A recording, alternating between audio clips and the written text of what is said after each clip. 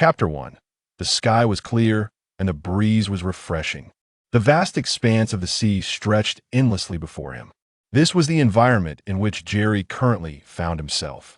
Setting aside the harsh realities, one could consider it quite comfortable if only he could disregard the fact that much of his body was submerged in water, clinging desperately to the edge of a small wooden plank, while half of his form endeavored to lie flat upon it, which was scarcely wider than his palm and no longer than his arm. At that moment, Jerry wore a look of utter bewilderment, clearly struggling to comprehend the current situation. How strange. I distinctly recall night fishing by the river last night. Yet upon awakening, I find myself floating on the ocean. They say that fishermen catch everything but fish. Why, then, am I the one who not only failed to catch a fish, but also ended up ensnared in the sea? With a sense of confusion, he tightened his grip on the plank and surveyed his surroundings, hoping to discern the nearest shore. As he was scanning the horizon, a sudden wave struck, causing him and the plank to be swept into the ocean's current. Damn it! Before he could finish his exclamation, darkness enveloped him. Accompanied by rustling sounds, the sensation of dizziness gradually subsided, and he expelled a mouthful of salty water, mimicking a whale. Cough, cough. Jerry struggled to open his eyes, only to be greeted by a multitude of freckles. What on earth? Have the freckles come to life and are now flitting about before me? Though still not fully awake, his words slipped out as if they were burning his tongue. The large face before him tilted back, annoyance evident as he spoke. Hey, what do you mean by freckles coming to life? Jerry finally pieced together the situation and, propping himself up, remarked in a weak, sage-like manner, Ah, so it's a person. I thought some entity had come alive. Of course it's a person, the freckled boy continued. Let me introduce myself. My name is Ace. He followed this with a cheerful grin as he introduced himself. What was it? Port something?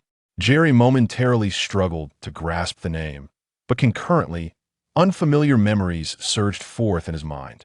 Through these fragments, he finally understood his predicament. It appeared he had been fishing, and whether he had been caught by a fish, he could not tell. In any case, he had traversed into the extraordinary world of One Piece. Naturally, he had dabbled in both the manga and anime of One Piece in his previous life. Though he might not remember every detail, he could certainly recall some major events and the names of notable characters from the series. Ace. Ace reiterated. Well, gazing at this boy with his center parting, if not for his lack of suspenders and basketball in hand, one might mistake him for a dapper lad who could hold his own. Before him stood a youth clad only in black shorts, with toned muscles exposed, an orange hat dangling at the nape of his neck, seemingly to protect his nape, and a tattoo on his left arm bearing the letters ASC with an X marked above the S. His freckled face radiated a broad smile, his mouth stretching so wide that one could catch a glimpse of his molars. Coupled with his self-introduction, Jerry began to recognize who this individual was. The name Ace does ring a bell.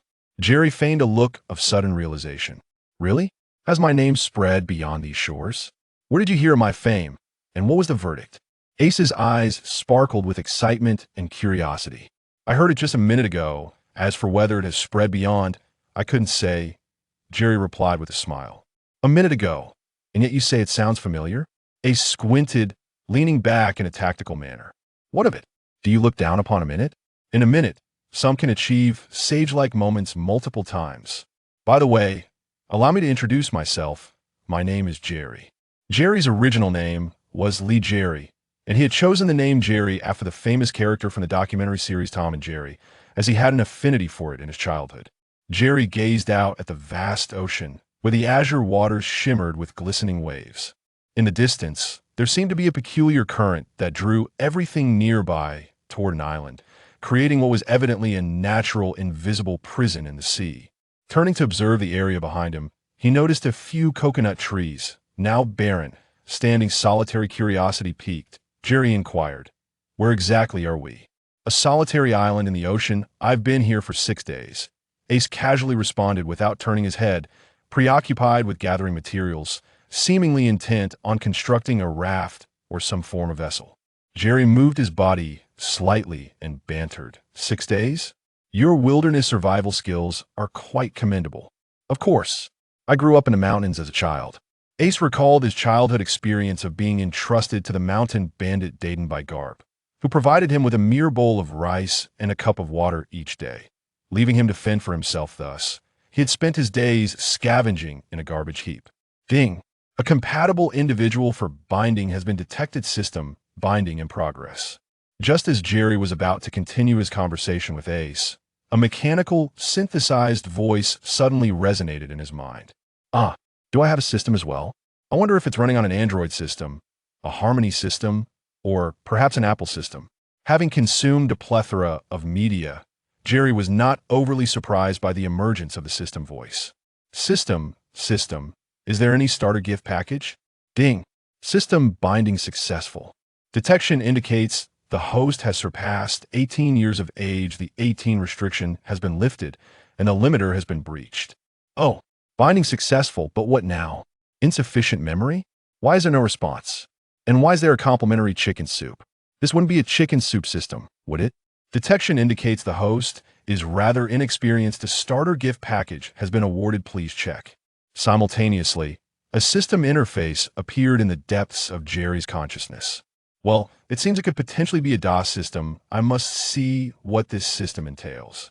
As he focused his thoughts, the system interface opened, revealing a status panel along with an accompanying system space. Upon accessing the system space, he found it contained a single item wrapped like a gift box. Is this the new player gift package from the system? Jerry pondered, casually unwrapping the new player gift package. Wong Defa, the 5-3 series? Does the One Piece world also have college entrance examinations? Jerry grumbled as he clicked on the series description. 5-3 series. 5 skills, 3 colors of hockey. You deserve to possess them. Whoa, is the system this generous? Does that mean I'm invincible right from the start? Open it. Ding! You have opened the 5-3 series. Acquiring skills. Mastery of body arts, strong physique, like a fish in water, mastery of barbecue, sense of direction, conqueror's hockey beginner, armament hockey beginner, observation hockey beginner. Well, what on earth are these skills? Jerry mused as he stroked his chin, glancing at the system panel. Name, Lee Jerry. Age, 18. Constitution, 16. Strength, 13. Stamina, 16. Agility, 12. Spirit, 20. Skills. Conqueror's hockey. Beginner. 1. Your conqueror's hockey can frighten a 3-year-old into tears. Truly terrifying. Armament hockey. Beginner. 1. Your armament hockey is comparable to an eggshell, dark and hard. Observation hockey. Beginner. 1. Your observation hockey can perceive the flight trajectory of mosquitoes within an 18-centimeter radius. Mastery of body arts. Proficient in basic body arts, allowing you to adopt a wider range of postures. Strong physique. Matches the physical standards of the current world, ensuring you can perform sit-ups during battle.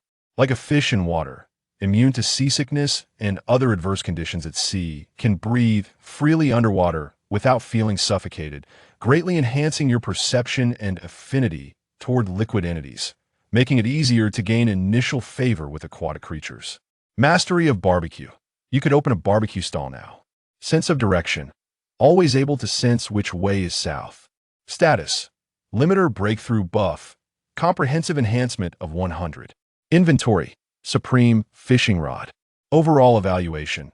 A novice, you are not truly happy. Your hockey is merely your protective color, and your armament hockey is akin to an eggshell just for amusement. Additionally, there was an option for daily tasks. Upon clicking it, 3 selectable tasks appeared. Task list. Daily task 1. Complete 100 push-ups, 100 sit-ups, 100 squats, and run 10 kilometers each day. Note: this regimen is inspired by the training methods of a certain bald-caped hero, promising gradual strength enhancement at the cost of eventual hair loss. Daily task 2. Embrace lethargy. Note: derived from the philosophy of the lying flat movement, this method allows for slight increases in strength each day, but prolonged inactivity may lead to discomfort in the back and waist. Daily task 3. Fishing. Note: originating from the obsession of fishing enthusiasts, every successful catch offers a modest boost in strength, yet sitting for extended periods may result in health issues, such as hemorrhoids. As Jerry contemplated the newfound martial techniques and combat experience swirling in his mind, He scanned the interface once more, ensuring nothing had been overlooked. At that moment, Jerry found himself grappling with a multitude of frustrations, lodged in his throat, yearning to be expressed, yet he remained uncertain of where to begin, wishing to voice his grievances succinctly. What is this? Is that tricolor aura meant to be a joke? And what on earth are these skills supposed to be? While the earlier options are somewhat useful, what purpose do a barbecue and a compass serve? Am I expected to open a barbecue stall after being transported here? Is it true that simply knowing which way is south prevents one from getting lost? Zoro certainly wouldn't agree. As Jerry grumbled internally, he resigned himself to reality. What other choice did he have? He couldn't simply manipulate the system at will. Without hesitation, he accepted the latter two daily tasks, leaving the baldness regimen to the many cultivators and programmers, or perhaps to himself when he reached middle age and began to lose hair. At least I still look quite handsome after my journey, Jerry mused as he gazed at his own features on the system interface: 2 eyes, 2 ears, a nose, and a mouth all perfectly proportioned, with striking brows and bright eyes, much like before, and he felt rather pleased with himself. Not too shabby in appearance, at least it will satisfy my fishing cravings, he thought, turning his attention to the supreme fishing rod, which offered him a glimmer of comfort. Supreme fishing rod. Daily casting guarantees a catch. Stowing away the system, Jerry turned to a coconut he had prepared nearby, alongside several coconut shells.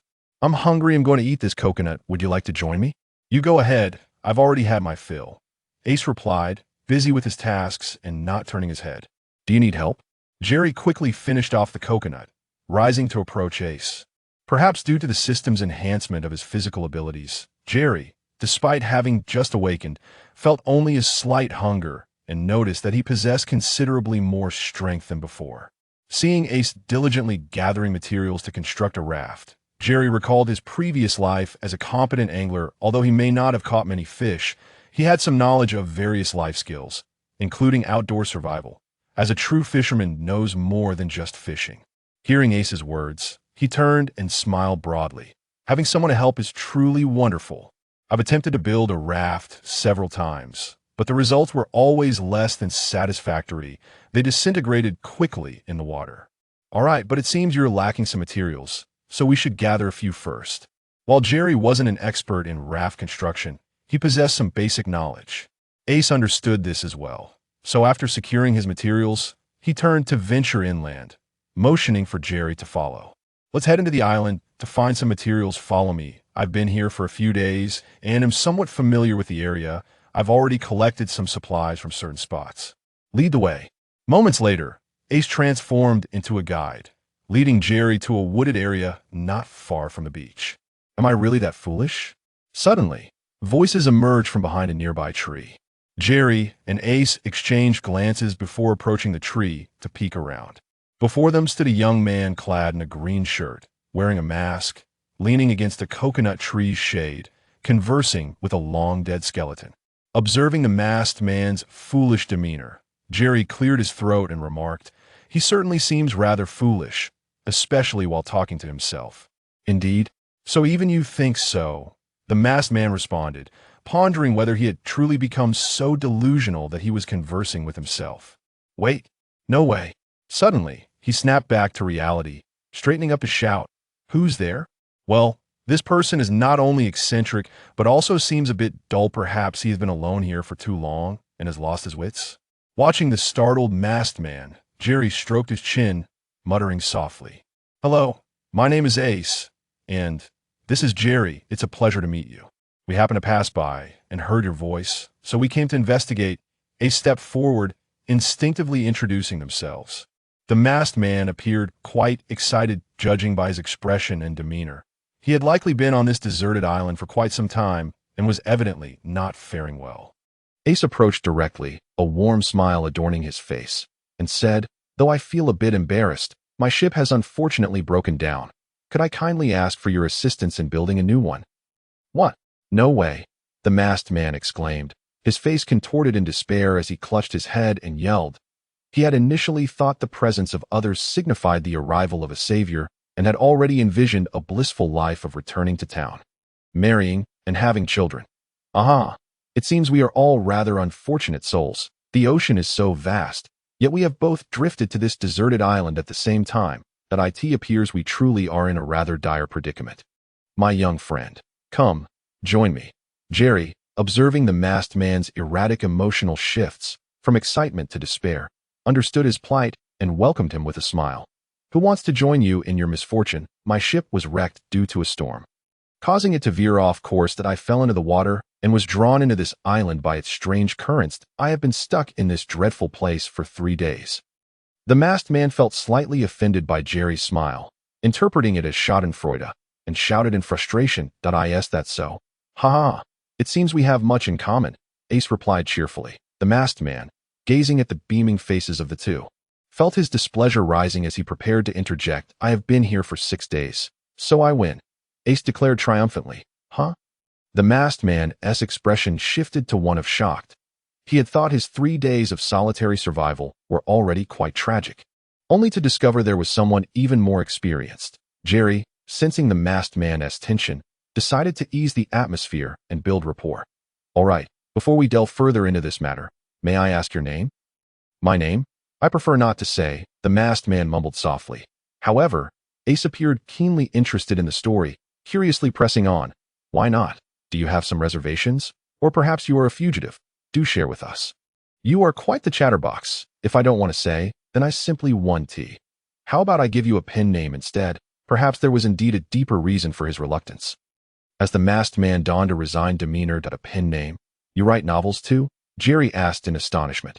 Mentioning writing sparked an interest in the masked man. By the way, Ace, when I write my adventure stories in the future, I'd like to borrow your name for a while. You can even write a character named Tom. Tom, your old mum. That's my arch nemesis." At that moment, Jerry began to suspect the masked man was also a time traveler. Meanwhile, Ace shouted from the side, "Hey, wait a minute, I'm not lending you my name. As for the pen name, I want to care if you agree or not." The masked man, now animated by the topic, seemed far from his earlier disheartened self. Yet, he remained rather naive and unaware of Ace's nature. That moment, Ace's eyes lit up with excitement. "If you want to reveal your name, then I shall call you Dios. How does that sound?" "Call me what?" "No way." The masked man immediately objected to the arbitrary name. However, Ace was resolute, disregarding his protests with a smile. "I don't care. You shall be known as Dios." "Dios? Not bad. I can't very well call you masked man, can I?" "Henceforth, you shall be Dios, which is certainly better than you. Nutcase. Don't you agree?" Jerry nodded, seizing the opportunity to stir the pot. "Dios, is your mask a reflection of your unappealing appearance?" Ace pointed at the mask adorning Dios's face. Dios frowned, wanting to resist. "Hey, I didn't even agree to this. You're just calling me Dios now. Fine, call me what you like. This mask doesn't hold any special significance. I wear it simply because I like it." Suddenly struck by a thought, Dios ceased his struggle. Hearing this, Jerry crossed his arms and nodded. "A preference. So the mask is your true self, then?" "Indeed, some individuals have such peculiar characteristics." Dios replied. "In that case, let us call you Mescud Dios." "Yes." "Yes?" Ace seemed quite pleased with his newly coined name, nodding away as he continued to amuse himself. "Please refrain from conjuring up such bizarre names. I donned this mask when I decided to set sail. I simply wished to conceal my identity." Dios attempted to clarify that the mask was not merely a peculiar hobby. This might be a form of resolution or demarcation, to survive alone at sea. "I have buried my original name and appearance," he explained, narrowing his eyes and furrowing his brow. Ace felt he had stumbled upon a crucial insight. "Is that so? I see. You truly are a fugitive." "I am not. I am not. Don't speak nonsense." Dios hurriedly waved his hands in denial. "It's just that I have a fondness for mask play. Nothing wrong with that, right? I'm just a man. What's wrong with being a bit eccentric, as long as it doesn't affect anyone else, and I'm not committing any crimes?" Jerry closed his eyes, nodding sagely. Ace tilted his head, pondering, yet still found it somewhat perplexing. "I'm still having a hard time understanding." "Hey, stop jumping to conclusions. In my homeland, those who pursue freedom at sea are often ridiculed, and it can even bring harm to innocent family members. That I took to the sea simply to become an adventurer and write adventure stories." Having somewhat grasped the absurdity of their banter, Dios sighed in resignation. Jerry scratched his head, realizing, "Okay, so you still care for your family. How could I possibly care for them? If I did, I wouldn't have chosen to set sail. And I certainly wouldn't be stuck here now. Dios suddenly erupted in agitation, shouting in exasperation. Observing his restless demeanor, Ace chuckled. Is that so? You don't seem like it. For instance, I have a brother. Though we are not related by blood, and he always behaves like a noisy monkey that I never paid much attention to it. But since setting sail, I often find myself thinking of him. Jerry glanced at Ace. He must be referring to Luffy, right? How wonderful. At least you have a home to return to. That is truly a blessing. Dios clenched his fists, a self-deprecating smile escaping his lips. I am not like you. You have a home, a family. Perhaps your beloved father and mother await your return? Perhaps Ace's words reminded Dios of his past, causing him to feel vulnerable. He abruptly stood up, shouting this outburst before turning to walk away. Ace paused, hesitated, and softly said, My parents? They are no longer with us, duh. Dios stopped in his tracks, likely realizing he had misspoken and regretting his sudden outburst. Well, that's better than my situation, right? My father only told me not to bring him shame. Not having a father like you might not be so bad. At least the memories are pleasant. Dios seemed to want to salvage the conversation, but halfway through, he slowly closed his mouth, as Ace had been staring intently at him since the beginning. Once he stopped, Ace sighed, reflecting for a moment before saying with a gloomy expression, Sigh, there are no memories. I have never met my mother, and my father is not a respectable man. In other words, he is a criminal. Even if he is a criminal, that is merely in the past, right? Hey, just let it go. We shouldn't take ourselves too seriously. Your father isn't the Pirate King. Why worry so much? If he were truly the Pirate King, you'd be in a dire situation, indeed. But what does that have to do with you? Right, let us not. Dios continued to ramble, but upon hearing this, Jerry placed a hand on his shoulder. Interrupting his incessant chatter at that moment, Dios finally noticed Ace's unusual expression. Ace raised his head, eyes tightly shut, remaining silent, then turned to gaze intently at the beach ahead. Remembering his earlier words, Dios' expression became a chaotic mix, and he stammered a forced smile. Eh? You can't be serious, Roger? The one from Loguetown? The Pirate King remained silent, gazing towards the distant coastline, gently nodding his head. The Pirate King Jaldita Roger, Jerry observed Ace. His eyes flickering with uncertainty, lost in thought.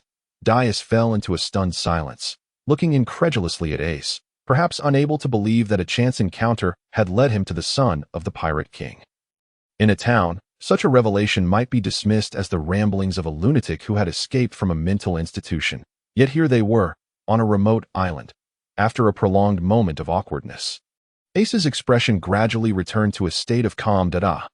Dias, overwhelmed by confusion, shouted like a groundhog and turned to leave once more. Ace quickly extended his hand, attempting to learn from her calm. Hey, who agreed to this? I had no intention of helping you. Dias protested as he tried to depart. Observing his internal conflict, torn between leaving and staying, Jerry clapped Dias on the shoulder and remarked, Don't be so awkward. It's a rare chance for us to meet on this island, as the saying goes. It takes 10 years of cultivation to share a boat together. We are all striving to break free from this prison. The more of us there are, the stronger our collective resolve. Ace nodded in agreement, patting Dias on the chest. Exactly. We are already friends. Let's not be so distant.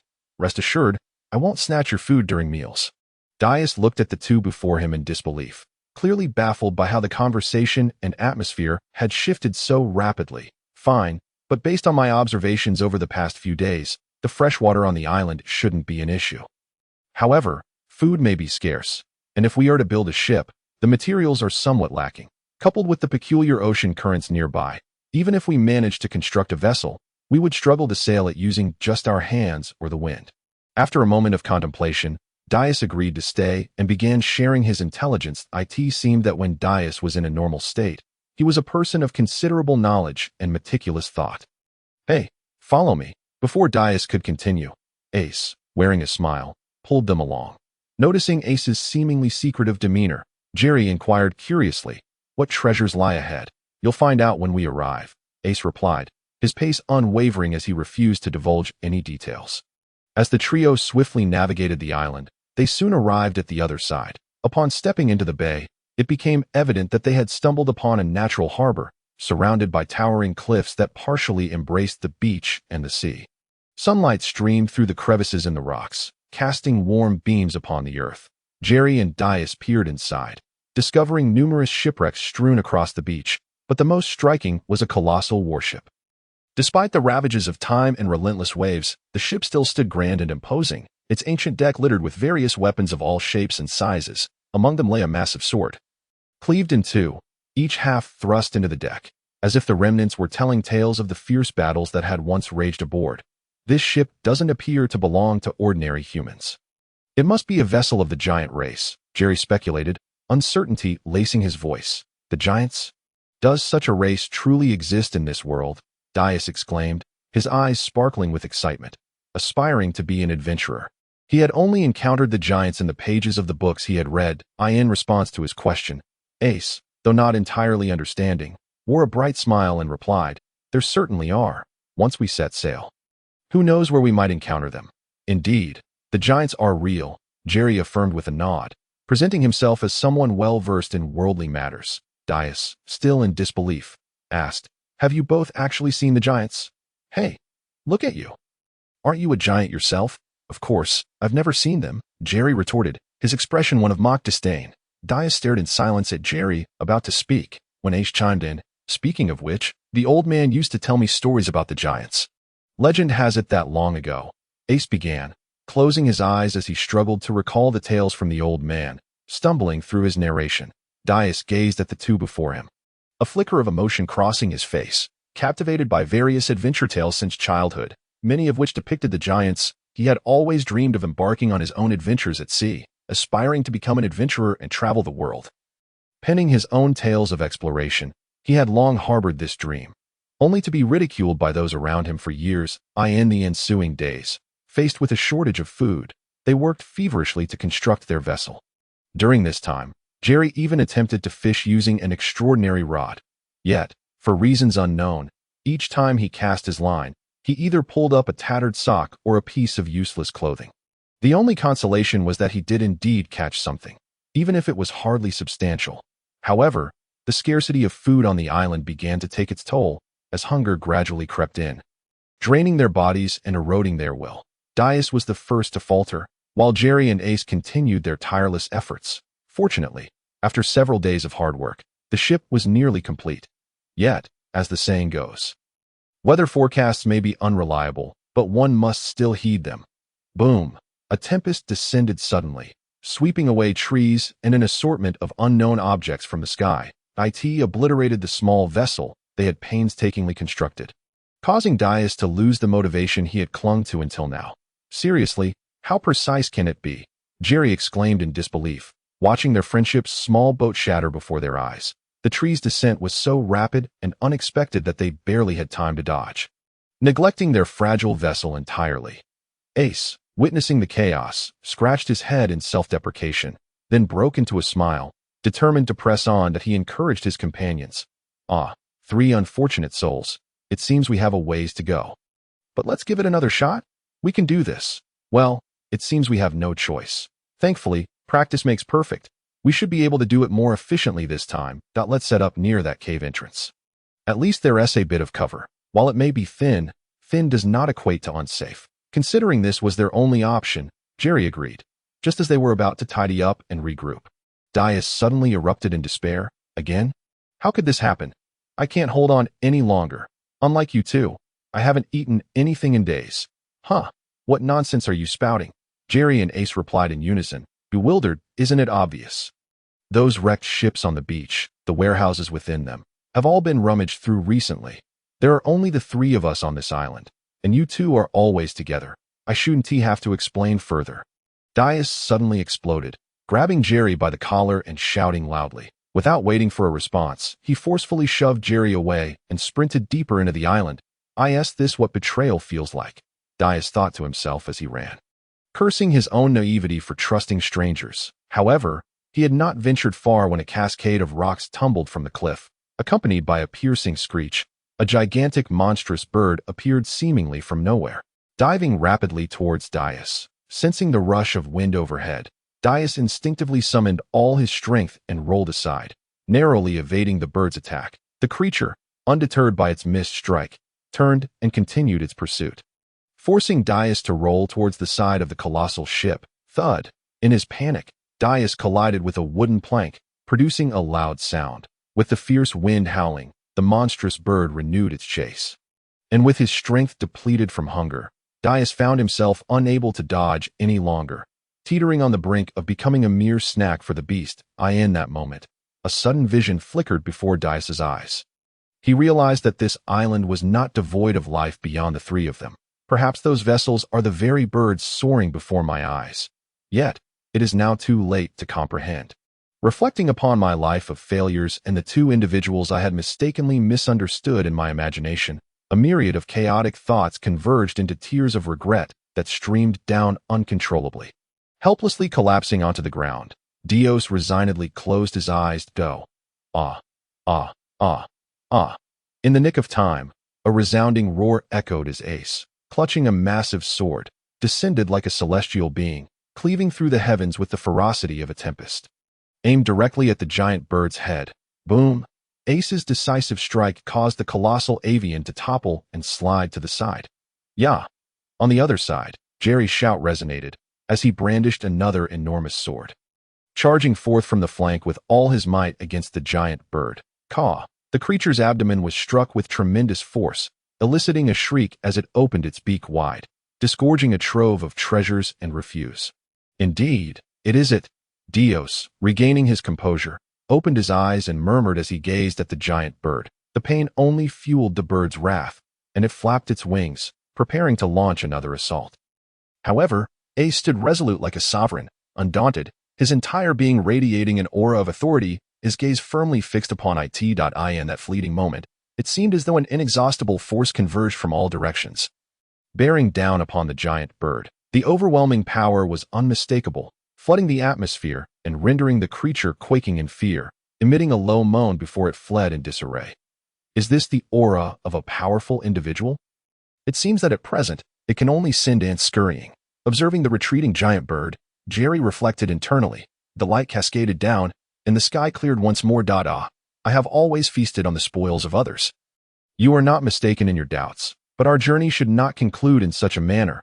Ace spoke softly, turning his back to Dios. Indeed, those who love to eat are often good people, for their relentless pursuit of culinary delights leaves them little time to harm others, Jerry remarked as he approached, extending his hand toward Dios. With a gaze fixed intently upon the two, Dios grasped Jerry's hand and slowly rose to his feet.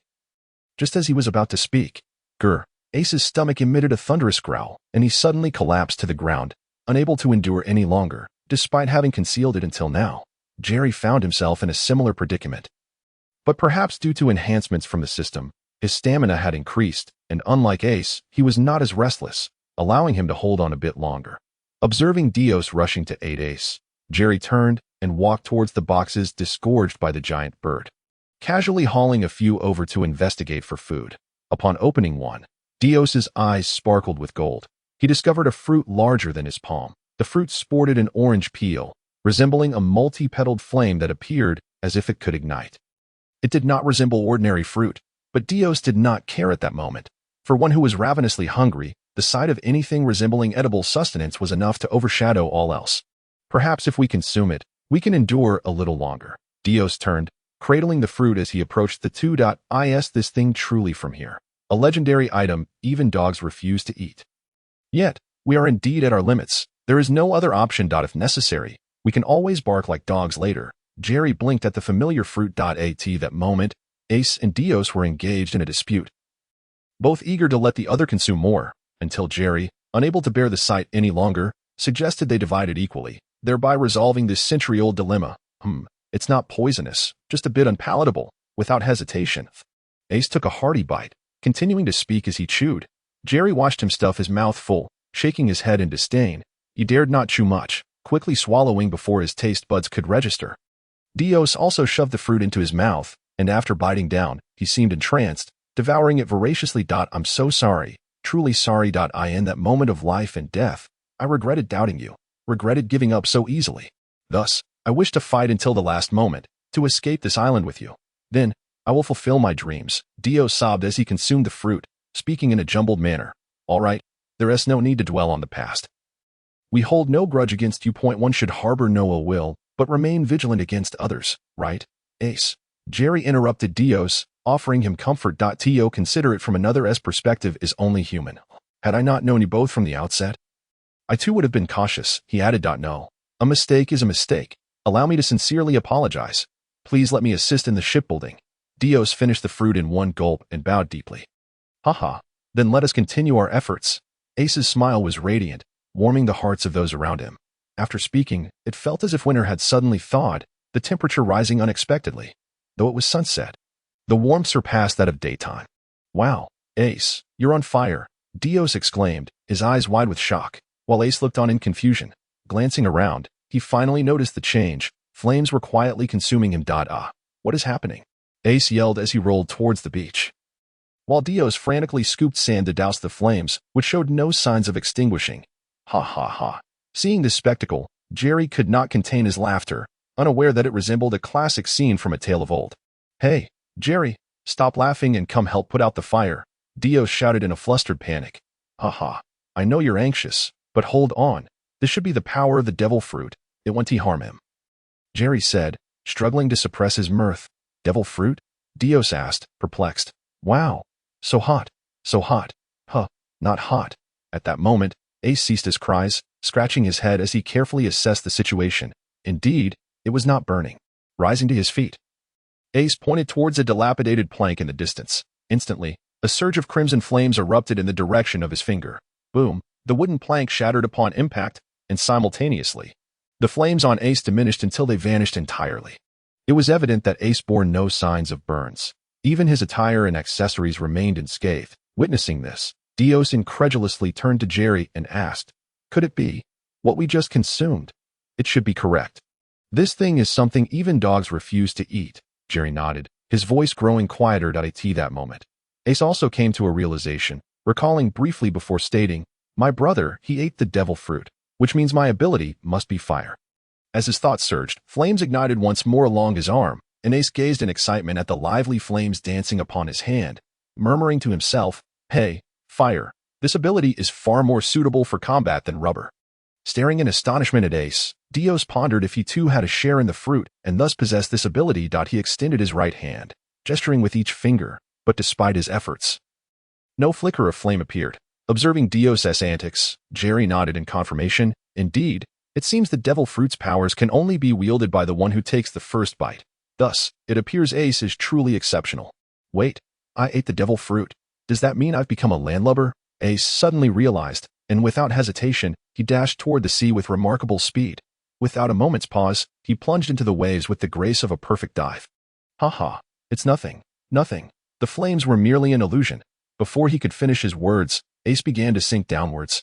After a strenuous effort, the two managed to drag Ace back to the shore, but mere moments later, he resurrected on the spot. The weakness he had just displayed seemed as artificial as the smiles of certain actors, yet it was undeniably real. Ace extended his finger and summoned his strength once more, causing the tip to flicker and transform into a small flame. If that's the case, I shall become a landlocked duck. Should I fall into the water, it would spell disaster. Fixated on the flickering flame, his expression turned somewhat grave. Ace's concerns were entirely justified, considering this world was predominantly composed of water bodies. As someone aspiring to become a pirate, having consumed a devil fruit would incite the sea's disdain, rendering him unable to swim. If he were to plunge into the ocean, he would be utterly powerless, frail beyond measure. Jerry patted his chest, offering timely reassurance. Do not fret. You are not alone. Remember, you have companions by your side. Besides, even if you become a landlocked duck, you are still the king of ducks.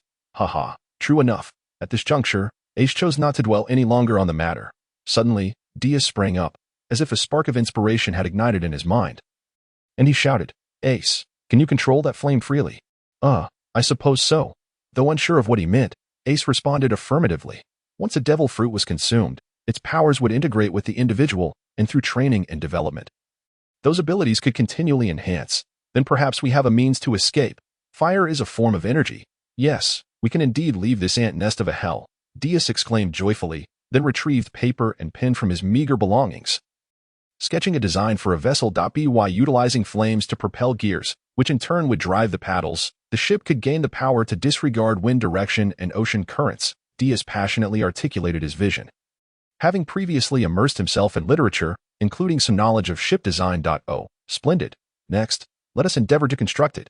Jerry, having seen Diaz's sketch, was already convinced of its feasibility. After all, this was the very small boat Ace had sailed upon during his adventures in the original tale. From the following day, Diaz organized his complete ideas and illustrated the primary components of the ship. Then, he and Jerry set off to gather materials, embarking on the ambitious endeavor of shipbuilding. Ace, in the meantime, made the most of his free moments to practice controlling his fruit powers, a crucial aspect of Diaz's plan. Thankfully, the Marinomi made it exceedingly easy to start a fire.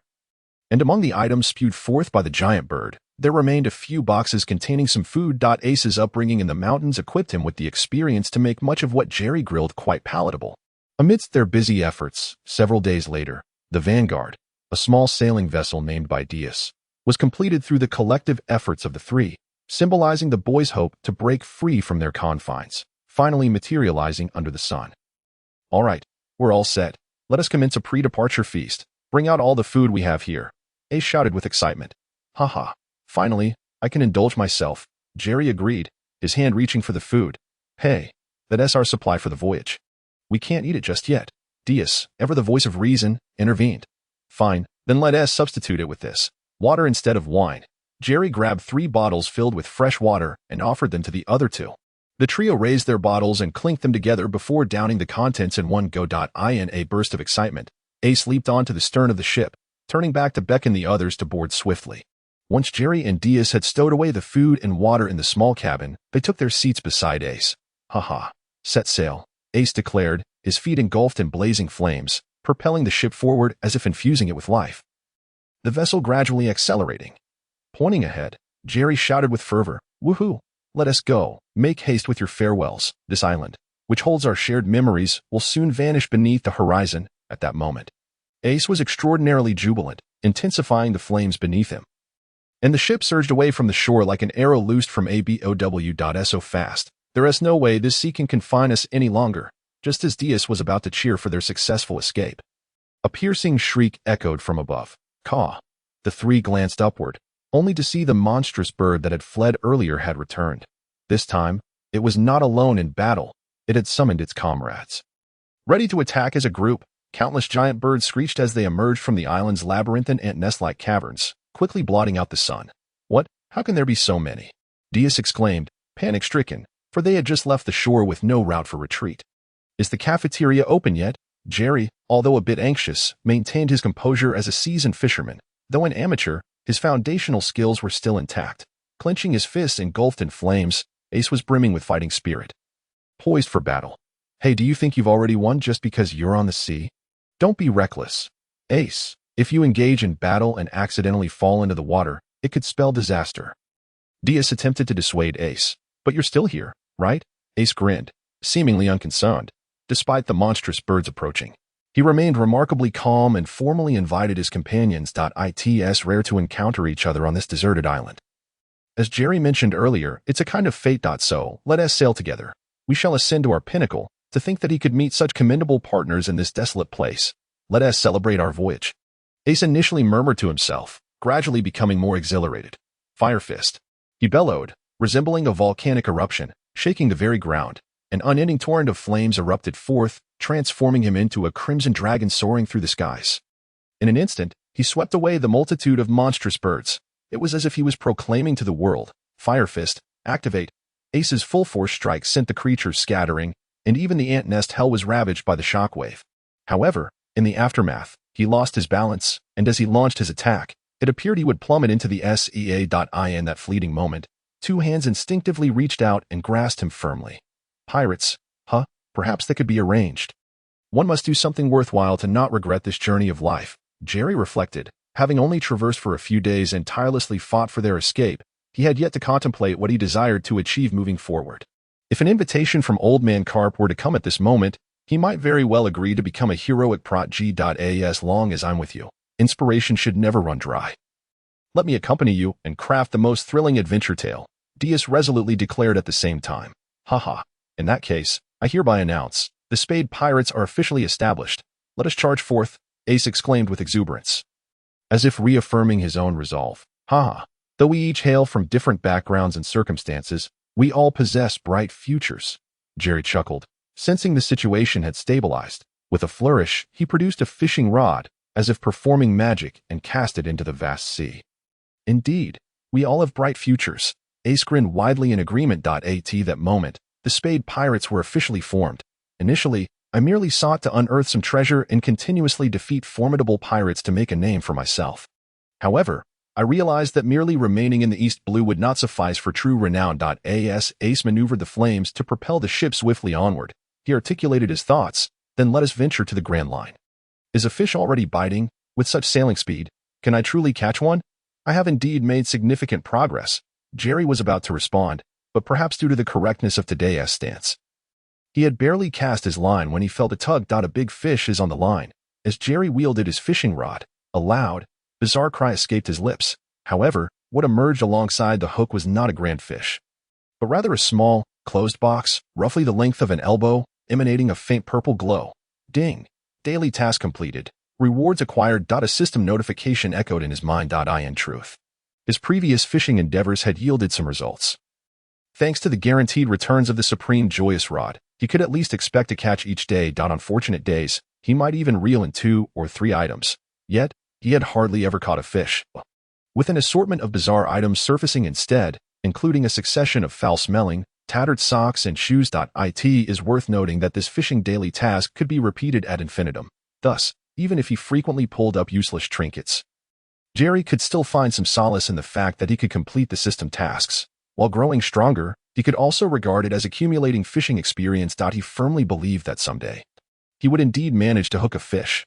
Jerry gazed at the small box, his mind racing with speculation. A box? How peculiar this time. Could it possibly contain treasure? Hurry, let us see what's inside. Ace and the others looked at him with eager eyes. After all, in this world, regardless of whether one was a pirate or not, most normal humans were captivated by treasures. Dias had already taken out his notebook, ready to jot down this rare find for future reference. Jerry grinned widely as he picked up the box, preparing to unveil its contents. All right, let me see what fortune has bestowed upon me today. Hey, Jerry exerted a slight force, and the box opened with a satisfying click. The two beside him wore expressions of disdain as they peered into the box. Inside lay a pair of flip-flops, which astonishingly came with a system introduction, though it was likely visible only to Jerry.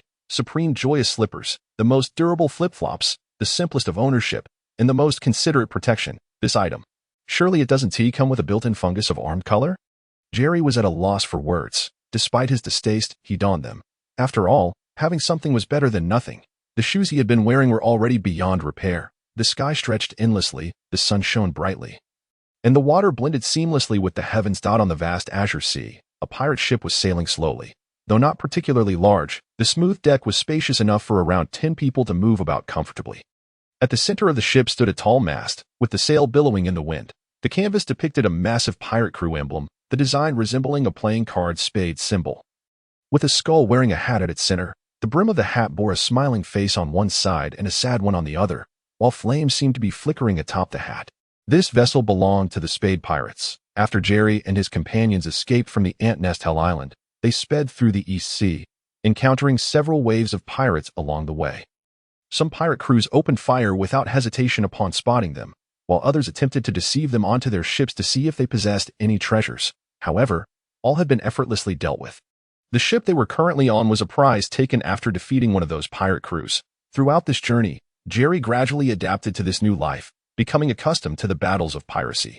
Whenever he found a moment to spare, he either cast his line a few times or engaged in close combat with Ace, quickly familiarizing himself with various fighting techniques.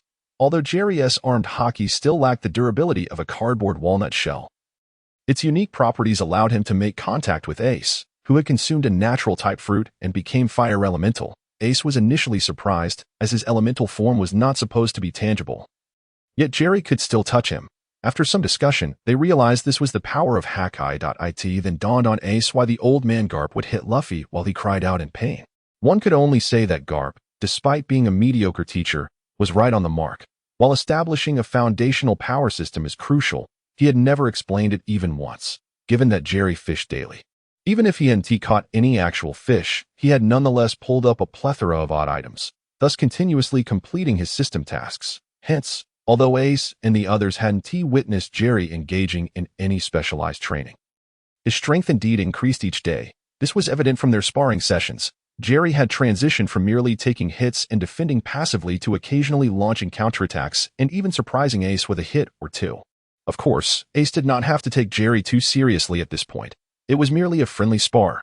Meanwhile, Dias was far from as carefree as the other two. Currently on the ship, 2 of the 3 crew members were utterly clueless about navigating a pirate vessel. In Dias's eyes, Ace was carefree and utterly inept, with his only talent being eating. Jerry, on the other hand, at least had a knack for grilling, occasionally using his inexplicable sensitivity to water currents to avoid whirlpools.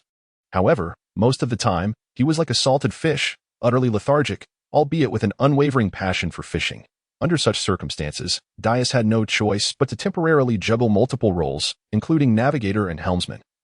To ensure the ship's basic navigation, fortunately, the weather and currents of the East Sea were not as unpredictable as those of the Grand Line. Thus, this humble pirate crew could still sail smoothly across the seas. Oh, a shadow of an island appeared ahead. Jerry, who was fishing by the side of the ship, caught a glimpse of the dark shape and turned to the 2 behind him. Yes, that's Loguetown. After we stock up, we can directly enter the Grand Line. Dias glanced at the nautical chart, confirming that they were indeed approaching Loguetown, while simultaneously stealing a glance at Ace, hoping to see some special reaction from him. Loguetown? Ace murmured softly. Well then, let us first have a good meal. Eating Jerry's barbecue every day has me feeling quite overheated. Ace's mood dipped for just a moment before he raised his head and grinned broadly. Flames flickering around him to signify his discomfort. Well, maybe you shouldn't eat so much. I also need to buy some tools and get special bait for catching larger fish. Otherwise, if I keep reeling in these oddities. It must be that the bait is the problem, Jerry countered Ace while contemplating. He believed his skills were sound. The issue lay with the bait, and he was planning what to purchase in town. Of course, the funds came from the generous donations of the pirates who had intercepted them earlier. All right, hold on. Let us find a suitable place to dock the ship before we go ashore and make our arrangements. Dias quickly interjected as he noticed both of them were eager to leap off the boat. Dias, you're becoming more and more tedious, Jerry said, shaking his finger. Indeed, you sound just like the old woman at the village entrance. Ace chimed in. Upon hearing such remarks from the 2 rascals, Dias seemed momentarily stifled, his face flushing crimson. You too. Go. I want to waste my breath on you uncouth individuals, as the ship sailed through the sea. It soon reached the shore. Before it had even fully docked, Ace could hardly contain himself, leaping onto the land and disappearing in a flash. Hey, don't run off without helping me secure the ship first, Dias exclaimed, watching as Jerry prepared to take flight as well. All right then, Jerry shrugged. Loguetown was a relatively large town, often referred to as the town of beginnings and endings, situated near the entrance to the Grand Line from the East Sea. The previous pirate king, Roger, was born in Loguetown and met his demise there.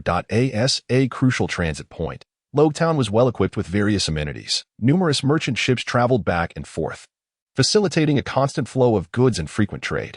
Naturally, it was also a haven for pirates looking to dispose of their plunder, alongside those like the Spade Pirates who were en route to the Grand Line and needed to pass through Loguetown.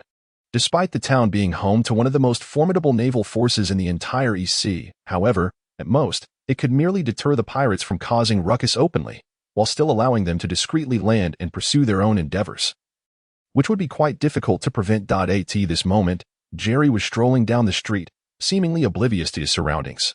Although he had joined a pirate crew, perhaps due to the brevity of his time there or his lack of experience, he had yet to earn a bounty on his head. As he walked along the coastline of the town, he casually inquired with a few individuals in the port area, and at this point, he had developed a clearer sense of purpose. Along the eastern coast of the port area, numerous shops were lined up in parallel, most of which were owned by local fishermen. Jerry thought that since they were all engaged in fishing, they would likely have many of the tools he needed, and shared experiences would provide ample conversation. At that moment, outside one of the shops, a shopkeeper with a slightly thin bald head was busy organizing his catch, which included various sea fish and seafood. Hey there, mate, you've had quite a haul, Jerry remarked, admiring the shopkeeper's deft movements as he stood at the entrance. Of course. Otherwise, what would be the point of working hard all day? The shopkeeper replied without lifting his head. Are there any good fishing spots around here? Care to recommend one? I'm just passing through and thinking of casting a few lines, Jerry asked while surveying the goods in the shop. What good spots? I usually only catch a few small fish myself, and you should know, Patience is key. Fishing is like life. One must not be hasty. The shopkeeper glanced at him briefly before returning to his work. Ah, I understand. It's all about casting one line at a time and finding inner peace rather than merely the fish. But if the fish refuse to bite, it can be quite disheartening. Sensing that the shopkeeper was turning into a mysterious sage, Jerry quickly decided to shift the conversation. Perhaps I should just buy something, Jerry continued, stepping inside the shop to select some items. After purchasing a variety of the shopkeeper's premium bait, he ventured to nearby shops to gather what he deemed superior fishing gear. Eager to find a good spot, he refused to believe the shopkeeper's words about there being no good fishing places. Surely, there must be some. It had to exist, but the shopkeeper was likely reluctant to share. Fearing he'd lose his catch to Jerry. As he walked, he passed over a bridge and, for reasons unknown, felt that this was a prime location. Ding. Random quest triggered. Fishing in Loguetown. Quest description: catch a big fish in Loguetown and parade it around the bustling market. Quest reward: double attribute rewards from daily quests completed within a week, along with a surprise treasure chest. Quest penalty: the next 10 fishing attempts will yield various undesirable outcomes. This is it. A place blessed by fortune. It is said that without preparing a spot, one cannot expect to catch much. To lure the fish ashore, one must offer bait. With my freshly concocted bait, I am certain of a bountiful catch, Jerry mused to himself as he prepared. Indeed, shortly after preparing the spot, he noticed numerous fish appearing, igniting a sense of excitement within him as he readied his line. Perhaps it was due to the many days of failing to catch a decent fish. But luck was finally on his side. Not long after, his float began to dance, and the rod bent significantly. Excitement surged through him. Jerry was nearly overwhelmed with anticipation but decided to hold off on reeling in the line for just a moment longer. Boom! Suddenly, a series of thunderous footsteps approached from behind, growing increasingly closer. Stop right there. Are you trying to dine and dash? If I catch you, I'll break your legs. Amidst the raucous yelling, it was clear that someone was fleeing after skipping out on their bill. Stop! The shouting continued. Who would stand still in such a situation? Just then, a familiar voice echoed from around the corner, causing Jerry to feel a sense of foreboding. Jerry, what are you doing here? Have you eaten? Sure enough, Ace rushed up, his mouth stuffed with food while carrying a mound of it in his arms, greeting Jerry with an unbothered grin. Damn it, Jerry facepalmed in exasperation. Don't run. Someone's trying to skip out on their bill. What? You have accomplices. The furious restaurant staff continued to pursue. Noticing Ace chatting with Jerry, with no time to waste, Jerry pulled up his rod and cast. Wow. Jerry, Ace, and the pursuing crowd all gasped in unison. A fish, comparable in size to an average adult, plump and robust, leaped from the water, glistening in the sunlight as splashes erupted around it. In that moment, Jerry felt as though he were intoxicated with triumph. Instinctively, he grabbed the net, deftly ensnaring the hefty fish, then tied it securely with a rope to his back. The fluidity of his movements was that of a seasoned angler, a moment he had rehearsed countless times in his mind. Where are the lights? Where's the camera? From this moment on, don't fall for me easily, for I shall be a man who does not return home, Jerry shouted exuberantly, stopped dining and dashing, with a booming shout. The crowd behind them surged forward, interrupting Jerry's moment of self-indulgence. Run! Ace yanked Jerry along, sprinting ahead. Hey, how did you know I caught such a massive fish today? Jerry asked as they dashed, occasionally turning to show off the nearly flopping fish behind him. After a while, the pursuers began to thin out until they were no longer in sight. The two found a spot near the coast to sit down, sharing the food Ace had acquired while taking a moment to rest. Yum, this is delicious. I was almost full, but after that run, I'm hungry again, Ace said, his cheeks stuffed. Not bad at all. It's been ages since I've had such a feast, Jerry agreed, devouring his share. Hey, you too. If you buy food, you have to pay for it. That is common sense, you know. I was chasing you, apologizing and settling bills at each place, and it's quite exhausting. Josie suddenly appeared, delivering a swift chop to each of their heads.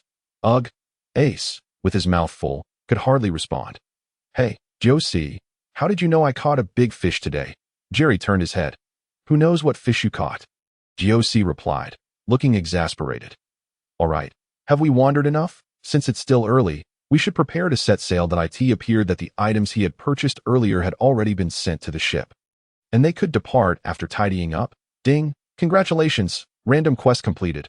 Reward: Mastery of Fisherman Karate, beginner level. The reward for the random quest? Fisherman Karate sounds promising. If I remember correctly, this technique allows one to manipulate water. Meanwhile, the methods and related training for fisherman karate flooded Jerry's mind. He quietly contemplated how to best integrate this newfound skill into his own techniques. All right, let us go. Ace finished off the last of the food and wiped his mouth. As they walked back, they could still hear some enthusiastic pirates discussing the Pirate King and the gallows. Are you not going to check it out? DOC glanced at Ace and asked. Whether I look or not, it exists that my goal is not merely to observe what he has left behind, but to surpass him. Ace clenched his fist, his expression serious as he spoke in a low voice. Ambitious? You can do it. Jerry, carrying the fish, gave him a thumbs up. It was unclear whether Loguetown still lay outside the jurisdiction of Smoker the Smoke Man, or if he happened to be absent at the moment. Regardless, the trio encountered no Navy personnel nor conflicts along the way, and they returned to the ship with ease, setting sail promptly. Wait, there are others on board. Jerry suddenly spoke up, alerting the crew that it had not been long since the ship had departed from the shore.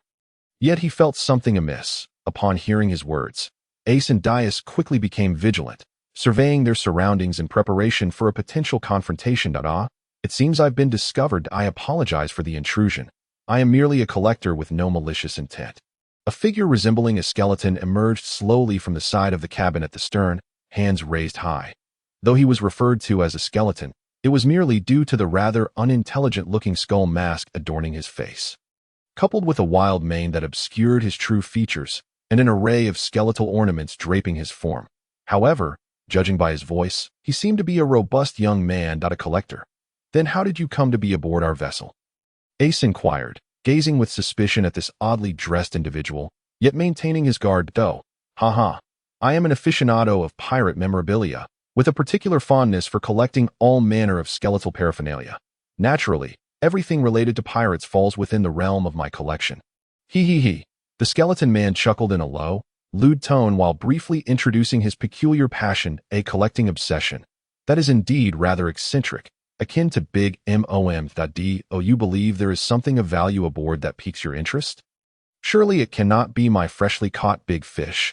Jerry attempted to draw him out, signaling to Ace to ease his tension, for his observation hockey had detected no hostility from this peculiar figure. Notably, Jerry's abilities had steadily improved over time. His observation hockey was no longer limited to a mere 18 centimeters, but had expanded significantly, now allowing him to sense the general vicinity of a small pirate ship. Moreover, whether it was mere illusion or not, he found that he could discern certain thoughts and emotions from others, albeit in a rather vague manner. Yet he could fundamentally distinguish between benevolence and malice. Do I have any pastries? Who would set their sights on your fish? Unless it were a skeleton fish, then perhaps. The skeleton man scoffed dismissively. So, you have your eyes on our provisions? Ace narrowed his eyes. Once more raising his guard, I have no inclination to collect food. I am simply an ordinary collector. My stealthy presence aboard your ship is due to my analysis that you are headed towards the Grand Line.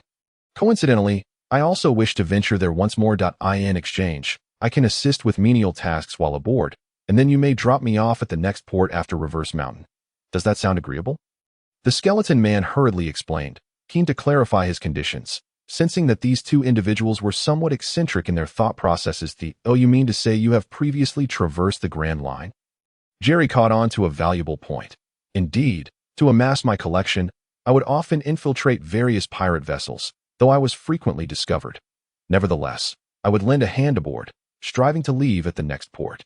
Thus, I have visited many places across the 4 seas and the Grand Line. The skeleton man patted his chest proudly. So, you possess knowledge about various maritime occurrences and information from different locales.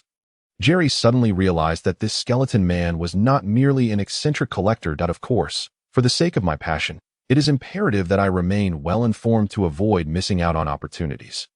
It was evident that the skeleton man had indeed dedicated considerable effort to his interest. Let us sit down over there to converse. I am Ace, and these are Jerry and Dias. What shall we call you?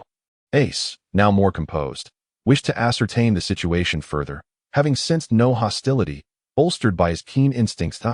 Very well, you may call me Scarl. Aeson. Seeing this, Scarl relaxed slightly in his response. Come, let us drink and chat. At some point, Jerry had procured some wine and approached the railing on the deck to settle down. Hey, have you forgotten there is another person here? Dias shouted loudly from the helm. Ha. Dias, You take the helm for now. We will assist you shortly. Dias rolled his eyes, unconvinced that Ace would be of any help. With a slight smile, Jerry turned to Scarl and said, "By the way, you might not believe it, but I too was once a collector doe." "Really? What did you collect?" Jerry said. Scarl's eyes sparkled with excitement, as if he had found a kindred spirit. Who hasn't had their little hobbies? "In my previous life, I had amassed several terabytes of treasures on my hard drive, though unfortunately, I could not bring it with me." Jerry's gaze grew melancholic as he looked skyward, his voice tinged with emotion. As the ship sailed on, the three engaged in a myriad of conversations, covering a vast array of topics. Although Jerry found Scarl's collection rather unconventional, he had grown accustomed to such oddities. After all, prior to his journey across worlds, he had encountered far stranger collecting habits and even shared with Scarl various stories behind eccentric collectibles. Meanwhile, Dias, stationed elsewhere on the deck, felt his hair stand on end. Exclaiming that such behavior was abnormal, Scarl, however, was utterly engrossed. Were it not for his profound passion, he might have sought to collect entirely different items. Through their discussions, Jerry and Ace discovered that Scarl was indeed just a simple, albeit peculiar, collector. Yet, simultaneously, he proved to be an exceptionally adept gatherer of information. Due to his extensive travels across numerous islands and connections with like-minded individuals, although his collection differed, the fervor remained the same. One should never underestimate the number of reclusive enthusiasts and eccentrics in this world. Often, they merely appear peculiar to ordinary people. When in the presence of fellow enthusiasts, they would communicate and exchange contact information.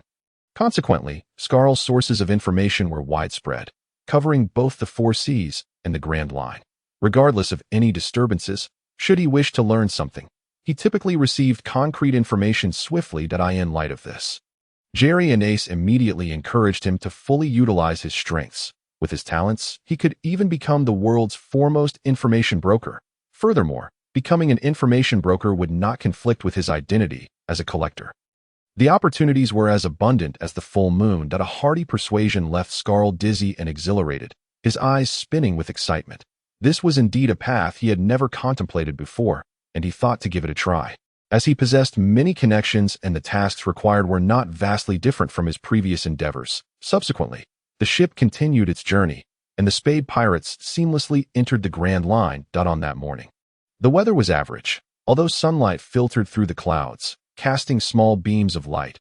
A gentle breeze caressed the air, making it perfect for a picnic. That moment, the crew members, each engaged in their own activities on the deck, were drawn to Scarl's raucous calls as the shadow of an island gradually loomed larger in their view. To the naked eye, the island was not particularly large, yet it appeared quite lively and prosperous. From the port area, numerous workers could be seen bustling about. This scene brought a sigh of relief to the crew aboard the ship. Given Ace's penchant for hosting banquets, while Jerry and Dias possessed ample theoretical knowledge, they lacked practical sailing experience. Although Scarl had a wealth of sailing experience, he had previously only played a supporting role. As a result, they inadvertently hosted feasts every few days, quickly depleting their food supplies.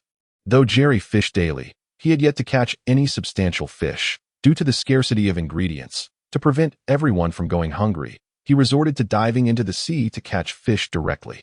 Fortunately, after becoming familiar with fisherman karate and bolstered by his system skills that granted him exceptional swimming abilities, he thrived in the water, truly at home. In the depths, he moved with greater agility than the fish themselves, darting swiftly without the need to surface for air. Thus, even without success in fishing, he managed to sustain himself through his diligent efforts. However, this was not a sustainable solution. Hence, upon spotting the island, the crew was filled with excitement. "Oh, thankfully, we are not too far from Gunner Island. Bosses, let us hurry to replenish our supplies," Scarl exclaimed loudly. "Indeed, from now on, we must keep a close watch and not allow certain individuals to consume all the food for their banquets." Dias shot a glance at AC. As the saying goes, one learns from their mistakes. Young people must understand moderation. Jerry stood aside, shaking his head vigorously, hastily distancing himself from any responsibility, utterly refusing to acknowledge that he had a hand in the boisterous celebration. "Haha, got it. Meet Sai, you just need to stock up a bit more," he quipped. Although Ace felt a twinge of embarrassment, he was resolutely determined to partake in the next escapade. "Let us go take a look. Our primary objective now should be to enjoy a sumptuous meal." and then we can discuss other matters. After disembarking, the group made their way directly into the bustling streets of the island. However, unbeknownst to them, among the many industrious workers at the port, a few were pointing and whispering, casting furtive glances their way. Shortly thereafter, one individual dashed off, disappearing into a narrow alley. Let us head to that restaurant over there. It seems quite popular, so the food should be good, Jerry suggested, gesturing towards a nearby eatery. Despite it not yet being peak dining hours, the restaurant was already bustling with patrons, and the waitstaff were scurrying about busily. Ding, ding, ding. The soft chime of the bell resonated as the group entered the establishment. Welcome. It is our pleasure to serve you. Please, come in and let us know what you would like to order. A petite server with a round face greeted them enthusiastically upon noticing their arrival. This one, and this one, Ace exclaimed, his fingers swiftly dancing over the menu as he pointed out several dishes to the server. Very well, just these dishes, correct? Please hold on a moment. The round-faced server replied as she began taking notes, then turned to place the order in the kitchen. Yes, please make it 3 portions of each dish we just ordered, and 2 portions of everything else not mentioned. Ace nodded, grinning widely. Oh dear, if you order this much, it might be a bit wasteful, the server remarked, instinctively touching the bandage on her face, her voice barely above a whisper. What nonsense. Just record whatever the customers order and return with the items, a sharp voice from the kitchen barked. Haha, it's fine, you just bring the food. If he can't finish it, I'll just pry his mouth open and pour it in. Jerry joked. All right, I apologize. Please hold on for a moment. The round-faced server bowed apologetically before hastening back to the kitchen. From that direction, the sounds of clattering dishes and muffled curses could be faintly heard. Looking around, Doris quietly remarked, This town seems a bit off, don't you think? Your instincts are spot on, Doris. This island is notorious for its slave trade and other nefarious dealings. It serves as a transit point for the underworld along the Grand Line.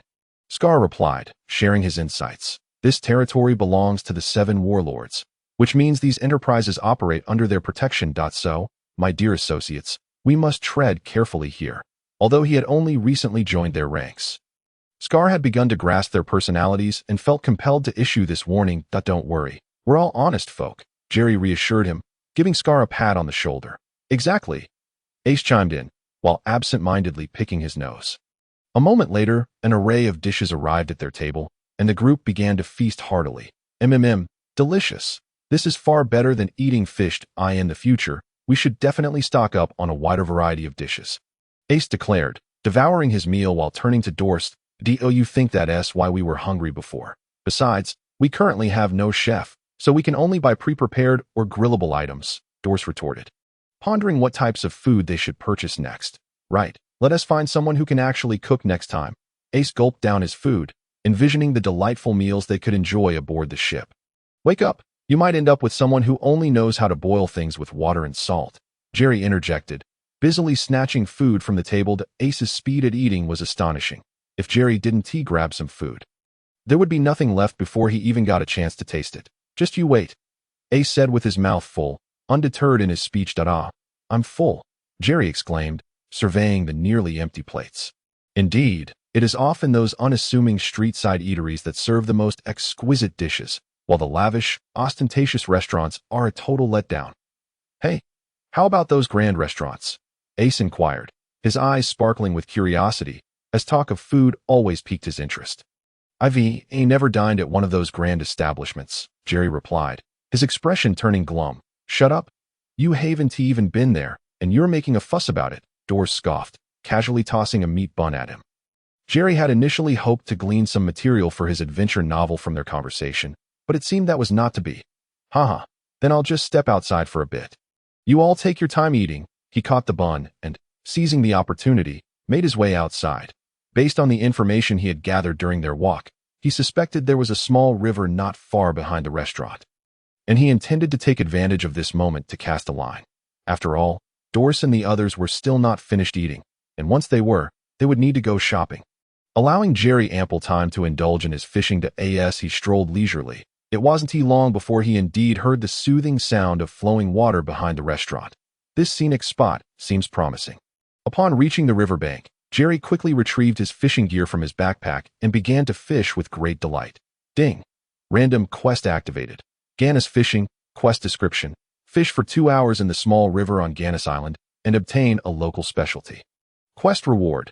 Double attribute rewards for completing daily quests within a week, plus a surprise treasure chest. Quest penalty.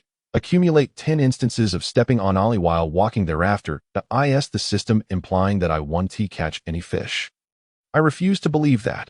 And why is the penalty always ollie?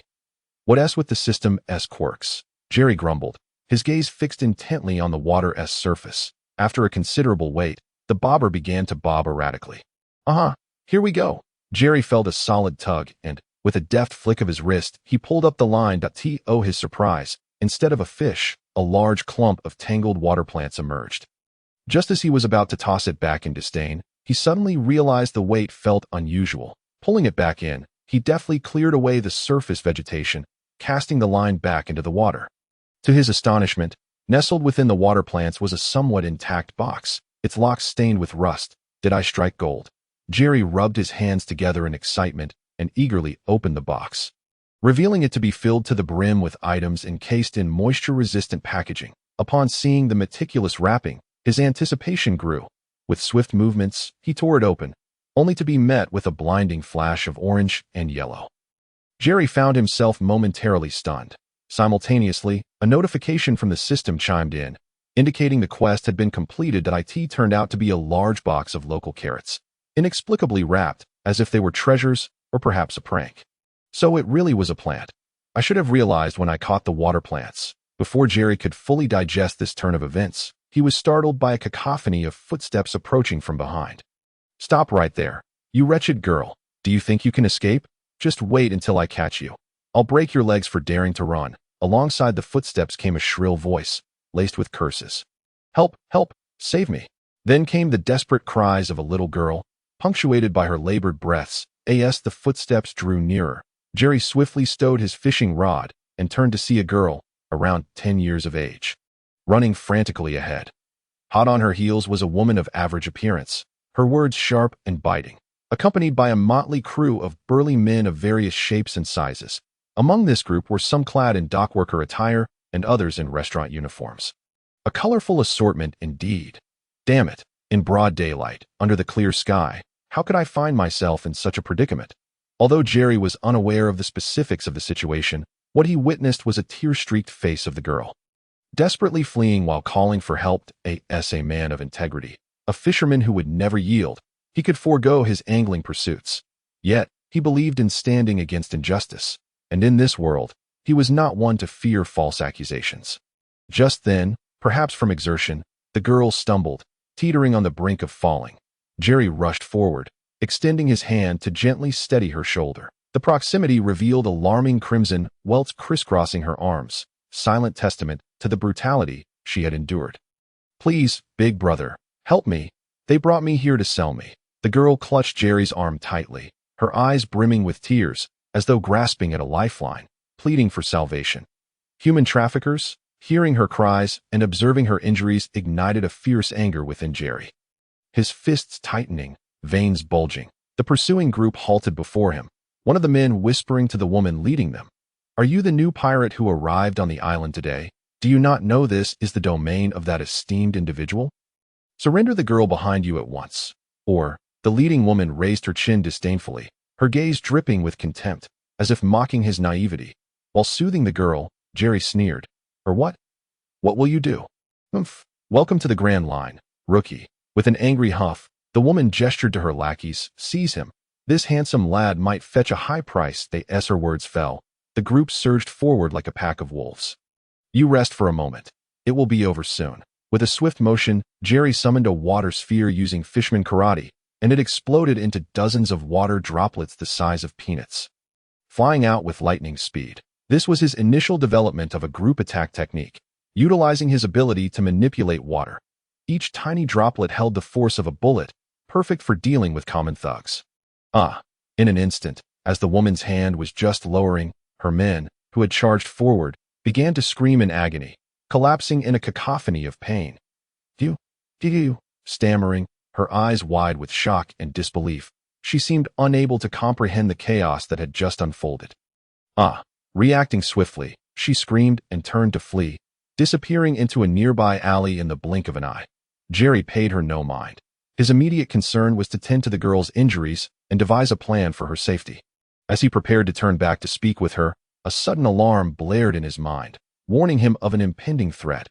"Human traffickers, if you could travel anywhere, where would you go?" A deep voice resonated from behind. Sending a chill down Jerry's spine, he exerted all his strength to conjure a water shield and propelled himself forward, rolling several meters away. Glancing back, a towering figure stood between him and the girl. The newcomer wore a grayish-white cloak, had a long, square face, and messy hair, topped with a spotted gray and white hat that sported two small, animal-like ears. Bartholomew Kuma? In that moment, Jerry recalled a conversation with Scarl, who had mentioned that this island was under the influence of the 7 warlords, and the traffickers he had defeated had alluded to similar authority. Yet, he remembered that Kuma was not yet one of the warlords.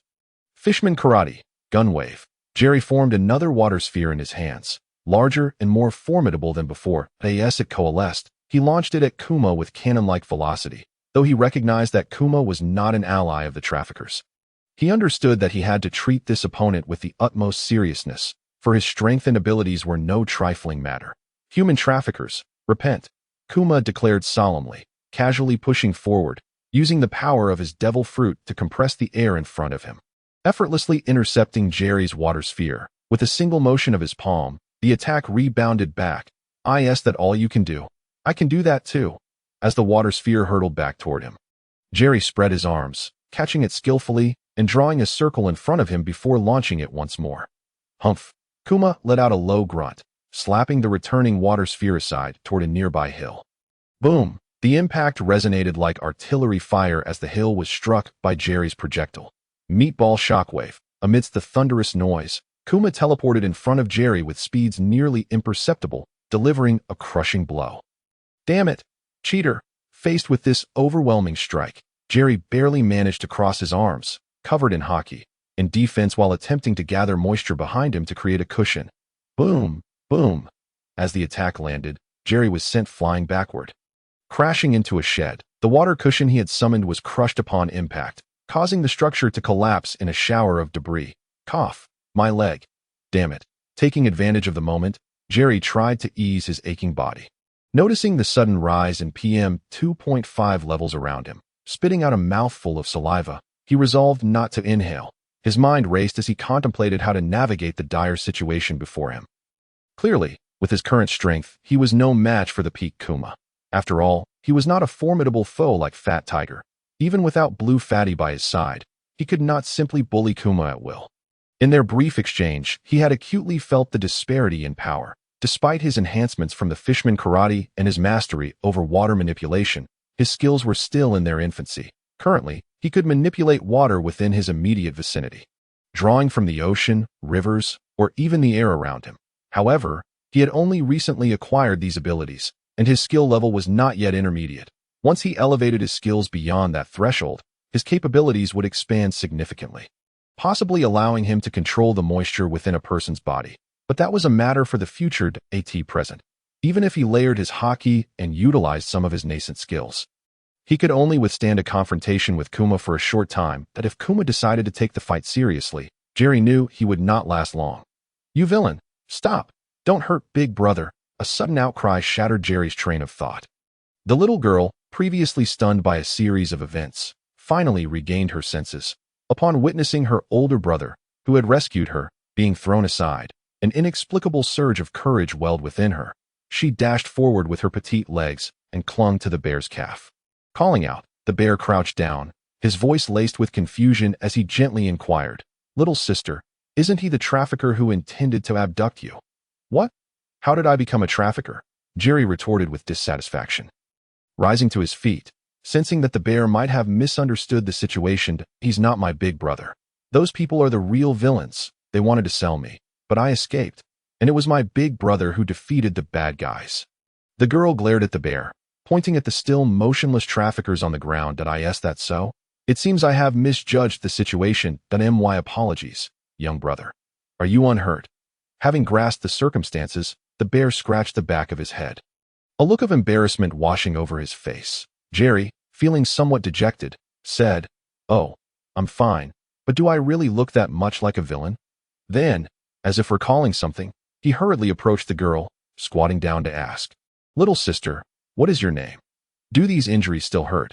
She had been harmed by the traffickers, and he wanted to address her wounds without delay. My name is Shiweli. It still hurts a little, Shiweli announced joyfully, seeing that the two were no longer fighting. However, the mention of her injuries caused her brow to furrow slightly as she bit her lip. "Leave it to me. It will be better soon." Noticing the girl's injuries, the bear smiled at Shiweli and gently pressed his palm against her wounds. Instantly, a dark, translucent bubble in the shape of a bare paw emerged from Shiweli's body, silently floating behind her. "Wow, it doesn't hurt at all now." Thank you, Uncle." Upon feeling the bear's touch, the pain vanished instantly, and Shiweli jumped with glee. "Such a remarkable ability," Jerry whispered in awe, even though he was already aware of the bear's powers.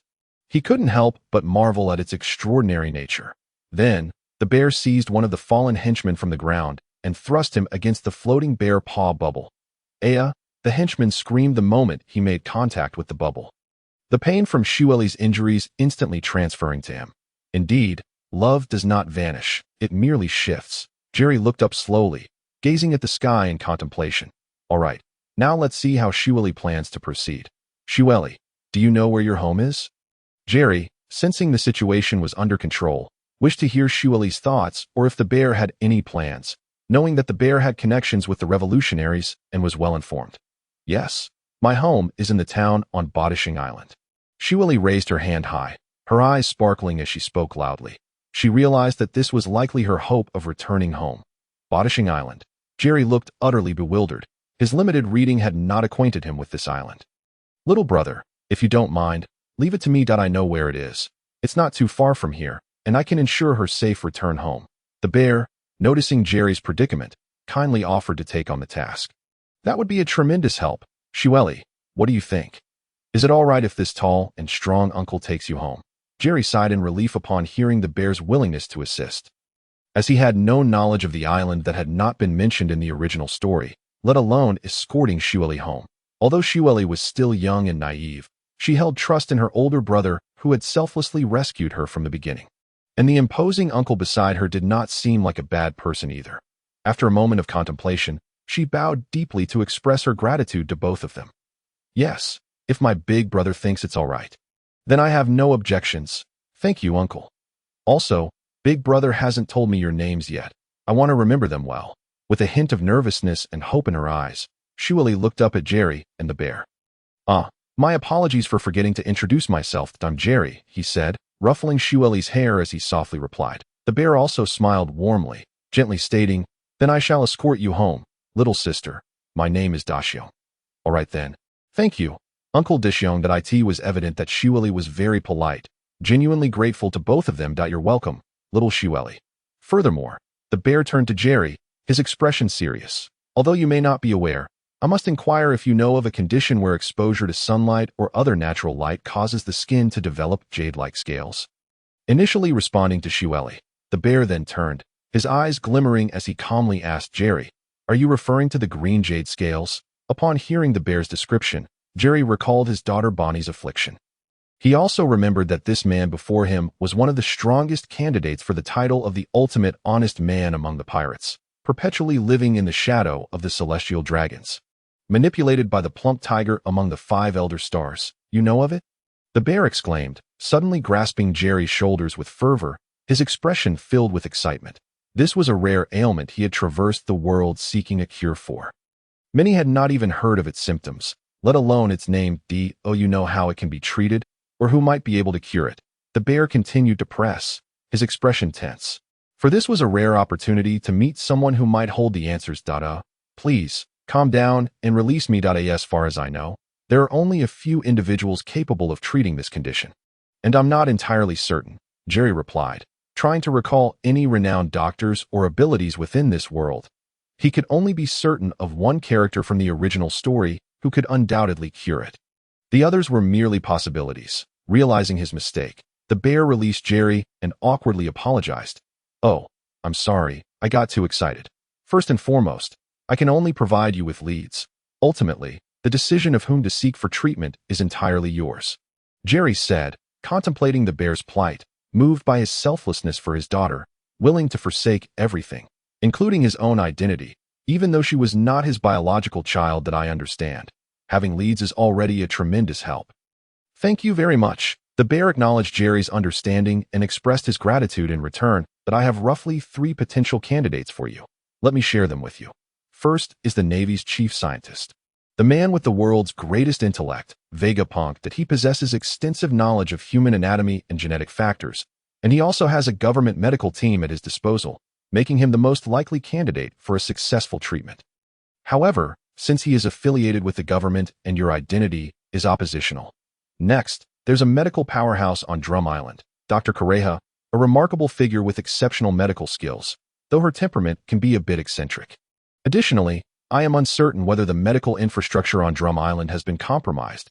It may not be as well equipped as Vegapunk's facilities, but Dr. Karina could potentially provide treatment.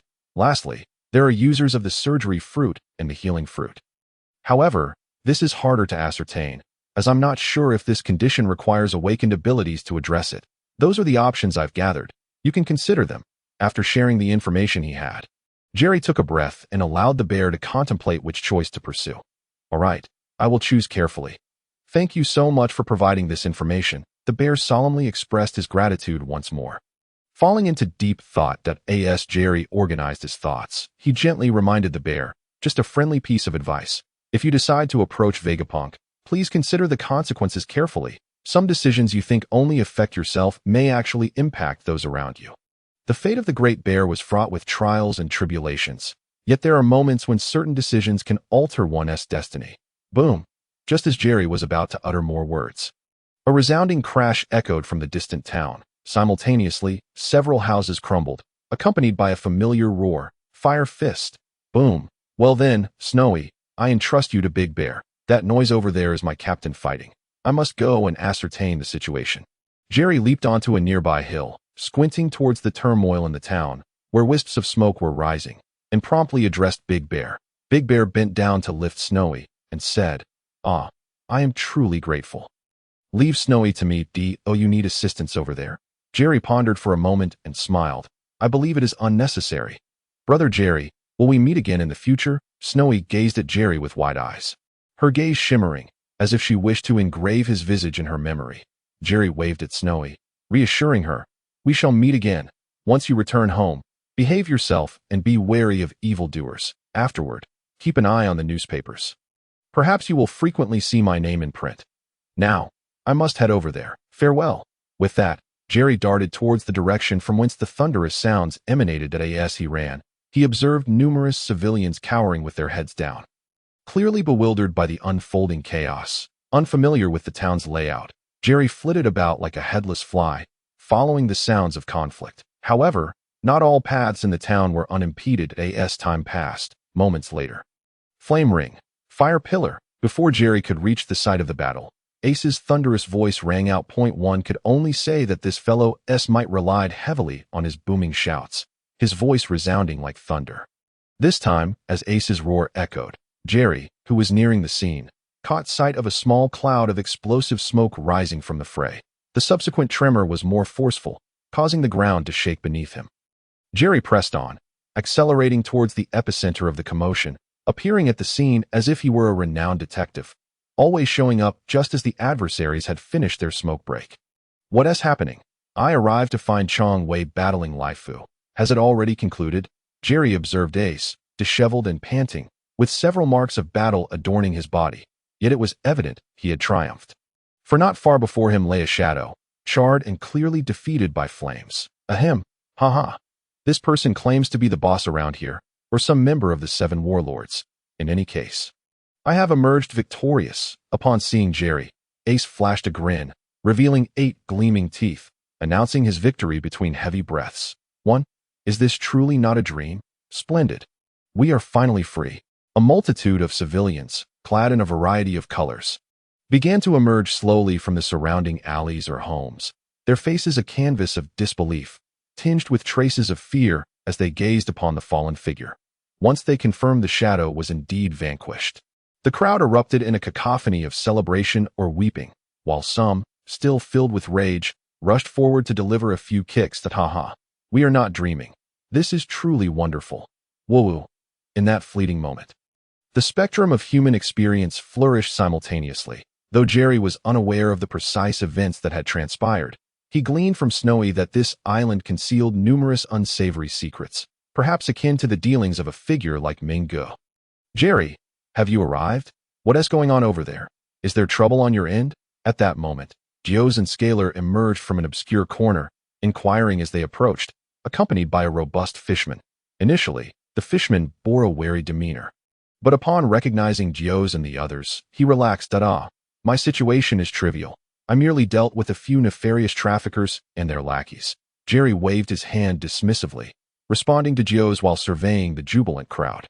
Among them, he spotted the round-faced waitress from the restaurant, affirming that this island was indeed rife with stories. Upon hearing Jerry's inquiry, Volaris responded awkwardly.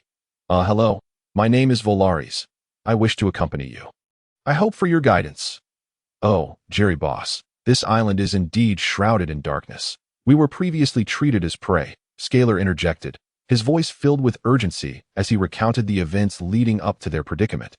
His skull mask displaying an array of expressions that left one bewildered as to how he managed such a feat. As it turned out, shortly after Jerry's departure, Ace and the others had exited the restaurant, intending to procure the items that Gios had previously arranged.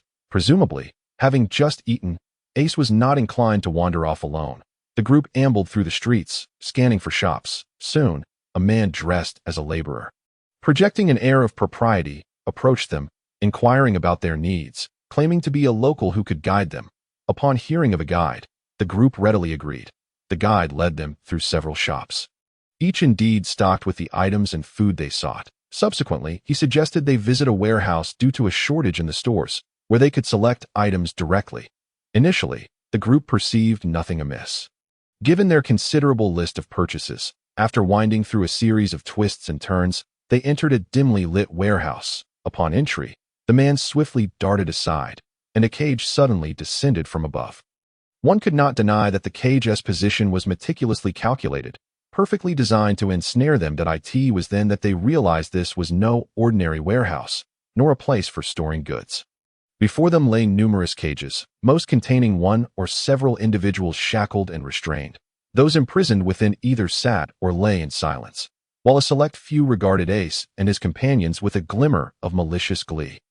In the warehouse's central area, a space for torture had been established, where whippings were the most commonplace form of punishment.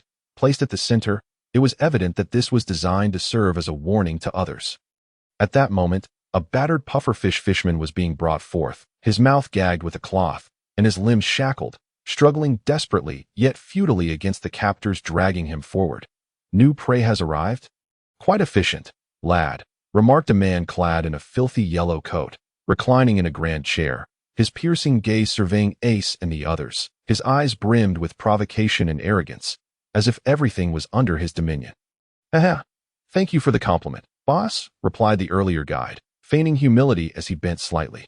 You must be the newcomers who landed on the island this morning. How could you not inquire about whose territory this is and the rules that govern it before setting foot ashore? Considering this is your first offense, I'll let you off with a fine of 100 million berries per person. Comply, and perhaps you may return to the sea to relish the feeling of freedom once more. Ha. The leader's fingers tapped rhythmically on his chair, his demeanor steeped in arrogance as he fixated on Ace and the others, laughing boisterously. Who are you, old man, playing a ring toss game? However, I shall not surrender without a fight. Ace's expression darkened as he spoke, raising his right hand in preparation to strike. Ha. Who do you think you are? You'd best face reality. Rookie, it seems we should capture you first. Those without money will be sold off, for some celestial dragons do have a penchant for collecting captains. Seize them. The man's eyes flared with madness, as if he had already predetermined their fate, commanding his lackeys to charge forth, intent on processing Ace and his crew in the same manner as those they had previously captured. Traffickers, are they? Ace's expression turned grim, his eyes igniting with sparks of fury as he observed the frenzied demeanor of the enemy's minions rushing towards him. In an instant, his entire arm transformed into flames. Hey, Ace, we're still nearby. Fire fist. Boom. As Dias had yet to finish his words, the cage enveloping them was shattered by Ace's fiery fist. The force of the attack remained unabated, and with it, a significant hole was torn into the warehouse's wall, accompanied by the roof's collapse, its edges dancing with flickering orange flames. Sunlight poured through the aperture, heralding the end of the oppressive darkness, suggesting that the confines would ultimately be broken. Kid, you, the leading man, confronted by Ace's sudden eruption, was about to utter more, but was swiftly silenced. Shut your mouth, Firefly, Fire Dama. Without granting him further opportunity for idle chatter, Ace launched his attack, charging forth with vigor. The ensuing confrontation was exhilarating. As Scarl recounted the events, the jubilant cheers of countless civilians filled the air around them.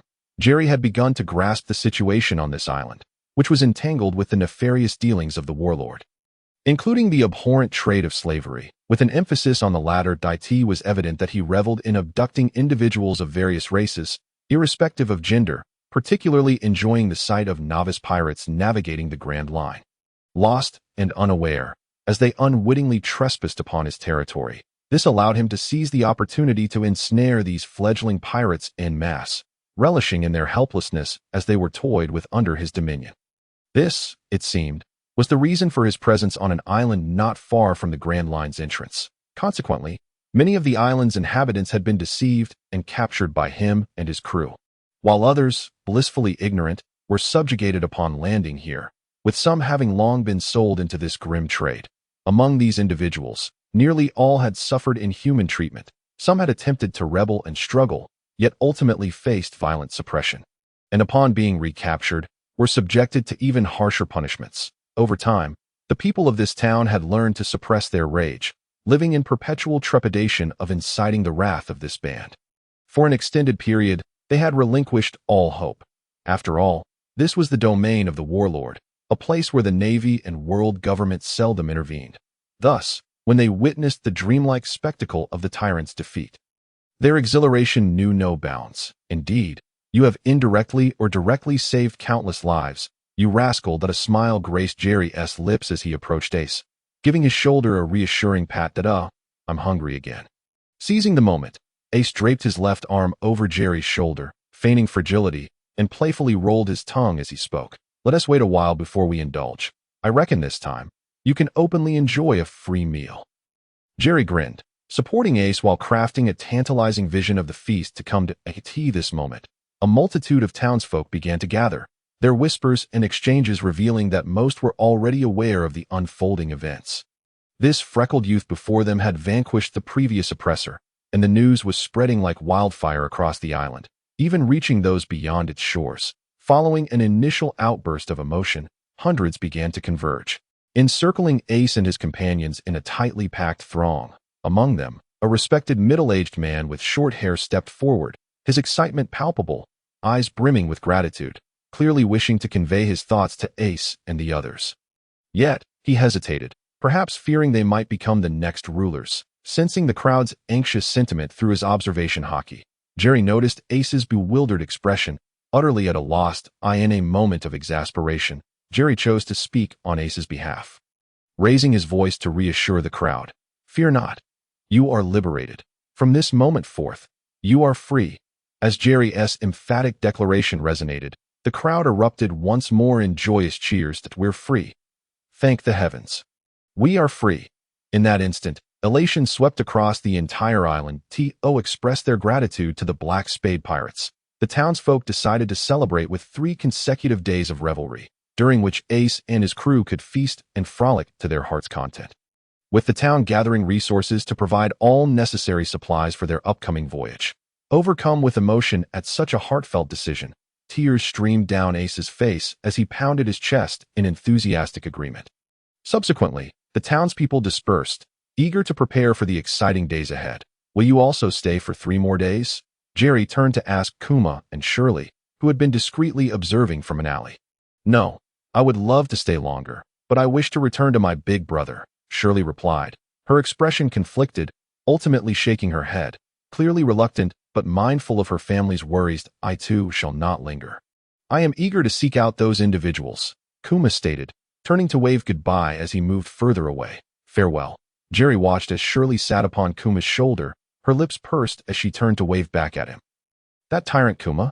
Jerry, you actually know him? Scarl gasped in disbelief, his eyes wide with astonishment. Jerry shrugged, recalling the exhilarating encounter, choosing not to elaborate. Yes, we've only recently met. Despite his title of tyrant, he isn't unpleasant. He possesses a gentle nature, provided he is not antagonized. Glug-glug. In that moment, Ace's stomach rumbled, his singular focus now on finding sustenance. As night deepened and the moonlight shimmered like water, Gunner Island began to descend into revelry, filled with the laughter and joy of its people. Perhaps having been repressed for too long, those suddenly liberated lost themselves in the joyous atmosphere, the vibrant sounds of celebration echoing through the air. It was akin to the relief felt after a prolonged restraint, the moment of release bringing unparalleled joy. The group indulged in the festivities, seizing the rare opportunity to eat and enjoy at will. With Ace fully embracing the chance, the others too reveled in their own ways. Only Jerry remained contemplative, fixated on the rewards acquired from a recently completed random system task. The reward this time was the mastery of the complete version of Fisherman Karate, beginner level. Jerry felt a sense of bemusement. While Fisherman Karate had its merits, it essentially led to the same destination as Fisherman Jiu-Jitsu. He believed the core of both skills revolved around water manipulation. Since he had already mastered Fisherman Jiu-Jitsu, Jerry found himself capable of drawing parallels between the two to better than nothing. He mused. At least it would save time and offer a slight enhancement to his water control abilities. He envisioned that as he continued to develop his water-related skills and elevate their levels, he might ultimately gain the capacity to manipulate various forms of water, including that which resided within living beings. In the future, he could potentially create diverse techniques, even emulating many of the water-based skills from the neighboring Naruto universe, and combine them with Haki to devise uniquely tailored abilities. Meanwhile, the news of Ace's triumph over the warlord had already spread across the seas. And Morgan's truly proved himself to be a consummate gossip. He seemed to possess knowledge of every public affair. As soon as any disturbance arose, he was quick to feature it on the front page, embellishing the tale with dramatic flair. Back at Marine headquarters in Marineford, Garp munched contentedly on Sunbae while glancing at the newspaper, muttering to himself, "That Ace kid. Garp, focus on your food instead of spraying crumbs everywhere." "My documents are covered in Sunbae," Sengoku bellowed, his veins throbbing as he watched Garp persistently munching away, oblivious to the mess he was creating. "Huh? Is that so? You made the mess while eating. It has nothing to do with me," Garp retorted, grabbing 2 bags of Sunbae as he made for the exit. "I'm heading out now. Sengoku, stop shouting and work properly. Come back. If you're leaving, at least don't break the door down." Sengoku's frantic shout echoed throughout the headquarters, his frustration palpable that IT was already broken. "Ha!" Faintly in the distance, the sound of Kapu's laughter echoed. As events unfolded, the government and the Navy promptly raised the bounty on Ace and his pirate crew. Ace's bounty soared to a staggering 9 figures, while the only notable increase for the first mate, Jerry, was a modest 10 million. Dias and Scar's bounties languished in the mere millions, and the fisherman, Walrus, newly joined to the crew, had yet to receive a bounty. The brief skirmish between Jerry and Bartholomew went unreported in the newspapers, perhaps due to a lack of intelligence personnel present at the time. Regardless, Jerry continued to live a tranquil life as a fisherman, maintaining a low profile. The journey through the Grand Line persisted, and the Spade Pirates gradually grew in number. Those who found no refuge in other crews, or those who perhaps should never have ventured into piracy, but possessed intriguing circumstances, encountered Jerry and Ace along the way and were welcomed aboard. Among them was Mihal, a teacher whose dream was to sail to the corners of the world where education was scarce, imparting knowledge to children and communities. Consequently, he was affectionately referred to as teacher by the crew. Then there was Kodaz, a lynx who had inadvertently fallen into a trap set by hunters on an island and was rescued by Jerry and Ace. Forming a close bond with them, he grew fond of Jerry's barbecued fish, which had helped him regain his strength, plumping him up considerably. There were others too, like the lady pirate Bungshi and the long-armed tribe's Yen Lu, who, through various misunderstandings or inexplicable reasons, found themselves being pursued and subsequently joined the Spade Pirates, swelling their ranks to nearly 20. Thus, while traversing the Grand Line, the ship of the Spade Pirates expanded in size alongside their increasing number of companions. Naturally, they frequently encountered other pirates, some with ill intentions, along with bounty hunters attempting to intercept them. After dealing with numerous assorted pirates and bounty hunters, the bounty on the crew continued to rise. As the captain and first mate of the Spade Pirates, Ace and Jerry had both garnered substantial bounties. However, Jerry's more understated approach to combat resulted in a slower increase in his bounty. While Ace's already exorbitant bounty saw little change, although other crew members had bounties, they were relatively insignificant, insufficient even for a down payment on a house within the capital's city walls. Kodas, as a pet, only had a bounty of 10 berry. During this period, Jerry's attributes and strength steadily improved. With few diversions on the open sea, he devoted most of his time to fishing, occasionally engaging in playful brawls with the restless Ace. As Jerry completed more tasks, his strength grew exponentially, far surpassing his initial abilities upon arrival. He anticipated that his haki would soon reach an intermediate level, having become increasingly familiar with the water manipulation techniques of fisherman karate. He was experimenting with creating moves that aligned with his own style. It could be said that he could now incapacitate his former self with a mere finger, as evidenced by his sparring sessions with Ace. Their exchanges had evolved into a more balanced contest. While lacking the powers of a devil fruit, Jerry's proficiency in fisherman karate and martial arts allowed him to catch Ace off guard on numerous occasions, occasionally even surprising him completely. On this particular day, under the blazing sun, a disheveled man with a scraggly beard charged forward, brandishing a knife while shouting, Hey, Ace, I love you. Don't run away. Come here. I'll be gentle. Just bear with me. Get lost, Jerry responded, swiftly kicking him overboard. I'll be back. The man cried out in despair as he plunged into the sea. Jerry continued his advance, dispatching enemies with a kick for each step. This group was a band of bounty hunters targeting the Spade Pirates, having disguised their vessel as disabled to lure them in. Once close enough, they brandished their weapons and rushed forward, surrounding Ace, the crew's most wanted member, with the intent of capturing him.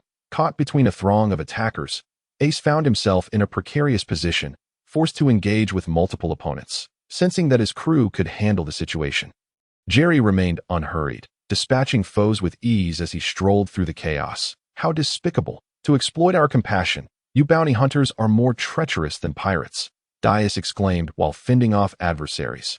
Boom! A fiery red flame swept past Dias, sending his would-be assailants crashing into their own ship with a thunderous sound. Jerry, noticing Ace's fire punch narrowly missing Dias, cautioned, Ace, be careful not to send Dias overboard. Bang, bang, bang. How loud? I can't concentrate on my reading, came the ethereal voice of Mihal, the teacher, though his figure remained elusive, hidden from sight as he fired his shots with precision. Usually, Mihal was absorbed in various books within the cabin, rarely venturing outside. Even when the ship docked, he was the ship's unofficial guardian, embodying the appearance of an intellectual while possessing exceptional sniping skills that confounded his foes. In the midst of battle, a slightly unhinged voice broke through. Hey, I love the look of your gun. It's so sleek and shiny. Is it made in the North Sea? The skull engraving is quite striking. Scar, his eyes gleaming with fervor, fixated on the weapon pointed at him, his hands trembling with excitement. Though, you have a keen eye. This is one of my favorite trophies, the bounty hunter replied, blushing slightly at the compliment as he scratched his head, but there's a downside to it. Scar interjected, swiftly seizing the moment to grasp the handgun. What? The bounty hunter reacted instinctively, pulling the trigger, but the gun merely clicked without firing. It was as if he had consumed something that merely produced noise without substance. This will do nicely for my target practice in my cabin. A greedy smile spread across Scar's face as he snatched the firearm and delivered a heavy punch to the bounty hunter's face. Hey, we're still in a fight. Don't get distracted by shiny things, Jerry remarked disdainfully while kicking another enemy away. Before long, the bounty hunters were utterly routed. Ace surveyed the fallen foes, some groaning in defeat, and proclaimed, You scoundrels, take your comrades and get lost. Jolu, a creature nearby, echoed with a menacing growl. It was Kodas, a beast of the wild, yet remarkably astute and perceptive, whether it was the threat posed by the large cat or the consciousness of its adversaries. The foes scrambled to hoist their unconscious comrades and hastily rolled back towards their vessels. In the midst of this chaos, Kodas busied itself by darting around, herding the slower enemies away. After successfully driving off the last foe, Jerry happened to approach, prompting Kodaz to roll over and nuzzle against Jerry's feet, emitting soft sounds that in truth, apart from its low growls, every other sound Kodaz made was endearingly cute, resembling merely a slightly larger kitten. Typically, it only sought the companionship of the mobile cafeteria, Jerry, and the portable heater. As the bounty hunter's ship receded into the distance, the crew fell silent for a moment before erupting into cheers. For this was yet another resounding victory. Taha! Brothers, let us feast! Ace exclaimed with exuberance. Woohoo! Time for a banquet. The crowd cheered joyfully. You fetch the barrels, and I'll bring out the meat in no time. The previously dull and empty deck transformed into a lively scene. With mouths full of food and cups of ale in hand, they reveled freely, be it through song, dance, playful banter, or resting. Perhaps this was the happiest moment for pirates. They proclaimed their affection, leaving no man uncelebrated it. With a fishing rod in one hand and a drink in the other, Jerry teased Ace, who took a sip and replied with a resigned expression, "It's only because my head is worth a fortune." Lately, I've encountered many like them. As the pirate crew drew ever closer to the first leg of the Grand Line's endpoint, Spade, their adversaries grew increasingly formidable. However, aside from defeating a few notorious and powerful pirates along the way, Ace had not deliberately targeted the Navy nor orchestrated any world-shocking events. Even so, Ace's bounty had risen higher than other pirates of similar caliber. Moreover, the fervor surrounding the previous incident at Gunner's Island had diminished. To other pirates and bounty hunters who viewed the Paradise Pirates as easy prey, most believed Ace had merely been fortunate in defeating a warlord of the sea. Hence it was no surprise he was not regarded as a primary target. Ace's bounty had remained relatively stagnant of late. Although he had not been bested by any opponent with a higher bounty, those of comparable standing had faced several waves of challenges, yet his bounty remained unchanged. Jerry speculated that perhaps Old Man Garp or Sengoku was pulling strings behind the scenes, that if memory served, Ace would soon receive an invitation to join the warlords of the sea. Hey, just be grateful.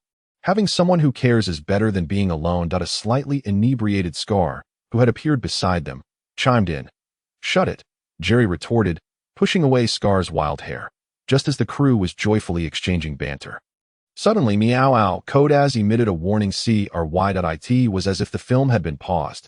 Silence fell upon the ship as if a pin could be heard dropping. The crew followed Kodaz's gaze and spotted a silhouette of a ship emerging from the thick fog. Did those guys come back for a surprise attack? Someone inquired. However, soon after, more ship silhouettes began to appear, suggesting a fleet was swiftly approaching their direction. The billowing sails bore not only a massive seagull emblem, but also the word marine, unmistakably indicating it was a Navy fleet. That's the nail-maker's ship. It seems we have caught her eye. Scarl, well-versed in various intelligence, immediately recognized the opposing warship. Nail-maker? What kind of nickname is that? Was she a carpenter or something? Or does she specialize in taking down little people? Jerry remarked, slowly stowing away his fishing gear, somewhat perplexed. Observing the opposing fleet aligning in formation, it was evident they intended to encircle them, effectively trapping them.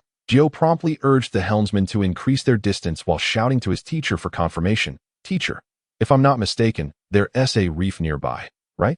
Please bring the nautical charts. We need to adjust our course and head that way.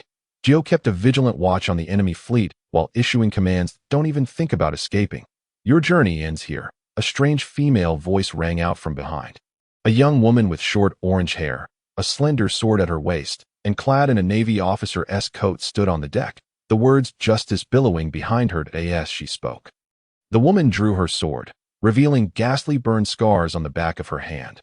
Bang, bang, bang. Without uttering a word, the teacher, known for his ruthless demeanor, fired several bullets from an unknown location at an acute angle.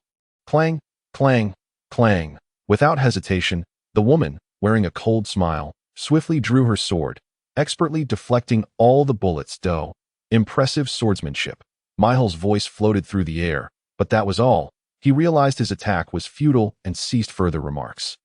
Upon hearing the commotion, Scarl turned and gasped in surprise, urgently calling out to the two beside him. Boss Ace. Boss Jerry. She is the nail maker. Isn't she just a regular Navy girl? I thought she was some kind of shipwright. Jerry mused, reflecting on the chaotic array of characters and their nicknames in this world, where one could easily misjudge based solely on a moniker. No, the The nail maker means she is reputed for her swordsmanship. Capable of piercing enemies like nails, leaving them as riddled as a honeycomb, Scar clarified helplessly. That does sound rather terrifying, Ace remarked, calmly stepping toward the female officer. Doe, the main character has arrived. I am Navy Lieutenant Iska. You must be Fire Fist Ace, Iska asserted with unwavering gaze and composure. She then pointed her sword at Ace, sternly declaring, surrender at once. You are under arrest. Iska, are you certain your sword can reach me? Ace replied with a crooked smile, as if a dragon had descended, and then his body, along with the surrounding air, began to twist and shimmer. It was evident he was preparing for elemental transformation. A fundamental ability granted by the natural type devil fruit. Doe, you are welcome to try. Before her words could finish, Iska moved swiftly, initiating her attack. With steadfast determination and an imposing aura, she lunged at Ace with her sword. The blade gleaming coldly like a crescent moon as the attack approached. Perhaps captivated by her presence, Ace instinctively evaded, even in his fiery form. Captain, the crew, witnessing the two engage in combat without a word, rushed to encircle them. But even in numbers, it was futile. The disparity in their levels was too great. Most dared not come too close, for one was wielding a sword with blinding speed, the air around them seemingly encased in a barrier of blades, while the other radiated searing flames. To draw too near would risk being pierced and incinerated. This was with Ace already holding back, primarily focusing on evasion and defense, given they were on their own ship. If he unleashed his full power, the opponent's safety would be uncertain, but the ship would surely suffer. Jerry, hurry and lend a hand. Joe, noticing Jerry was still engrossed in watching the spectacle, called out in urgency.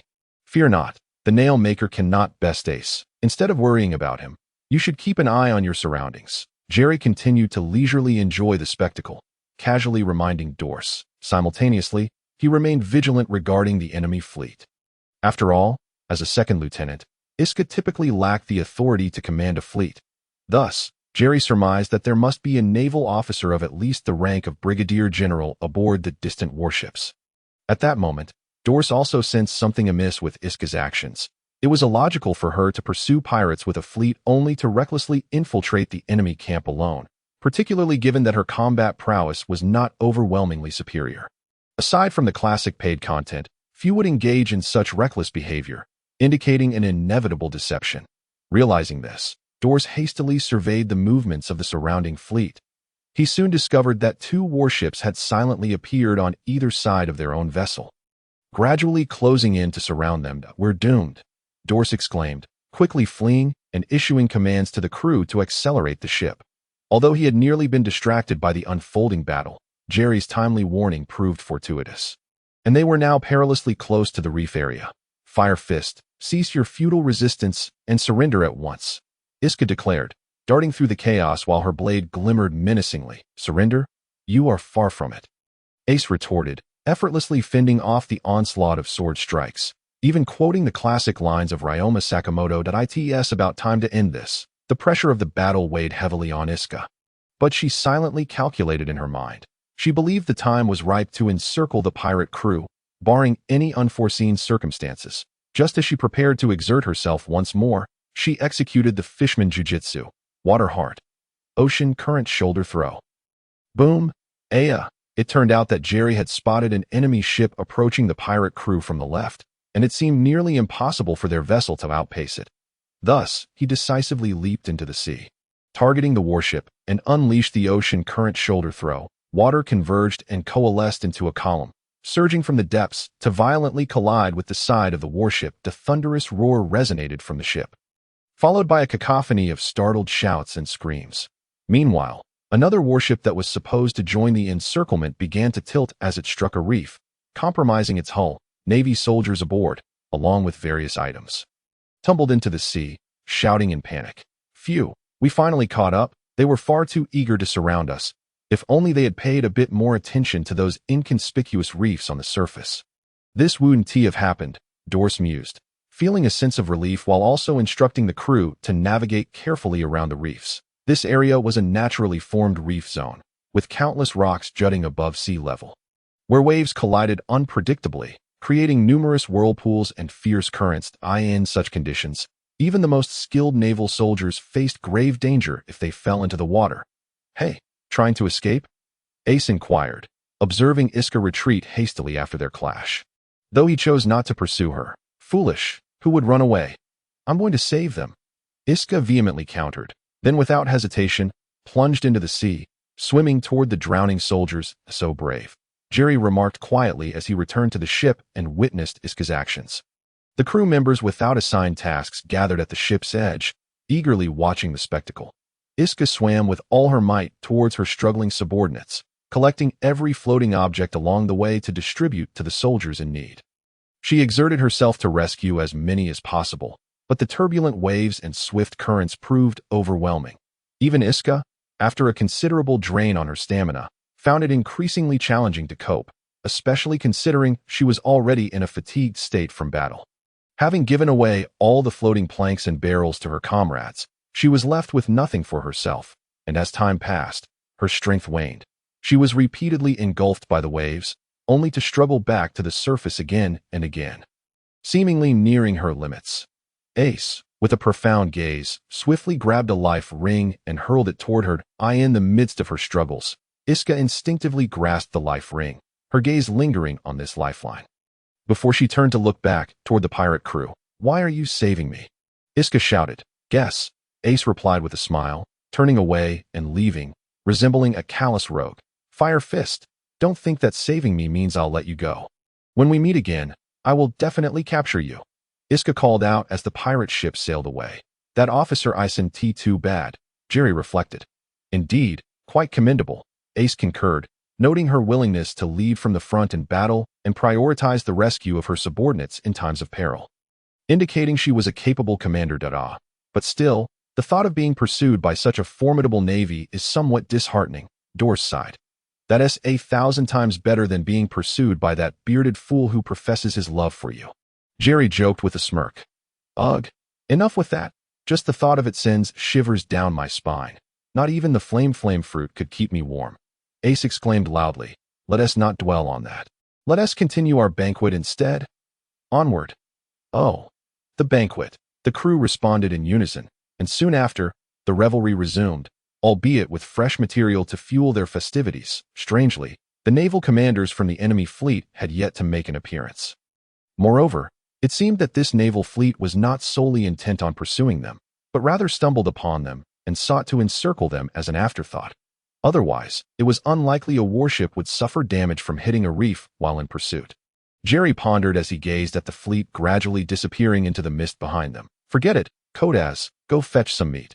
Watch me grill something explosively spicy. You'll be transformed after eating it, perhaps even into a woman. He resolved to not overthink the situation. Without clarity, further contemplation was futile. It was better to continue his leisurely pursuits, one hand on the rod while the other showcased his grilling prowess. Time flowed like a fleeting shadow, and their voyage continued. Hey, everyone listen up, gather around.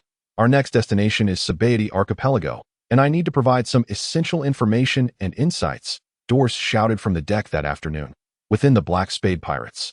The responsibility of gathering and organizing information primarily fell upon the ship's Dr. Dorse, the information broker Scarl, and the teacher Mariejois, three intellectuals who collaborated on this more literary task. Dorse was reluctant to delegate it to others, as he had little faith in their capabilities, and moreover, most others were unwilling to undertake such responsibilities. In this world, more than half of those who could become pirates were not exactly literate, if not outright illiterate. Though their educational levels were undeniably low, the high EQ description would label them as martial factions, while the low EQ description would deem them as brainless. Thus, Scarl was mainly responsible for collecting and summarizing intelligence, while Mariejois and Dorse assisted in organizing it. If there were any particular points of concern, they would be highlighted and shared with everyone. The Spade Archipelago was also known as the Island of Failure and the Island of New Departures. Composed of the world's largest mangrove trees, the Rhizophora mangle, though referred to as an archipelago, it consisted of a total of 79 mangrove trees, each numbered, allowing everyone to ascertain their approximate location upon disembarking. Dorse pointed at the map of the Spade Archipelago spread across the deck, provided by Scarl, as he introduced it to the crew.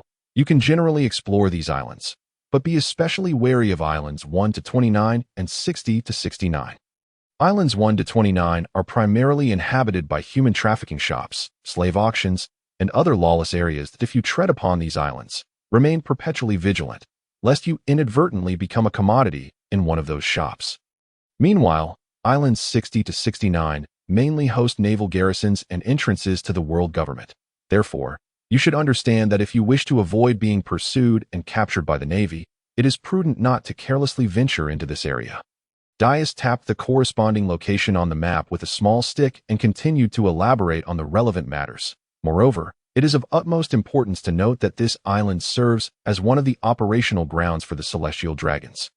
Hence, it would be wise for you to steer clear in advance. If avoidance is not possible, it is advisable to follow the actions of the nearby civilians. Otherwise, offending them could lead to dire consequences. And you might even attract the attention of a marine admiral. Dias surveyed the surroundings, issuing a serious warning. In truth, he was most concerned about his friends Ace and Jerry. One had a penchant for dining and dashing, often drawing unwarranted attention, while the other, aside from fishing, showed little interest in anything else and could sometimes appear unexpectedly, causing a ruckus, exuding an air of fearless audacity, compounded by a history of confronting human traffickers. Well, essentially, these are the precautions to be aware of, and we must remain on the Shambadi archipelago for 3 days. Dias succinctly conveyed the necessary advisories that, are we really going to be stuck on the island for 3 days? Why? Upon hearing that Dias's time was up, Ace immediately wore a dejected expression and inquired, Shambadi archipelago, that sounds delightful. We could cast our lines there. Who knows, perhaps different numbered islands could yield different fish. Jerry glanced at the map, scanning various locations while murmuring to himself, pondering where the best catches might be. At that moment, Kodaz nestled at his feet, snoring contentedly, seemingly dreaming of feasting on giant fish. Boss Ace, if we are to continue our voyage into the latter half of the Grand Line, we must first traverse the Red Line. Therefore, we need to apply a coating to our ship while on the Shambadi archipelago before we can proceed. Our next target island, in fact, lies beneath the depths of 10,000 meters at Fishman Island. Scarl, seated on the ground, looked up to explain to Ace. Woohoo!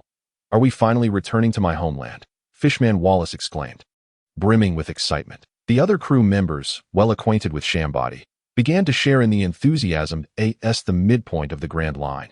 It attracts countless pirates, bounty hunters, and merchants, bringing with them a plethora of specialties and delectable foods, making it a world-renowned tourist destination. Is that so? Then it seems there is no way around it. Is there anything delicious on this island? Ace scratched his head, resigned to reality. There is certainly an abundance of delightful restaurants on the island. Scarl crossed his arms, painting an enticing picture for the boss. Really? You should have mentioned that sooner. Ace's expression brightened instantly, radiating joy at that moment. Jerry suddenly seemed to sense something, looked up, and gasped. Wow. So big. So thick. So long. What kind of language is that? Seriously, you're over 100 pounds. Can't you act a bit more mature like me? With a look of disdain, Dias rolled his eyes at Jerry and turned to see what had captured his attention. Wow. So big. Cough, cough. Dias couldn't help but exclaim, prompting the crew to notice the unusual sight ahead. Is that the Yalchaman red tree? How beautiful. The group gasped in awe as they beheld the gradually enlarging sight of a rare, towering tree that seemed to connect heaven and earth. Its roots extended above the water's surface, periodically releasing large, iridescent soap bubbles that floated in the air, casting a dreamlike glow over the archipelago. Reminiscent of a fairy tale. One could faintly see islanders using the bubbles for various means of transportation or other purposes, living in a seemingly enchanted world. This, I must capture this moment. Dias trembled with excitement, momentarily at a loss for words.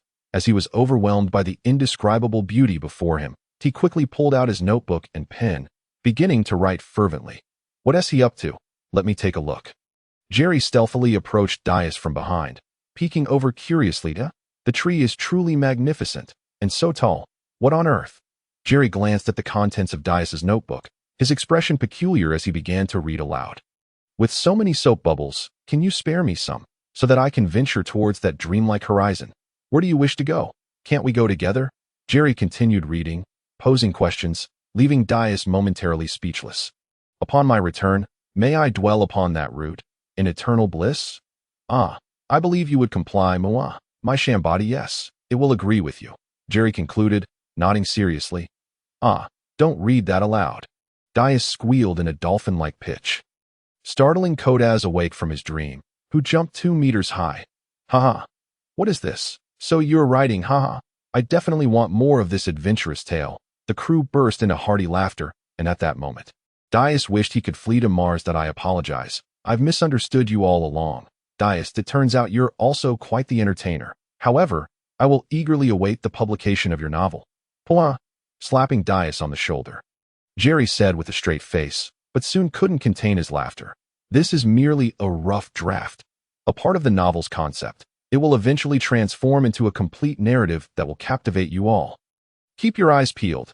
Dias regained his composure, pointing at the crew still laughing heartily. Ah, yes, yes, yes. We are all looking forward to it. We will definitely buy it in droves. The group chuckled uncontrollably, yet they remembered to respond to Dias. You lot, just wait. Dias gritted his teeth, choosing to ignore the uncultured bunch. I'm just joking. We are about to dock. Looking toward the approaching red trees, Jerry apologized to Dias and signaled to prepare to land. All right, everyone take your positions. Let us secure the ship. Dias, well acquainted with the crew's personalities, no longer held a grudge and issued commands, prompting the crew to get busy. Before long, the ship docked, and the crew, filled with excitement, prepared to disembark and celebrate for 3 days. Fire Fist, I've been waiting for you for ages. Suddenly, a familiar female voice rang out from the shore. Doe. Iska, you still look as spirited as ever. How is it going? Are you here to visit Shambadi as well? Upon hearing the voice, Ace approached the ship's edge to greet Iska. The two were already well acquainted, since their first encounter on the Grand Line. This female officer had been relentless in her pursuit of capturing Ace. They often crossed paths on various islands. Yet despite her tenacity, she had never managed to apprehend him. That it seemed her intellect did not match her combat prowess, allowing Ace to seize opportunities to slip away without a trace. Hurry and disembark. Surrender quietly. Impel down is your true destination. Iska, her arms crossed, continued to shout with conviction, her eyes glinting. Clearly, she had come for leisure, as evidenced by her casual attire. In stark contrast to her usual military uniform. Doe, it appears she's quite considerate, preparing you a long-term meal ticket and thinking about your future. Jerry, having finished tidying up, approached from the cabin, winking at Ace. All right, but I don't have time to go to Impel Down. By the way, where can I find the best delicacies of the Grand Line? Ace casually replied to Jerry, then turned to Iska, raising his voice to inquire. Delicacies. There are plenty of shops on island number 43 in the special product area. I just bought a lot. Wait, I'm not here for a vacation. Hurry and surrender. Iska instinctively answered halfway before realizing, shouting back, indeed, she is here for a holiday. The crew murmured in realization. Fire Fist, don't think you can escape this time. Iska continued to shout insistently by the shore, leaving us with no choice but to wait a while longer before we could disembark. Dias, observing the situation before him, wore a troubled expression, contemplating that they would likely have to wait until Iska grew weary of her cries, or until Ace devised a plan to divert her attention before anyone could step off the ship. After all, while Iska was a decent person, she was still a member of the Navy. Now that they had been discovered, the pirate ship needed to conceal itself somewhat before anyone could safely land. However, Dias soon sensed something amiss. Why was it that only Iska remained by the shore, shouting, with no response from the ship? Turning back, he discovered that Ace and Jerry, accompanied by Kodaz, had already made their way ashore from a side that Iska could not see, their voices mingling with laughter as they distanced themselves. This, glancing towards the shore, where Iska was still engaged in her relentless monologue, Dias could only offer her a resigned look. He then joined Scar to discuss where they might conceal the ship on the map. Meanwhile, Jerry and Ace had already arrived at the island's tourist specialty area. Let's part ways here. You go indulge in your food, and don't forget to pay. I'll check out what treasures the shops over there have. See you back on the ship in 3 days. Jerry turned, surveying the various stores, preparing to diverge from Ace, each seeking their own pleasures. All right, I can hardly wait. I intend to savor every delicacy this place has to offer within the next 3 days. Ace exclaimed, his excitement palpable, before darting off in a flash. Well, I should see what these shops have to offer. Perhaps some fishing gear or the like. Come along, Kodaz, as they meandered through the dazzling array of shops. Jerry strolled leisurely, taking in the sights. Due to the island's unique characteristics, the roots of the red trees were colossal and varied in height. Thus, the island's inhabitants had adapted their homes accordingly. Some dwellings were nestled low, while others perched high above. Were it not for the absence of strikingly beautiful features and pointed ears, one might easily mistake this for the fabled land of elves. The uneven roots created a distinctive landscape, with floating bubbles employed by the residents to craft various modes of transportation. Point 1 could only describe the technological state of this world as somewhat perplexing, with an amalgam of surreal inventions coexisting alongside primitive tools. The streets were alive with bustling pedestrians, laughter echoing as adults accompanied carefree children, giving the illusion of a terrestrial paradise. However, beneath this sunny facade lay a murky underbelly of filth and corruption. Yet, such matters were not Jerry's concern. Although he had perused the original narrative and gleaned some knowledge, he was neither a Nika nor a savior. For now, he could only manage his own affairs. Beyond that, he was powerless. 18 centimeters of reach could only stretch so far as Jerry wandered. Observing the myriad facets of life, he occasionally purchased small trinkets, his ears attuned to the sounds around him, filtering for any useful tidbits of information or juicy gossip to brighten his day. At that moment, he overheard a rather unremarkable-looking gentleman with a Mediterranean hairstyle, a shiny forehead, and small eyes, lamenting to a cool-looking companion.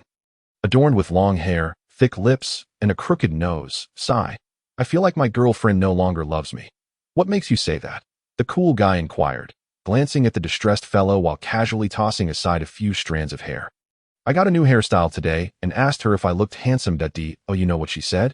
"What did she say?" The cool guy tilted his head, his nose now appearing slightly more aligned.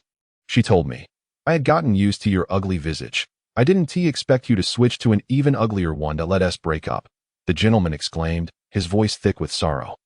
"Woe is me. She actually called me ugly. When we used to gaze at the stars together, she always praised my unique looks." As he continued to lament, he clutched the cool guy's shirt, wiping away tears and snot. "Did she truly say that? Wonderful. Doesn't that mean I have a chance?" "Ah, no, that's too much. I'll teach her a lesson.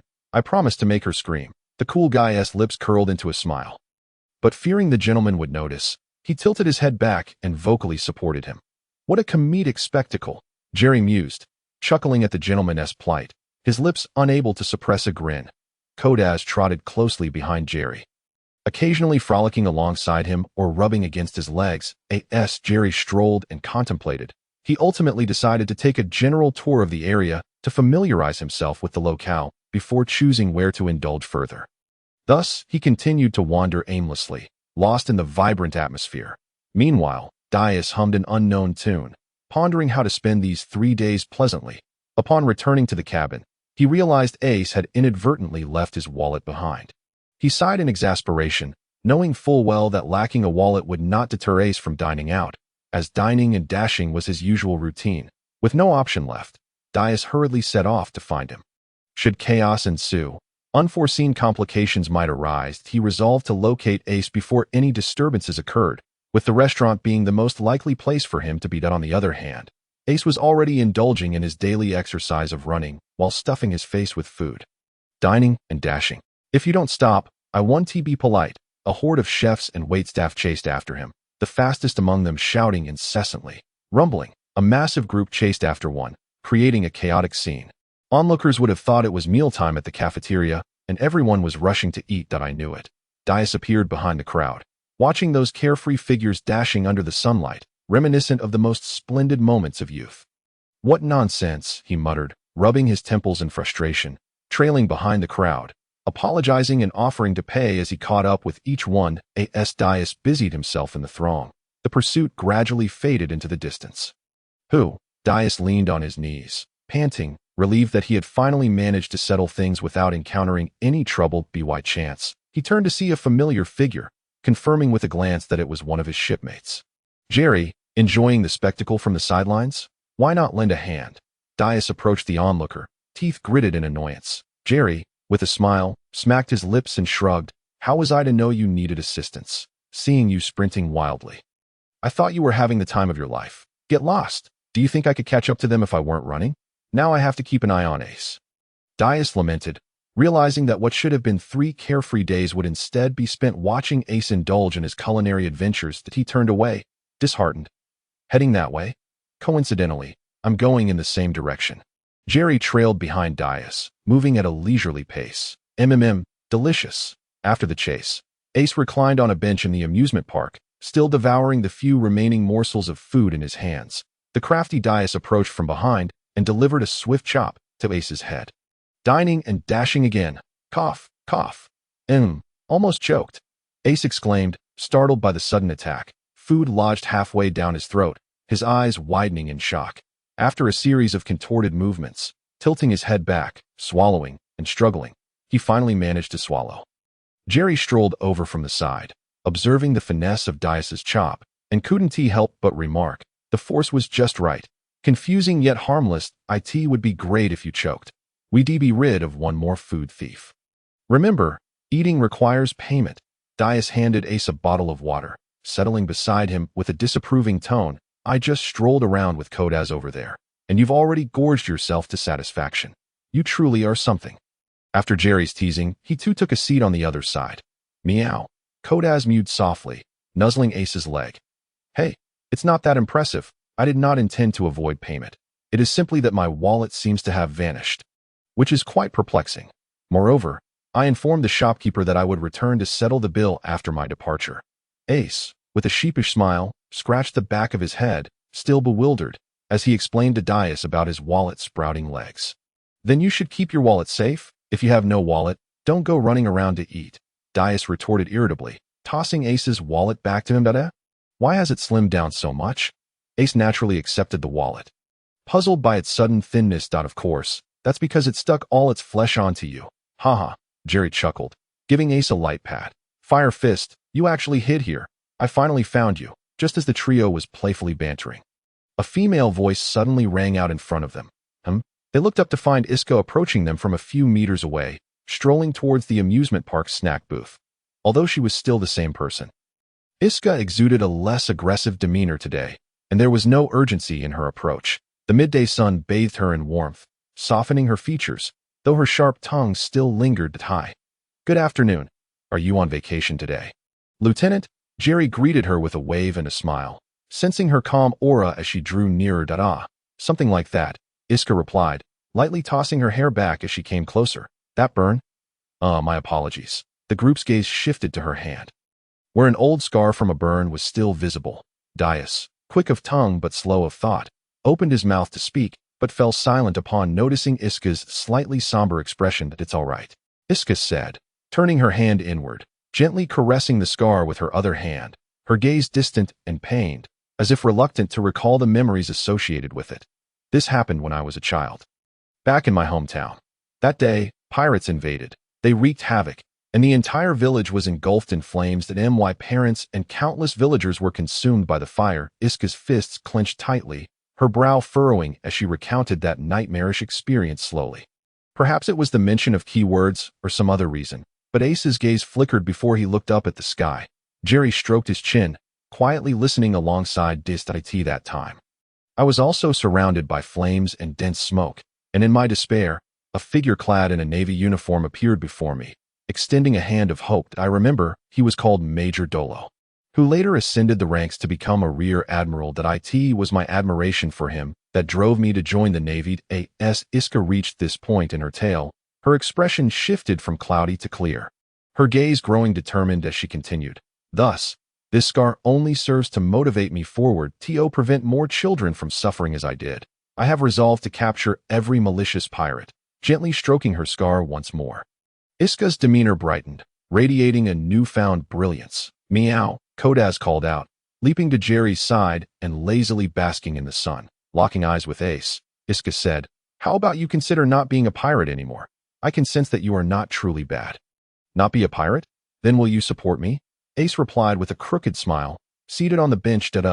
You could join the Navy instead. I could be your recommender. I believe they would permit your entry. Momentarily caught off guard, Iska nearly agreed, but her mind swiftly recalibrated. Joining the Navy? I'm afraid that's not feasible. I'm hungry. I shall take my leave now. Farewell. Without needing a moment of contemplation, Ace outright rejected the idea. He then fixed his gaze on a distant food stall, his eyes sparkling as he dashed off. The melon is gone. Then I shall also depart. Dias, Iska, goodbye. Jerry patted Kodas, leading it out of the amusement park. In the following days, each crew member indulged in their own pursuits. Ace roamed the island in search of culinary delights, with Dias accompanying him to supervise and prevent any mischief, all the while jotting down inspirations triggered by their various encounters. Essentially, aside from some impolite local gangs and a few bounty hunters seeking notoriety, there were also pirates who occasionally sought trouble with Ace, given his considerable bounty. However, these foes were swiftly dispatched by Ace with minimal effort. Undeterred in his quest for gastronomic adventures, meanwhile, Jerry traversed various locales, seeking his ideal fishing spot to once again ascend to the pinnacle of his angling prowess. The archipelagic terrain offered numerous rivers winding through the islands. Thus, he diligently fished at 3 different locations each day. Although he did catch some fish, they were predominantly small catches, and it was clear that if he relied solely on his fishing bounty, Kodas would have long been famished to the point of developing a visible waistline. After 2 days of attempts, Jerry surmised that the issue lay with his chosen locations, as he had been fishing between islands 30 and 50. Therefore, on the 3rd day on the island, he resolved to venture to the lawless waters surrounding islands 1 to 29. That early that day, Jerry took Kodas along for a brief exploration of the lawless area. Aside from occasionally encountering various disturbances, it seemed the early hour kept the snakes in their holes, resulting in a sparse number of passers-by. After circling around, Jerry decided to return to the riverbank between the low-numbered and Tens Islands to sit for a while. Ding! Random quest triggered. Fishing in Shambodi. Quest description. In the bustling region of Shambodi, catch a catch valued over 10 million. Quest reward. Attribute rewards from daily quests completed within a week will be doubled, along with a surprise treasure chest. Quest penalty. Kiss the mermaid matriarch 10 times. Wow, not bad. It seems I've chosen the right spot today. Let's get started. Jerry glanced at the triggered quest, feeling optimistic that today would be a splendid day. Blue skies, white clouds, and warm sunshine made for a delightful atmosphere. He then took out the bait he had prepared over the past 2 days, executing a series of familiar motions with practiced ease. With everything set, he sat down to fish, seamlessly flowing through his actions. Jerry had always cherished the tranquil and leisurely feeling of fishing, allowing him to clear his mind and ponder in peace. Not to mention, the moment of fish bites. Only an angler can experience the satisfaction and joy that comes with it. Over the years, most of his combat skills had been mentally organized during fishing sessions, allowing the combat techniques ingrained in the system to merge with his practical experience, enabling him to rehearse various possibilities. Thus, when he engaged in actual combat or sparred with Ace, he would not appear disorganized. He had already contemplated various strategies, allowing him to respond with greater composure. Glub, glub. Just as Jerry was lost in thought while fishing, bubbles began to surface in the water with a sound, instantly capturing his attention. Hey, let me go, you villain. A small head popped up from where his fishing bobber was, frantically shouting at Jerry, who was momentarily stunned. What is this situation? He couldn't help but wonder why he always ended up with such peculiar catches while fishing. Don't even think about escaping. You've got a collar around your neck. Behave yourself, or you won't enjoy a good meal. At that moment, hurried footsteps emerged from the nearby thicket, accompanied by a cacophony of voices and shouts. Although Jerry was unaware of the circumstances, he understood that the girl in the water was likely tangled in his fishing line, and the pursuers behind her were probably after her. Regardless, he decided to help the girl first. Realizing this, he deftly flicked his wrist, sending the girl soaring toward the riverbank. Wah! The girl felt herself suddenly airborne, instinctively screaming out loud, "A mermaid!" Jerry gazed in astonishment at the figure that leapt from the water, instinctively reaching out to catch it, his eyes widening in confusion. Emerging from the depths was a young mermaid, appearing to be around 15 years of age, her ocean blue hair tied back in a ponytail. She wore a light green floral dress, adorned with a collar around her neck. That moment, several loops of fishing line were entangled around her, the manner of their entrapment a mystery. Just then, a chime echoed in his mind, signaling a system notification, evidently indicating the completion of a task. However, Jerry was far too disinterested to heed it. After a brief moment of shock, he couldn't help but let out an odd chuckle. After all, this was a quintessential moment for a true fisherman. Who else could boast of catching a mermaid? Who indeed? Who are you? What do you want? The mermaid exclaimed in alarm. Yet, Jerry remained lost in his own world, his peculiar laughter startling the young girl, who now appeared visibly anxious. Noticing her distress, he suppressed his grin, preparing to explain and ascertain the situation. Hey, that's our quarry. Are you looking to provoke the Bell auction house? A team that had been pursuing them finally arrived, forming an orderly perimeter around Jerry and the mermaid, with their leader, a burly man, glowering ominously. Jerry cast a sidelong glance at them, irritation evident in his voice. Damn it, I caught her first. Are you really going to steal my prize? Humph, you'd better recognize that the collar around her neck belongs to us. The man scoffed, cracking his knuckles, clearly ready for a confrontation. Don't be scared, Jerry murmured, glancing down at the collar encircling the mermaid's neck, pondering for a moment. Abruptly, he raised his hand and, under the terrified gaze of the girl, whispered something to her before reaching out to grasp the collar. Stop, it will explode. The burly man, who had initially exuded confidence, was now stricken with horror as he witnessed Jerry's actions, his expression transforming in an instant as he shouted, retreating hastily. The other henchmen, caught in a state of panic, scattered in disarray, some ducking their heads, others rolling away, and a few leaping into the nearby river. What did you say? With a sudden crack, Jerry crushed the collar in his hand, tilting his head in confusion at the exaggerated reactions of the group. He then gently placed the mermaid onto the back of Kodak, stroking the cat's head, signaling it to protect the girl. Before they could respond, Jerry feigned a moment of realization, strolling toward the burly man with the collar in hand, a smirk playing at the corners of his mouth. Oh, is this yours? Then allow me to return it. Don't come any closer. The man cried out in sheer panic as Jerry approached. All right, I won't advance. But this trinket should rightfully return to its owner. Jerry halted, tossing the collar towards the man. He was aware that it was a slave collar bomb, but he had already devised a solution. By condensing moisture within the collar at the moment of contact, he could control the water flow to thoroughly saturate and disable the bomb and its wiring, with a layer of armed hockey enveloping his hand. He could easily crush it. Thus, the collar was rendered harmless. The burly man screamed as he witnessed the collar hurtling towards him, scrambling away in terror, quickly covering his head and dropping to the ground, while his comrades sought refuge. Moments later, the group, in various states of alarm, realized there was no explosion.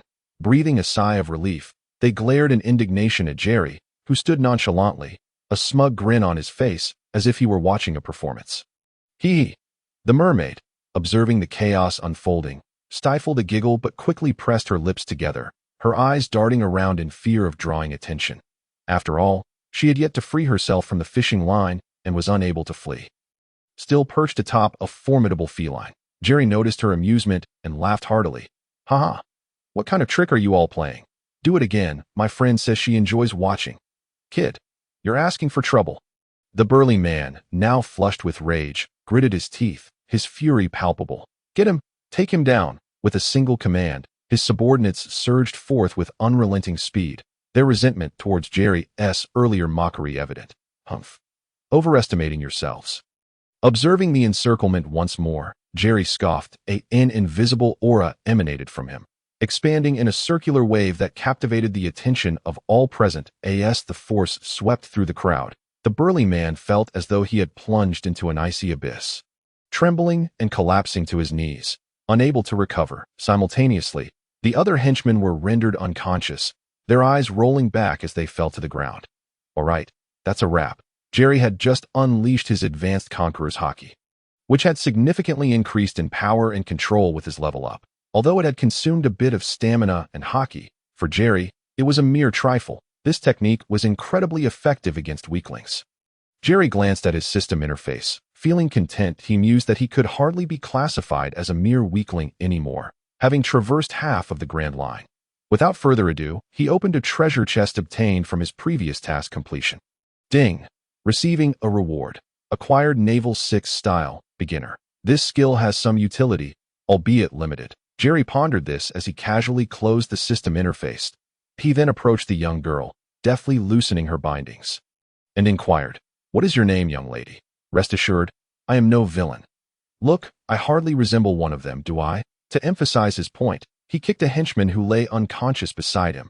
Meow, Kodaz observed as the girl descended from its back, and began to circle around Jerry's feet. Perhaps it was the effect of his natural charisma, or maybe it was Jerry's demeanor and tone that calmed her. As the girl relaxed, she sensed a warm and inviting aura emanating from Jerry. She softly replied with gratitude, "I believe you. Thank you for defeating them and saving me.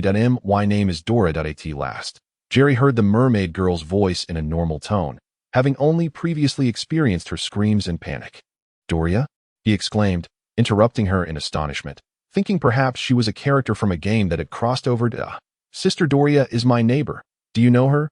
Dora's voice was bright and clear, filled with excitement at the thought that Jerry might know her neighbor. "Ha ha, I'm afraid not. That I've merely heard the name before. I'm Jerry. By the way, Dora, what brings you here?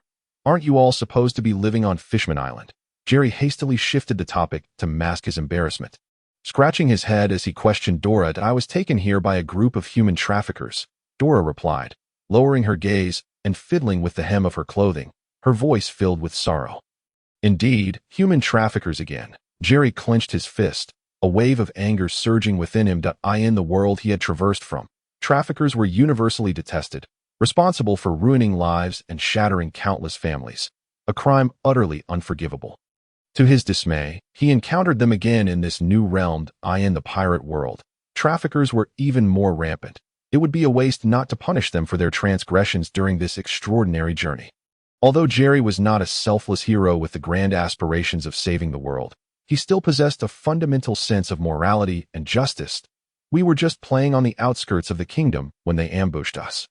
There were many of them, and they suddenly appeared, capturing us while we were distracted," Dora recounted, still haunted by the memory of her captured "we." "You mean there were others captured with you?" Jerry, adept at picking up on nuances, inquired with a furrowed brow. "Yes, 2 of my sisters were taken with me. I managed to escape by diving into the water while they fought fiercely to protect me. I saw them being struck. Surely they won't be killed." "Will they?" Dora's voice faltered, her eyes welling with tears as she recalled the fierce struggle of her sisters against their captors, noticing her distress and the difficulty she had in articulating her thoughts. Jerry speculated, "You wish to rescue them, don't you?" "Yes, but I don't know how to save them, which is why I've been lingering in the nearby waters." Dora's voice sank, overwhelmed with despair. Theoretically, she could return to the Dragon Palace Kingdom for help, but the time it would take was significant. With limited knowledge of the slave auction house's operations, she couldn't bear to think of what might happen to her sisters if she delayed. Jerry, do you have a way to rescue them?" After a moment of futile contemplation, Dora cautiously raised her head and asked Jerry, eager to avoid misunderstandings, adding quickly, "I don't mean to suggest you go yourself. That would be too dangerous. I just wanted to see if there was something I could do." After contemplating the sky for a moment, Jerry spoke slowly. "Yes, there is a way, but it certainly won't be possible with just you alone." Is that so? Then what should we do?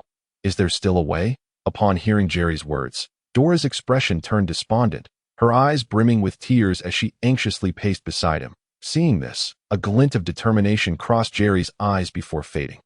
He extended his right hand toward Dora, gently saying, "All right, I have no desire to fish today. Let's go. I will assist you." "Really?" "Jerry, big brother, will this be dangerous for you?" Dora's eyes widened in surprise, momentarily elated, but her concern for this newly met companion quickly surfaced. "Don't worry, I can handle it." Jerry assuredly patted his chest. Thank you. Thank you." "Woo-woo," Dora cried, tears of joy. She understood she could not rescue her sisters alone and felt immense guilt and despair. Jerry's words were a ray of hope piercing through the darkness, enveloping her heart, illuminating her with warmth. "All right, let's go." With that, Jerry retrieved a suitably sized bubble and fitted it around Dora, enabling her to float alongside him. "Kodas, eat something and remember to protect Dora. As if by magic, a piece of roasted meat appeared in Jerry's hand, which he tossed to Kodas. The system space he possessed had expanded to about 100 cubic units, larger than when he first arrived, likely a result of his growing attributes. While he usually carried a small bag for fishing, most of his belongings, including items acquired from the system, as well as food and water, were stored inside. After all, aside from living creatures, anything else could be safely stored without the worry of spoilage. "Meow," Kodas responded, leaping to catch the roasted meat and devouring it in a few bites. It then turned its gaze toward Dora. Recognizing her as a mermaid, distinct from the fish it usually consumed, Jerry then turned toward the still recovering, sprawled-out trafficker, delivering a swift kick. Not dead, are you? If you're alive, get up and lead the way, or else I'll make sure you never rise again. His sharp gaze swept over the henchman's lower body, accentuating the latter part of his threat. Spare my life. I'll lead you right away. The trafficker, startled, scrambled to his feet, trembling as he answered, his heart racing with a wicked grin forming in his mind about how he could deal with Jerry once they arrived. Quickly, to your auction house, Jerry urged as he observed the trafficker's hesitation. Once the trafficker stood, still dawdling, Jerry kicked him again, coldly stating, hurry up. Subsequently, Jerry draped a cloak over Dora to conceal her tail and led her in Kodas, following closely behind the trafficker toward the Bell auction house. Before departing, Jerry ensured to deliver a water balloon peanut to all the henchmen lying on the ground. Anyone involved in this line of work deserved punishment, regardless of their level of culpability. The trafficker leading the way shivered at the sight, instinctively shrinking his neck, hurriedly quickening his pace to avoid provoking Jerry further. Before long, they arrived at the street where the Bell auction house was situated. The trafficker, emboldened by some newfound courage, straightened his posture. Just around the corner to the right is our Bell auction house. Oh, splendid. Then you can take a hike. Sensing the trafficker's ulterior motives, Jerry swiftly struck the back of his neck, causing him to collapse, eyes rolling back. Dora, you go ahead. I'll handle this. It will only take a few seconds. Jerry dragged the burly man with one hand, making his way towards a nearby alley. While addressing Dora and Kodas, they had barely taken a few steps forward when Jerry appeared behind them.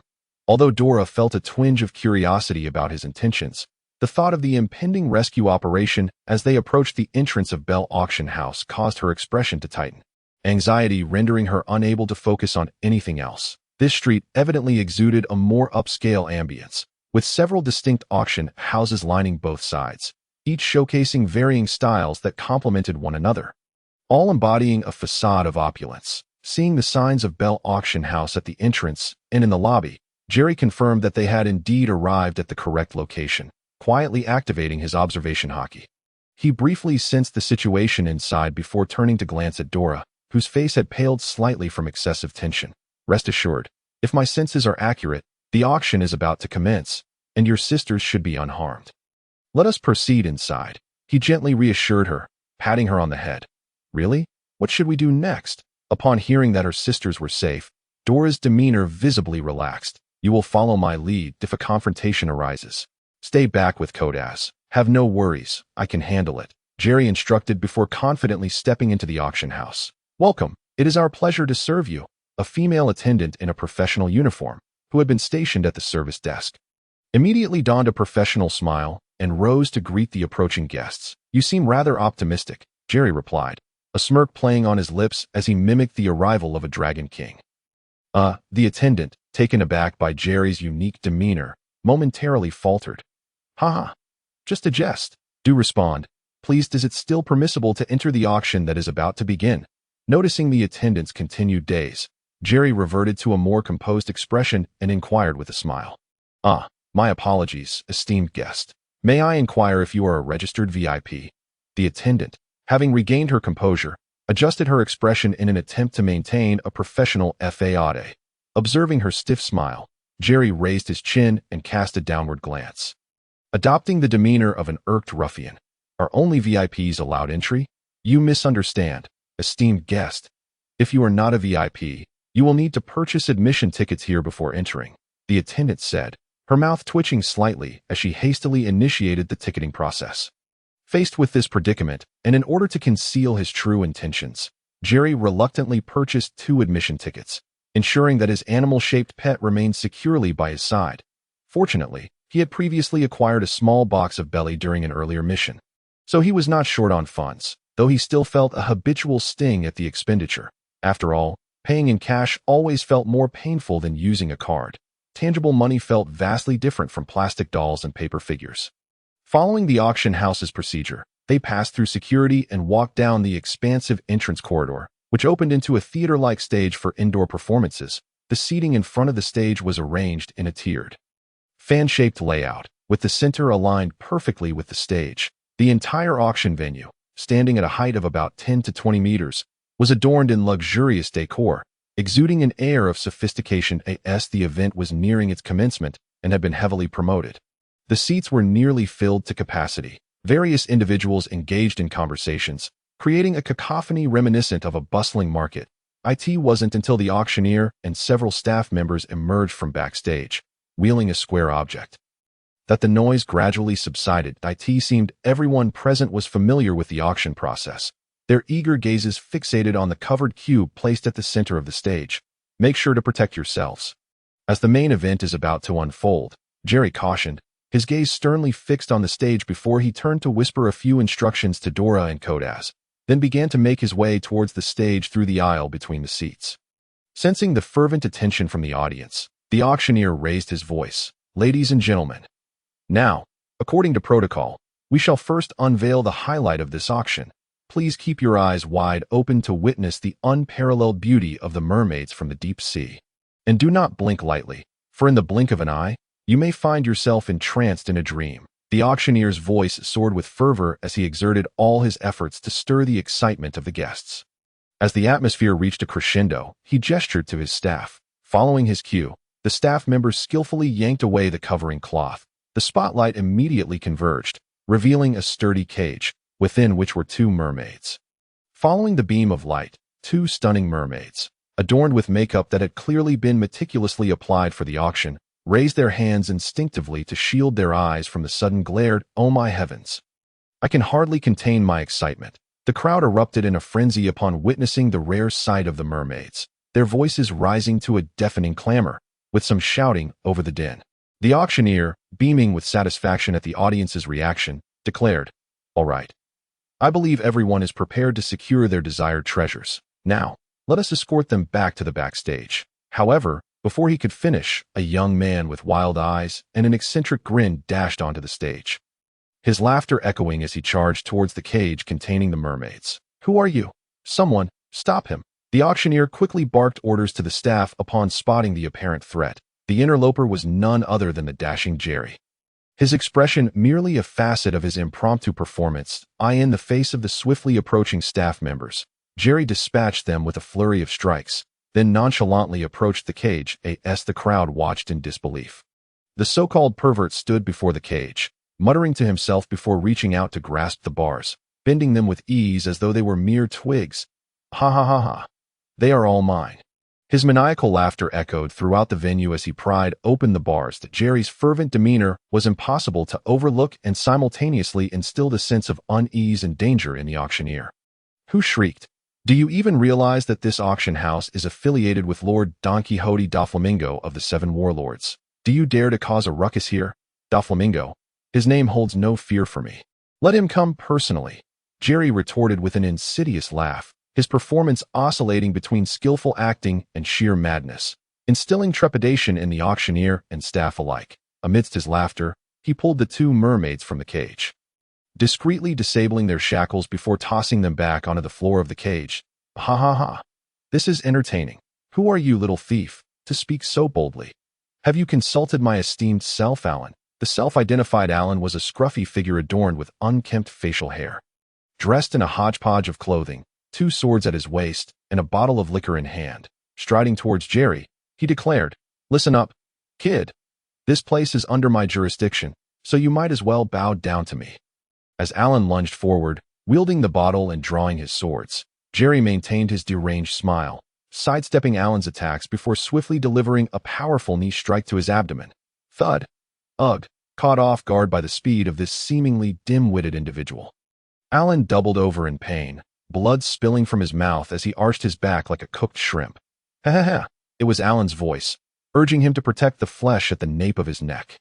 The peculiar laughter continued to resonate, yet Jerry's movements were swift as he bent down, delivering a fierce chop to the exposed nape of Alan. Thud. Ah. The flesh at Alan's neck was struck hard, emitting a half-hearted cry before his eyes rolled back and he collapsed to the ground. How could this be possible? That was the infamous drunken swordsman Alan, with a bounty of 50 million berries. He was taken down in the blink of an eye. Surely this must be a trick. A young man dressed as a pirate, who had been leisurely enjoying the spectacle, could no longer contain himself and shouted in alarm upon witnessing Alan's fall. As his cry echoed throughout the venue, The previously confused crowd began to chatter nervously. The atmosphere quickly descended into chaos. It appeared that among those present, very few could hope to restrain the monstrous figure on the stage.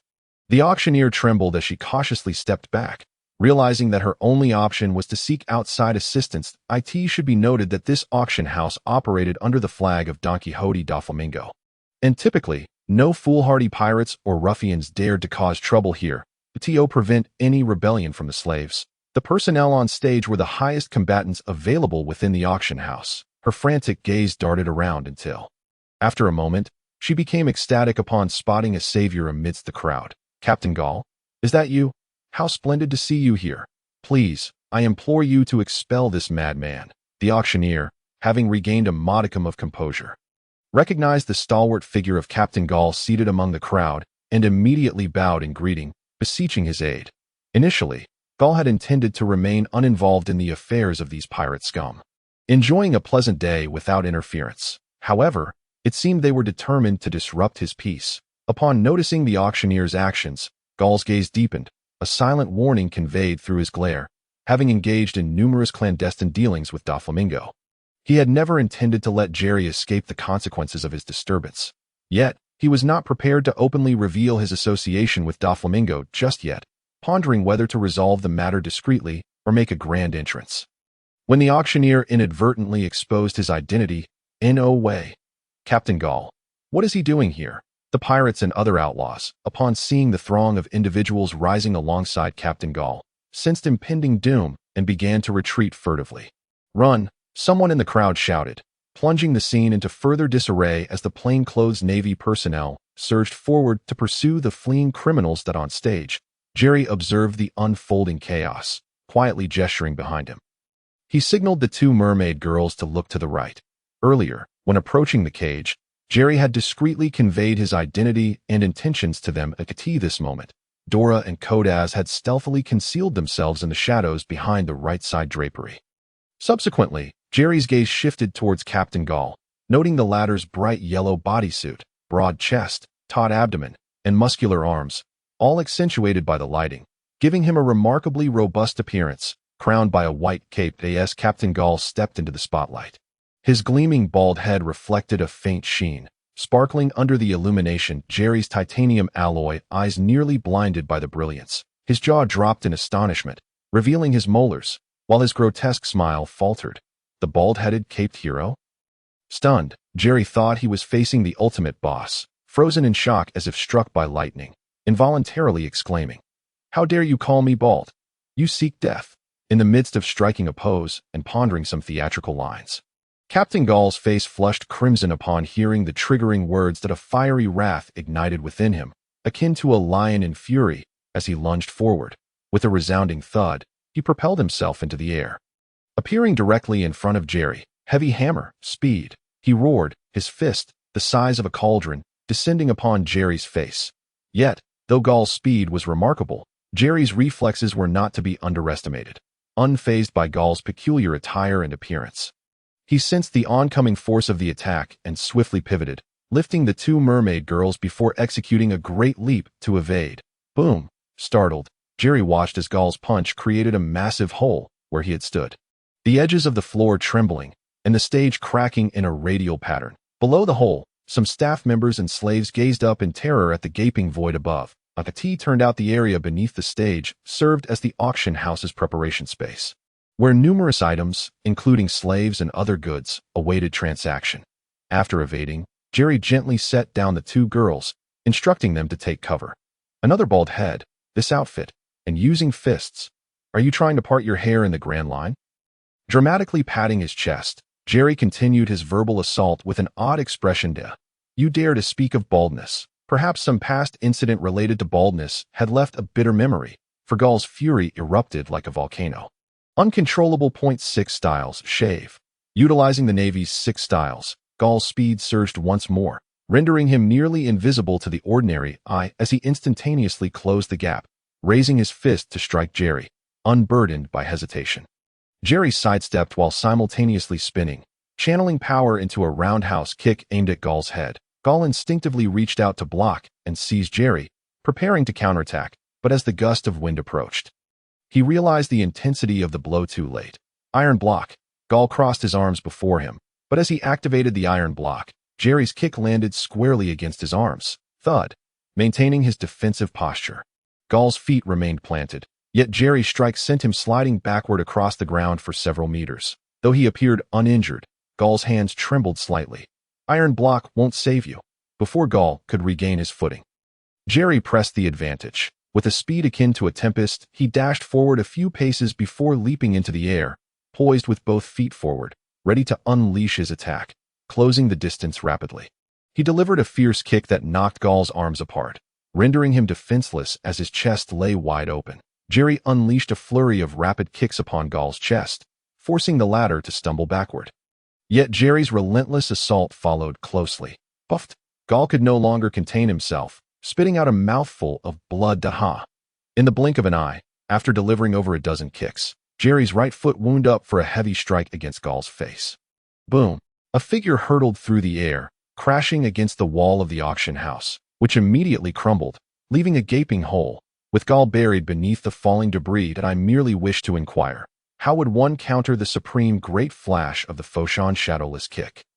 As he landed, Jerry wiped his nose with his thumb, lifting his head with a disdainful glance towards the opposition, exuding an air of invincibility. Jerry had effectively employed various techniques to propel himself forward in a brief leap. Emulating the Foshan's specialty, although somewhat unorthodox, the requisite force and velocity were undeniably present. Captain, as Gall was sent flying, the gathered crowd fell silent for a moment. Then, the Navy soldiers and the auctioneer gasped in shock. Someone shouted, and the soldiers abandoned their pursuits of the pirates and thugs, turning instead to surround Jerry on stage. Crash! The pile of debris suddenly swelled as Gall sprang to his feet, sending debris scattering in all directions. Disheveled and bloodied at the corners of his mouth, with large sandal prints scattered across his body and face, he stood panting heavily, his gaze fixed intently on Jerry, his eyes ablaze with fury. It appeared he was not severely injured. Witnessing this, the soldiers gradually halted their advance, yet remained poised to assist their captain at a moment's notice. I shall make you pay dearly. Upon uttering these fierce words, Gall twisted his neck and advanced 2 steps forward. With a swift punch, the floor beneath him erupted with a resounding crash as Gall's figure vanished. Harnessing the speed of the sixth-form shave, he combined it with the martial arts techniques he had surreptitiously learned from Kapu. His face ablaze with fury as he lunged once more at this moment. Jerry had no desire to continue the close-quarters combat.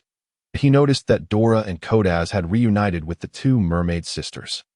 The group stealthily approached the gaping hole in the wall that Gall had smashed through, allowing a clear view of the street outside the auction house. As Gall's attack drew near, Jerry crouched low, evading the incoming punch, and took a stance before Gall. His right fist was enveloped in a formidable aura, shimmering with a brilliant blue light, the ethereal glow swirling incessantly around his fist. Rising Dragon Fist.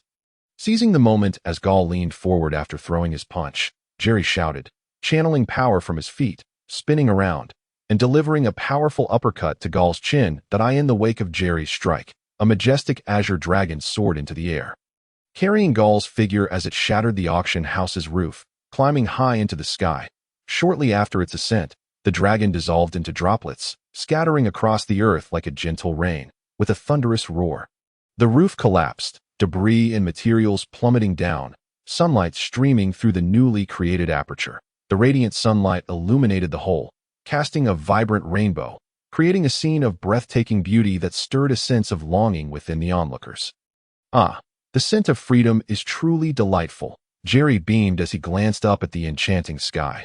Regaining his composure, he surveyed the auction house with an imposing demeanor, addressing everyone present with an air of authority. Listen closely. This place is now under my command. Those who wish to live, remain where you are. The multitude of naval soldiers who had initially intended to swarm him were instantly cowed by his presence. Cold sweat trickling down their brows, rendered motionless. The remaining pirates, unable to flee in time, were equally silenced. Humph! Jerry scoffed, momentarily disregarding the immobilized crowd as he leaped down into the lower stage through the breach. Having already caused a ruckus and rescued 2 individuals, he had no qualms about liberating all the slaves from the auction house. Upon landing, he swiftly approached a staff member and inquired, "Are all the slaves held here?" Why, yes, yes. The captured employee stammered nervously. Jerry had activated his observation hockey upon descending, sensing the entirety of the auction house, but he was still uncertain if he had overlooked anyone. With the affirmative answer, he released the staff member and sprang into action. In no time, he shattered the cages and chains binding the captives, liberating them all. After gathering the freed individuals, he quickly selected a stout man with a resolute demeanor to lead the group in their escape. After all, Jerry's identity was merely that of a pirate. While he had successfully rescued them from the slave auction, the chaos he had created would undoubtedly attract the attention of the Navy. Thus, ensuring their safe escape was not necessarily a guarantee of their well-being. They would have to tread carefully and fend for themselves. As for the staff present, those harboring malevolent intentions were met with a swift water bullet from Jerry's hand. Courtesy of his hockey, without delay, Jerry hopped back onto the stage, only to find that the crowd had dispersed, fleeing the auction house in a panic. He paid no mind to their retreat, for he had sensed Scarl's subordinates calling for help outside. Cough, cough. Well then, I wish you all prosperity, Jerry proclaimed earnestly to himself. As if delivering a closing statement for this operation, he then vanished from sight, darting towards the corners of the auction house to ignite fires with his flint tools. All done. Let's wrap it up. Upon witnessing flames erupting in multiple areas of the auction house, Jerry clapped his hands and adjusted his somewhat disheveled attire against the backdrop of the vibrant flames and the thunderous collapse of the building structure. He hastily exited, pursuing the direction where Dora and the others had fled. Dora's group had not ventured far. After escaping, they quickly sought refuge in a small grove just outside the town. Moments later, Jerry reached Kodaz, where the mermaid sisters were animatedly recounting the events that transpired during their separation. Glancing up at the sky, Jerry realized it was already midday, so he retrieved 2 cloaks and some food from his system space. He handed the cloaks to Dora's sisters, and as they shared the food while walking, Jerry contemplated how to arrange their next steps. Boom! A sudden thunderous sound echoed in the distance, followed by the sight of searing orange flames rising fiercely into the air. That must be Ace. Activating his observation hockey, he sensed the commotion came from the vicinity of Ace and Geo's. Kodaz, you take Dora and the others back to our ship. Once there, Scarl and Vors will know what to do. Jerry patted Kodaz's head, issuing his instructions swiftly. Meow. Kodaz licked Jerry's hand, indicating his understanding. With that, Jerry turned to Dora and continued. Dora, follow Kodaz to our ship. There's another fisherman named Vors on board. Rest assured. Our next destination is Fishman Island, and we'll escort you back on the way. Thank you, Brother Jerry. Please be careful. Dora and her companions expressed their heartfelt gratitude before following Kodaz into the distance. Once the group had departed, Jerry turned and swiftly made his way towards Ace's location. Rewinding time to earlier, Ace and Geos were leisurely strolling through the streets of the civilian district, casually chatting about various topics while observing their surroundings. Geos held a notebook, jotting down his observations and spontaneous ideas. Click, click, click. Ace, on the other hand, clutched a hefty bag of sea cakes, clearly unfazed by the pace of his eating as they walked. Hey, Geos, can you help me find where they're still selling sea cakes? I am almost out and still not full. With his mouth full, Ace's wide eyes darted around the street. Seriously? Since breakfast, you've been munching nonstop and you're still not full? Geos remarked incredulously. Gazing at the large bag of sea cakes, Ace was still clutching. Of course. I'm still having breakfast, right? Ace replied, a look of confusion crossing his face, unable to comprehend that breakfast might already be over when he was still enjoying it. Not raising his head, Geos continued to write. All right then, let us just randomly pick a direction and see where it leads us. Let's go this way, Ace said, choosing a narrow alleyway without a second thought. Wait, where are we? After a while, sensing the atmosphere was off, Geos looked up, bewildered. Ace shrugged, his cheeks stuffed. Didn't you tell me to just pick a direction? How was I supposed to know where we are? Geos sighed. Thanks a lot. You really took go wherever to heart. Surveying the gloomy streets, dilapidated buildings, and heaps of garbage, Geos realized they had unknowingly wandered into a slum. There are no sea cakes here, Ace said, glancing around. Well aware that slums were unlikely to have any for sale, as they continued their trek, they spotted several ragged, emaciated children peeking out from the shadows of the dilapidated houses, their eyes filled with curiosity and yearning.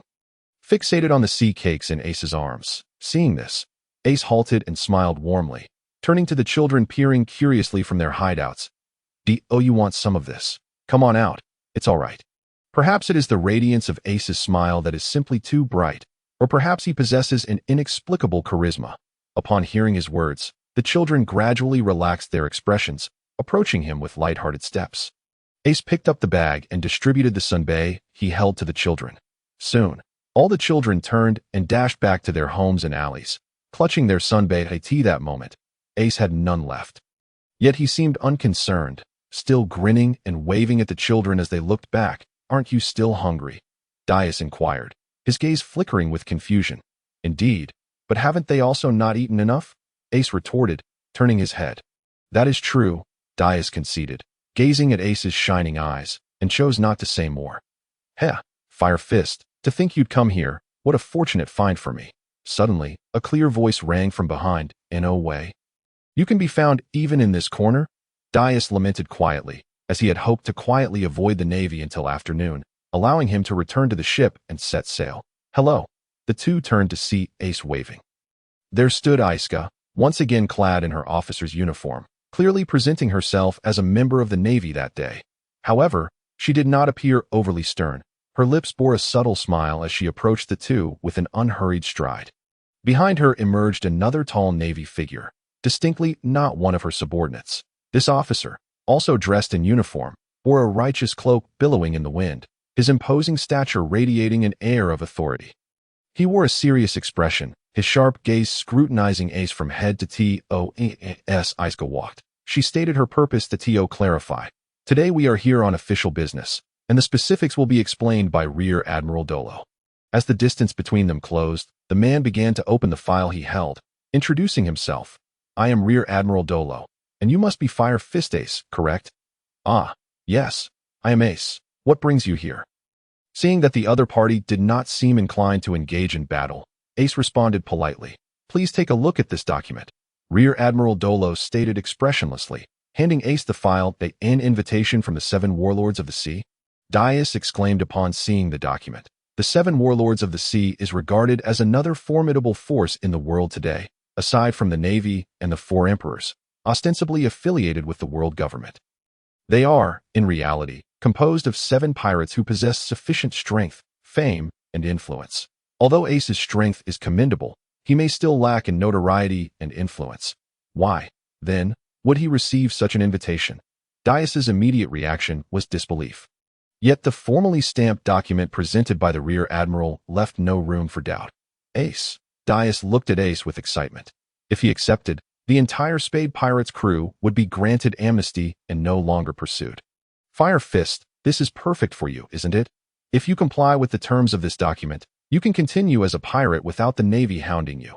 Isko appeared equally delighted, having always believed that the Spade Pirates were not inherently evil and had even hoped to recommend them for the Navy, only to be outright rejected by Ace. Yet now, with the government's invitation in hand, it seemed a win-win situation. "I refuse." Noting Dias and Iska's eager expressions, Ace felt a stir in his heart, but ultimately remained steadfast in his resolve. "Huh? Why?" Iska questioned, perplexed. "Because I have always disdained the system of the warlords. A pirate is a pirate, being beholden to the world government. What does that signify? It is precisely this flawed system that allows certain warlords to commit heinous acts without facing punishment."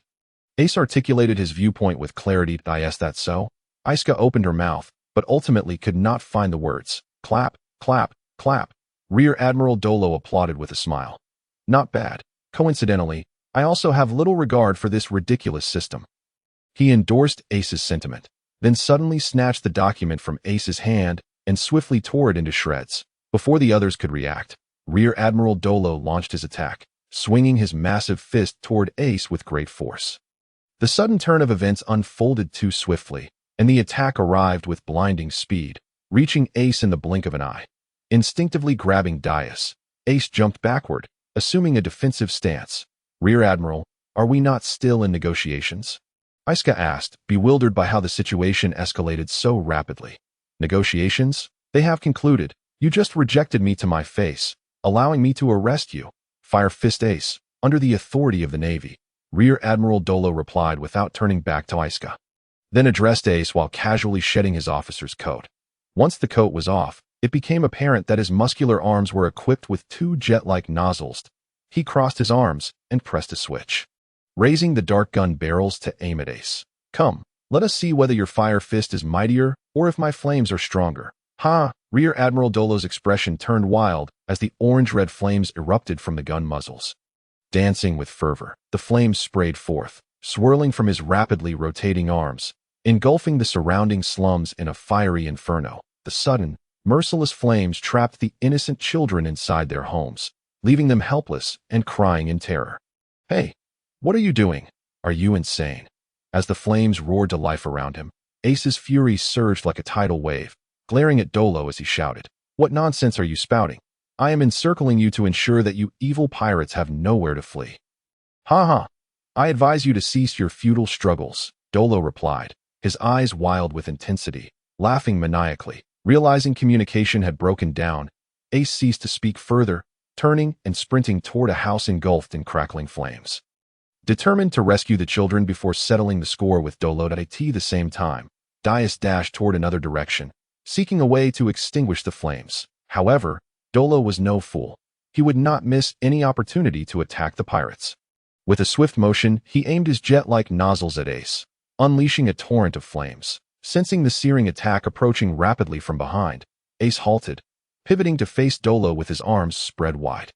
Perhaps the intensity of the flames from the nozzles was too great. Ace, having transformed into flames to defend himself, found it impossible to advance freely. Yet he had no intention of yielding his position.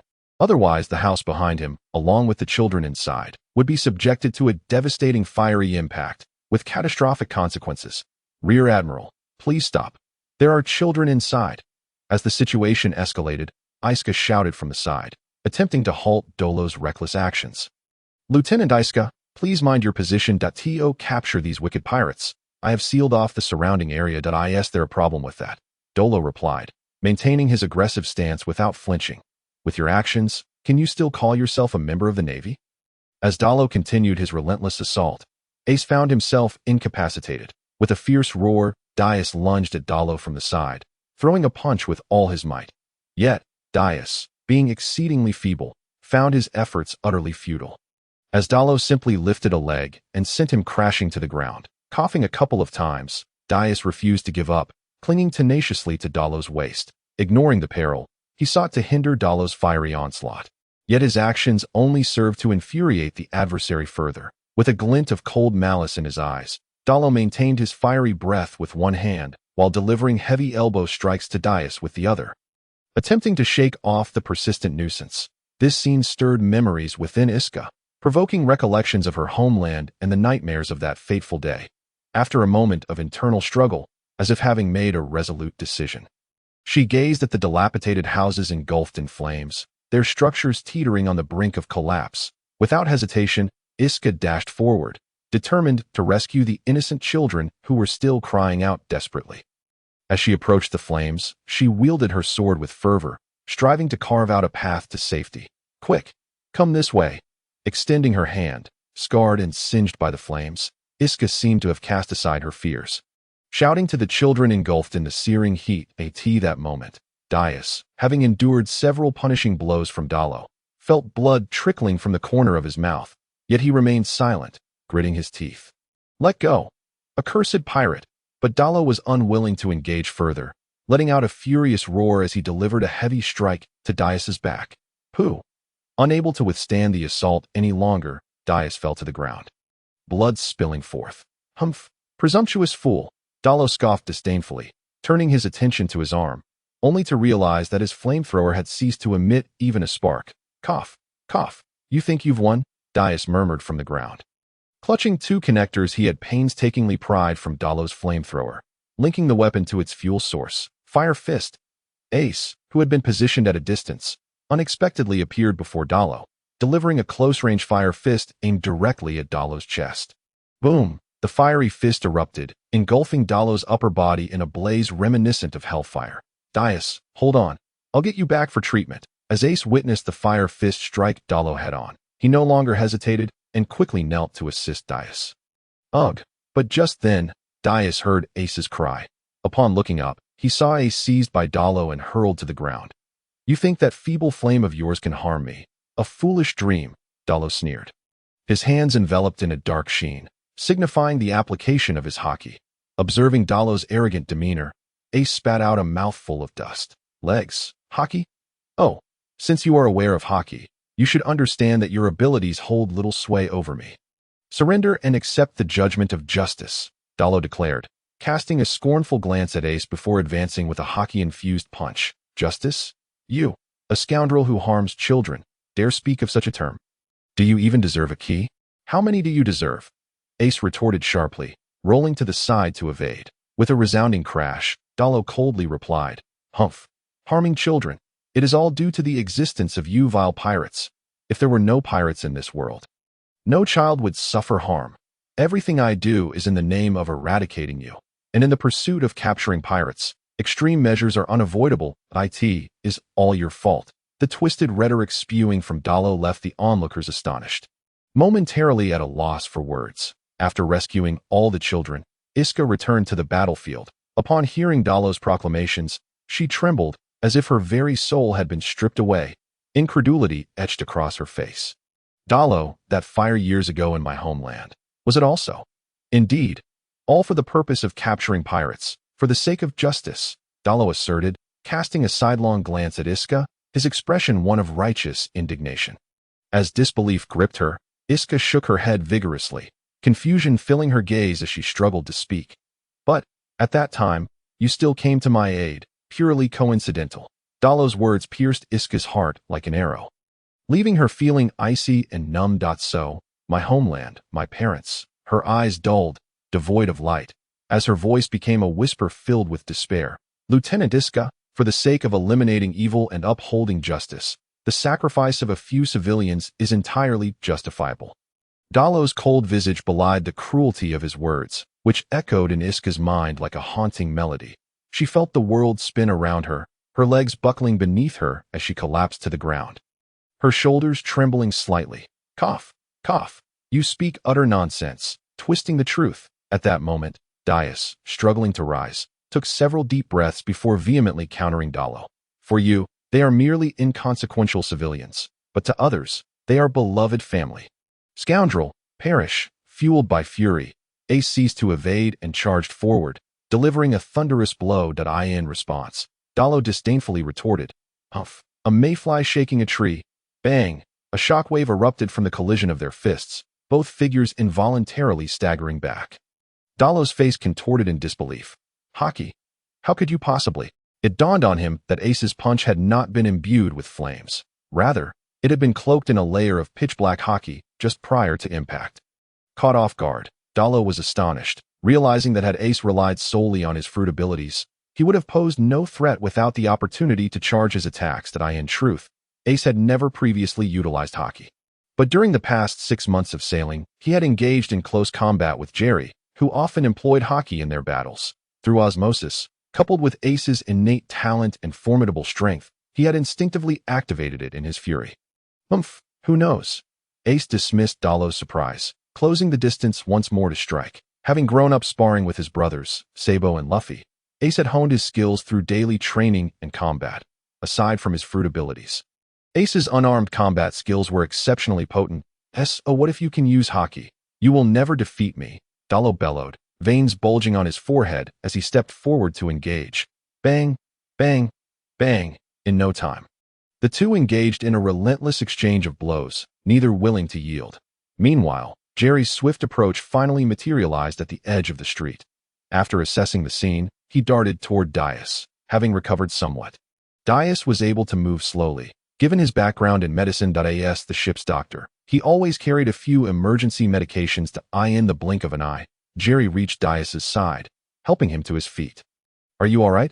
Can you still move?" No need to worry. I'm fine. I've taken some medicine and feel much better now," Dias replied, gesturing that he was not severely harmed. "That's good to hear. The Navy should have begun their operations by now." "We must hurry back to the ship," Jerry stated, considering the time it took for the Navy to respond during the auction and the current situation. That he surmised that the Navy had likely anticipated the necessity for action. "Is Ace all right? Should we check on Iska first?" She had just cast a glance at the ongoing battle involving Ace, and Dio seemed to be speaking to himself, or perhaps inquiring of Jerry. He quickly recounted the recent events. This Dolo. Could it be that there's something lacking here? Upon hearing Dio's brief account of the developments, Jerry pointed to his head, a look of utter confusion etched on his face. Feeling the lingering pain coursing through his body, Dio managed a bitter smile and replied, I'm not certain. Even if there is a pie, he is still a formidable Navy officer. Regardless of that, let us prepare to make our escape. Glancing at the two combatants, Jerry patted Dio and made his way towards them. Moments later, Jerry stood not far from the battlefield, closely observing while also applying pressure on Dolo. Ace and Dolo engaged in a fierce clash. Both were nearing their limits. Noticing Jerry standing at the sidelines, exuding an intimidating aura and twisting about in a fighting stance as if ready to attack at any moment, Dolo couldn't help but steal another glance. Seeing Dolo distracted, Ace seized the opportunity to gather flames at his elbow and suddenly unleashed a fiery blast. The tremendous recoil combined with the inherent speed of his attack, his hockey enveloped upon his fist, propelled him forward as he bellowed, executing an unorthodox flaming fist. Yah! Boom! Ace's fist struck Dolo's face with tremendous force, distorting it grotesquely. In an instant, Dolo was sent hurtling backward, his body crashing to the ground like a cannonball. Causing spiderweb-like cracks to radiate outward, Dolo spat blood, his visage unrecognizable, and after struggling for a moment on the ground, he was unable to rise again. Witnessing this, Ace, battered and exhausted, bent over, resting his hands on his knees. Panting heavily, turning his head with a smile, Ace was just about to declare victory to Jerry when suddenly, a strong alarm from his observation hockey rang in his mind, prompting an immediate reaction as he dashed forward. Oh dear, how terrifying! Is this the flaming fist Ace? A strange voice echoed from the sky, followed by a beam of light descending upon them. Accompanying the light was a tall figure clad in a yellow and white striped suit, draped with a Navy officer's coat as a cape.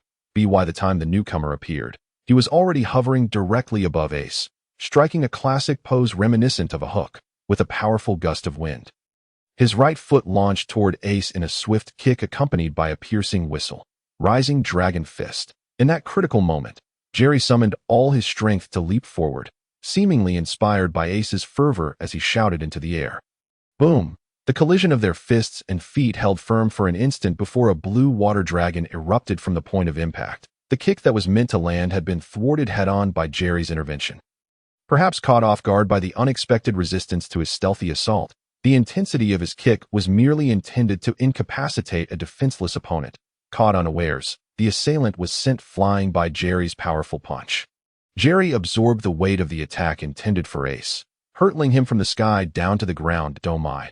Are today's youths all monsters? The yellow figure was propelled upward, dissipating into countless specks of light before swiftly regrouping into human form.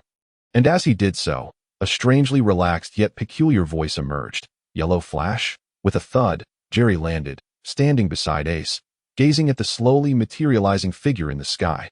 His expression turned grave as he turned to whisper urgently. Ace, that's Admiral Kazoo. The situation is dire. You all must escape immediately. Once aboard the ship, set sail and dive into the depths of the sea that I will hold him off.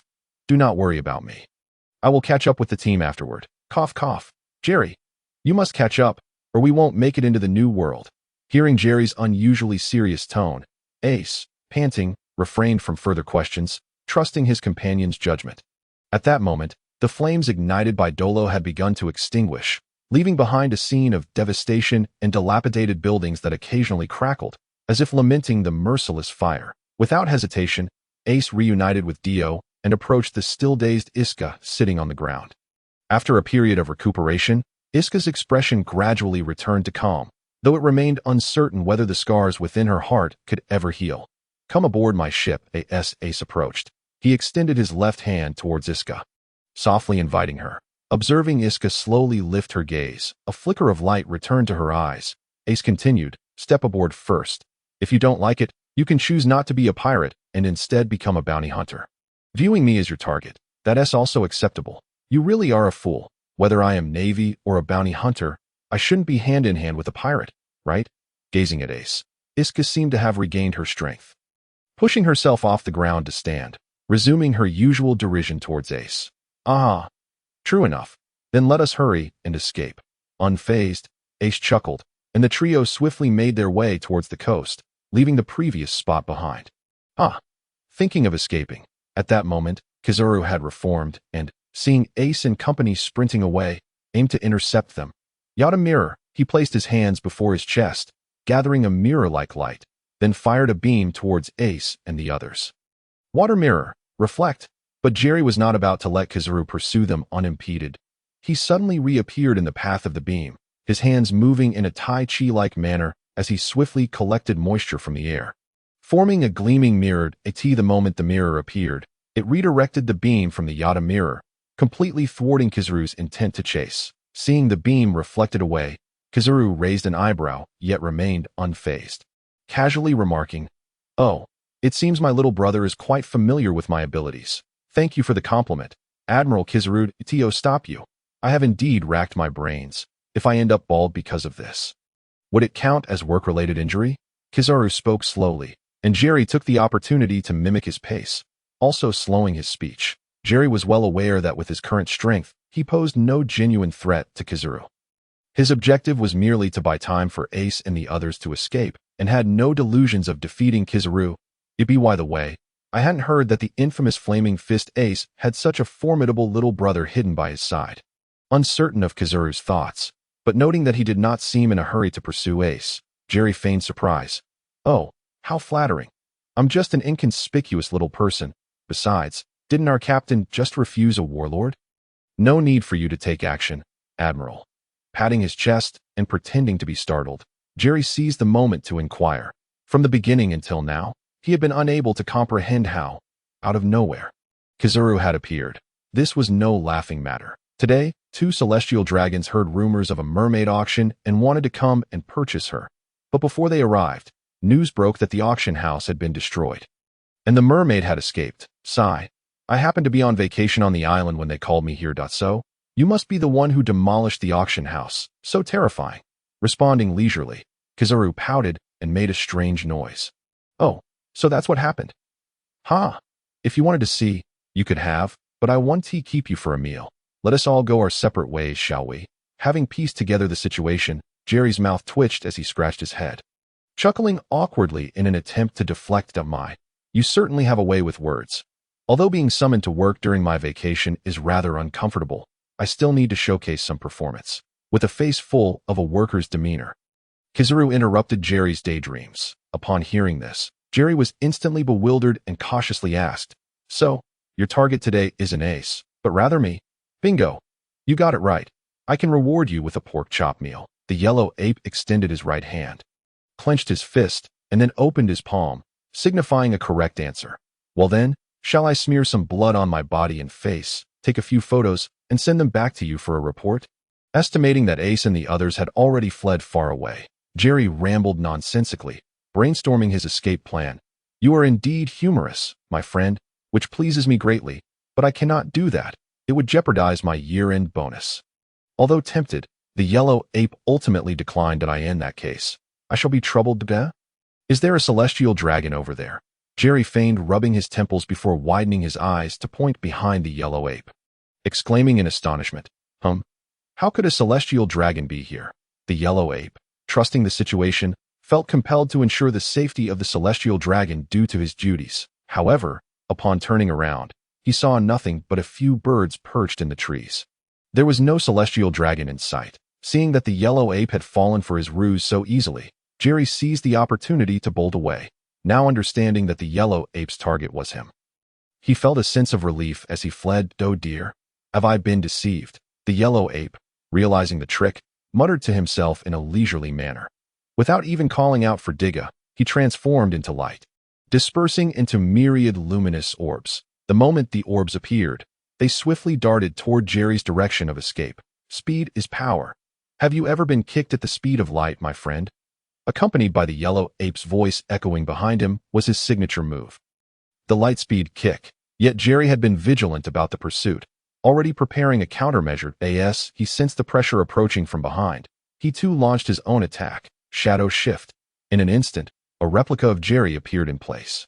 motionless as it was struck by the yellow ape's kick, shattering into droplets of water, while Jerry's true self appeared 10 meters away.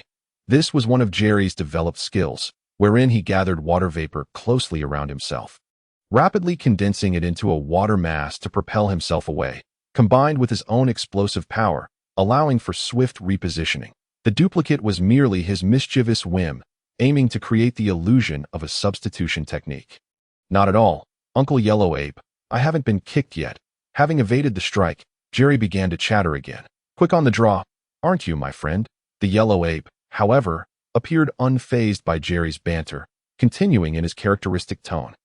As he spoke, his attacks were relentless. With a mere gesture, he unleashed a beam of laser. Sigh. This old trickster is truly bothersome. Deeply aware that the Yellow Ape was impervious to both soft and hard tactics, Jerry sighed in resignation as a laser approached. He could only hasten to evade, swiftly adopting a serpentine maneuver. Boom! The laser missed him, crashing into the roots of a nearby tree, obliterating a section upon impact.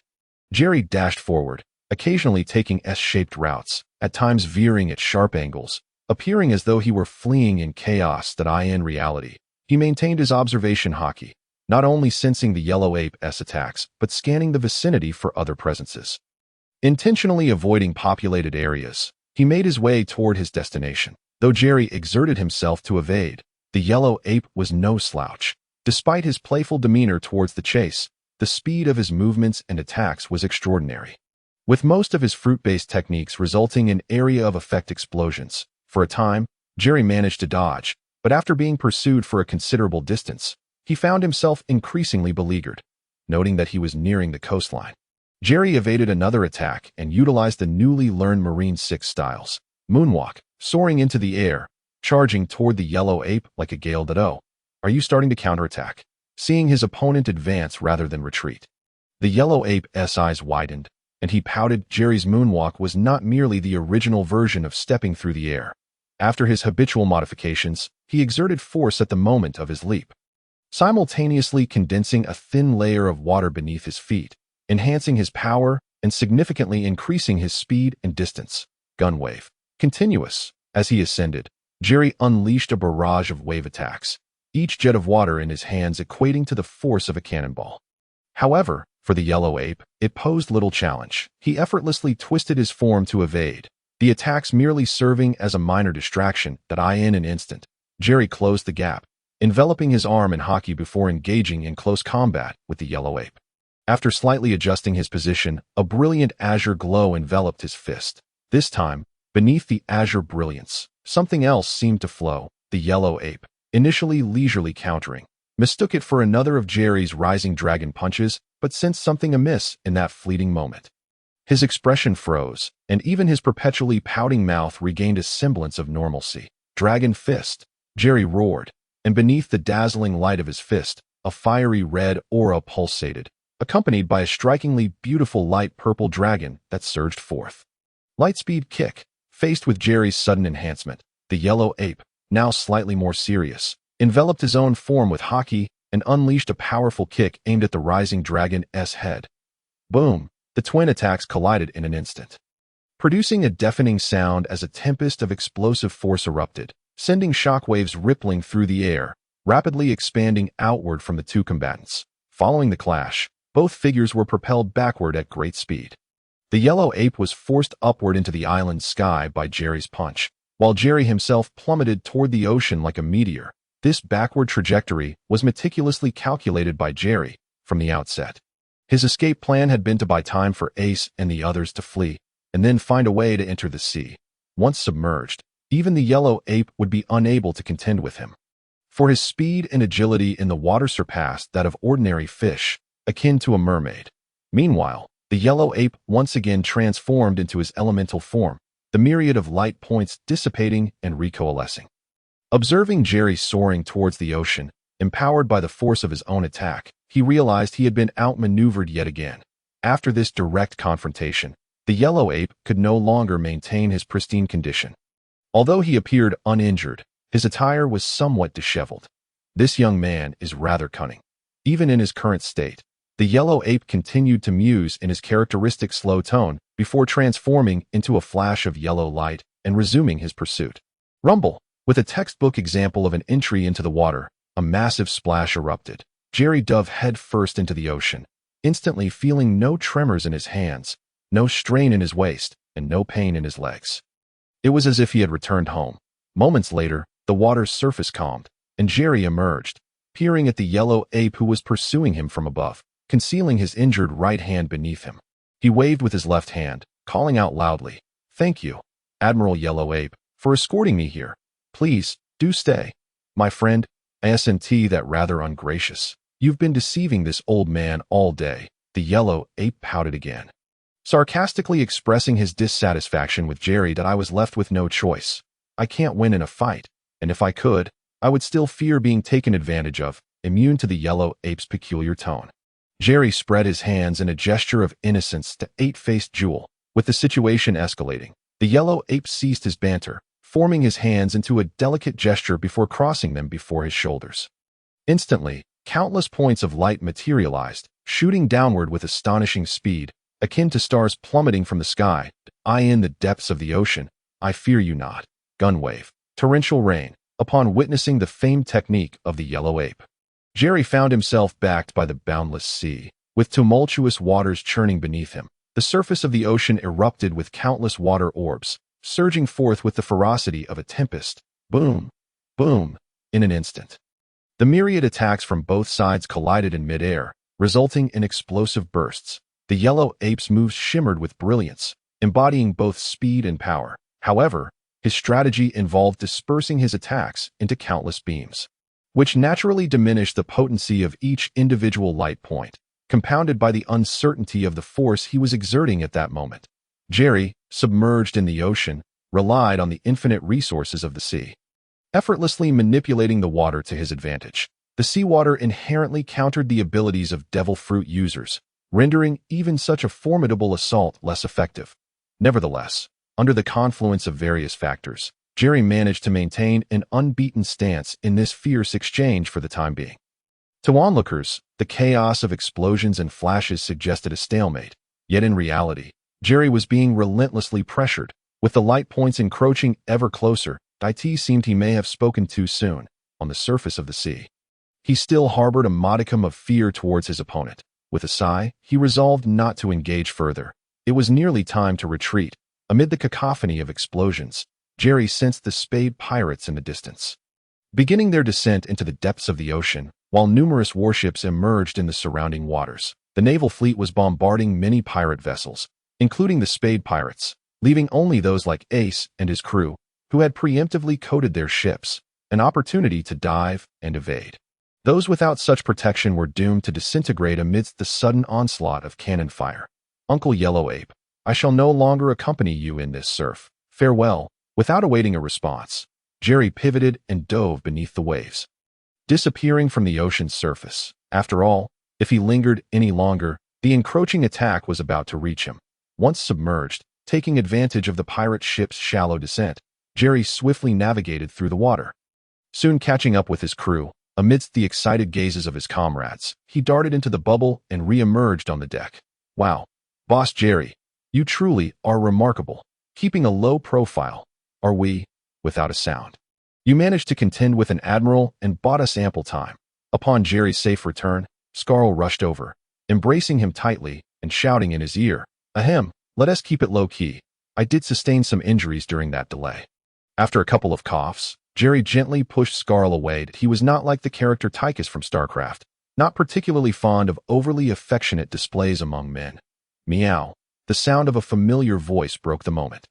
Kodaz had somehow made his way to Jerry's side, rubbing against his leg as if welcoming him back. "Brother Jerry, you have finally returned. We were all quite worried about you," remarked the Dora sisters, their hands clasped in prayer before their chests. This heartwarming scene stirred envy among the gathered pirates. Earlier, upon seeing Kodaz accompanied by 3 enchanting maidens cloaked in mystery, they had been oblivious to the unfolding events. It was only after the large cat led the trio directly to Wole's, where Dora recounted the happenings on the island, that they learned the 3 maidens were mermaids. Wole's then took them away to the cabin for safety. Up until now, Discussions among the crew often circled around the mermaid maidens. Beautiful mermaids were indeed a rarity on land. Most had only heard tales of their existence. Yet, at that moment, 3 charming mermaids graced the ship, eliciting fervent enthusiasm from the crew.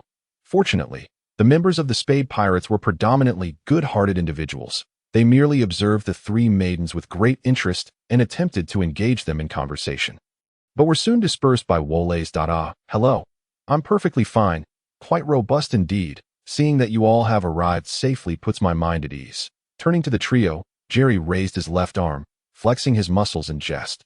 "Jerry, incredible. We all witnessed your battle with the Admiral. It was truly impressive." The onlookers chimed in excitedly, most of whom had returned to the ship earlier that morning, having left as soon as Old Ray completed the coating. During their playful banter on board, they were suddenly alerted by Scarl's frantic call to prepare for departure, indicating that a significant event had transpired. Indeed, shortly thereafter, they saw Kodaz returning with the mermaids. Bringing news of Jerry's situation, they sailed slowly along the coast. The sound of explosions reached them, followed by Ace and Dias leaping aboard. They had witnessed Jerry's duel with the yellow ape. An awe-inspiring sight. Just average, world number 3. You all are not too shabby yourselves, merely a smidgen behind me. Jerry graciously accepted the praise from the onlookers, knowing that mutual flattery lifted everyone's spirits. Your ability to keep your promise and return safely is truly splendid. At that moment, Ace and Dias approached, both wrapped in bandages as they made their way over. Dias sighed in relief and spoke. Ace also looked up with a smile, though he appeared somewhat off-kilter. "Of course, as long as I set my mind to it, I always follow through. Ha." After sharing a light-hearted joke, Jerry turned to Ace, his brow furrowing in concern. "Ace, what's the matter with you? And where is Iska? Wasn't she with you? What happened?" Observing Ace's despondent expression and the absence of Iska on the ship, Jerry felt bewildered, uncertain of their subsequent circumstances. "Let me explain." Dias glanced at Ace before recounting the events to Jerry. After Jerry attempted to confront the yellow ape, Ace and the others swiftly made their way toward the coast. Thanks to Iska's intel, they easily evaded the encirclement of the Navy during their escape. Dias learned from Iska that when they set out, Doro had already laid plans on land, and in truth, Doro's initial intention was to eliminate them directly. However, Iska had failed to detect his intentions beforehand. Upon learning the Navy's general layout, Dias reevaluated their course using the sea charts, and while still aboard, he had previously discussed contingency plans with Scarl and Michael. If an unexpected event arose, the ship would set sail early, with several potential directions mapped out. After confirming where his companions would take the ship, Dias led the crew to adjust their course and continue onward as anticipated. Moments later, they arrived at the coastline, where their pirate ship was drifting not far from shore. "Wonderful, Captain! Dias, quickly jump aboard." The crew erupted in cheers as soon as they appeared. "All right, let us board. Iska, come along," Ace called to his companions as he dashed toward the nearby ship, leaping aboard as it began to sail away from the shore. However, upon landing, Ace realized one was missing. Iska had not followed him. Turning around, he saw Iska waving at him from the shoreline, her expression complex. "Hey, didn't we agree to board together?" he shouted, his voice hoarse from the urgency. "Puffed, fool. Who said we had an agreement?" Iska burst into laughter, her eyes sparkling as she called out from the shore. Ace, confused, pressed on. "Are you still intent on being a Navy officer?" "Yes, even so, I remain a Navy officer." "Ace, thank you. You must stay safe." Iska's expression was melancholic, yet her gaze remained resolute as she spoke, unable to hold back her emotions any longer. Tears streamed down her face as she bid her farewell and turned to leave. Ace stood there, watching Iska's retreating figure until she vanished from sight. He then cast his gaze downward at his hands, murmuring softly, "I should have grasped her hand just now, but I am a pirate, and my hands would only burn her." The next day, at the Navy headquarters in Marineford. Bang! In the conference room of the Naval High Command, a formidable figure adorned with a naval cap, clad in a deep crimson suit, draped in an officer's coat, and wearing black leather gloves, emanated an air of cold authority. This was none other than Akainu, one of the 3 admirals of the Navy. He forcefully slammed a newspaper onto the conference table and bellowed at the casually seated Kizaru, who had his legs crossed and appeared utterly nonchalant. "Borsellino, what in the world are you doing? Just a nameless little brat. and you let him escape right before everyone's eyes." Kizuru, accustomed to Akainu's fierce outbursts, remained unfazed. He certainly couldn't admit to having let the boy slip away. Nor did he grasp the extent of that Jerry fellow's capabilities. He had merely regarded him as an inconsequential petty thief, leading to such an outcome. Not far to Kizuru's left reclined a tall, muscular man with an explosive head of curly hair and a dark complexion, dressed in a white suit and sporting green-tinted glasses, seemingly lost in a deep slumber. The uproar from Akainu's shouting did not disturb his peaceful dreams. This man was Kazan, also known as Akiji, one of the three admirals alongside Kizuru and Akainu. The conference room was filled not only with the three admirals, but also with Fleet Admiral Sengoku, the naval hero Monkey D. Garp, and several vice admirals. They had been discussing the recent refusal of the warlord invitation by Ace, as well as the incident at Spade Archipelago, where Jerry had seemingly clashed with Kizuru, only to be driven off. Before each individual at the conference table lay copies of the latest world economic news. The headlines prominently featured these two emerging pirates, who had already begun to make a name for themselves on the seas just 6 months into their journey. "Ah, you have no idea. That little fellow is slipperier than an eel. He had me spinning in circles," Kizaru replied in his characteristic laid-back tone, nonchalantly cleaning his ears. All right. Enough with the noise. Fire Fist Ace? Dragon Fist Jerry? Really, it's a headache." They outright rejected the warlord's invitation. Sengoku, with his black hair and braided beard, wearing frog-eyed glasses, gently rubbed his forehead to quell the escalating argument between the two. "Ha! Sengoku, what are you fretting about this time? Delicious. If they refuse the warlords, so be it. That position doesn't hold much significance anyway." Garp chuckled heartily, munching on a heap of donuts, crumbs flying from his mouth with each word. "Garp, pay attention. We're still in a meeting." Sengoku felt his blood pressure rise as he observed Garp's carefree demeanor, reflecting on his years of toil without a raise. "Ladies and gentlemen, you are all aware of the situation. Please keep a close watch on these two newly emerged young pirates." Sengoku concluded the meeting, his right hand tapping the table where two freshly issued bounty posters lay, prominently displaying the images of Jerry and Ace. The bounty amounts on those posters were both 9 digits, with Ace's starting in the 20s, while Jerry's began with a 1. Meanwhile, aboard the Moby Dick of the Whitebeard pirates in the New World, a boisterous laugh erupted from a towering figure draped in a white and red cape, muscles rippling, with a crescent-shaped white mustache, wielding a naginata. Edward Newgate, known as Whitebeard, reveled in the amusing news he read in the paper. Hearing Whitebeard's laughter, several burly men who had been chatting nearby gathered around him. "Old man, what amusing news do you have?" inquired one with small eyes and a pineapple-like golden hairdo. He was Marco, the 1st Division commander and ship's doctor, Whitebeard's right-hand man. "Huh. This little guy rejected the world government's invitation to the warlords even before stepping into the New World." Whitebeard continued to chuckle, passing the newspaper to Marco. As Marco examined the wanted posters, the names and faces seemed familiar, and he strained to recall. "Fire Fist Portgasti. Ace. I think I've heard of him, but I remember he was in the headlines before." Next to him, Sachi, the 4th Division commander with a spatula hairstyle and dressed in a chef's uniform, chimed in, reminding Marco of previous events. "Oh, now that you mention it, he did defeat a warlord before. Now he's turned down the warlord's invitation. I wonder what he's planning," Marco mused, reflecting on the current crop of young pirates that seemed utterly inscrutable. Simultaneously, people across the world learned of the events at Spade Archipelago through the newspapers.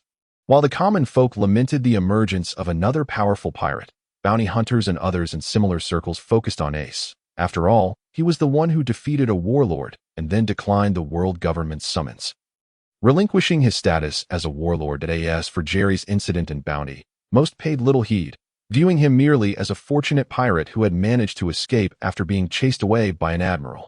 In the depths of the sea, aboard the Spade Pirates, a chorus of cheers erupted.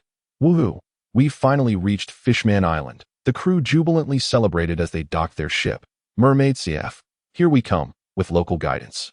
They felt relieved, recalling the treacherous descent through turbulent deep-sea currents, the pitch-black ocean depths, and the occasional appearance of sea beasts. It was a route notorious for sinking 70% of ships, even with reinforced hulls.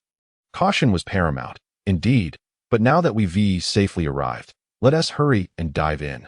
"Mermaid, CF." The group excitedly clambered down the ship, creating a frenzy as they rushed ashore, leaving only a handful behind. Spotting Dias emerging from the cabin, Jerry asked, "Dias, where do you plan to head next?" "Me? I'll keep an eye on Ace first, and then gather some supplies and local specialties," Dias replied, blinking and spreading his hands. "Oh, then make sure to keep your eyes peeled." "Ace has already slipped away," Jerry remarked, bemused at Dias's leisurely pace. "Ace has run off?" Dias's eyes widened in surprise. "Oh ha. Dias, with your sluggish speed, by the time you find Ace, you'll be stuck washing dishes," Scar chuckled, his skeletal mask moving up and down as he spoke. "Well, I'm off. See you later." Having spoken, Dorse rushed away in a flurry. In truth, after a meal had passed, Ace had seemingly reverted to his usual demeanor. Perhaps it was due to the lackluster culinary skills of the temporary cook on the ship, Aunt Bancy, who prepared dishes with little more than water and salt. Consequently, each time they docked at a new island, Ace was invariably the first to dash out in search of delectable fare, but as was customary, Master Mihal preferred to remain aboard, thereby entrusting the others to venture forth. Once Jerry and the others had tidied up, they set off together. Jerry and Wallace were to escort Dora and her companions back, while Kodaz trailed closely behind Jerry. Scar, on the other hand, was on his way to meet a fellow enthusiast, which conveniently aligned with their route, prompting him to join the group. Speaking of Scar's circle, it comprised enthusiasts from all corners of the globe, united by their fervor for various pursuits. Initially, it had been a small gathering of kindred spirits, akin to Scar, who sought a platform to share information regarding their collections and the latest discoveries. Thus, they established a modest interactive group via communication devices, where they exchanged tidbits of information. Scar was one of the founders and also the most active participant. Over nearly a decade, the community had burgeoned, attracting more like-minded individuals. Amidst those whom ordinary folk deemed eccentric, the relentless pursuit of their passions had led to an exponential growth in membership, with information spreading virally. In the present day, the group's reach extended across the globe. Just as every locale boasts its own peculiar characters, the quest for personal interests is not easily extinguished. There will always be individuals who steadfastly pursue their unique passions. However, since joining the Spade Pirates, Scar could no longer indulge his previous habits of acquiring desired items at will. Instead, he had to delegate the task of gathering to his fellow enthusiasts, who would then find a way to procure the items for him, naturally in exchange for appropriate compensation. Thus, Scar had taken to observing the preferences of his fellow group members during battles or after disembarking on islands, collecting items to trade or barter with later. While on the Shambadi archipelago, he had been engaged in precisely such activities. By the way, Scar, do your friends also roam about exchanging or collecting items? Jerry inquired curiously as they strolled along. Not at all. The friend I'm about to meet is quite the opposite to a mermaid. She seldom ventures out. When she desires something, she typically posts a request indicating the reward, and those interested find a way to deliver it. Scar explained, gesturing towards his backpack, which contained precisely what that friend sought. Is that so? It seems you all have it figured out, Jerry remarked, struck by the ingenuity of others. This group went to great lengths, employing voice calls, video chats, and delivery services to fulfill their desires. If someone were to compile and categorize all the information, they could easily generate an abundance of resources, though. Absolutely. Most of us are resolute and unwavering in our pursuits, Scar proclaimed proudly, raising his skeletal visage in laughter. Indeed, those who can tirelessly channel their passion are a rare breed. When you publicly post your requests, don't you worry about ill-intentioned individuals causing trouble? Jerry queried, somewhat skeptical. Generally, no. The group operates on principles of mutual support, and most members possess good intentions. Additionally, to prevent any mishaps, we each establish codes and other safety measures. Furthermore, as the leading members, we ensure a thorough vetting process for newcomers.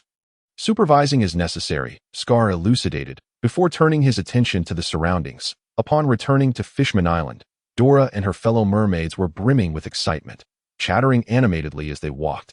"Brother Jerry, our destination is just up ahead," Dora exclaimed, glancing back at Jerry as they approached their lodgings. Throughout the journey, Wallace had been engaging in conversation with Dora and her companions, sharing tales from his voyages across the sea.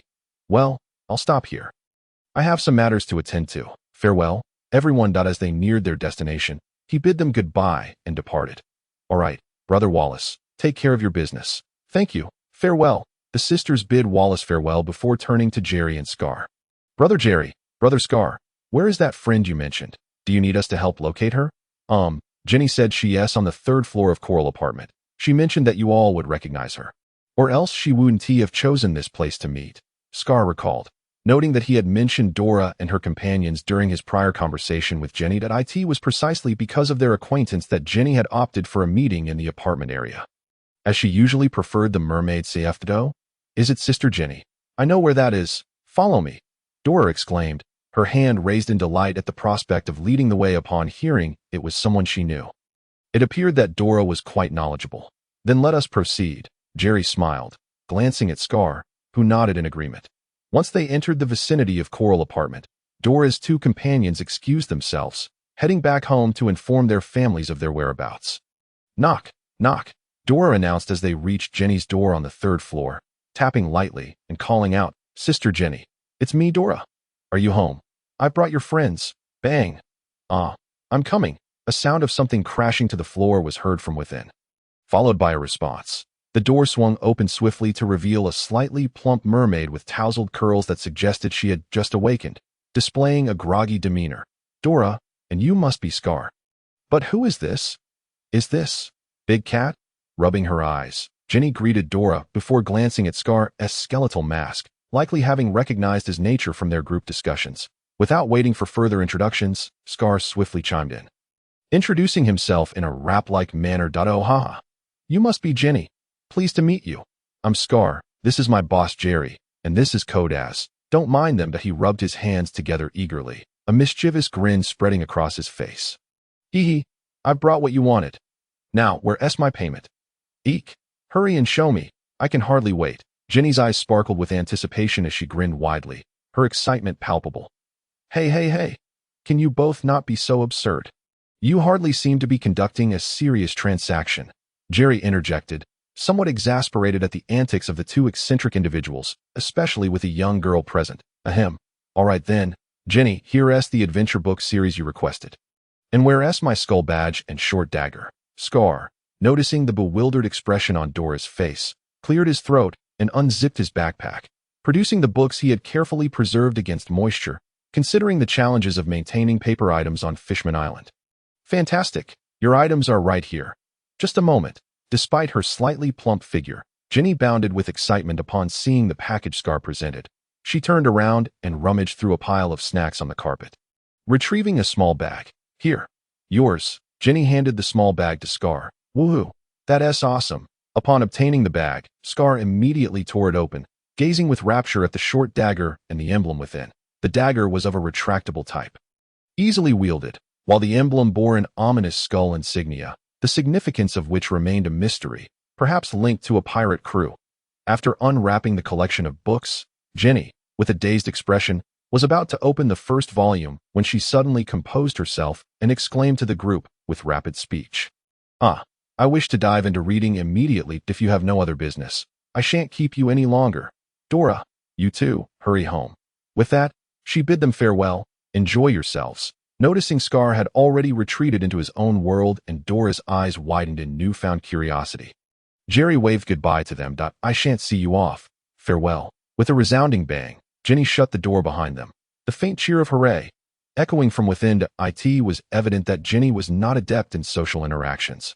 One might say she exhibited mild social anxiety, relishing snacks, disheveled in appearance, and possessing a slightly plump figure, embodying the quintessential image of a homebody. However, this was of little consequence, as Jenny was aware of the circumstances surrounding Dora and, in a bid to alleviate any worries from her relatives, urged her to return home promptly. Jerry, if you have no pressing matters, would you care to join me for a meal at my home? I wish to express my gratitude once more. With Jenny having exhausted her topics, Dora turned with hopeful eyes. Well, now that you mention it, I really have nothing of great importance to attend to. It seems I am rather free, so why not enjoy a meal together and introduce Kodaz to the local flavors? Splendid. Let us go. Dora cheered upon hearing Jerry's agreement. The group soon boarded the bubble-adorned sea turtle transport, reaching Dora's residence in a brief while, where a middle-aged fishwoman was bustling about. After exchanging greetings, she hurried over to Dora, circling her with affectionate inquiries of her well-being. after expressing her gratitude once more to Jerry and the others. She set about preparing lunch. Before long, the guests were thoroughly enjoying themselves. Jerry, with Kodas, who had eaten to his heart's content, observed Scar, who still wore his mask even at the dining table, and curiously inquired, "Scar, do you wear that mask even while sleeping?" "Oh, this? Would you like to see my face without the mask? Just a small fee will suffice. Quite economical." Scar, clad in fluffy overalls, who had been reclining lazily in his chair, sprang to life upon hearing Dora's question, rubbing his hands together in delight. Poking her cheek, Dora appeared puzzled and tilted her head, asking, "Why does it cost money?" "Of course, as the chief informant of the pirate crew, my true visage is quite a valuable piece of information," Scar exclaimed, his enthusiasm palpable as he boasted about the worth of his appearance, eagerly awaiting Dora's response. "Spare me. You have longed to shed that skull mask, but have simply been unable to sell it," Jerry interjected, unable to tolerate Scar's attempts to deceive the young girl. "Dear Jerry, you are only half right that I sometimes wish to allow the world to behold my handsome visage. However, I shall not easily part with my skull mask," Scar hastily countered, fervently asserting his unwavering affection for the mask. Not wishing to engage further with Scar's claims, Jerry continued, "Is that so? Then why have you always tried to peddle it to newcomers aboard? Although, I must admit, you have never succeeded, that I merely wished for some fresh air occasionally, and besides, my mask has an additional layer," Scar began, but abruptly covered his mouth, realizing he had spoken too freely. "Oh," Jerry regarded him with a knowing smirk, fixating on his skeletal visage. "Well, we should be heading back now," Scar chuckled awkwardly, steering the conversation away. Dora, who had been stifling laughter, inquired reluctantly, "Are you leaving?" "Yes, it is time. We wish to explore a bit more and gather some supplies before returning to the ship," Jerry surmised, realizing it was indeed time to depart. "All right, I shall see you off," Dora said, rising to her feet. "No need. You should rest at home," Jerry replied, leading Kodas and Scar out as they departed. The pair wandered leisurely through the Fishman Island, acquiring various items before promptly returning to their pirate ship. At that moment, only their mentor, Mihal, remained aboard, allowing them to gather around a table to enjoy the dinner they had previously procured. The following morning, most of the crew, having reveled throughout the night, had yet to return. Ace, who had come back the previous evening, dashed out early once more in search of food. Meanwhile, the plethora of items procured by Dorse the day before began arriving in the morning, and he offered a few instructions to Ace while standing at the dock. At that moment, Jerry was also on deck, preparing for the day, contemplating whether to venture towards the edge of the large bubbles surrounding Fishman Island to try his luck with a few casts. However, it seemed that only larger fish inhabited those waters, and the sight of fish swimming nearby while he fished gave Jerry a peculiar sense of being in an aquarium. This is bad. "Jerry, are you the only one here?" Scar's frantic shout echoed across the ship. He dashed about like a headless chicken until he reached Jerry, gesticulating wildly. Looking at Scar in confusion, Jerry replied, "Yes, most have gone out." "What is the matter?" "It's Wallace. Jenny just informed me that he has been captured by the ruffian leader, Hody Jones, from Fishman Street. She said they plan to publicly execute him at noon in the sea forest."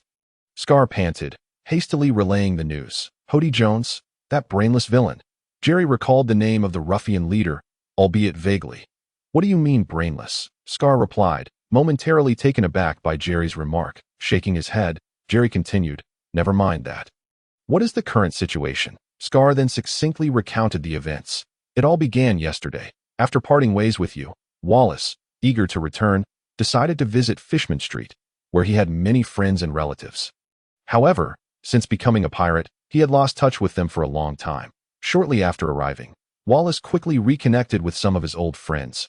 Their reunion was filled with warmth and enthusiasm, leading them to dine and drink together. While the revelry was harmless, after consuming some alcohol, Wallace grew exuberant and began to boast about his adventures at sea and on land, sharing amusing anecdotes from the human world. Eager to spread his joy, unbeknownst to him, two of his dining companions were eyeing him with suspicion and whispering amongst themselves. Suddenly, one among them made an excuse to step outside. Volaris, oblivious to any oddity, continued to indulge in food and merriment with his companions, for it was not unusual for someone to slip away during a drinking spree.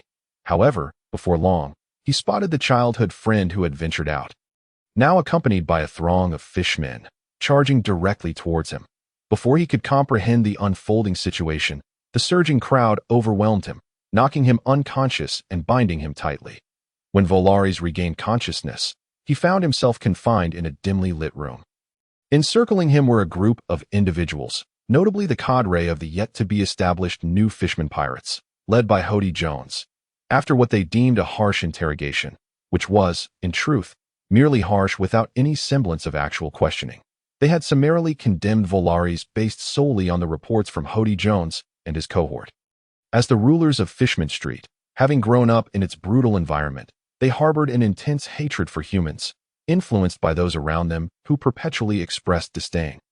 Any fishman who sought amicable relations and peaceful coexistence with humans was deemed a traitor to their kind. This sentiment extended to the royal family of the Ryugu Kingdom and even to Jimbe, the former captain of the 7 warlords of the sea, who had surrendered to humanity, both of whom were branded as cowardly traitors. Volaris not only joined a human pirate crew after setting sail, living among humans, but upon his return, he extolled the virtues of his experiences on land. Such actions were viewed as utterly incomprehensible and unforgivable.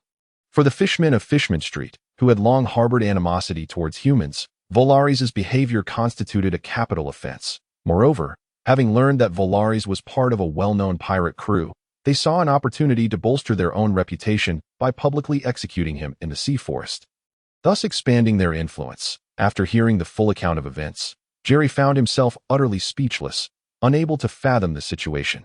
Hody Jones, the great white shark fisherman, appeared to him as a thoroughly corrupted individual. Molded by his environment and poised for societal vengeance, in truth, humans had not directly wronged Hody Jones. Rather, it seemed that all his hatred stemmed from his upbringing in Fishman Street, where he was surrounded by voices of resentment and discontent. This environment had forged a being filled with boundless animosity not only towards humans, but also towards his fellow fishmen who associated with them. Hody's mindset had likely warped beyond repair.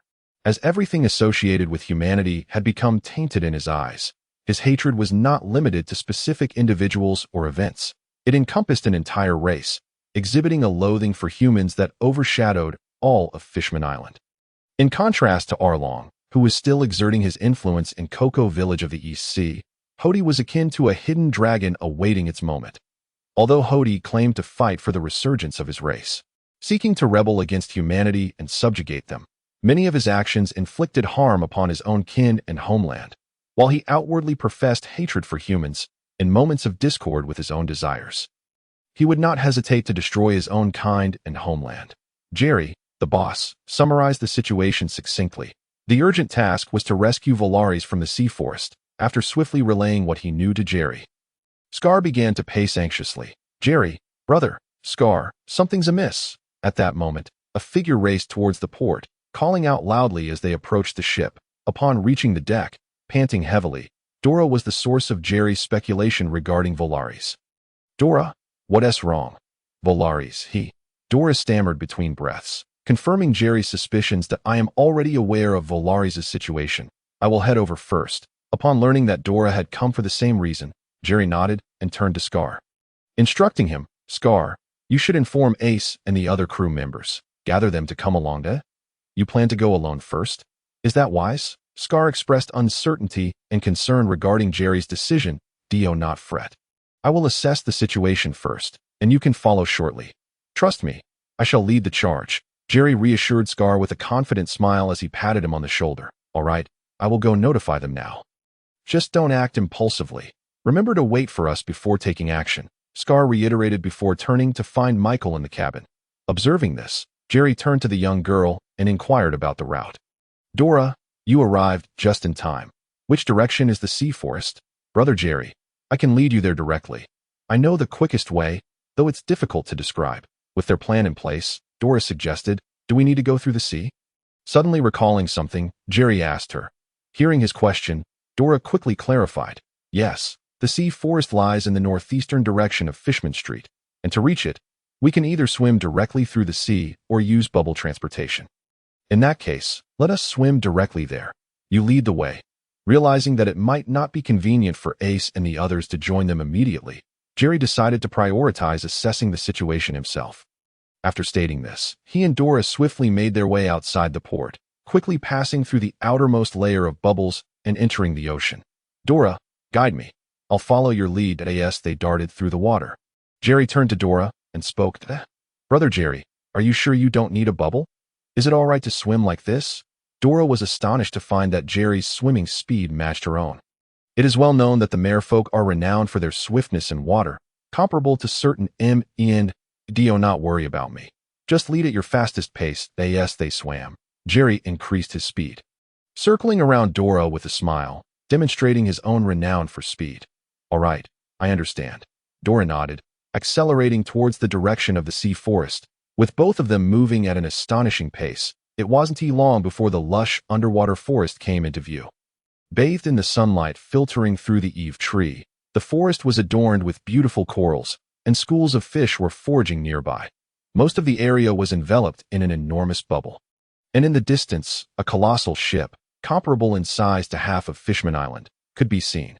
Brother Jerry, ahead lies the sea forest, Dora exclaimed, pointing towards the expansive underwater forest. The two paused in the water to observe for a moment. And Jerry furrowed his brow, saying, Let us not rush. I see many fishmen gathering over there. I need to change my appearance before we proceed.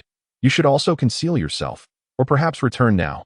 I fear I may not be able to protect you once we are amidst the chaos. As he spoke, Jerry retrieved 2 long cloaks from his system space, draping one over himself from head to toe before handing the other to Dora. That I will conceal myself. Dora stuck out her tongue, eagerly snatching the cloak, determined to accompany him. Jerry regarded her thoughtfully, considering the likelihood of success. Most of the crowd would be fishmen, and although there were some merfolk present, their numbers were sparse, if necessary. He could allow Dora to blend into the crowd. Let us move forward. If chaos ensues, do your best to hide and protect yourself. Without further ado, Jerry took the lead, continuing onward. Once they entered the forest, they melded into the throng of onlookers, following the crowd deeper into the interior. Arriving at a clearing, the sky was still bright. The time had not yet arrived for Hody Jones to make his announcement. However, Fishman Street is not far from here, and such a public execution performance is an annual spectacle that most extremists from Fishman Street cannot afford to miss, even though no one is visible at the moment. A throng of people is already gathering. After sensing the surroundings, Jerry did not detect the presence of Hody Jones and his gang, let alone the whereabouts of Wallace, with ample time at his disposal. He decided to let Dora guide him for a stroll, hoping to familiarize himself with the local terrain. Dora was not particularly well acquainted with this area. It seemed she had only accompanied her family here in the past and seldom discussed its circumstances. She only knew that the kingdom's Princess Odoheim was laid to rest in this vicinity. With no other option, the two made their way toward the direction of the tombstone of Princess Odoheim. And as they ventured further in, the number of onlookers from Fishman Street dwindled. It appeared that the execution site mentioned in the news was indeed the area where the largest crowd had congregated. Soon, they arrived at the tombstone of Princess Odoheim, surveyed the tranquil and serene surroundings, and gazed at the grand tombstone. Jerry could only inwardly lament her compassion and bravery. Princess Odoheim dared to take action to reform, aspiring to lead the inhabitants of Fishman Island towards a genuine coexistence with humans, wishing for everyone to live freely under the sun. This courage and intent were truly commendable. However, her approach seemed overly hasty, too simplistic and idealistic. She had failed to thoroughly address the deep-seated fears and hatred harbored by her own kin towards humans, along with the conflicts and darkness stemming from those negative emotions. In her eagerness to achieve her goals in one fell swoop, she ultimately rendered all her efforts futile. After a brief moment of mourning, the two turned back, as this was not their intended destination. They had come merely because Dora was familiar with the area. Upon returning to the entrance square of the sea forest from Fishman Street, Jerry found the surrounding clearing quite ordinary, lacking anything of particular interest to observe. At most, he could help Dora scout out a hiding place. After wandering around for a while and blending back into the crowd, Jerry casually listened to the conversations of the nearby fishmen. He sensed that these individuals, whether influenced by Hody Jones' gang or simply a reflection of the traditional mindset of Fishman Street, were predominantly narrow-minded, imaginative, and self-important racists lacking real capability. As time passed, the crowd continued to swell. Before long, the number of people had reached an overwhelming level. Suddenly, Jerry sensed something and turned to look into the forest. Gradually, the onlookers fell silent, all turning to gaze in that direction. There appeared the figures of nearly 10 individuals from Jones' gang, slowly materializing. Among them, the most conspicuous was a spiny fisherman, bound by thick iron chains and covered in wounds. Clearly, it was Wallace. He staggered forward, his body battered and weak, a stark contrast to the fisherman who had once endeavored to soothe them with amusing anecdotes. Upon their arrival, Dora clasped her hands over her mouth, her gaze fixed on the injured Wallace, whispering in disbelief. Humph! Gazing at the battered Wallace, Jerry's eyes glinted with cold fury, his anger simmering dangerously close to eruption. His clenched fists were taut, like the calm before a storm. Dora, step back and hide in the place we discussed earlier. After instructing Dora in a hushed tone, Jerry cracked his neck and rotated his fists, poised like a cheetah ready to pounce, pushing through the crowd as he advanced. Just wait until I beat the very life out of you, he declared coldly as he strode toward the center of the square. Ha! Fellow compatriots, welcome to the show. Jones stepped forward, laughing heartily as he began his opening remarks. Surely everyone knows who this is. He is the cancer of the fishman race, the self-degrading traitor, Wallace. Not only did he venture out to sea on his own, but he also allied himself with humans, shamelessly cohabiting with them, and returning here to foolishly propagate his misguided ideas. Utterly unrepentant, Hody's voice was laced with malicious glee as he recounted Wallace's supposed crimes in dramatic fashion. After a brief period of vitriol, he turned to the onlookers, his voice rising with fervor. Brothers, do you think he deserves to die? Deserves to die. Deserves to die. The fervent crowd of fishmen erupted in a chorus of agreement, clearly viewing Wallace as irredeemable. But before we execute him, shouldn't we consider a more brutal punishment? Seeing the surrounding crowd echoing his sentiments, Hody's excitement swelled as he continued to propose his ideas. Punishment! Punishment! The crowd roared again. Hey, is this a concert?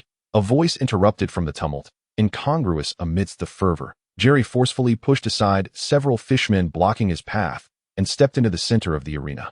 Locking eyes with Hody's gang at a human. How can there be a human here? The crowd erupted into a cacophony of confusion as whispers and shouts filled the air at a human. Who are you to show up now? You better consider the consequences.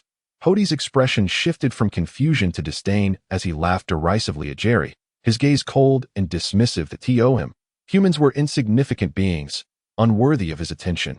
You need not know who I am. Just understand that you have unjustly tortured my companion. Have you considered the consequences? Jerry took a few deliberate steps forward, narrowing the distance and fixing his gaze on Wallace's wounds, his own eyes reflecting a fierce coldness that matched Hody's. Scanning the area, he noticed no other humans present, only the one in front of him. Dasa, the shark man behind Hody, brandished his hammer mockingly. So, you are one of the pirates he allied with on land? What? Are you the only one here to face death? Have your crewmates wet themselves in fear? Face death? With you pathetic minions? You must think you're amusing, hoping to inherit my bait. Jerry had no desire to engage further with the arrogant frog in the well. Fearing his own intellect might be dragged down to their level and defeated by their abundant foolishness, Hody's eyes darkened as he sneered. You think one person can save this traitor? It seems you do not know how to spell death. Before he could finish, he raised his right hand, conjuring a small pool of water that coalesced into droplets. With a grin, he flung the water toward Jerry's eyes. This technique was none other than fishman karate. Water shot. Is that it? Jerry chuckled derisively, raising 2 fingers and flicking them lightly at a droplet shot forth, swiftly consuming the enemy's attack and continuing onward. Seeing Jerry mimic his technique and counterattack, Hody was momentarily taken aback, hastily swinging his fist to shatter the droplet. Human, how can a lower species like you wield fishman karate? Feeling the sharp pain radiating from his fist, Hody was internally shaken, and his fury escalated even further. Inferior race, how dare you overestimate yourself? Not wishing to engage in tedious banter with the ever-prejudiced shark man, Jerry swiftly opened his hands, fingers splayed like claws, and executed a rapid downward slash towards Hody and his companions. Waterblade claw strike. Each finger unleashed a crescent-shaped waterblade, akin to a waning moon, scattering and darting towards the multitude of enemies ahead. This technique was a fusion of the 6-style storm leg and water strike attacks, albeit modified by Jerry to unleash a sharp, propelled by 10 streams of compressed water. Not good. The group of 9 directly opposite Jerry hurriedly attempted to evade or defend themselves. However, the assault came too swiftly, leaving them no time to fully brace for impact. In the split second the attack struck their foes, Jerry darted towards Wallace, swiftly lifting him aside. Boom! As the dust settled, the previously chosen position of Hode's group became a chaotic scene. Several fishmen lay sprawled on the ground, most bearing various injuries, save for 1 or 2. Look at your sorry state. What a disgrace to underestimate the world. Have you lost your wits? With just one move, Jerry discerned their capabilities. They could hardly be described as frogs at the bottom of a well. They were more akin to fish confined within it that moment. The surrounding fishmen stood in stunned silence, unable to believe that the strongest among them could be harmed by a mere human strike. Hode, with minor injuries on his arm, seethed with rage, gritting his teeth as he roared at Jerry. Human! You seek your own demise. Do you truly believe one person can stand against nearly 30,000 of our kin present here? Unfazed by the encirclement closing in on him, Jerry coolly replied, What? Do you intend to drown me with your collective spittle? Hode's expression stiffened, veins bulging on his forehead. Yet, taking a deep breath, he paused to gather his emotions. Surveying the crowd as he shouted, Brothers, behold, before you stands the very human who has perpetually discriminated against and oppressed us. On our territory, they dare to strike against us, just as Princess Odoheim was slain by humans years ago. Hode raised his hands high, inciting the assembled fishmen. But what has our king done over the years? He has accomplished nothing, and even contemplates further submission to humans.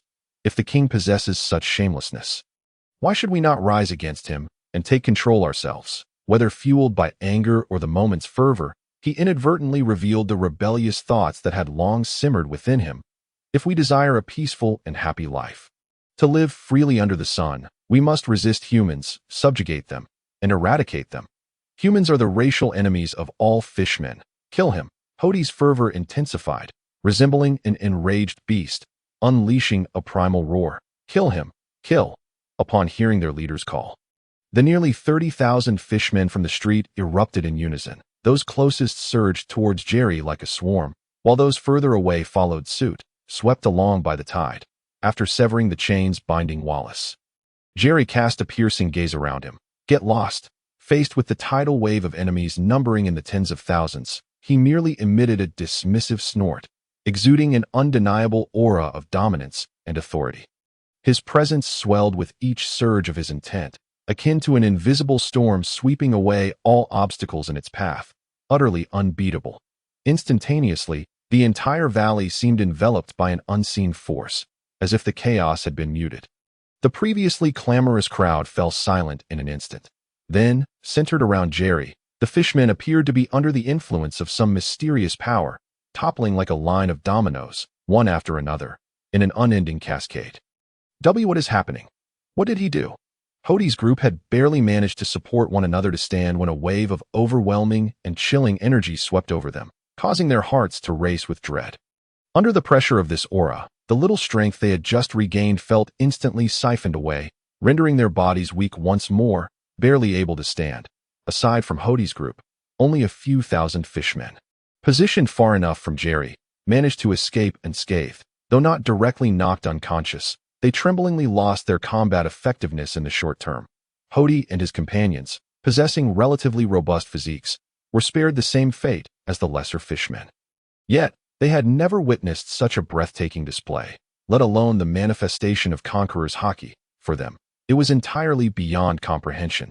Their ability to act with impunity over the years on Fishman Island primarily stemmed from the prolonged absence of the Sun Pirates, who, even when they did appear, rarely interfered with their activities. Moreover, at this stage, their new Fishman Pirates had yet to be formally established, continuing to operate under the guise of mere street thugs. Following Hode's assassination of Princess Odoheim years prior and the subsequent theft of the deadly drug from Dragon Palace, Hode and his associates had become pitiful creatures, consumed by substance and lost in their own delusions. Thanks to Fishman Island's positioning in the deep sea, surrounded by water, the ocean was naturally the fishmen's battleground, granting them a significant advantage in combat. This often led to their capturing of pirates who possessed little skill or whose strength did not surpass theirs, resulting in a swift and brutal defeat. After all, ordinary humans fared poorly in combat within the deep sea compared to fishmen of the same level. Correspondingly, most fishmen experienced a considerable reduction in strength once on land, a disparity dictated by their racial differences. Due to various reasons, they were disinclined to venture out and familiarize themselves with the development of human society, leading to the relative rarity of hockey on Fishman Island. Thus, it was not merely a matter of lacking the desire to learn. They were wholly uninterested. You truly are short-sighted, failing to recognize what you truly are, fresh off the boat, yet dreaming of subjugating this one and ruling that one. Observing their astonished expressions, Jerry smirked in disdain. Oh, do you truly believe victory is already within your grasp? Ha ha ha ha. Suddenly, Hody Jones and his group erupted into laughter, without hesitation pulling out the red and green speckled blue pills of ES from their pockets. Each without a moment's doubt consuming several. It must be noted that this was the deadly drug ES, which could exponentially increase strength. 1 pill doubling it, 2 pills quadrupling it, and so forth. However, the cost of such power was steep, as it would diminish the user's lifespan. Considering that the fishmen naturally possessed strength exceeding that of humans by tenfold, it was no wonder they often felt invincible. Exhibiting a fearlessness that bordered on arrogance. Now, under the influence of ES, their strength would surge once more. TCH, only soft bananas would resort to drugs. Oh, you really think popping a few pills will allow you to conquer the heavens? Witnessing their synchronized consumption, Jerry couldn't help but wonder if they practiced this routine regularly. Just as Hody prepared to instigate another assault, figures began to emerge in the distance, accompanied by an oddly toned shout. Oh, whose subordinates are these? How valiant they are! As the newcomers approached, Scarl cast a glance at the multitude of fallen fishmen and shouted towards Jerry. You finally made it. Dias, quickly check on Wallace, upon seeing the crew assembled. Jerry urged Dias to attend to the heavily wounded Wallace. Seeing Wallace's numerous injuries beside Jerry ignited a furious blaze in the hearts of the pirate crew. Is this the enemy? They all turned their gazes toward the few thousand fishmen who were just now regaining their footing. With Ace clenching his fists, producing a sharp cracking sound. Indeed, that great white shark is mine. Handle the rest as you see fit. After entrusting Wallace's treatment to Dias, Jerry turned without hesitation, charging towards Hody. Seek death. Brothers, forward. Upon witnessing a mere 10 individuals daringly charge towards them, Hody swiftly advanced towards Jerry, unleashing a thunderous roar that echoed through the air. The remaining members of the pirate crew surged forward. Engaging the enemy in fierce combat, Ace faced off against the intoxicated swordsman. The octopus fishman, Bon Clay, stood guard beside the cautious Mihawk, ready to thwart any ambush while providing long-range support. Meanwhile, the most aggressive fighters entangled themselves in battle. With the exceptions of Ace versus the drunken swordsman and Osamondo from the Spade Pirates clashing with Dos, the hammer-headed shark fishman, the long-armed tribe's rocky-faced Icarus, the giant squid fishman, alongside several other one-on-one confrontations among the officers. Noticing that the opposing side's 8 officers had been swiftly dispatched, the remaining martial artists of the pirate crew had no choice but to confront the numerous lackeys. Although the ruffians of Fishman Street were numerous, they lacked the elite training and cohesive teamwork of the Navy, resulting in their blind rush towards the pirates. The space available for each individual was limited, while the members of the Spade Pirates had honed their collaborative skills through repeated encounters with overwhelming odds. The crew members worked together with remarkable proficiency. Despite the apparent disparity in numbers, they navigated the fray with ease. Arrow of the Fishman. As the battle commenced, Hody launched the first strike, his left hand sweeping dramatically, transforming dozens of water droplets into sharp arrows that hurtled towards Jerry. Water strike. Autumn rain. In response to Hody's barrage of water arrows, Jerry effortlessly countered, waving his hand to send forth dozens of water droplets that collided with the incoming assault. Almost simultaneously, Jerry's figure flickered, closing the distance in an instant, delivering a powerful punch to Hody's chest. Despite Hody's rotund appearance, he was a surprisingly agile heavyweight, leveraging the immense strength granted by the drug he had consumed. Hody raised one hand to block Jerry's punch while the other gripped a crimson trident, thrusting it fiercely towards Jerry's abdomen. In an instant, Jerry raised his knee to intercept the trident's shaft. As he deflected the weapon, he spun around, enveloping his body in armament hockey, and executed a devastating Iron Mountain crash, colliding with Hody's midsection with thunderous force. Boom! At the moment of impact, Hody felt as if his body were being tossed about violently. Akin to being struck by a monstrous beast, his body lost control, propelling him backward with great speed, causing the trident to slip from his grasp. In an instant, he crashed heavily against the mountain wall behind him, the immense force creating a deep indentation and cracking the surface.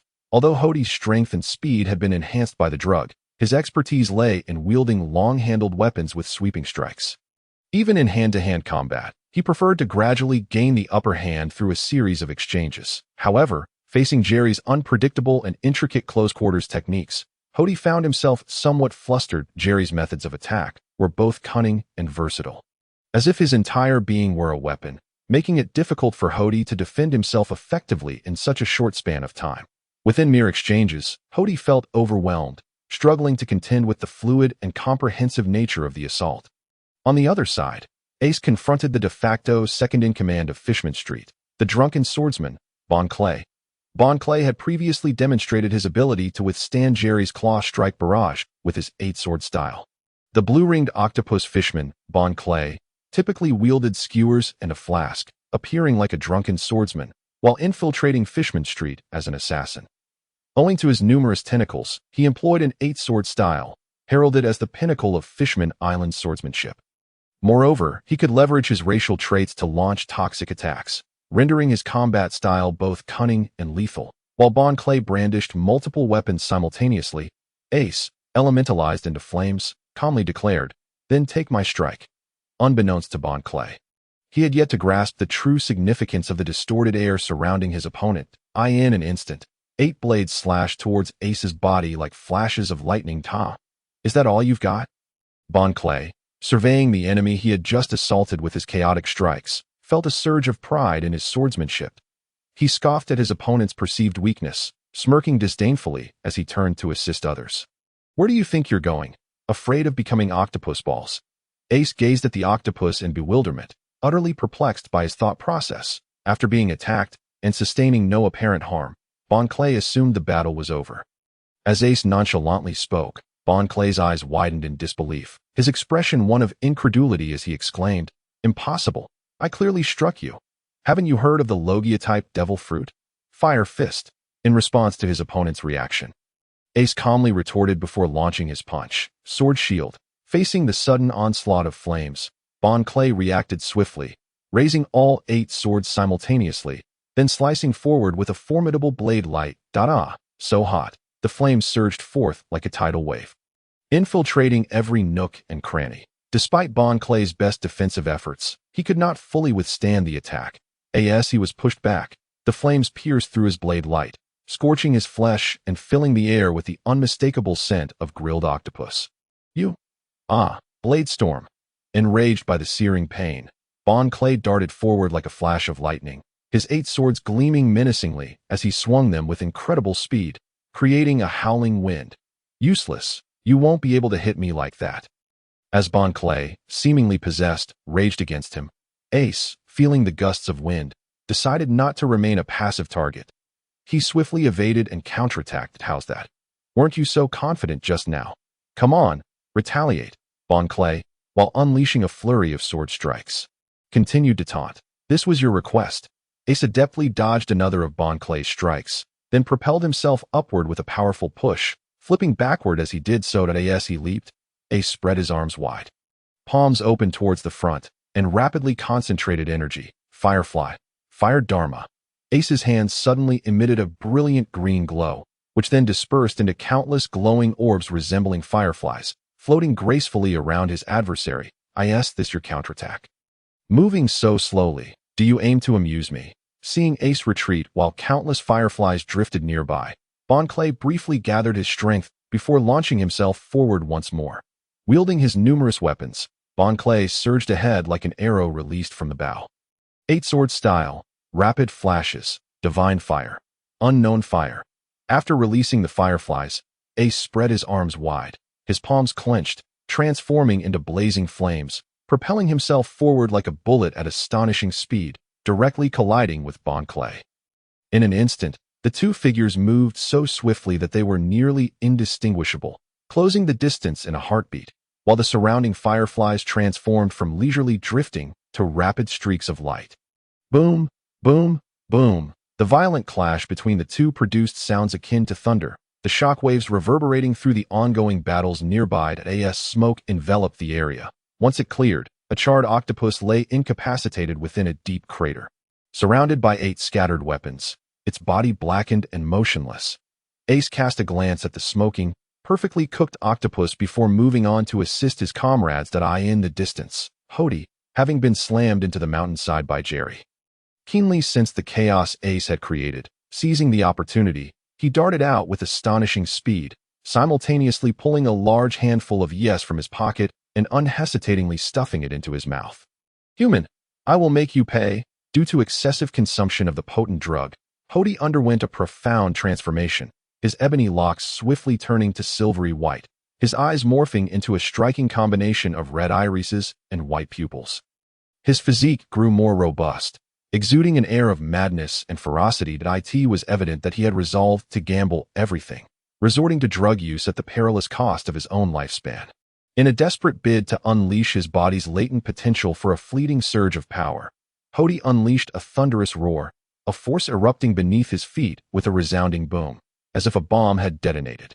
Creating a deep crater in his wake, he charged toward Jerry with the speed of a tempest. Witnessing the reckless determination of this desperate warrior, Jerry's expression turned serious. He stood resilient against Hody's rapid, fierce, and overwhelmingly powerful assault, engaging in a fierce confrontation on the open ground. Both combatants darted across the terrain, their fists and feet intertwining in the air, each collision resonating with a deep, thunderous sound. Hody's strength surged forth like a raging torrent, continuously battering against Jerry. Yet, Jerry's technique proved vastly superior. His agility allowed him to deftly evade Hody's strikes or counter with punishing blows. The two engaged in a titanic clash, each refusing to yield, displaying a relentless barrage of attacks, with every strike from Hody imbued with profound resentment and murderous intent. However, Jerry remained unperturbed, skillfully employing his haki to shield and counterattack with blinding speed. After an extended struggle, Jerry seized the moment when Hody overexerted himself, deftly dodging and capitalizing on the opportunity. With a forward stance, he executed a rapid palm strike, propelled by a concentrated water sphere akin to a cannonball, targeting Hody's abdomen. Fisherman karate, ultimate technique. Water burst. The water sphere pierced through Hody's body like a razor-sharp blade, its tremendous impact rendering him defenseless, causing him to soar backward, blood gushing from his mouth. Almost instantaneously, Jerry's figure flickered like a specter, appearing with astonishing speed behind Hody as he was propelled away. Rising dragon fist. Jerry's gaze turned as cold as ice, and he awaited Hody's approach before delivering a ferocious uppercut that struck squarely at Hody's back, causing his eyes to bulge in unbearable agony. This formidable blow summoned a brilliant blue water dragon, launching Hody high into the air. With a smirk, Jerry waved his hand horizontally. Dragon ascending, the water dragon. Having thrust Hody aloft, swiftly veered to the side as Jerry flicked his wrist. The dragon's head turned sharply, solidifying its form, and it accurately targeted the wound Hody had sustained from the water sphere. Piercing through once more? Ugh! At this point, Hody's abdominal injury was exposed from front to back. After a final cry of despair, he collapsed, unable to rise again. However, due to the lingering effects of the ES drug, he remained alive, albeit barely. From the moment Hody was struck by Jerry's relentless combination until the water dragon dissipated, his body fell to the ground like a deflated sack, casting a glance at the defeated foe before him. Jerry turned to survey the remainder of the battlefield, noting that most confrontations were reaching their conclusion. Ace had dispatched the last of the leopard gang and was now providing support, causing the thugs of Fishman Street to falter under the weight of their losses. Especially after witnessing the defeat of their leaders. Suddenly, Jerry heard Dora's exclamation. "Ah, you are Vander Decken 9. He turned to see Dora hurriedly emerging from her hiding place, pursued by a disheveled fishman with a repugnant demeanor, who was panting heavily. "Ha ha ha. You can't escape." Vander Decken 9 pursued Dora with alarming speed, emitting strange laughter. Just as he was about to seize the fleeing fishman, a sharp pain suddenly pierced his chest. He involuntarily spat out blood, collapsing to the ground. It was Jerry who, upon witnessing the situation, rushed in and delivered a decisive punch that felled Vanderdecken 9, without observing the peculiar-looking fisherman lying incapacitated. Jerry turned to Dora. "Dora, what is going on? Who is this man?" "He is Vanderdecken 9, an associate of Hody and his crew. He had been hiding nearby, and I failed to notice him. He likely feared you would eliminate him alongside the others and intended to use me as a hostage to escape." Dora succinctly explained the situation that, if memory serves correctly, he is a wanted criminal in the Ryugu Kingdom. Jerry recalled having seen his wanted poster while strolling through Fishman Island. Indeed, this scoundrel has been threatening Princess Shirahoshi, shamelessly proposing to her while she was still a child. After being rebuffed by the palace, he resolved to stalk and harm her, remaining elusive while the kingdom struggled to apprehend him. The princess has lived in fear, unable to venture outside. Dora's disdain for the vile fishman was palpable, as any woman would dread being pursued by such a deviant. Rejection led to stalking, and when that failed, he resorted to violence. Never giving up easily, his obsession could last for years. Jerry glanced down at Vanderdecken 9 and then began dragging him back, as the battle was essentially over. Dios had already tended to Wallace's wounds, and though most of the remaining crew bore injuries, their spirits were high as they gathered to celebrate their hard-fought victory. This battle, characterized by overwhelming odds, would provide them with tales to boast about for decades to come. After tossing the incapacitated fishmen into a pile, they decided to leave the deceased for another time. "All right, everyone, let us discuss how to deal with these fellows. Should we let Ace's emotional intelligence warm them for the day? Or shall I make the proposal?" Jerry inquired, casually discarding his hold on the fishman. "That I have no objections. After all, that octopus over there is nearly done for," Ace pointed out, gesturing toward Leopard Gang, who was now a mere shell of his former self. Unable to move due to the effects of the drugs he had consumed, the other members, including Hody and his cadre, were similarly diminished, having resorted to desperate measures when faced with defeat, all consuming drugs unabashedly. Their lifespans had been drastically depleted by their reckless indulgence in ES. The crew had little concern for the fate of these fishmen, as even if they were spared now, their days were numbered. Even Wallace, witnessing Hody's pitiful state, chose not to voice any further objections. "If there are no dissenters, I shall make arrangements." Jerry, harboring no particular thoughts on the matter, decided to use this opportunity to extend a gesture of goodwill to the Ryugu Kingdom. If his recent ideas were to come to fruition, this act might plant a seed of hope, with the possibility of future rewards. Scarl, contact Jenny and find a way to notify the palace, requesting the prince bring a substantial force to conclude matters here. Inform them that a large-scale rebellion of Fishman Street has been quelled, and that Vanderdecken 9, a wanted criminal, has been apprehended. After a moment of contemplation, Jerry gave his orders. "Boss Jerry, don't worry, I'll contact her right away." Scarl replied with enthusiasm as he hurried to make the call. Once Scarl was instructed, Jerry scanned the area before addressing Dora. "Dora can attest to the rebellion. Hody did indeed declare his intentions to revolt earlier. Dora, you should collect the bounty on this scoundrel, as it is inconvenient for us as pirates when the prince arrives. Find an opportunity to speak with him privately, urging him to interrogate Hody thoroughly regarding the matters involving Queen Odoheim. He possesses considerable knowledge that could be useful." Jerry contemplated for a moment before continuing to elaborate to Dora.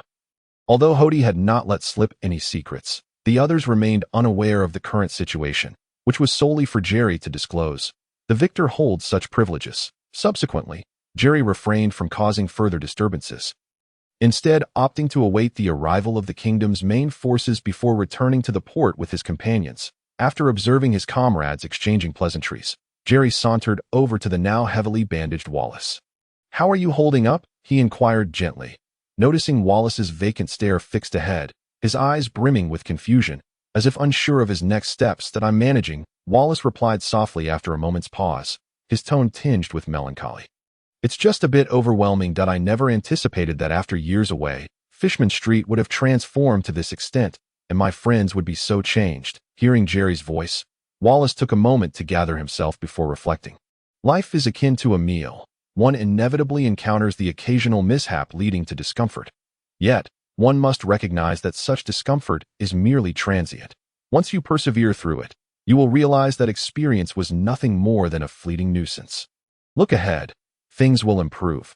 Observing Wallace's despondency, Jerry ventured into the realm of consolation, a skill he was not particularly adept at.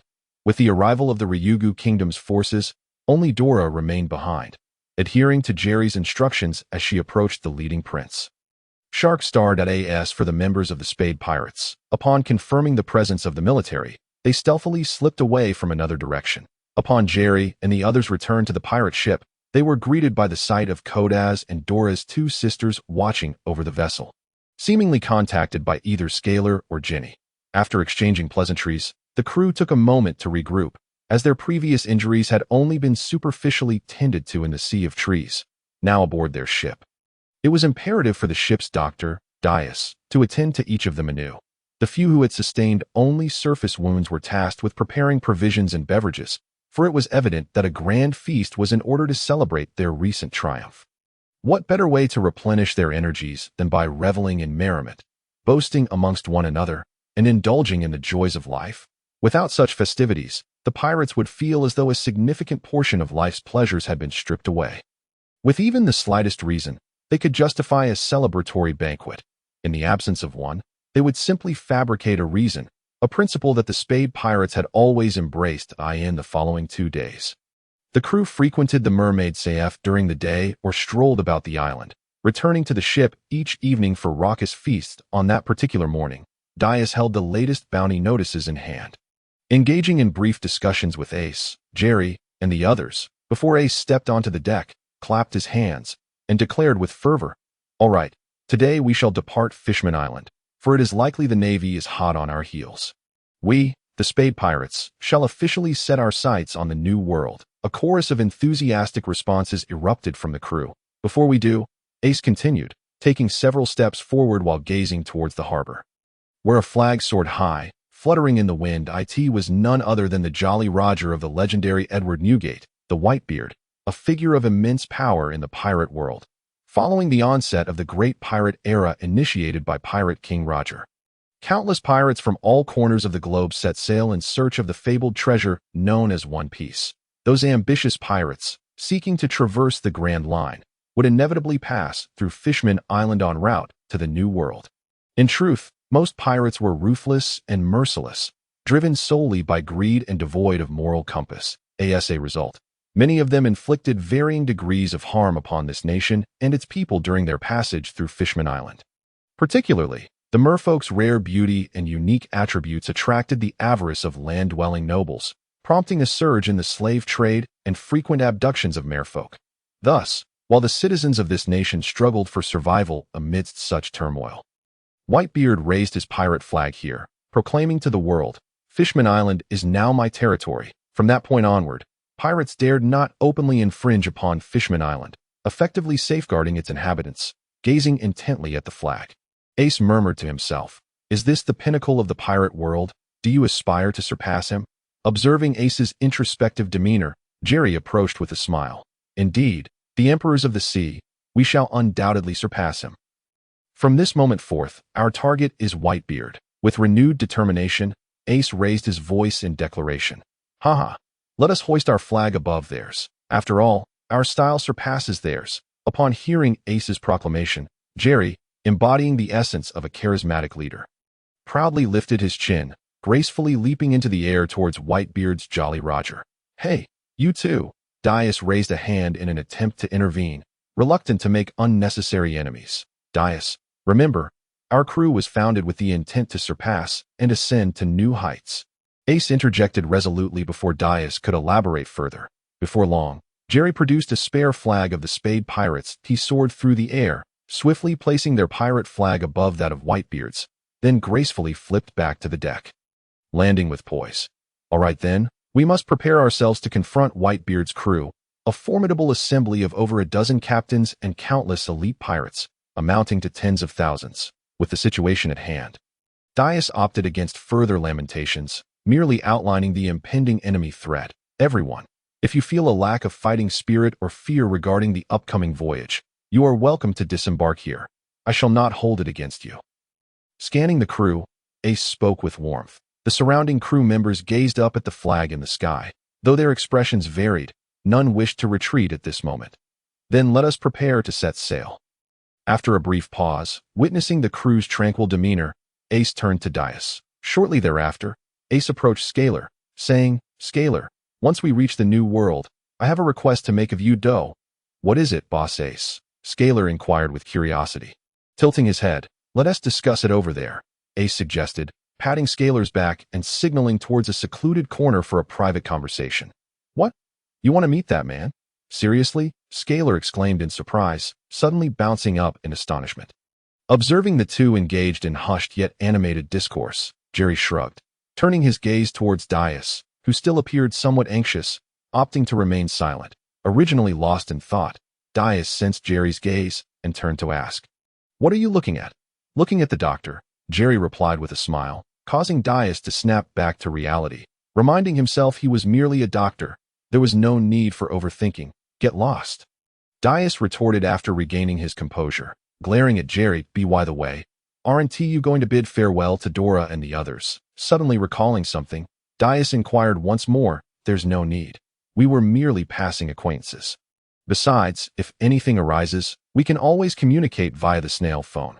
This isn't exactly a remote area. Jerry waved his hand dismissively that I merely helped a mermaid sister in need, that he showed no concern for such farewells. All right then, I shall get back to my duties. After casting a sidelong glance at Jerry, Dias turned to arrange the departure matters. Moments later, the pirate ship began to set sail in an orderly manner. Continuing the journey of the Spade Pirates, the vessel passed through the underwater caverns located beneath the Red Line and outside Fishman Island. The crew officially entered the latter half of the Grand Line. Known as the New World, this realm of the ocean is broadly divided into 6 sections, with the Red Line and the Grand Line encircling the planet in a 90-degree intersection, thus partitioning the world into the East Blue, South Blue, West Blue, and North Blue. The Red Line further divides the Grand Line into its fore and aft halves. The 4 seas converge at the juncture of the Grand Line, where a belt of calm zones stretches along its path, effectively trapping the Grand Line in the middle, while also serving as a breeding ground for numerous colossal sea creatures. The ship ascended rapidly with the rising current. The crew's faces revealed a blend of anticipation and excitement as they gazed at the vast ocean before them. This marked the final leg of their journey through the Grand Line, a realm dominated by formidable powerhouses. Inadequately equipped weaklings who ventured here would either be subjugated by the strong or would find themselves fleeing back to the relative safety of the first half, known as paradise. Otherwise, they would be easily overturned by the raging storms and tumultuous waves, meeting a grim fate that, how I long for the Fishman Saf, reminiscing about the days spent there, as if it were but yesterday.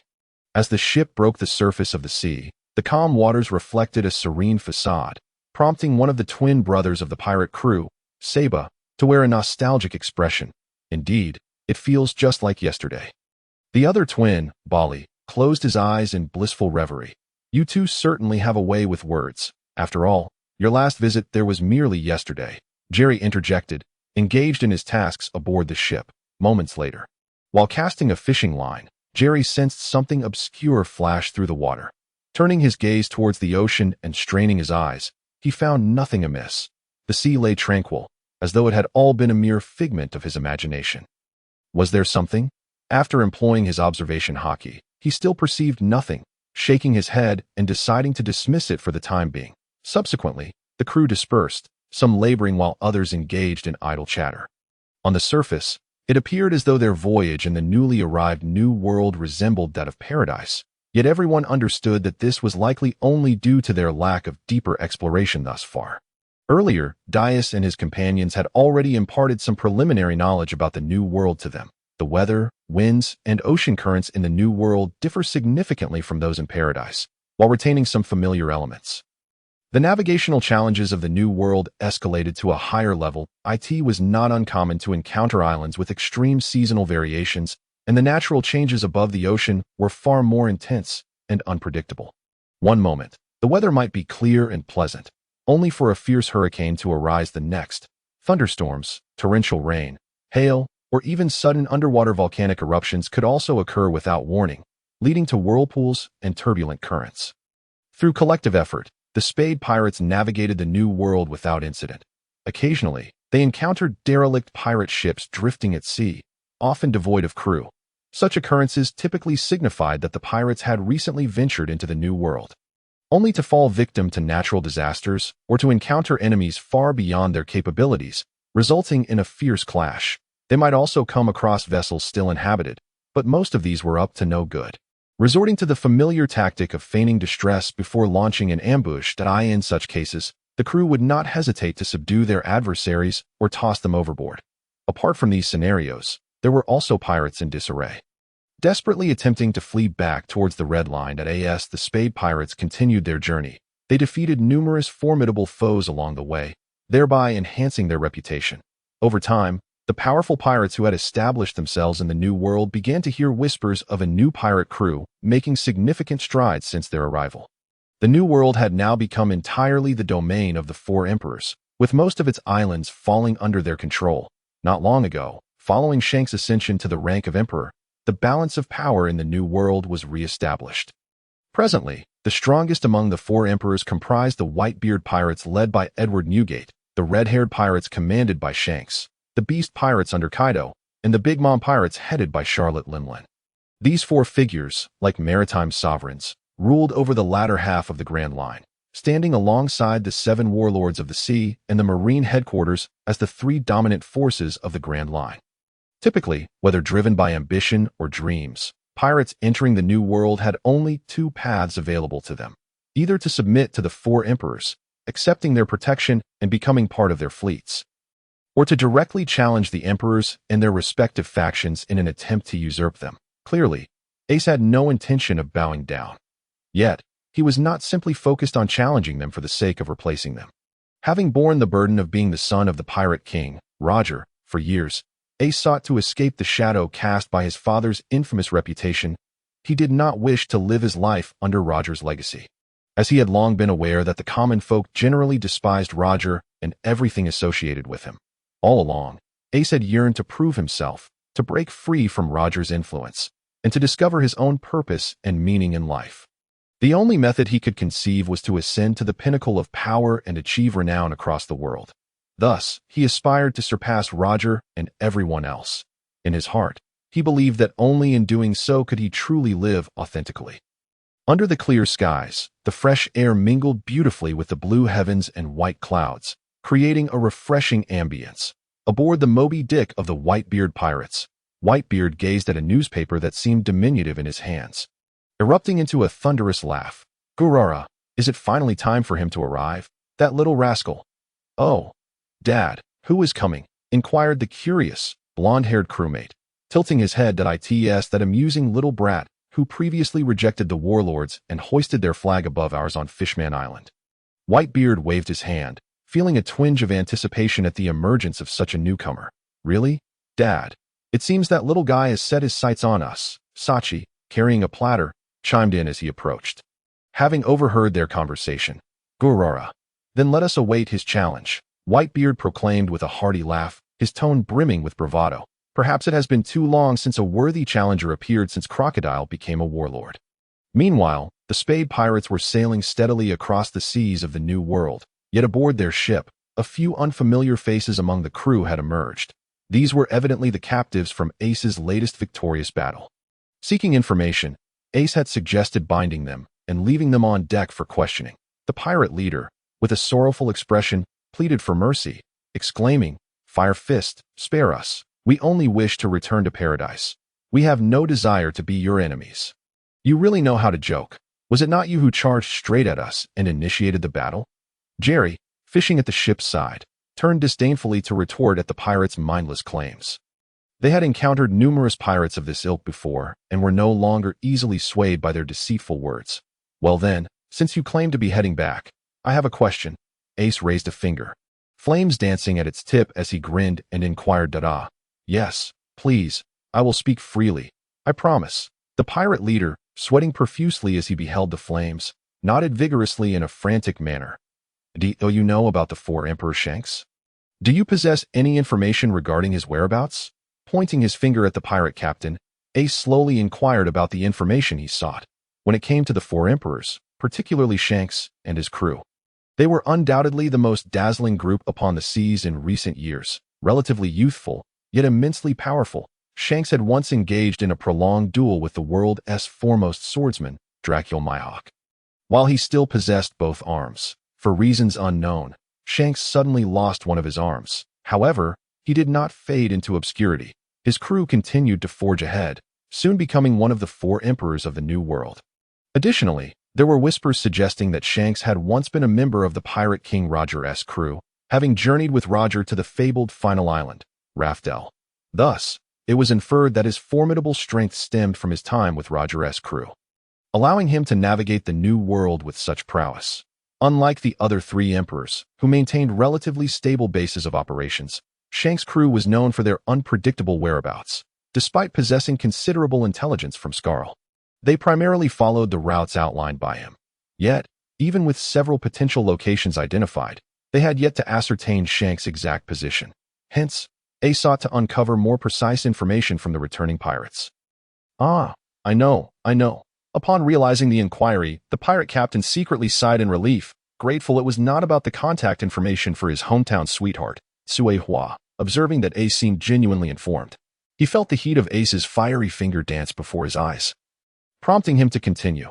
"If you know something, why delay? Speak up." Are you planning to challenge him?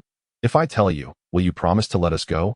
he stammered, glancing nervously at the flickering flames, fearing an accidental ignition. "Enough chatter, just spill it," Scarl interjected, sharpening his blade, his skeletal mask lifting slightly as he ominously spoke. Fine. I've heard they've been on a certain winter island lately. We barely escaped from that region." The pirate captain managed to sputter out a name of an island amidst his fear. Seated on the deck, Jerry scratched his ear, grinning with a sinister expression as he tilted his head. "Is that so? What a coincidence that you happen to know this just when we ask. You're not trying to concoct a tale to lead us astray, are you? Lead us astray, then toss them into the sea," Ace declared, preparing to seize the captain. "Wait, hold on, Boss Ace. The name of that island is also in my intel," Scarl quickly affirmed, halting Ace's advance. "Very well. If you speak the truth, we shall no longer hold it against you. Now, be gone." After receiving a confirming nod from Scarl, Ace untied the ropes binding them and gave the pirate captain a swift kick to the backside. Rururu, as the crew began to usher them away. Kodaz swiftly dashed over, growling at the unfamiliar faces, and then chased them off the ship. It seemed Kodaz had developed a fascination for driving people away, often pursuing defeated foes after battles. Boss Ace. "Are we heading directly to the winter island where Shanks' crew resides?" Scarl inquired, scratching his fluffy hair. "Hey, are you serious? First Whitebeard, now Shanks. He is not as easy to deal with as Whitebeard. Shanks is merciless towards his foes." Dias, who had remained silent until now, expressed concern as the crew shifted their focus towards another emperor. Dias' understanding of the 4 emperors was shaped by public perception. Whitebeard was known for his benevolence. Bimmen was notoriously unpredictable. Kaido was terrifying merely by existing, and Shanks could be exceedingly fearsome when provoked. As they turned their sights from Whitebeard to Shanks, Dias felt his heart racing, far more thrilling than any roller coaster ride. "Ha, Dias, fret not. Shanks isn't as difficult to converse with as you think. I can manage him." Ace grinned, concealing the fact that his intent in seeking out Shanks was merely to pay a friendly visit, not to engage in combat. Instead of worrying, it would be prudent to chart their course first. When the time comes, you can bring out your little notebook to record everything. Who knows, after you're gone, someone might find your notes and compile them into a publication, ensuring your legacy endures through the ages. Jerry chimed in, teasing Dias, as he was aware of Ace's true intentions. That "Go ahead, we'll handle it all if need be." Casting a glance at the two, and surveying the other crew members, Dias realized that they had already developed an unspoken understanding, so he chose not to press further. Thus, the Black Spade Pirates adjusted their course towards Shanks' territory and sailed forth at full speed. The islands of the Grand Line can be categorized into 4 climatic types: spring, summer, autumn, and winter, with relatively stable weather patterns in their respective regions. While traversing the Grand Line, if the previously fluctuating climate stabilized, it was a strong indication of proximity to an island. That moment, the sea surrounding the Black Spade Pirates was enveloped in an icy realm, with a faintly visible island ahead. The relentless cold wind howled, and rain mixed with snow drifted down gently. In this wintry weather, nature appeared particularly mysterious and beautiful. Trees and flowers were blanketed in a layer of pristine snow, as if clad in a silvery shroud. These plants, nourished by the melting snow, flourished in their delicate beauty. Along the coastline of the island, a pirate ship was anchored, its sails adorned with a striking skull emblem marked by 3 crimson claw marks. This was the red-haired pirates' vessel. The Red Force. The red-haired pirates were also known as the most balanced and formidable crew, with members boasting relatively average yet high bounties. Besides the 4 Emperor Shanks, the crew also had the vice-captain, Ben Beckman, whose strength was not to be underestimated.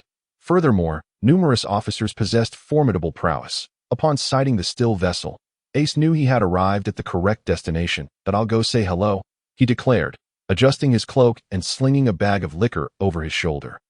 Undeterred by the cold as the embodiment of flames, "That I'll accompany you. Everyone else can wait here for a moment." Jerry followed suit. Lightening his load to eye in the frigid weather, Jerry typically manipulated the moisture in the air to keep it at bay, allowing him to wear minimal clothing while staying warm that he only needed to withstand the physical cold, avoiding the penetrating magical assault of moisture on the island, not far from the coastline, within a lively and warm cave. The saying, "You live by the mountains, you eat by the sea," echoed true.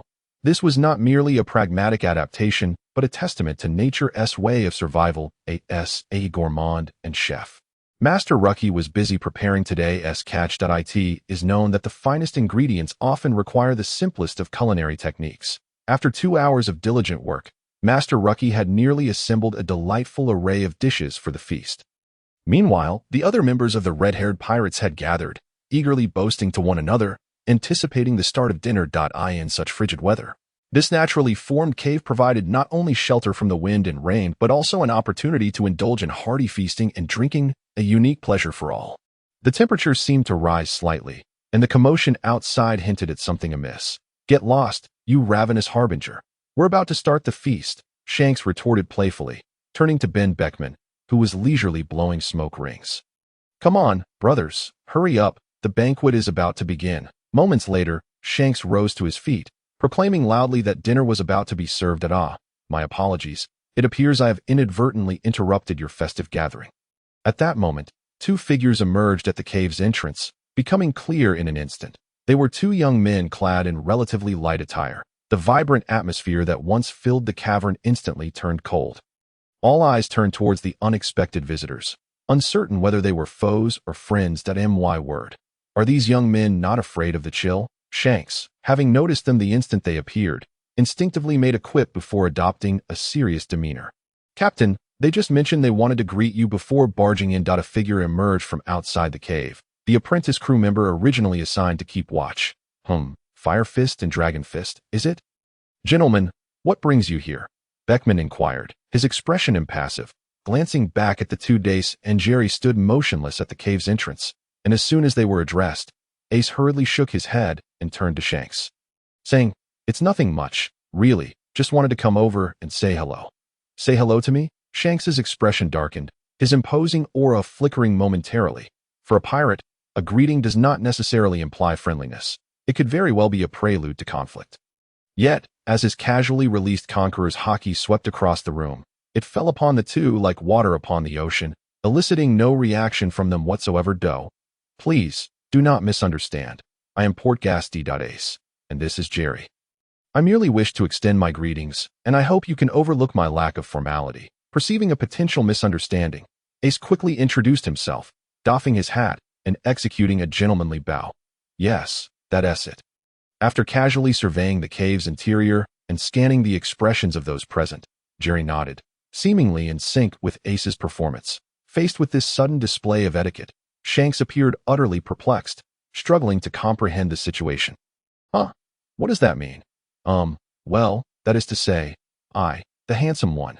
"Wait, no, I've been rambling too much with Jerry. I was born on the island of Bartolomeo in the South Blue, grew up in the East Blue, and have been sailing as a pirate for some time now," nicknamed Fire Fist. Noticing Shanks's wide-eyed expression, Ace feared further misunderstandings and quickly unleashed the practiced lines he had rehearsed for ages. Though they seemed to flow rather clumsily, the members of the red-haired pirates regarded the freckled youth at the entrance with a mixture of confusion and exasperation as he introduced himself in a jumbled manner. "Ahem, so, what exactly are you trying to achieve here?" Shanks, unable to endure Ace's nonsensical ramblings any longer, interjected. The other members of the red-haired pirates had already begun to reach for their weapons, having witnessed too many instances of feigned ignorance preceding sudden attacks during their years of experience at sea. Thus, should Ace continue in this manner, it was likely they would not afford him much longer before taking action. Observing the rising tension, Jerry, while confident Ace could handle himself, nonetheless prepared for a fight and possible retreat. Of course, Ace, who often fretted over his inability to articulate himself well, seemed blissfully unaware of the imminent danger, continuing his monologue. Well, I've practiced for quite some time, but I still stumble. Miss Makino is surely going to scold me for this. Rubbing the back of his head, Ace chuckled sheepishly. Makino? What did you say? Makino. The atmosphere, which had initially been charged with tension, softened slightly at the mention of this name. You could have mentioned that earlier. Jerry gazed at Ace with a bemused expression, silently critiquing him. Indeed, when I was in the East Blue, Miss Makino taught me etiquette and insisted I always be mindful of my demeanor. Ace retrieved a bottle of fine liquor from his bag. Grinning as he added, and this liquor, I brought it from the East Blue. As Miss Makino said, it would facilitate dealings with pirates. That I asked that so? Which Makino do you mean? Shanks scratched his head. Seeking clarification. Oh, it's of course Miss Makino from Windmill Village in the East Blue. I was raised by the mountain bandits near Galbo Mountain. Ace smiled broadly, nostalgia etched across his face. Then, what purpose brings you here? Upon hearing those familiar names and places, Shanks's expression relaxed. Curiosity piqued. It's because I have a brother named Luffy, and you are his savior, so I wanted to come and say hello. Holding the bottle of liquor, Ace began to walk further into the cave. Upon hearing this revelation, the crew of the red-haired pirates engaged in lively chatter, the previous somber atmosphere dissipating as for Ace's decision to withhold such crucial information until the end. Jerry could only shake his head in disbelief, acknowledging that Ace was indeed a master of poker, never willing to fold. Luffy. He has a brother. Haha, I don't recall him mentioning that much. I wonder how Makino and Luffy are faring now. Shanks accepted the liquor Ace offered, examining the bottle before looking up to inquire. Well, when I set sail, everyone was doing well. Luffy and I are sworn brothers. Ace replied with a broad grin. Is that so? Let us hear more. Patting Ace on the shoulder, Shanks beckoned the two closer. Having clarified the situation and accepted the offered liquor, it was generally understood that this moment was one of camaraderie. Shortly thereafter, Jerry went outside to summon the members of the Spade Pirates, thus allowing the festivities to resume. Once the Spade Pirates entered, they were initially somewhat reserved, likely intimidated by the formidable reputation of the red-haired pirates. However, it wasn't long before both crews were laughing and mingling, even engaging in a spirited display of water style. Drink too much and vomit. The atmosphere was jubilant, filled with laughter and cheers. As everyone reveled in the joyous occasion, Makino's liquor, how nostalgic, Shanks remarked, taking the bottle Ace had previously opened, a wistful expression on his face. Noticing the misunderstanding, Ace scratched the back of his head, offering an awkward smile. Actually, this was purchased in Loguetown. It's Miss Makino's liquor. We encountered various situations when we set sail. So you little rascal, you're truly a talent. Wasting my nostalgia? Shanks playfully chastised. Slapping Ace on the back, Luffy, the two pirate captains, then proceeded to engage in a spirited exchange revolving around the people and events from Windmill Village in the East Blue. Is your captain also of this nature? Beckman, seated not far from Ace, inquired of Jerry. Isn't it? Sigh. That SYS vice captains have it so tough. Jerry spread his arms in exasperation, tilting his head back with a dramatic sigh, as if lamenting the burdens he bore. Observing his theatrical antics, Beckman felt his own reputation as a vice captain was being tarnished. Keep pretending. Don't think I'm unaware. You hardly manage anything. Is that so?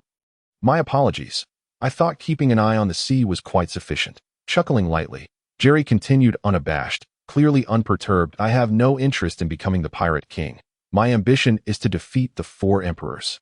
Amid the lively scene, Ace's resolute declaration cut through the revelry, as his conversation with Shanks shifted towards the topic of the pirate king. Within the cave, upon hearing this, everyone simultaneously halted their discussions. Just as the atmosphere grew peculiar once more, Shanks erupted into laughter, patting Ace on the back. You truly have a bold tongue, my friend. I wasn't referring to you all. We have shared drinks together, so we are no enemies. Realizing that his words seemed to have caused a misunderstanding, Ace raised his glass, attempting to clarify. Well, I truly thought you lot were the type to stir up trouble at the slightest disagreement. The smoke rings gradually expanded in the air as Beckman smirked, casting a sidelong glance. Jerry had long since grown accustomed to Ace's capriciousness and shrugged towards Beckman, saying, "That kid's manner of speaking has always been like this. If you take him seriously, you've already lost." As the misunderstanding dissipated, the festivities soon resumed with fervor. "Our current objective is Whitebeard." Ace continued the previous topic. Upon hearing his words, many members of the red-haired pirates behind Shanks looked as though they had seen a ghost. Their faces filled with astonishment. For those privy to the truth, Whitebeard truly was an existence both formidable and fearsome. One should not underestimate the frailty of the elderly. It is important to note that those who are easily bullied are often kind souls who have aged, while the wicked tend to remain wicked even in their twilight years. Perhaps the younger generation is simply that resolute, that unyielding. The crowd could not help but reflect inwardly, reminiscing about their own days of steadfastness. "Oh, why him?" Shanks inquired, puzzled. Speaking of Pirate King Roger, most would also recall his rival, Whitebeard. Moreover, when I was about to enter the New World, it was Whitebeard's flag that first appeared before my eyes at Fishman Island. We have already hoisted our flag above theirs, determined to surpass him. Clenching his fists, Ace lifted his gaze, his eyes shimmering with determination. "Well, I can't say much about such matters." Upon hearing this, Shanks could only offer a polite smile. As fellow emperors of the sea, generally, those of equal standing do not intervene lightly, regardless of who is challenged or what may transpire. Otherwise, a single thread pulled could unravel the entire tapestry, as everyone's influence is considerable.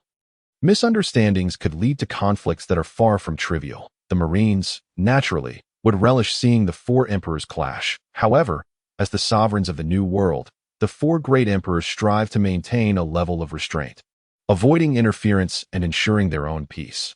Well, having discussed so much about my affairs in the East Blue, I am somewhat curious now. May I inquire, who is it that left this scar upon your visage? Taking a hearty bite of a delectable meat chunk, Ace was nearly brought to tears, reflecting on the culinary skills of his ship's cook, which were rather lacking. "Are you referring to this?" Shanks mused. Stroking his left eye, hesitating for a moment before slowly speaking, "There is not much to say. It was left by a member of the Whitebeard Pirates. It has been some years now. The scar no longer pains me." "Was it Whitebeard?" Ace interjected.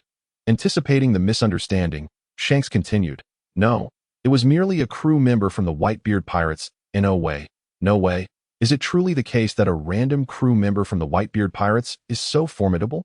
Upon hearing Shanks' words, the members of the Black Peach Pirates began to murmur among themselves, with Scar's voice rising above the rest. "Was that person the captain?" Ace pressed on. "No, not at all. But I assure you, I'm not trying to frighten you. It was merely an isolated incident."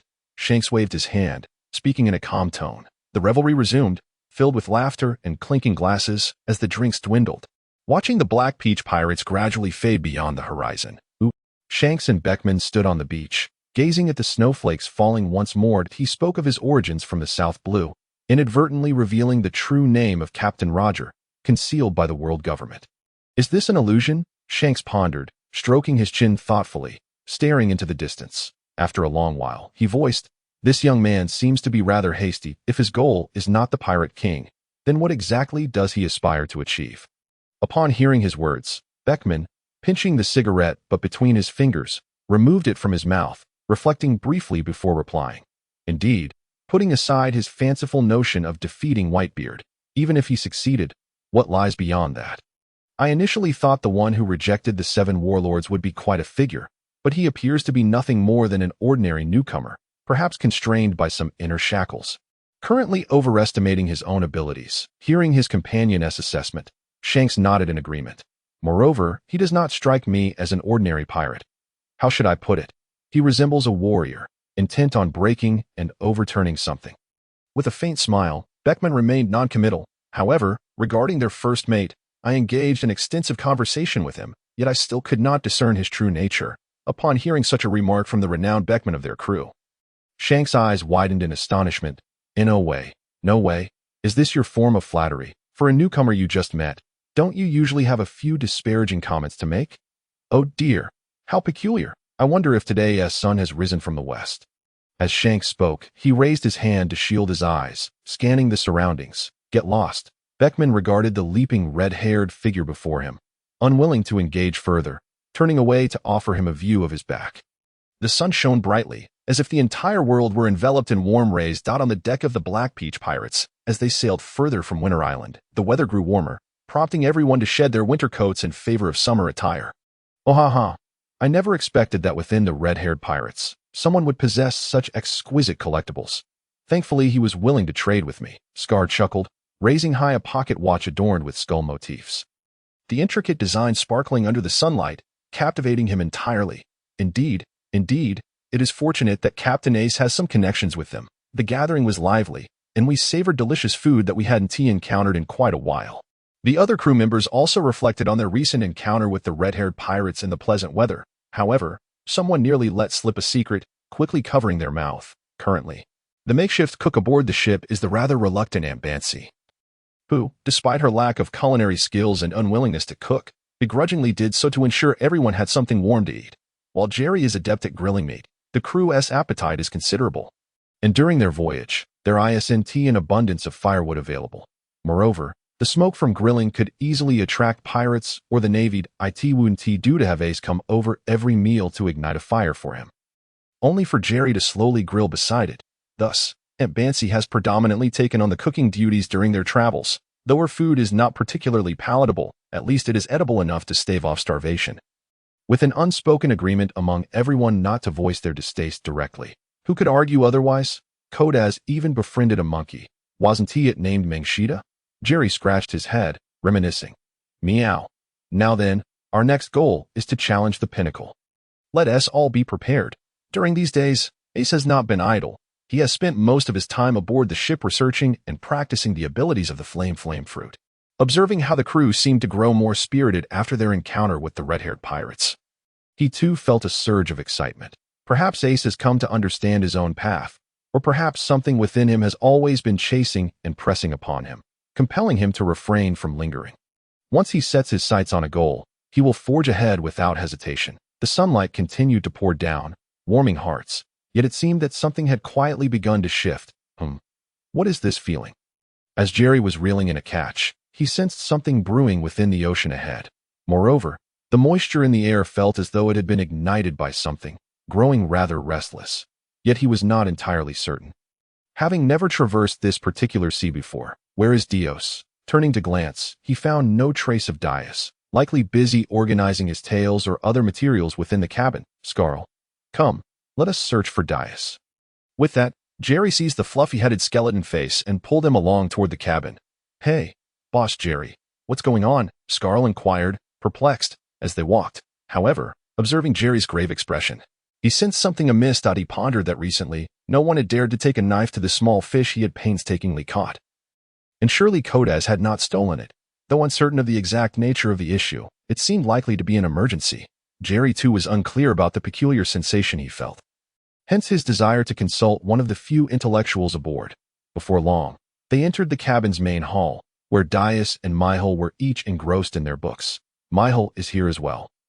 Perfect. After Jerry shared his feelings and thoughts, the three exchanged glances, and soon they were frantically retrieving books on navigation, flipping through the pages with haste. Moments later, the trio reached a conclusion, their gazes meeting Jerry's with a complex expression. Your feelings are not misplaced. We may be on the brink of an unprecedented storm. If we don't act now, it may be too late. Quickly. With that, they rushed out of the cabin, scattering to their tasks. Jerry followed suit and stepped outside to witness the sky transforming. The gentle breeze had begun to pick up speed, and the sunlight above was obscured by clouds. Meanwhile, the crew, who had previously lounged on deck, were now wearing altered expressions upon hearing Dias's call. Each became engrossed in their tasks, as the ship needed to turn about and hasten its departure. Otherwise, they would head straight into the impending storm's eye. Simultaneously, crew members had to secure themselves to avoid being thrown overboard by the tumultuous waves. Amidst the chaos, they began to sense the world's transformation. The winds howled, and the waves surged, quickly plunging the scene into darkness. Accompanied by thunder and torrential rain, the sea swelled and fell, the ship was tossed violently, and the tremors were relentless. Should anyone fall into the sea under such circumstances, even with Jerry and Wallace present, it would be challenging to ensure their safety immediately. In just a moment, It felt as if someone were summoning a dragon. Gripping the railing tightly, Jerry gazed at the grand scene before him. Reflecting wistfully, unsure if it was akin to Sun Wukong gathering the Dragon Balls, he too wished to make a wish. As the storm approached, lightning and thunder clashed, and the waves soared like a stampede of wild horses. Rolling and crashing as if determined to consume the entire world on the ocean, the solitary ship swayed perilously in the gale, the monstrous waves relentlessly crashing against its hull and deck, threatening to capsize at any moment. The crew could only strive to maintain the general direction of their voyage, as balancing had become a nearly insurmountable challenge. Jerry had already descended into the sea using the heavy iron chain deployed from the ship, relying on his sensitivity to the currents to aid the vessel in escaping this volatile region.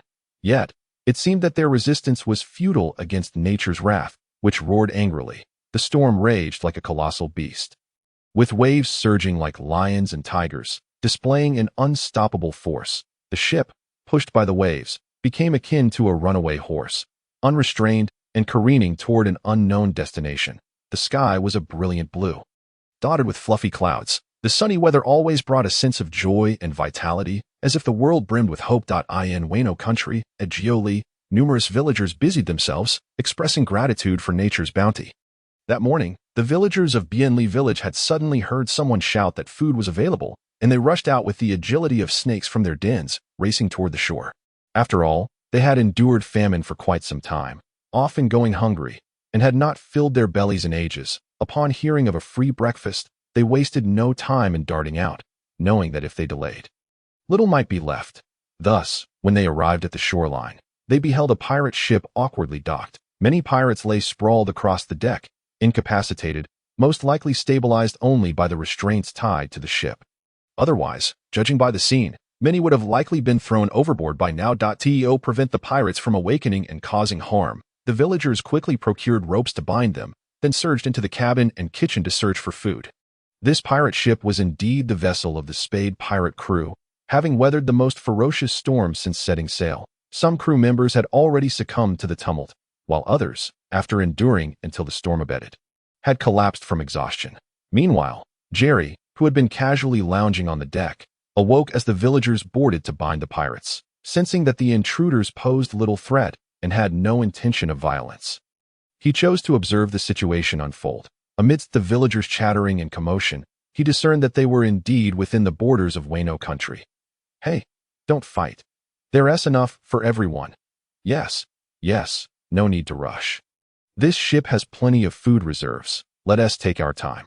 Amidst the chaotic flurry of villagers like hungry dogs, a voice emerged that carried a hint of authority and steadiness. That moment, Jerry felt a tickling sensation brush past his face, causing his nose to twitch. Achoo! What was that? The sudden sneeze jolted Jerry upright, inadvertently loosening the ropes binding him. When he opened his eyes, he fortuitously met the gaze of a pair of bright, wide eyes, filled with terror. I surrender. Please don't harm anyone. Before him stood a little girl, approximately 4 years of age, clad in a green kimono, accompanied by a small Shiba Inu. It seemed that the dog's tail had brushed against Jerry moments before. The girl raised her hands, panic evident on her face as she shouted her surrender. Fear not. I mean no harm. Realizing he had been exposed, Jerry quickly waved his hands to reassure the little girl of his harmless intentions. Ace and the others had also awakened earlier, quietly observing the situation. Hearing Jerry speak, they promptly freed themselves from their bindings and stood up. The villagers, witnessing their ropes come undone, were suddenly thrown into a state of alarm, fearing the pirates would retaliate against them. Are you all hungry? Let us help bring out the food and share it. Ace surveyed the scene and, piecing together the information he had gleaned, called out to the group. Little sister, please wait here while we gather the food.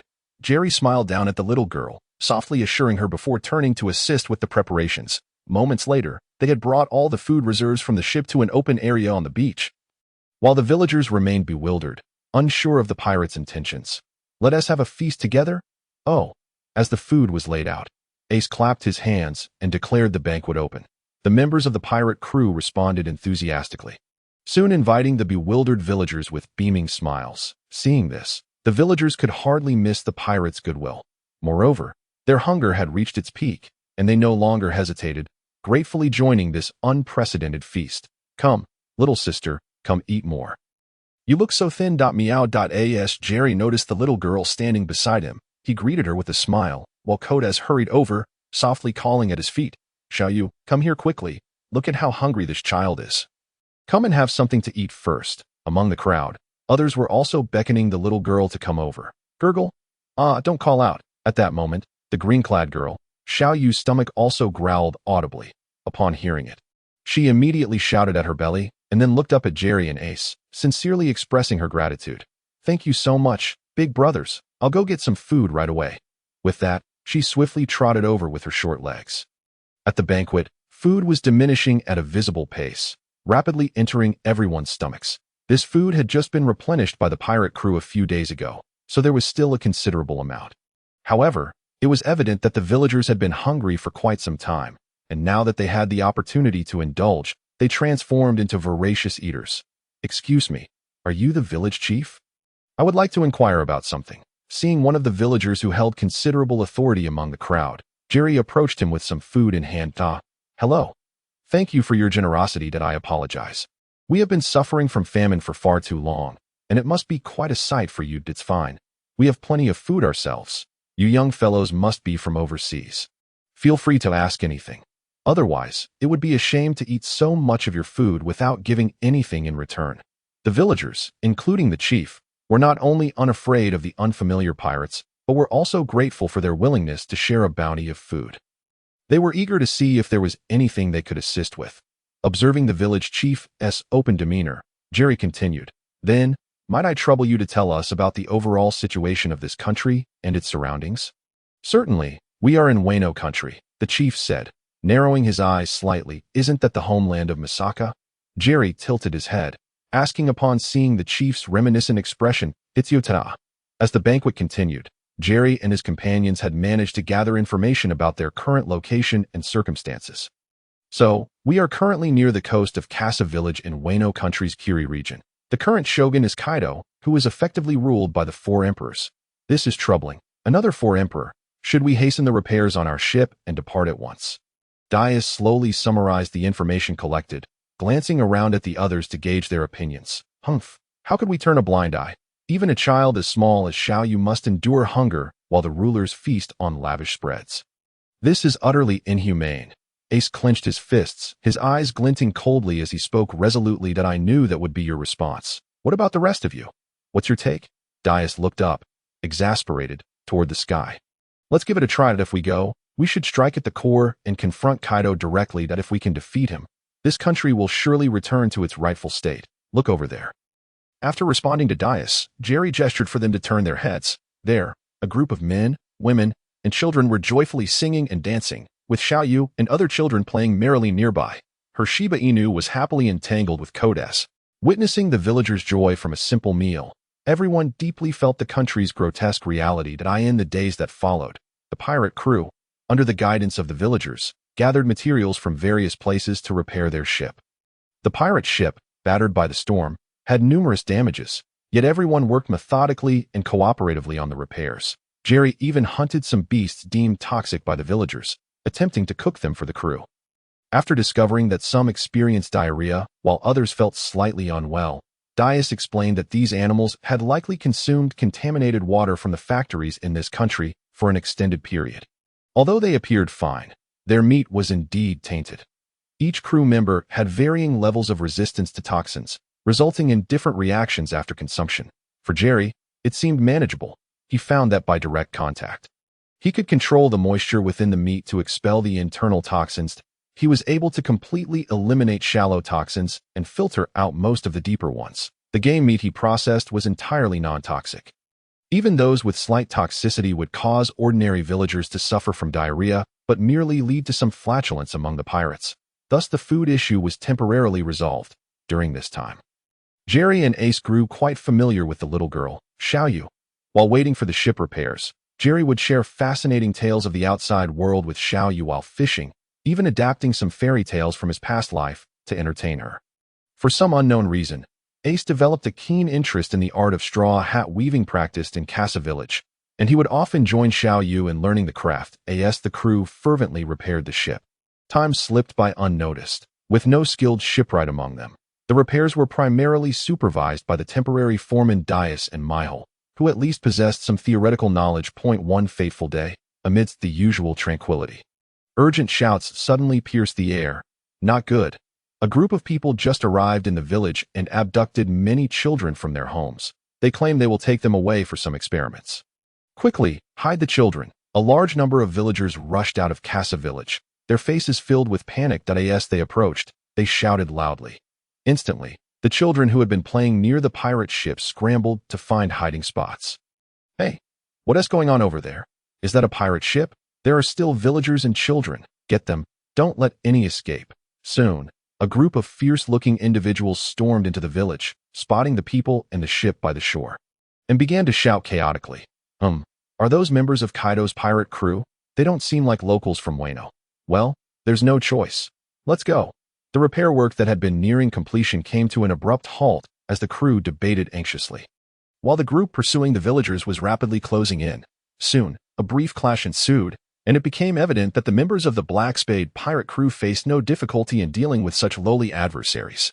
Within 2 minutes, the battle concluded, as the enemy could only prey on the weak and defenseless villagers, posing no threat to the seasoned pirates who had endured numerous battles, observing his subordinates being effortlessly dispatched with just a few punches and kicks. The small leader, wearing a pirate hat and a black coat, took a step back, panic in his voice. Who are you? How dare you linger in Wano and openly attack us, the beast pirates? Jerry, blocking his escape route, had no desire to engage in conversation and hurled a stone at him.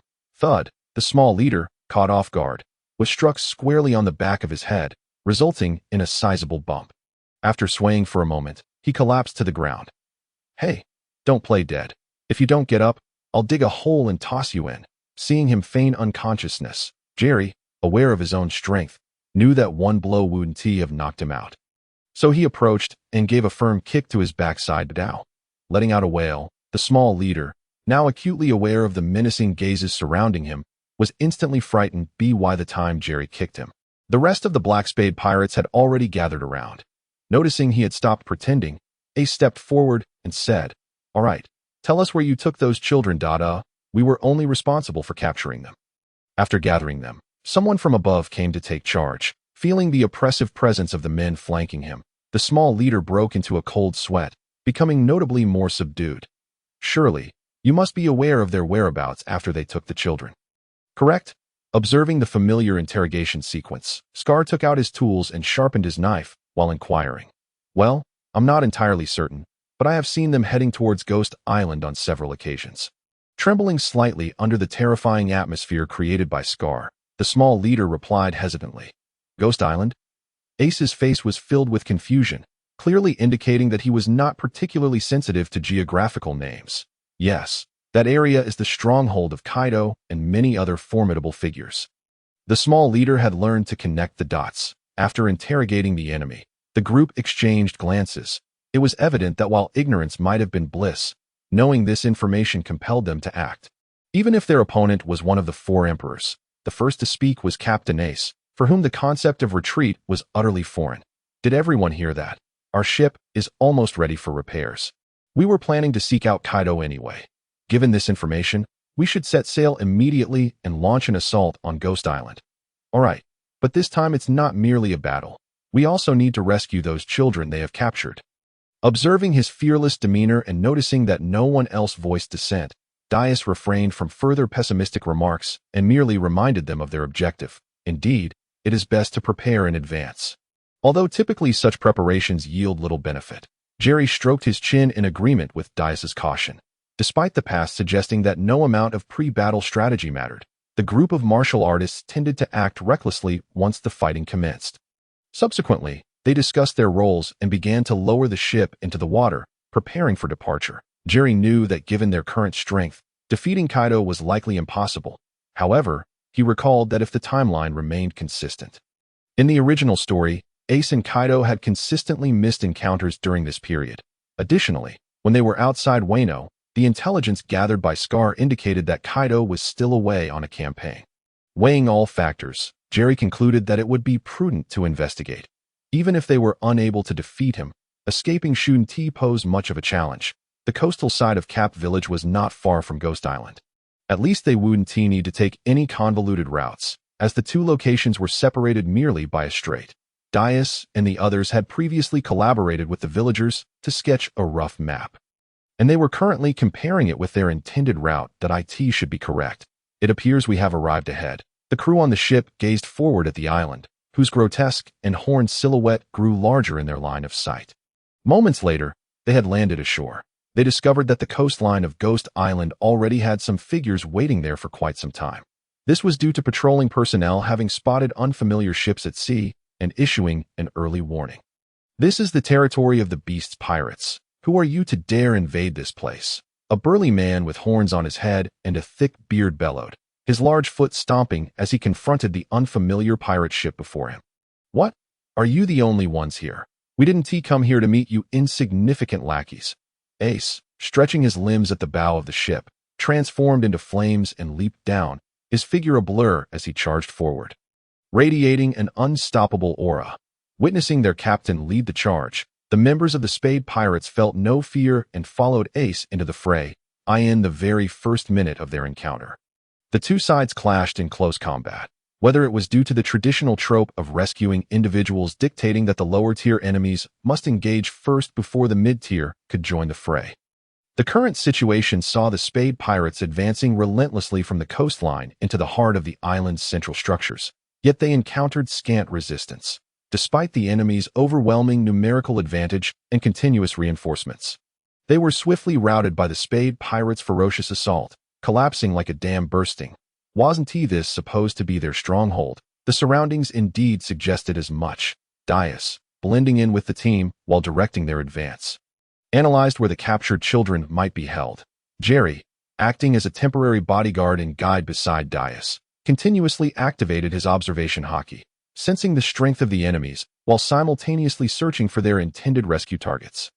Hearing Dias's murmured doubts, he turned and said, "If my senses are accurate, it seems that Kaido and the higher-ranking members of his crew are not currently on the island. However, the children we aim to rescue are indeed here." Jerry was not surprised by the lower-tier enemies they had encountered along the way. As he had been scanning the vicinity like a radar, it was now nearly confirmed that only two high-level adversaries remained on the island. One was nearby, while the other seemed to have just returned from the coast. He had also pinpointed the location of the children in need of rescue. That is splendid news. This means our rescue operation can proceed smoothly and effortlessly. Hearing Jerry's response, Dias breathed a sigh of relief. This outcome was indeed the best possible at this moment. The battle between both sides was nearing its conclusion, with the Beast's pirates strewn across the street in disarray. A handful still lingered at a distance, encircling the area, though they dared not engage. The street was littered with wrecked buildings and ablaze in multiple spots, remnants of the earlier conflict. Dias sensed the timing was right and asked Jerry for the exact location of their target, intending to lead Mihal and the others straight to the point. "Who are you?"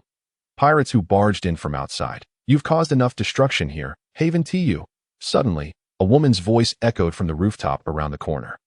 The group looked up to see a woman with gradually shifting white hair, adorned with a pair of crimson devil horns, dressed in a white sleeveless kimono and a red long skirt, standing there. "And who might you be? Where is Teacher Kaido?" "I'm Shaoli." Jerry, aware of the implications, immediately deduced from her appearance and attire, as well as the formidable club she wielded, that this was likely Yamato. "The daughter of Kaido. Teacher Kaido? Shaoli? Who is that?" A man dressed in a colorful beach outfit, looking entirely casual, suddenly inquired, causing Yamato to pause, clearly puzzled by his question. "My apologies, I misspoke. I meant the adorable Kaido-sensei." Seizing the moment, Jerry exchanged a knowing glance with Dias, urging them to act quickly while he continued to banter. Yamato scrutinized Jerry, sensing he was likely a stranger, and thus questioned, "What is your relationship with him?" "Why do you call him teacher?" "Haha, it's nothing significant. Just a fisherman's affectionate nickname for a big fish. After all, I've heard he consumes the fish fruit. That if you're looking for my father, he has gone out on an expedition with his officers and is not on the island." Ruffling her hair, Yamato reflexively shared this crucial information without a second thought. "Father, you are Kaido's daughter?" Sensing the fierce aura emanating from her, Ace stepped forward and asked, "Yes. Oh no. I am Odin." After a moment's hesitation, Yamato quickly denied it and declared the name of that man. Odin? Jerry blinked in surprise. What Odin? I don't know him. I'm Odin. Yamato shook her head firmly. Doe, the heroic and noble Odin. Is it? With a crooked smile, Jerry noted that Dias and the others had already slipped away from the street. Continuing his jest, heroic and noble? Indeed, he is deserving of such a title. Reflecting on the deeds of Odin, Yamato nodded in agreement. Ha! You think so too, right? When the conversation turned to Odin, who had consumed the beloved fruit. Jerry could only roll his eyes and chuckle. However, for Yamato, a fervent admirer of the heroic Odin, it was a rare opportunity to engage in discussion with someone who shared her enthusiasm, prompting her to eagerly inquire. By the way, as someone from the outside sees, do you know of Odin? I do not, Jerry replied, sensing that the moment was ripe to steer the conversation away from that man, forcing a grin. Hey, then why did you say so much, you fraud? Upon noticing the man's forced smile, Yamato realized she might have been played and swiftly brandished the kanabo in her grasp, charging at him with the intent to deliver a wake-up call. Already brimming with combat fervor, Ace intercepted Yamato's assault with a punch. Want to fight? I shall oblige. Although they had previously battled numerous minions, now faced with a formidable opponent, Ace was determined not to let this chance slip away. As he launched his attack, he declared, We are the Spade Pirates, and I am Captain Ace. We have come today to take the head of Kaido, since he is not on the island and you are his daughter. Let us battle. Humph, though I have no obligation to protect this island. If you wish to fight, I happen to be bored. Come on. Yamato did not shy away, meeting the assault head-on with her weapon raised. Then I shall seek out that one by the seaside, Jerry thought, observing the fiery clash between the two and deciding to search for another high-ranking combatant who had just landed, lest that individual wander off and cause trouble. After exchanging a few words with Scarl, who was still watching the spectacle, Jerry hastened towards the scent's direction. Before long, he arrived back at the beach where his pirate ship was anchored. There, he beheld a towering figure. Robust and imposing, leading a band of pirates adorned with various masks of distinct appearances, making their way along the shoreline. The immense figure stood approximately 8 meters tall, with flowing golden hair tied into a ponytail and 2 braids. Sporting a metallic jaw and ivory tusks on his head and shoulders, draped in a fur coat. His apparent destination was the pirate ship docked nearby. As he approached, Jerry swiftly positioned himself in front of the newcomer. Gazing up at this gigantic figure, who dwarfed him at under 2 meters, Jerry marveled at the wonders of this world. Quickly recognizing the identity of the man before him, he was none other than Jack. The drought, one of Kaido's infamous calamities. As Jack advanced, he had already gleaned from his subordinates what chaos had unfolded on the island. Initially, he had accompanied Kaido on his expedition, but midway, having secured some spoils, he was dispatched to return with the goods and check on their base. Upon his return, he found the island in utter disarray. At this moment, he intended to sink the enemy's ship directly. However, he did not expect to encounter a small thief along the way. With a thunderous glare, Jack seethed, Who are you? You must be the ones wreaking havoc on the island. As he spoke, Jack, consumed by rage, raised his disproportionately thick arm and, with a force akin to thunder, brought his palm crashing down towards Jerry. Seeing the colossal hand descending upon him, Jerry immediately knelt and leaped backward to evade the attack. Boom! The earth beneath him buckled as the mighty hand struck, leaving a massive imprint in the sand. Jack is invincible, cheered the sycophantic minions behind him. Hey, are you serious? That slap would turn anyone into paper. Jerry retorted, I am Jerry of the Spade Pirates. By your appearance, you must be the infamous Jack. Recognizing that combat had commenced, Jerry dodged and leaped forward, delivering a kick to Jack's knee. Ugh! Jack halted, feeling as if he had been struck by an arrow in the knee. A sharp pain coursing through him. Like an agile insect, Jerry swiftly propelled himself upward from Jack's knee, employing the 6 styles through technique to strike rapidly several times before launching himself away with explosive force. In an instant, Jerry appeared at Jack's abdomen, his right hand cloaked in Busashoka haki, delivering a punch akin to a cannon's discharge. Bang! Ack! The moment Jack was struck, his towering frame could no longer maintain balance, and he was propelled backward, crashing into his own subordinates. Some of the minions struggled to lift his heavy form. Is your name, Jack? Allow me to see just how brave you truly are. With the initial strike successful, Jerry grew cocky. However, he understood that his previous attack likely held little impact, for Jack was a Zoan-type devil fruit user, possessing the ancient mammoth fruit's powers, not to mention his tough hide and remarkable endurance. His recovery speed was undoubtedly impressive. Drawing from his extensive gaming experience, Jerry surmised that larger foes often lacked agility, a common adage being that the bigger they are, the harder they fall to confront Jack. It was imperative that his attack power did not falter. Otherwise, he would find himself outpaced in recovery. Speed and agility would be his greatest assets, should he attain a higher level of Busashoka Haki capable of penetrating surfaces to damage the interior. That would be ideal. However, Jerry's current mastery of Haki had yet to reach that level. Fortunately, he devised a strategy. At the moment of contact with the enemy, he would manipulate water elements, targeting the moisture on the surface to strike at the interior.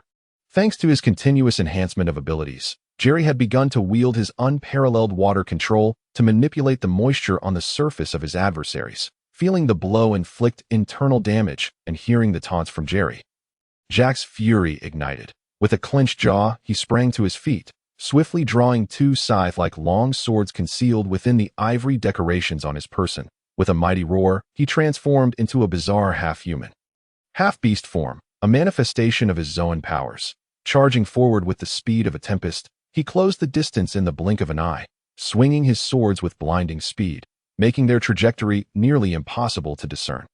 Caught off guard, Jerry, who had been reveling in his earlier triumph, found himself facing a lethal blow. With no choice, he raised his arms, enshrouded in Haki, to defend himself. Boom! The disparity in size rendered the impact akin to a baseball bat, sending Jerry hurtling through the air and crashing into a nearby structure, which instantly crumbled under the force. Legs, how dare you cause a ruckus on my island? Come on, didn't you want to see how brave I am? Come and strike me. After the blow, Jack turned, spitting contemptuously and glaring in the direction Jerry had flown. In terms of brawling, he held unshakable confidence, having never feared anyone. Amidst the dust and debris, Jerry's silhouette soon emerged, brushing himself off as he stepped into view. Cough, cough. He had been careless and failed to evade. Jerry turned his neck, locking eyes with the arrogant Jack. With a sudden burst of energy, the ground erupted beneath him as he vanished from sight. His speed resembled that of a meteor streaking across the night sky, and in an instant, he was before Jack. Come at me. Do you think I fear your teeth? Amidst the cacophony of battle cries, the two adversaries clashed once more, swiftly engaging in a perilous and intense confrontation. Each movement was infused with both power and speed, captivating the onlookers while exuding an air of danger that Jack's hybrid form, a fusion of man and beast, boasted formidable defensive capabilities alongside remarkable agility in combat. His dual blades fell like a torrential downpour, each strike as swift as lightning, resonating with an earth-shattering force, devoid of any flamboyant techniques. Only the sheer lethality of his swordsmanship in contrast. Jerry's strikes were both rapid and ruthless, his offensive and defensive maneuvers fluid and harmonious, akin to a poetic dance. His punches and kicks flowed like the wind, showcasing the resilience and grace of a true martial artist, while simultaneously delivering devastating blows on the surface. These were mere physical attacks. However, upon striking the enemy's flesh, they were imbued with the additional force of flowing water, resulting in exceptional defensive penetration. Accompanied by the howling winds within their battleground, the two fighters engaged in a fierce struggle, each seemingly intent on delivering a fatal blow to the other. The surrounding environment lay in ruins, making it challenging to find stable footing. Under Jerry's subtle guidance, the battlefield had unknowingly drifted away from their pirate ship. He feared that a careless strike during the fight might inadvertently damage the vessel, leading to disastrous consequences. Amidst the tension of the fierce combat, a thunderous sound erupted from the center of the fray, causing both figures to recoil. This was the result of a legitimate clash, sending them hurtling away from one another. After being struck on the jaw, Jack retaliated with a powerful slash aimed at Jerry. Boom! Boom! The forceful impact propelled Jack into the beach, creating a deep crater akin to that of a meteorite's descent. Meanwhile, Jerry collided with nearby structures, crashing through several small buildings before being pinned beneath the rubble. Who was he that could match Jack, the formidable brother, blow for blow?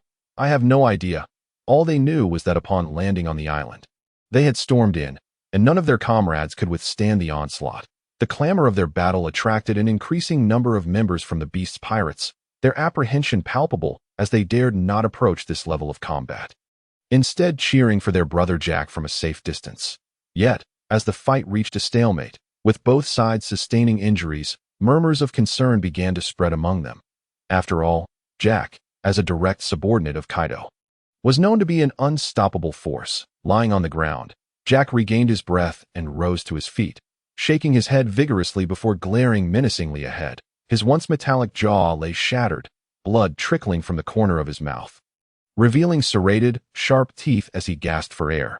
His hybrid form bore multiple wounds, slowly oozing blood, evidence of Jerry's water-based attacks. Conversely, Jerry emerged from the debris, disheveled but undeterred, apart from a few visible marks on his face. His body was riddled with various wounds, and his casual attire was tattered, fluttering in the wind. Fortunately, his natural resilience and developed defensive techniques had minimized the damage he sustained during dodges. His head remained the focal point of his defense. And thus, despite the chaos, his handsome visage had avoided direct hits. Yet, he too was battered and gasping heavily. It was crucial to acknowledge that regardless of haki, combat prowess, or other skills, the issue of stamina remained paramount. Their struggle had escalated from tentative exchanges to a desperate fight for survival, yet it had not exceeded 3 exchanges before devolving into a life-or-death clash. The reason for Jack's ire stemmed from an inexplicable annoyance at Jerry's incessant taunting throughout the battle. Coupled with the fact that they had embarked on what was meant to be a triumphant expedition for the Beast's pirates, only to return home and find their territory ransacked, it was no wonder Jack's fury blazed like a wildfire, compelling him to unleash every ounce of his strength without restraint. Thus, although their battle had lasted mere moments, both combatants found themselves battered and on the brink of exhaustion after a brief stretch. Jerry reappeared a short distance from Jack. He tilted his head back, raised his left hand into a fist, extended his index finger, and beckoned Jack with a flourish. "Hey, big guy, come on over. I'm going to take you down." Jack, who had been catching his breath, felt his blood pressure spike at the sight of Jerry's infuriating demeanor, veins bulging as he struggled to contain his surging rage. Jack roared like a madman, swinging his great sword as a tempest of fury surged forth once more. Jerry, intent on denying his foe any respite, remained unperturbed in the face of the anticipated assault. As the blade approached, he leaped into the air, employing his moonwalk technique to ascend gracefully, twisting mid-flight to soar like an eagle against the azure sky, cleaving through the air with astonishing speed, with his previously charged fist clenched tightly. Jerry infused it with robust haki, enveloped by a swirling torrent reminiscent of tumultuous waves. The water flowed swiftly around his fist, pulsating with hidden power, a tempest brewing within its azure depths. In a flash of movement, he seized the opportunity as Jack initiated his strike, accelerating to an unprecedented speed, appearing directly before Jack's face. In the midst of Jack's widened, bloodshot eyes, Jerry delivered a decisive blow known as the friendship-breaking fist. Void-breaking fist. Boom. Upon impact, the surging water transformed into a rapidly rotating vortex, colliding with Jack's core. Could he withstand the force of 20 years' worth of training? As he landed firmly, Jerry placed his hands behind his back, striking a masterful pose, and proclaimed with righteous fervor, urging Jack to seize the moment for a grand performance. Jack was sent soaring, his massive form hurtling toward the ocean, creating an enormous splash that erupted tens of meters high before the waves surged toward the shore. "No way, brother Jack." As the sea settled, the onlookers finally grasped the situation amidst the chaotic shouts, many of Jack's underlings plunging into the water in search of their fallen leader. Jack, a fisherman of the saddleback grouper variety, had consumed a devil fruit. Even after plunging into the depths, he retained a semblance of consciousness and the ability to breathe, albeit weakened and in dire need of rescue. The underlings feared he might succumb to unconsciousness or worse, drowned beneath the waves due to his grievous injuries. Thus, they scrambled to devise a plan while refraining from provoking the victorious Jerry. Jerry, observing the frantic attempts of the enemy's underlings to retrieve their fallen comrade, chose to disengage, for he too was nearing his limit. Were it not for the fear of being overwhelmed by a horde of blades should he collapse, he would have succumbed to fatigue long ago. Phew! Exhaustion was indeed palpable. Fortunately, despite the chaos of battle, my dashing appearance remained intact. Summoning a water mirror, Jerry examined himself, noting that apart from his facial injuries, his body bore the marks of combat. His shirt was tattered beyond recognition, exposing a torso marred by numerous cuts. Though non-fatal, he appeared quite disheveled. Dismissing the water mirror, Jerry tore off his original shirt and donned a fresh one. He then began his leisurely stroll back toward his pirate ship. Having strayed far from its location, After a short while, Jerry returned to the beach where the Black Spade Pirates had landed on Ghost Island. "Hey, I heard someone here defeated Jack, Kaido's formidable subordinate. We had just mentioned our intention to seek you out when we chanced upon your return. Jerry, quite the robust fellow, aren't you?" Meow. Apart from Ace, the majority of the crew is already gathered here. At this moment, seeing Jerry return seemingly unscathed, greetings, playful jests, and praises erupted from the crowd. Hey, I even brought back some ancient specialties for everyone. Would you like some?" Observing the crew's enthusiasm, Jerry tapped his head as if a sudden thought struck him. What are the specialties?" the crowd inquired with curiosity. "Look, I have a strand of fur for you," Jerry exclaimed, brandishing a long tuft of hair, a peculiar find from when he had shed his shirt on the way. "Nime, get lost, haha." The crew, witnessing Jerry's playful spirit, ceased their worries about his injuries that a group of unfamiliar children aboard the ship confirmed their purpose for this journey, each a child abducted by the beast pirates. "Jerry, do you have so many wounds? Let me help you bandage them," Doze said, taking out a medical kit and urging Jerry to sit down. "Doze, what's the current situation?" Jerry asked while allowing Doze to busy himself. Doze, hands never pausing, recounted the crew's experiences after Jerry had separated from them. While Ace engaged in a relentless battle against Yamato, Doze led the others to rescue the children. Given the presence of numerous enemy pirates on the island, they decided to search for the remaining children while simultaneously aiding those in need. Progressing forward, they resolved enemies one by one, liberating an increasing number of children, which inevitably slowed their pace. Along the way, they heard news of the enemy officer Jack's sudden return to the island, but also learned he had been intercepted at the beach. The crew speculated it must be Jerry at work and hastened their rescue efforts. Upon retracing their steps through the streets they had previously traversed, Ace and Yamato's battle raged on. However, considering the uncertainty of whether more enemy officers would return for reinforcements and the achievement of their rescue mission, they decided not to linger further. After discussion, the crew resolved to return to their pirate ship with the rescued children, waiting for Ace and Jerry to return before setting sail back to Wano country in Kuri. "In that case, I believe you should return to Kuri first to spare the children's families from undue worry. Leave the Challenger behind. I shall wait here for Ace's return," Jerry suggested, after hearing Doze's account. Jerry felt it unwise for everyone to remain waiting together. Given the current circumstances, Kuri appeared to be a safe haven. Even if enemies returned, their priority would likely be to reinforce Onijishima. "Is that all right with you?" Doze pondered this suggestion and found it reasonable, though he remained concerned about Jerry being alone in his current condition.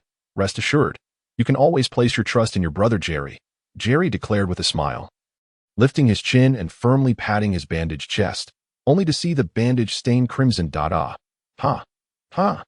Doze, you're hopeless. How can you earn a living with such bandaging skills?" In truth, after a period of rest, Jerry had recovered significantly. The only serious injury was a deep cut on his chest, and his vigorous patting had naturally caused it to bleed anew. "Indeed, I can trust you," Doze, glancing sideways, reluctantly set to re-wrapping Jerry's wound. "No more dawdling. Let us make a decision. It's not a matter of great consequence. I have plenty of means at my disposal," surveying the now gathered Scar and Myhol, along with Doze who was tidying up his kit. Jerry continued. Seeing his insistence, the others exchanged glances and nodded in agreement.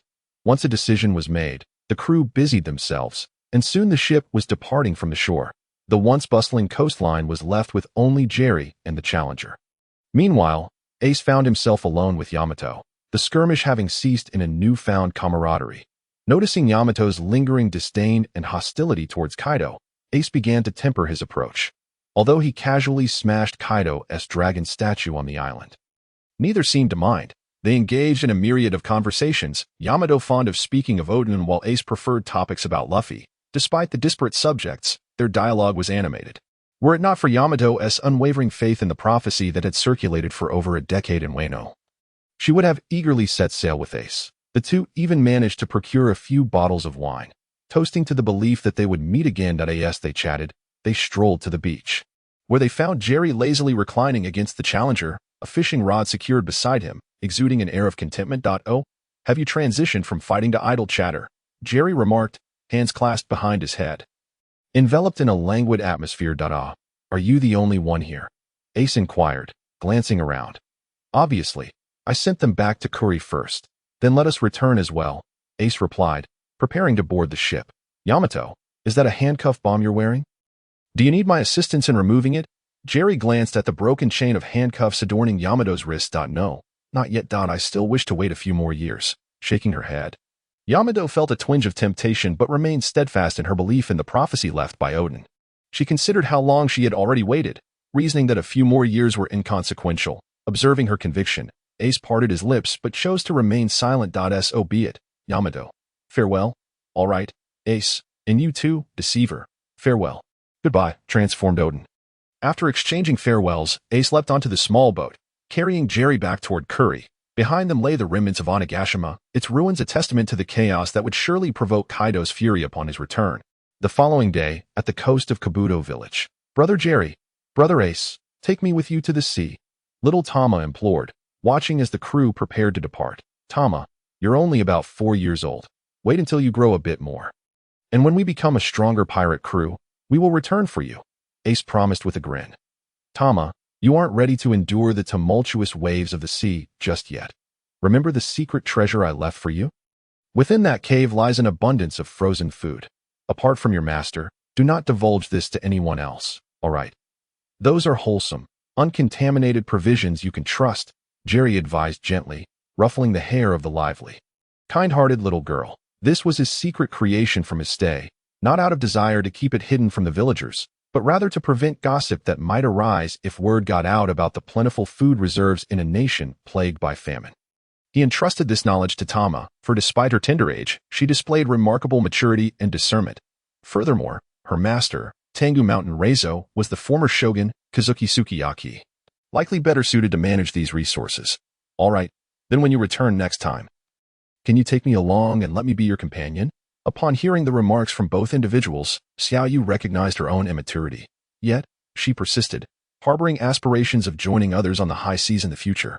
Haha, venturing out to sea requires considerable strength, someone from the crew chuckled upon overhearing. If, upon our next return, you transform into a stunning female ninja, we shall take you along, Ace jested, likely influenced by the rumors he had heard from villagers about Wano country. Haha, no need for such extravagant descriptions. Just being a female ninja will suffice, and I am certain Xiaoyu can achieve it. Jerry laughed heartily, filled with anticipation as he recalled the ninjas in the adjacent arena. Indeed, it is settled then. Xiaoyu beamed with joy upon realizing the agreement among her companions. Well then, Brother Jerry, Brother Ace, these 2 hats are crafted by me, and I would like to gift them to you. She produced the conical hats she had been carrying on her back, presenting one to each of them. Your craftsmanship is truly remarkable, Xiaoyu. No wonder you were able to teach me, Ace remarked as he accepted the hat. Inspecting it with interest, having learned the art of hat making himself, they are both aesthetically pleasing and practical. Now I can finally fish without the sun's scorching rays or the wind's chill. I shall graciously accept this. Jerry mused, contemplating how the hat would enhance his fishing endurance by at least 10 points. Following this, the group moved on without lingering, bidding farewell to the villagers as their pirate ship gradually sailed away. After weeks of sojourning in Wano country, the Spade Pirates set forth once more, continuing their journey towards the pinnacle of the New World, re-emerging on the expansive ocean of the New World. The Spade Pirates sailed for some time. On that fateful morning, amidst a shroud of mist, Ace and his comrades stealthily landed on a small island. This island served as a resupply point for the Whitebeard pirates. And after such an extensive journey, the Spade Pirates were nearing the moment when they would confront the summit. Whitebeard, a formidable figure who once stood toe-to-toe with the Pirate King, Joel D. Roger, was renowned as the strongest man in the current era of the New World. The pirate closest to One Piece. Such titles and rumors were consistently echoed in the intelligence gathered by Scarl. Yet, undaunted, Ace chose to pursue this formidable challenge. For him, concepts like One Piece or the Pirate King held little allure. Perhaps he merely yearned to reach the apex and overturn the world. Only in achieving this could he free himself from the oppressive weight he had silently borne for years as the son of the Pirate King. A burden loathed and scorned by all common folk. A burden that shackled him with invisible chains and dark prisons, ultimately leading him to discover the purpose of his existence. Thanks to Scar's exceptional intelligence-gathering skills, they learned that several pirate crews were currently collaborating in the waters controlled by the Whitebeard pirates. Typically, upon entering the New World, ordinary pirate crews either submitted or revolted, but it was rare for multiple crews to unite in a sudden offensive. After all, pirates were predominantly self-serving individuals, often betraying one another for personal gain, leading to a severe lack of basic trust among them. Thus, this alliance might indicate the influence of other emperors or some underground forces, whether to seize resources or to test the waters. Regardless of the underlying motives, such provocations were matters that the kings of the sea must address and quell. Consequently, the Whitebeard pirates' fleet was now primarily represented by the Moby Dick. As many captains had already set sail, it could be said that this was the most opportune moment to challenge Whitebeard. Finally reaching this pivotal juncture, Jerry gazed skyward as he disembarked alongside his companions. Although he was well aware of the outcome of Ace's challenge against Whitebeard, he contemplated whether he should intervene in what others might perceive as a foolhardy act devoid of self-awareness. However, as a true friend and ally of Ace, he found no justification for such interference. The prevailing sentiment among the populace was that if Roger had offspring, they ought to be executed on sight. For the common folk, since Roger had ignited the great pirate era, the relentless tide of lawless pirates had wrought havoc, leaving devastation in their wake, regardless of the future discourse surrounding Roger's intentions. Whether he sought to liberate the oppressed or upend the existing order, the reality for those living in this era was that he had brought nearly 2 decades of calamity, resulting in countless innocent victims. The world government, in its efforts to tarnish and conceal Roger's legacy and true identity, likely understood that he possessed knowledge of One Piece, which could undermine their rule. Most civilians were unaware of Roger's real name, yet this did not hinder their disdain for the world-class criminal. There was no need for lofty principles. Even the innocent bystanders had every right to vilify and condemn Roger. Should Roger have descendants, the people would wish to eradicate them entirely. Why are there so many pirates? How utterly depraved. Do you not know? Roger declared the existence of a great treasure, which is why so many have suffered at the hands of pirates. Indeed, it is all that Roger's fault. That bastard cannot even allow the world to rest in peace. Bah! That calamity, unworthy of living. Such were the genuine thoughts of many around Ace as he grew up in the midst of the common folk. Night after night, he could almost feel the collective accusations directed at him, as if they were cursing Roger and demanding the demise of his bloodline. Although he had been fostered by marine hero Garp in the home of bandits, few knew of his lineage as the orphaned son of the pirate king. Nevertheless, Ace had traversed through the bitterness and scorn of the common people since childhood, perpetually lost in confusion, unaware of the purpose of his existence or what reasons could justify his life. As he matured, Ace learned the art of concealment. Thus, outwardly, he maintained a facade of optimism and cheerfulness, while inwardly, he battled with a different reality. Yet, his demeanor could not escape Jerry's perceptive gaze, not to mention Jerry's mastery of observation hockey allowed him to sense the conflicting emotions and negativity that filled Ace's heart. Therefore, even knowing that Ace stood no chance against Whitebeard, and that this was essentially a mere delivery of challenges, Jerry refrained from excessive interference. If Ace ultimately failed to confront Whitebeard and fully open his heart to bid farewell to his past, it remained uncertain where he would ultimately find himself. After all, many who sought their true selves only discovered them after acknowledging their lineage. Of course, it was predicated on the understanding that Ace would not face any peril in his confrontation with Whitebeard. With a heart full of sentiments, Jerry's gaze shifted back to his companions as he solemnly remarked, "We have now entered the territory of the Whitebeard pirates. It would be prudent to remain vigilant." "Indeed, what you say is true, Jerry boss. Although our gathered intelligence suggests that Whitebeard is likely absent from the island at this moment, we must not let our guard down," Scar concurred, emphasizing the need for caution in the territory of an emperor. "Whitebeard will come, won't he?" Dias pondered uncertainly. "That he will come. If he does not, we shall raise our flag directly on the island," Ace asserted firmly. "Dias, have no worries. This is the nearest resupply point to their current location." Scar interjected, elucidating the reasons why the Whitebeard pirates had no choice but to arrive here. "Then let us familiarize ourselves with the surrounding terrain and prepare for the impending battle," observing their unwavering confidence. Dias refrained from further comment and instead reminded everyone. Deep down, he harbored reservations about their pirate crew's audacious incursion into enemy territory and direct confrontation with Whitebeard. Nevertheless, he could sense Ace's inner turmoil and urgency. And seeing that Jerry did not object, he resolved to accompany the noble endeavor, come what may. Since their escape from the isolated island in the East Sea, the trio had forged an unbreakable bond.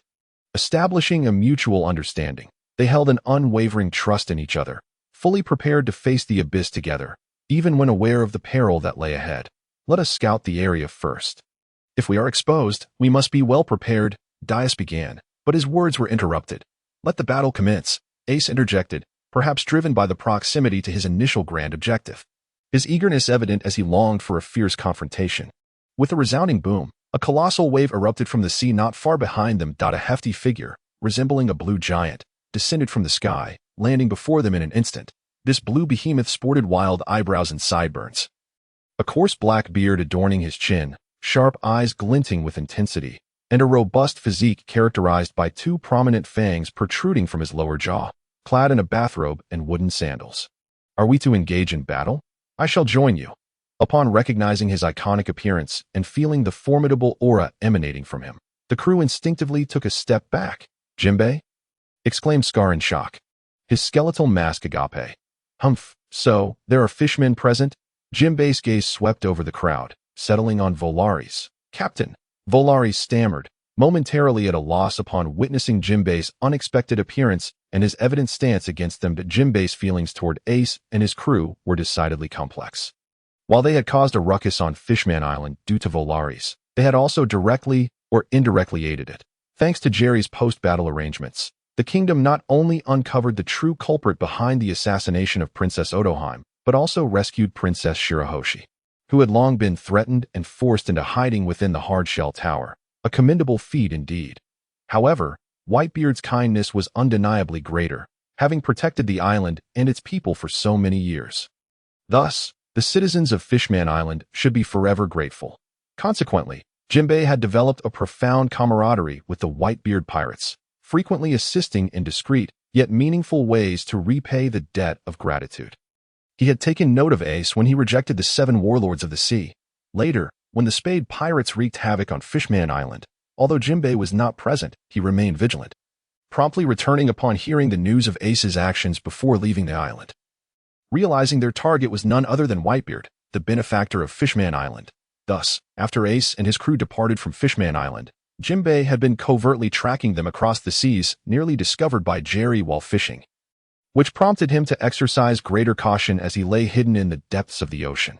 Upon observing their entry into Whitebeard's territory and their landing on a supply island, Jimbe surmised that they were preparing for action, which led him to reveal himself. As the crew beheld the imposing and formidable fishman before them, they began to murmur among themselves. Jimbe, a renowned sea warrior with a bounty of 250 million berries, had accepted the call to become one of the 7 warlords of the sea to protect Fishman Island. Among other reasons, Deus, a pirate who had traversed the Grand Line for many years with few defeats.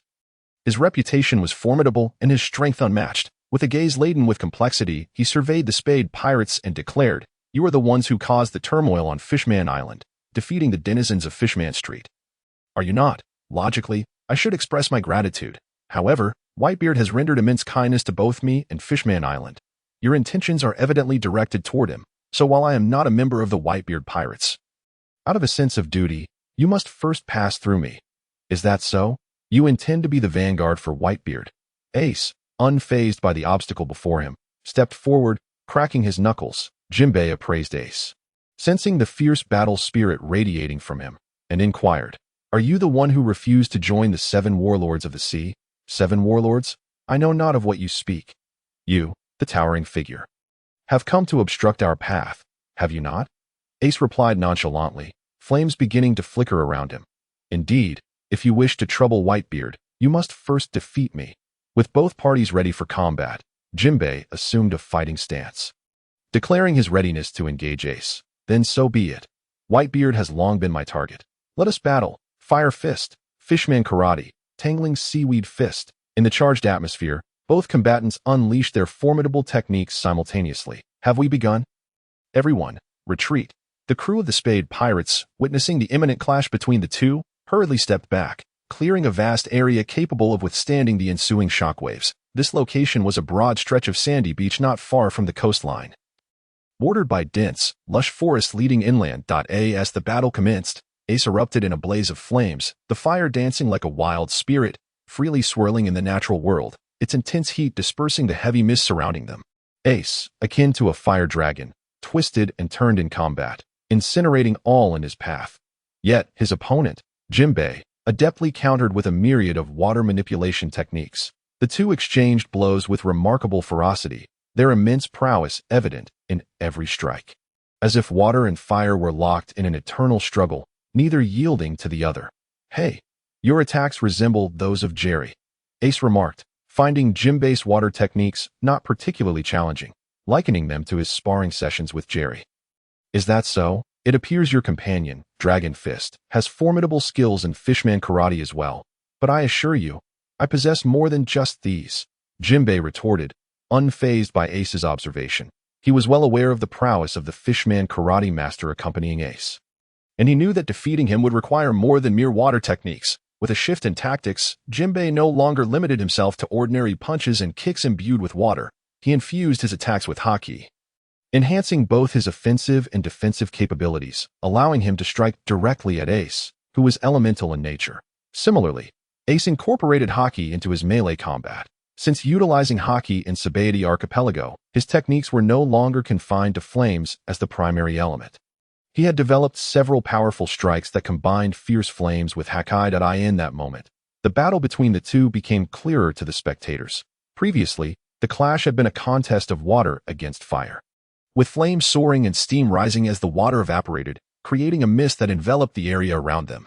The sounds of fists colliding echoed through the air, prompting Dias to anxiously turn to Jerry and ask, "How is it going? Does Ace stand a chance? Perhaps you should lend a hand." Upon Dias's inquiry, the others turned their gaze toward Jerry, as the top combatant among the pirate crew outside the battlefield. Jerry assessed the fierce clash unfolding before him and shrugged. "Rest assured, the two are evenly matched.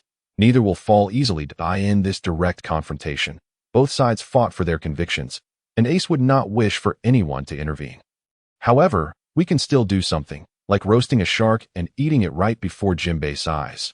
Boom, boom, rumble. The battle between Ace and Jimbe raged fiercely, with the sound of intense strikes echoing incessantly. The two combatants charged at each other like galloping stallions, their momentum akin to a torrent, resembling ferocious beasts tearing at one another without yielding an inch. Amidst the collision of their techniques, a wild power and fervor permeated the air.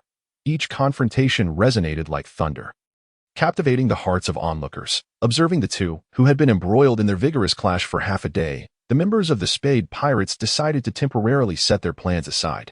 After much deliberation, Dias resolved to split into two factions. One group would remain to keep watch, although, given the current circumstances, only Jerry posed a significant threat to Jimbe, while the others, due to their vast disparity in rank, could not pose any danger. Yet, they could not afford to lose their momentum. The other faction would scout the island to ascertain the situation, continuing with their original plan for landing. Otherwise, their presence would serve no purpose if they merely stood by and watched. It was crucial to remember that their ultimate objective was to confront Whitebeard himself, that a lack of preparation could lead to their plans going awry if a multitude of Whitebeard's pirates were to suddenly surround them. Their mission would come to an abrupt and disastrous end. Thus, after leaving Jerry and Mihal behind, the others ventured deeper into the island. Divine Fire, Unknowing Fire, Fishman Karate, 5,000 tiles of correct fist. Yaha! Humph! As figures intertwined on the battlefield, the combat intensified like a tempest, with rapid strikes and precise kicks. Each movement and attack seemingly executed with utmost effort to decisively vanquish the opponent. It was evident that as the battle progressed, their movements grew increasingly vigorous. In this evenly matched contest, there was no room for leniency. Both warriors, seasoned by countless battles and possessing extraordinary strength, could not discern any vulnerabilities in their adversary. Instinctively, they accelerated their assaults and intensified their strikes. After observing for a considerable time alongside Mihal, Jerry felt that immersing himself in the tense atmosphere of battle was not a viable approach. It would be wiser to find a place to ensure adequate rest and maintain his own condition. "Teacher, shall we find a spot to sit for a while? They don't seem to know how long they'll be fighting. That sounds reasonable." Embodying his usual pragmatism, Mihal spoke concisely, as was his custom. After glancing at Ace and Jimbe's ongoing struggle, he deemed it unlikely that a quick resolution would be reached. Jerry scratched his head and turned his gaze toward the beach behind them, eagerly proposing, "How about we consider my earlier suggestion and find a shark to barbecue? Feel free." Shifting his focus from the battlefield to Jerry, Mihal's expression remained impassive as he moved his lips slightly. Seeing the other's acquiescence, Jerry stroked his chin, pondered for a moment, and then, with a serious expression, remarked, "Looking at it this way, they can't possibly fight for days on end, right? Then we might as well prepare our logistics here to guard against any surprise attacks from Whitebeard's crew." Surprise attack? Michael looked at Jerry with incredulity, his brow raised in disbelief. Exactly. What if Whitebeard deliberately sent Jimbe to stall for time, intending to leave us deprived of proper sustenance and rest? Then, after several days, they could launch a surprise attack when we are at our weakest. Wow, that would be catastrophic. Wouldn't it be as if they could take us down without lifting a finger? How terrifying. This Whitebeard, it seems I must prepare thoroughly. Jerry earnestly expounded upon his outlandish theory, promptly retrieving his fishing rod with an urgency that suggested a dire need. Whitebeard would ambush us? Michael inquired again, his expression one of incredulity. Wouldn't he? Jerry retorted with wide eyes. Would he? Michael tilted his head in further inquiry. Wouldn't he? Jerry leaned back slightly, continuing to question. Would he? Michael straightened himself, persisting in his counter-question. Sigh. I'm merely theorizing with you. Why take it so seriously? Jerry blinked, waved his hand dismissively, and turned toward the beach while muttering softly. Wouldn't he? You just want to fish. Michael, having seen through Jerry's intentions, immediately dismantled his facade. Haha. As expected of a teacher, you see right through me. I'll prepare the equipment first, then return to continue our conversation. Unfazed by being uncovered, Jerry, having stepped back during Ace and Jimbe's bout, found their current position already quite close to the shore. After turning and walking a few steps to find a suitable spot, Jerry commenced his series of actions. Moments later, he returned to Michael's side, his tools still secured in place. Not requiring constant attention as evening approached, the members of the pirate crew gradually returned to the location. Observing the two still fiercely engaged in combat, they chose not to dwell on it further. First, they gathered to exchange the information they had gathered during their reconnaissance, confirming that none had exposed their identities during their operations. After compiling the intelligence, they discovered that this was indeed a mere ordinary island, with its inhabitants engaged in their mundane daily activities. Subsequently, heeding Jerry's suggestion, they began preparing food and drink on the spot, planning to arrange rotating watches through the night, ensuring ample rest and maintaining their physical condition. Ready for battle at any moment, in the heat of battle. For days swiftly elapsed, by the dawn of the fifth day, the clash continued unabated. The members of the Spade Pirates had begun to grow increasingly anxious regarding the ongoing fight since the third day. For ordinary individuals, enduring days of continuous, high-intensity combat would be an extraordinary feat at this moment. Though both warriors were utterly exhausted, their formidable wills sustained them. This battle, fueled by their unwavering convictions and beliefs, was not one they would concede lightly. Jimbe employed his well-honed, highly developed fisherman karate, utilizing the water element with a mastery that transcended mere surface strikes. He could draw upon water from living organisms, plants, the ground, the ocean, and the moisture in the air. However, in Jerry's perception, while Jimbe could be considered the pinnacle user of fisherman karate in this world, he evidently lacked the ability to instantaneously and extensively gather vast amounts of water elements as Jerry could. Perhaps Jimbe could effortlessly harness the power of abundant water currents in the ocean, but unlike Jerry, he seemed to have little engagement with the microscopic aspects, such as the water in the air or within living bodies. Nor did he possess the perception, condensation, and control over water that Jerry had. Jerry speculated that this was largely due to the distinction between himself and Jimbe beyond mere mastery of fisherman karate, primarily stemming from his possession of a skill called like a fish in water. Initially unremarkable, he now realized that this skill significantly enhanced his perception and affinity for liquids, which was nothing short of extraordinary. It allowed him to control water elements with an ability that soared beyond the realms of fishman karate. In contrast, Ace consistently wielded fire elements and hockey in his attacks. Through extensive development, his devil fruit abilities had grown immensely, leading to a plethora of techniques. Under Jerry's guidance, Ace had not only pursued expansive fire attacks but had also focused on enhancing the temperature and other properties of his flames. Jimbe commanded water while Ace commanded fire, both interspersing their attacks with armed hockey. Perhaps the land-based combat diminished Jimbe's fighting prowess, or Ace's innate talent rendered him extraordinarily powerful. The two had indeed fought to a standstill by the fifth day. Both were equally drained and bore numerous injuries. In a final, exhausted blow, Ace unleashed a fire-infused punch, while Jimbe could only muster a feeble counter with a basic punch, deflecting Ace's frontal assault, but failing to mount any further defense. His clothing caught fire from the residual flames, and as he was propelled backward by the shockwave, he lacked the strength to rise again. Following his attack, the flames enveloping Ace gradually dissipated, upon witnessing Jimbe's collapse. He sighed in relief, but, too weary to continue, succumbed to the ground. "Hey, Ace." Upon witnessing the conclusion of the fierce battle between the two, Dorse rushed forward with great strides, eager to assess Ace's condition. "Captain," the crew of the pirate ship erupted in cheers, for it appeared that their captain, Ace, had emerged victorious from the confrontation. "Are they coming?" Turning his gaze towards the mist-laden sea, Jerry did not join in the celebration with the crew. Observing Ace, battered and bruised, Dorse shouted in his ear, "Ace, how are you holding up? Regardless of whether you can hear me, your condition is dire. I must get you out of here immediately." He had never seen Ace in such a state. Usually, due to the powers of his Logia fruit, Ace rarely sustained injuries in battle. "Dorse, our fight is not yet over." Despite his weakened state, Ace managed to voice his thoughts. "No, I don't care about any fight. We must withdraw at once." Dorse firmly interrupted Ace, determined to leave the island without regard for Ace's willingness.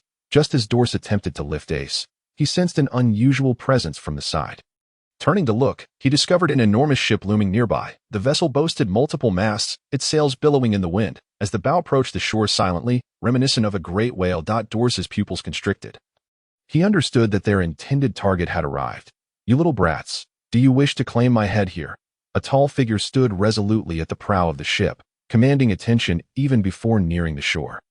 The Whitebeard pirates. As Dorse beheld the imposing ship and its formidable newcomer, he felt as though a heavy stone pressed against his chest, rendering him breathless. The arrival was none other than the ruler of the New World.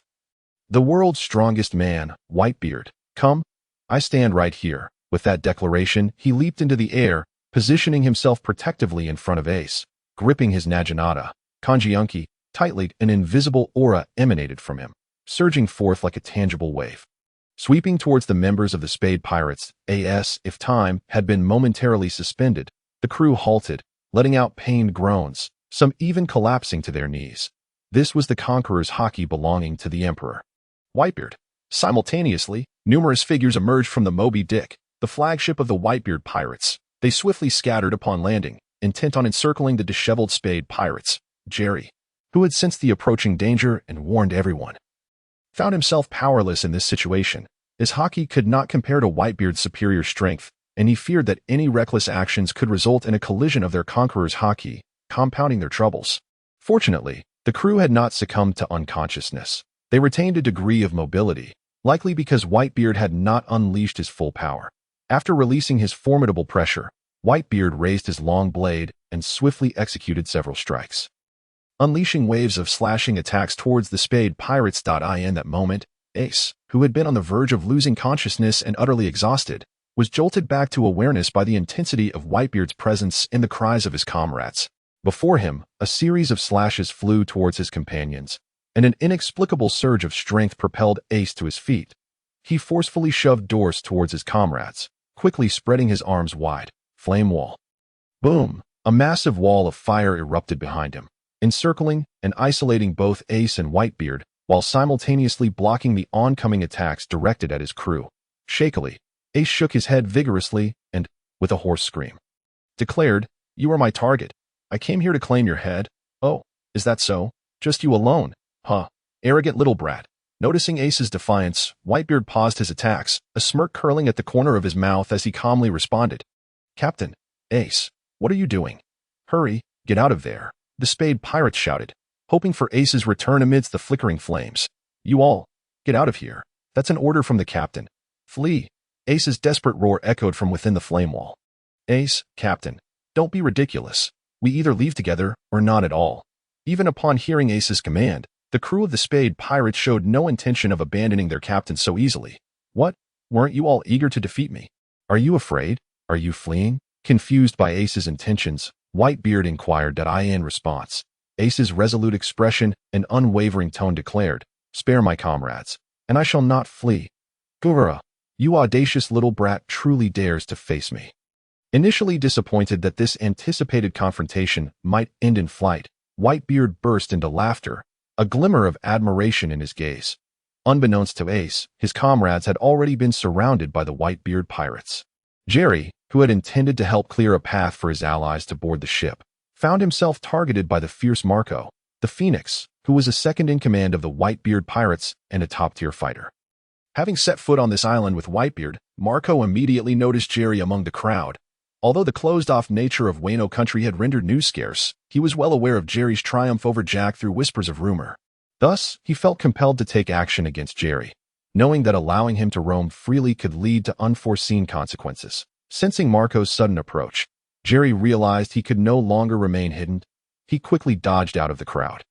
Preparing for battle, for the surface of a pineapple was indeed prickly, and being struck by one would be quite unpleasant. Hey, what grudge do you hold against me? Is it necessary to kick my head right off the bat? Noticing the birdman soaring towards him with hands transformed into wings, Jerry narrowly evaded the incoming kick, muttering to himself while retaliating with a punch aimed at Marco's cheek. You two, hitting first and asking questions later. His fist, the size of a cauldron, rapidly expanded before Marco, who twisted in midair to evade, launching counterattacks with his feet and beak. Wasn't it you who initiated this? Jerry, ever defiant, matched Marco's relentless onslaught, leaping into the air to unleash a long-lost technique known as the faceless kick. Phoenix strike. Amidst their struggle, Marco seized an opportunity, flapping his wings and gathering energy in his legs for a fierce downward assault. Nime, did I just bait you into using your ultimate move, Star Chaser?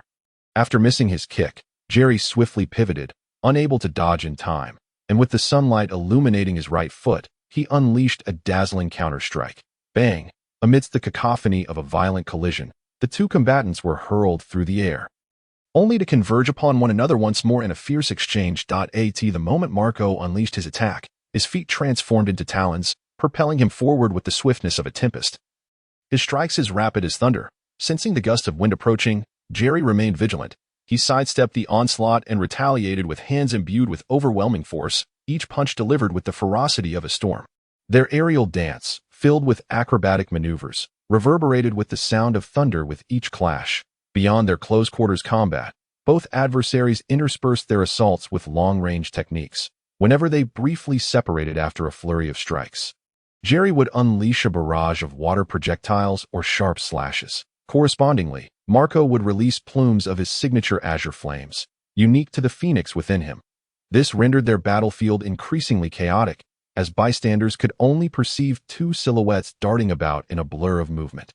Various hues of blue, green, and white streaked through the air, each attack executed with such speed that the untrained eye could scarcely follow. After a prolonged stalemate, both figures, entangled in a moment of concentrated power, struck each other simultaneously and were propelled backward as they grounded themselves. Both gasped for breath in the aftermath. With their unspoken agreement to cease hostilities, the dazzling spectacle of combat swiftly dissipated. Their attire was disheveled, and both bore minor injuries. Jerry, however, bore a pristine visage, as if he had just undergone a facial treatment rather than engaged in battle. In contrast, Marco's left cheek bore a noticeable bruise, a clear consequence of Jerry's devastating kick. Observing the battlefield, Jerry noted that the other skirmishes had long concluded. Ace lay incapacitated at the feet of Edward Newgate, the formidable Whitebeard, having succumbed to his injuries. The remaining members of the Spade Pirates had been decisively overwhelmed by numerous Whitebeard crew members. Led by the 4th Division commander, Sachi, sprawled in various positions on the ground. In the midst of it all, only Jerry continued to engage Marco in combat. Perceiving the situation, Jerry closed his eyes and sensed the atmosphere. It was evident that the opposing crew, from Whitebeard down to his subordinates, bore no intent to inflict harm. Their demeanor was calm, even somewhat jovial, as they animatedly observed the duel between him and Marco. It appeared that under Whitebeard's directive, the initially menacing pirates had adopted a notably relaxed stance. This shift likely stemmed from Whitebeard witnessing Ace's willingness to sacrifice for his comrades, a sentiment that resonated with the crew. Glancing at Marco, Jerry noted that he had ceased his offensive, merely hovering in the air with wings outstretched. Upon meeting Jerry's gaze, Marco smiled and inquired, "What do you think? Do you wish to continue fighting? From what I observe, it seems you harbor no intent to harm them. Do you?" He continued, "If everyone can remain unharmed, then there is no need for further conflict." Marco's demeanor suggested he too was reluctant to continue the fray. Jerry gestured towards his crew, seeking confirmation on the possibility of a truce. Marco smiled, inadvertently aggravating his facial injury, and replied, "Rest assured. In fact, quite some time ago, our captain had already taken an interest in your crew's captain. When we received word, he instructed us to assess the situation before acting, that if your captain meets his expectations, he will merely incapacitate rather than kill. Otherwise," he paused, reflecting on the fact that they had been observing Ace for such a duration. Jerry scratched his neck and asked, "So, to clarify, does this mean your captain has chosen to spare Ace and will not harm the rest of us?" "One could say that, but it is certain he will not let you depart unscathed. After all, you have undeniably trespassed upon our territory."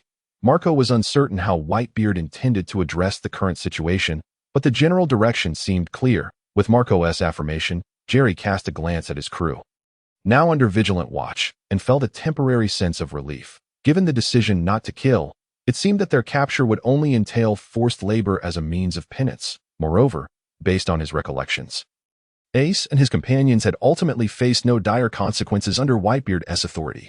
With these thoughts swirling in his mind, Jerry fixed his gaze upon Marco, his expression serious as he spoke. "In that case, it appears our pirate crew has suffered a dismal defeat. Continuing to fight you would serve little purpose. You may decide how to proceed. Did I ask that so? You're quite cunning. You kicked my face.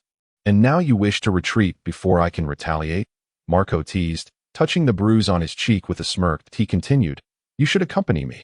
The specifics of how to handle this matter will ultimately be determined by our captain." "Very well," Jerry acquiesced. The two descended from the sky and followed Marco towards Whitebeard's location. Upon witnessing this, the crew of the Whitebeard pirates erupted in a resounding cheer, celebrating yet another victory alongside their captain. The moonlight, soft and silvery, caressed their faces, alleviating the weariness of the day and gently soothing their spirits. After the defeat, Ace was taken by Whitebeard and placed aboard the Moby Dick for recuperation. Upon regaining consciousness, Ace, still disoriented, attempted to ambush Whitebeard, only to be met with a myriad of overwhelming counterattacks. On board the Spade Pirates ship, Jerry and Marco sat facing each other, a bottle of wine between them, while Kodaz curled up nearby, resting. Following the defeat of the Spade Pirates, their crew members had been dispersed throughout the Whitebeard Pirates, integrated into various roles, serving as a form of surveillance while working. However, Whitebeard's crew imposed relatively few restrictions on them, largely due to the good behavior of the Spade Pirates and Whitebeard's confidence that they posed no real threat. Of course, Jerry was an exception. Upon returning to his ship, Marco had followed him closely. Their vessel now sailed alongside Whitebeard's fleet upon the open sea. "Hey, I was concerned you might cause trouble, so I didn't assign you to the main ship," Marco remarked, a bandage affixed to his face despite his remarkable recovery and the Phoenix's healing abilities. "Haha, no worries. I'm quite content. If you don't assign me tasks, I can fish at my leisure," Jerry replied, understanding the reason behind his placement on his own ship. That he felt at ease. After all, he had incurred no loss. Truth be told, if Ace were stronger, or if you had dared to engage our captain, we might not be coexisting so peacefully, Marco mused. Though Whitebeard is hailed as the strongest man in the world, his age is a factor. We all wish for him to enjoy a few more years of tranquility. Therefore, should Ace compel him into a serious battle, or if you had intentions of surrounding him, we captains and crew would not hesitate to retaliate. Recognizing Jerry's commendable nature and rational demeanor, Marco engaged him in further conversation. Though Ace might have some complicated feelings upon hearing that he might want to challenge you. After all, you suggested he survived due to his lack of strength. Nevertheless, Jerry acknowledged the truth in Marco's words. Ace's potential was indeed immense, yet the reality remains that he is still quite young, displaying an eagerness that cannot be contained, hastily seeking out a challenge against Whitebeard. However, were it not for this impulsiveness, he would not be Ace. He has long grown accustomed to acting according to his own will. Throughout his journey, he has experienced few defeats, save for a single occasion on Spade Archipelago, where he was forced to flee from Kizaro. The Spade Pirates have sailed through their adventures with relative ease. Thus, even if he harbors some feelings of urgency within, it is still too early. Nevertheless, Ace cannot suppress the sense of urgency and the immense pressure that looms over him. Upon hearing Jerry's teasing, Marco chuckled before replying, "Haha, what he would want to hear is the information you leaked. So, will our punishments and arrangements be as they are now, reflecting on their current situation?" Jerry noted that it was nothing particularly special. The crew had merely been dispersed and assigned tasks based on each individual's skills or interests. After a day's work, those with free time could return to their own pirate ships, and the choice to return was entirely up to them. That's about right. However, for you, our expectation is that if you are willing, you assist us a few times within 6 months. After all, there are times when we are short-handed. Marco responded after taking a sip of his drink. It must be said that on the surface, this arrangement seems highly humane, yet it is undoubtedly a form of testing. It is a probe into their inner qualities. Evidently, the Whitebeard pirates are intent on assimilating their crew. Rather than a punishment, it is more akin to an evaluation to see if they meet the criteria for joining. For instance, Jerry's arrangements suggest that he may act at his own discretion. But should he refrain from taking any action, it would surely be deemed inappropriate. After all, as a collective, having been defeated and captured by the enemy and subsequently spared, they would owe a significant favor from the perspective of benevolence.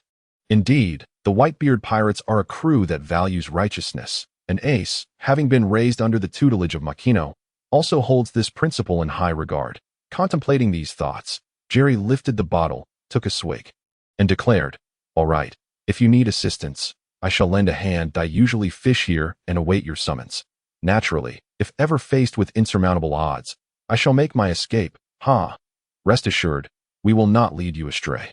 The two clinked their bottles together, as if signaling a mutual agreement, and consumed the contents in one go. Subsequently, Marco did not linger, tossing his pineapple head and soaring out of sight, vanishing from Jerry's view.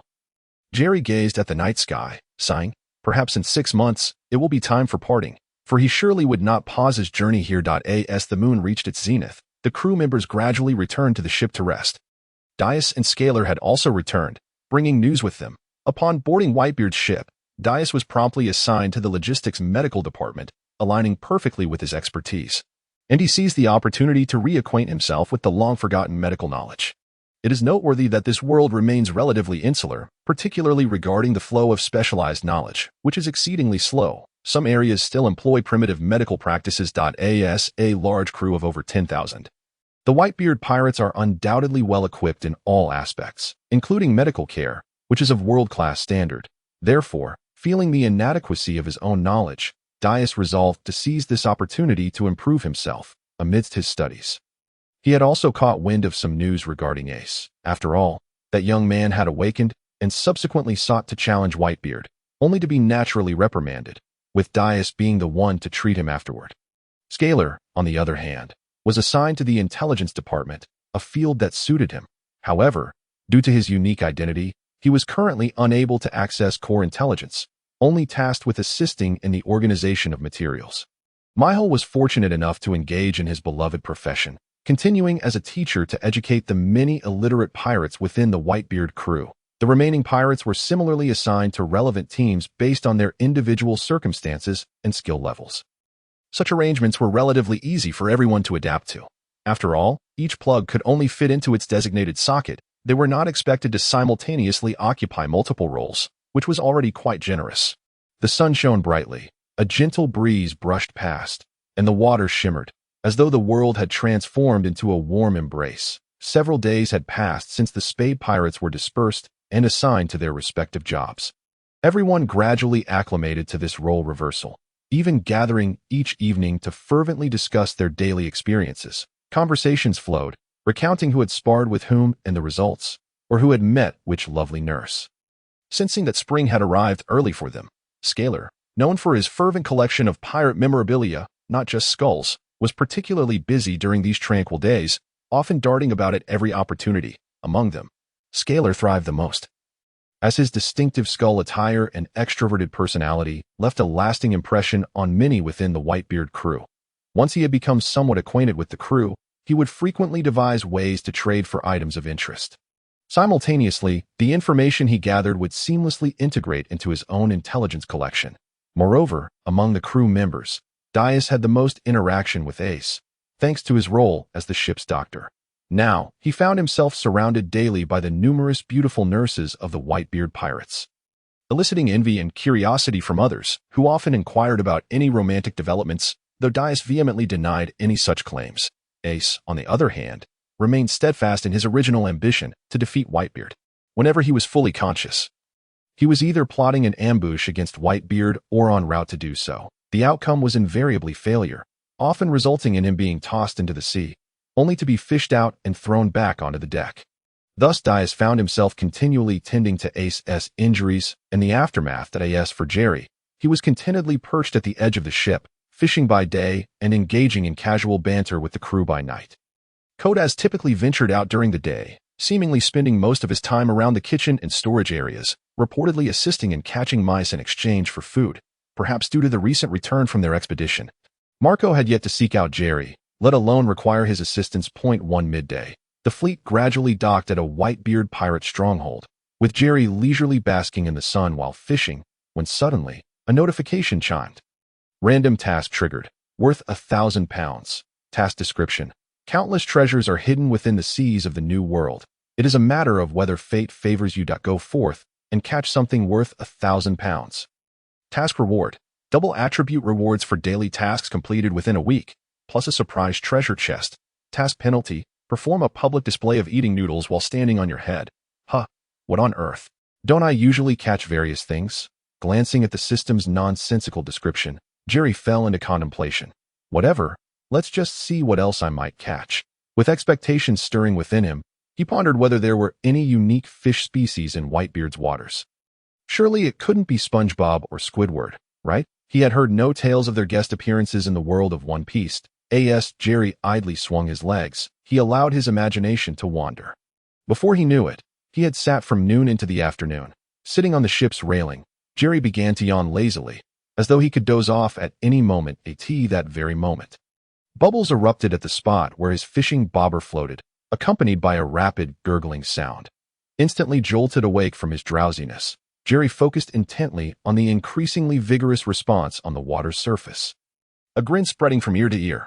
Aha, just as I thought. Fishing truly brings immeasurable joy. The thrill of anticipation was exhilarating. Come on, let's see what I've caught. With both hands flailing like a pair of errant flies, Jerry reveled in the delightful thrill of the moment. Just as he was about to haul up his catch, a head emerged from the water. It was a remarkably familiar and round visage. Adorned with a beaming smile, the figure waved cheerfully with its right hand, showcasing two large, pointy teeth that exuded an irresistible charm. Indeed, the newcomer was none other than the world-renowned blue giant, Jimbe, who appeared to be fully healed from his injuries. Likely having recuperated aboard the Whitebeard pirate's ship. At that moment, he was slowly rising from the vicinity of Jerry's fishing bobber, entangled in several loops of fishing line, radiating joy as he greeted Jerry. Haha, Jerry, my friend, greetings. I've heard you enjoy fishing here. Truly impressive. Even I have been caught. After surfacing, Jimbe leaped gracefully to stand beside Jerry, his demeanor exuding a delightful joviality, playfully teasing Jerry. Upon noticing Jerry's expression of sheer astonishment and resignation, Jimbe erupted into hearty laughter. As he leaped from the ocean's surface, a notification chimed in Jerry's mind, indicating that he had evidently completed a task. Is this what they call a treasure worth its weight in gold? Does that mean this hefty fellow is worth at least 5 times his weight? Jerry mused internally, shaking his head as his expression swiftly returned to curiosity. Jimbe, are you here to find me? What brings you such joy today? Ah, it is your delightful expression, reminiscent of someone who has just savored a delectable treat, that brings me such happiness. He chuckled heartily. Ahem. In truth, I have come to express my gratitude. Perhaps Jimbe was aware of the wisdom in sharing joy rather than indulging in solitary celebrations, understanding that prolonged solitude could lead to unwelcome consequences. Thus, he quickly reined in his laughter, disentangled himself from the fishing line, and proceeded to explain his purpose. Gratitude? For what, pray tell? Jerry queried, utterly perplexed by the notion that he had ever assisted this rotund individual. Indeed, I am grateful for your significant assistance on Fishman Island. I had inquired with members of your pirate crew and learned the full tale of events. The arrangements following the defeat of Hody were largely orchestrated by your hand, Jimbe stated, adopting a more serious tone. Oh, you mean that? It was merely a matter of going with the flow, Jerry replied, finally grasping Jimbe's reference, and then inquired, did anything noteworthy arise afterward? While you went with the flow, it was no small favor to us. Afterward, Prince Sharkstar had those individuals detained. Through interrogation, Hody confessed everything in detail. Observing Jerry's keen interest, Jimbe bowed in appreciation and continued his narrative. Is there any substantial information? Please share what you can.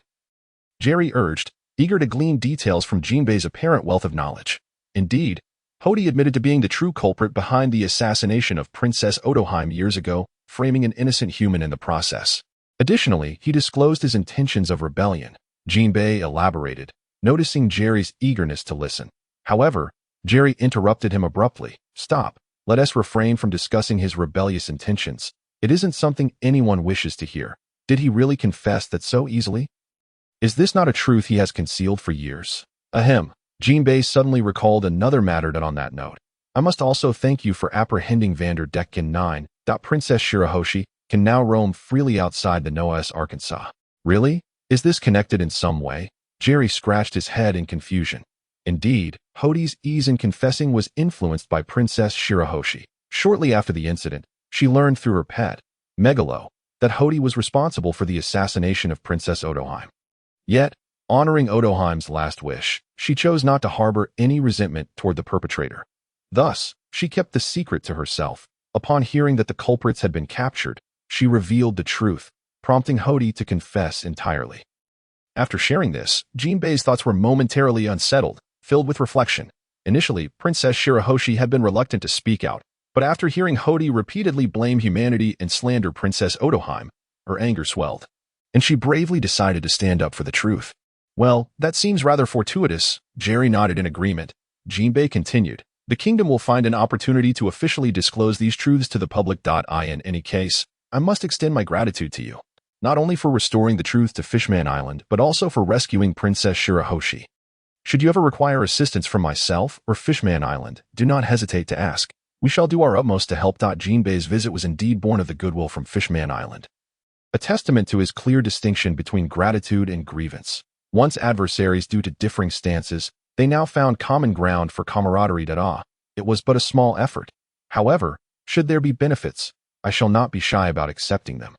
Jerry replied with a grin. At this moment, Jerry felt no need for the depth of reflection that Jimbe possessed, as he had not personally endured the tribulations of Fishman Island, lacking first-hand experience. He refrained from offering extensive commentary, content to merely observe the unfolding events. Thus, the two continued their revelry, sharing drinks and stories, transitioning from tales of Fishman Island to Fishman Karate, and then to various pirate legends. As the sun began its descent, Jimbe, noting the lateness of the hour, prepared to take his leave. As a warlord of the sea, he could not remain too long in the company of the Whitebeard pirates without raising eyebrows. Having completed his business, he resolved to return to Fishman Island post-haste. After a heartfelt farewell, Jerry watched as Jimbe's figure gradually faded into the vastness of the ocean. He did not dwell on the fact that they had spent the entire afternoon chatting without so much as a meal shared. Nor did he mind that Jimbe had partaken of his peanuts. After all, the circumstance of the blue fish being caught had inadvertently gifted him a treasure. Turning to survey his surroundings, finding no one else present, Jerry rubbed his hands together with a mischievous grin. Ha! Let me see if I have struck gold with a legendary reward. With that, he opened the treasure chest received from the system upon completing his task. Ding! Reward acquired. Spirit of the Sea. Huh, what is this? Jerry paused momentarily, then continued to examine the system interface, discovering a new skill added to his skill set. Spirit of the Sea. The vastness of the seas lies beneath your feet. Greatly enhances control over water elements, allowing manipulation of all liquid forms. This seems to belong to the same category as like a fish in water, yet serves a complementary function. Could this possibly enable me to soar like a great water creature? Ignoring the convoluted second half of the system description, Jerry closed his eyes to sense the newfound ability. He discovered that his range of perception concerning pure water elements appeared significantly expansive, yet fundamentally unchanged. To be specific, it is roughly equivalent to the extent of a large island. However, a significant distinction lies in the fact that, under the influence of newfound abilities, he can swiftly manipulate the water elements within his sensory range, with the potency of his control varying according to distance. Upon reflecting on this, Jerry darted back and forth on the ship, eagerly experimenting with his skills. The conclusion he reached was that naturally occurring water within his sensing range, such as seawater, river water, and tea, was the easiest to manipulate. Next, there was moisture in the air, which, free of any resistance, could be summoned at will and instantly coalesced into a stream of water. Lastly, the moisture within living organisms and plants posed a significant challenge. As the resistance was immense, and he was yet unable to control it from a distance. However, with close proximity, manipulating plant moisture was comparatively easier, while controlling moisture within living beings was still a struggle.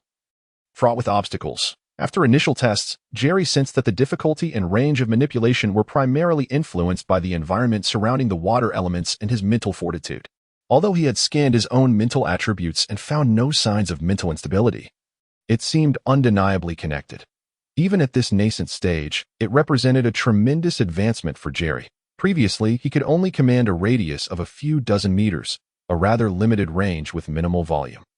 Clearly, akin to the dragon fist technique, which required him to concentrate on both channeling water and harnessing armament haki to amplify its power, it was likely that, upon reaching a certain level, he would also need to incorporate Conqueror's haki. Currently, most of his charging time was dedicated to concentrating water.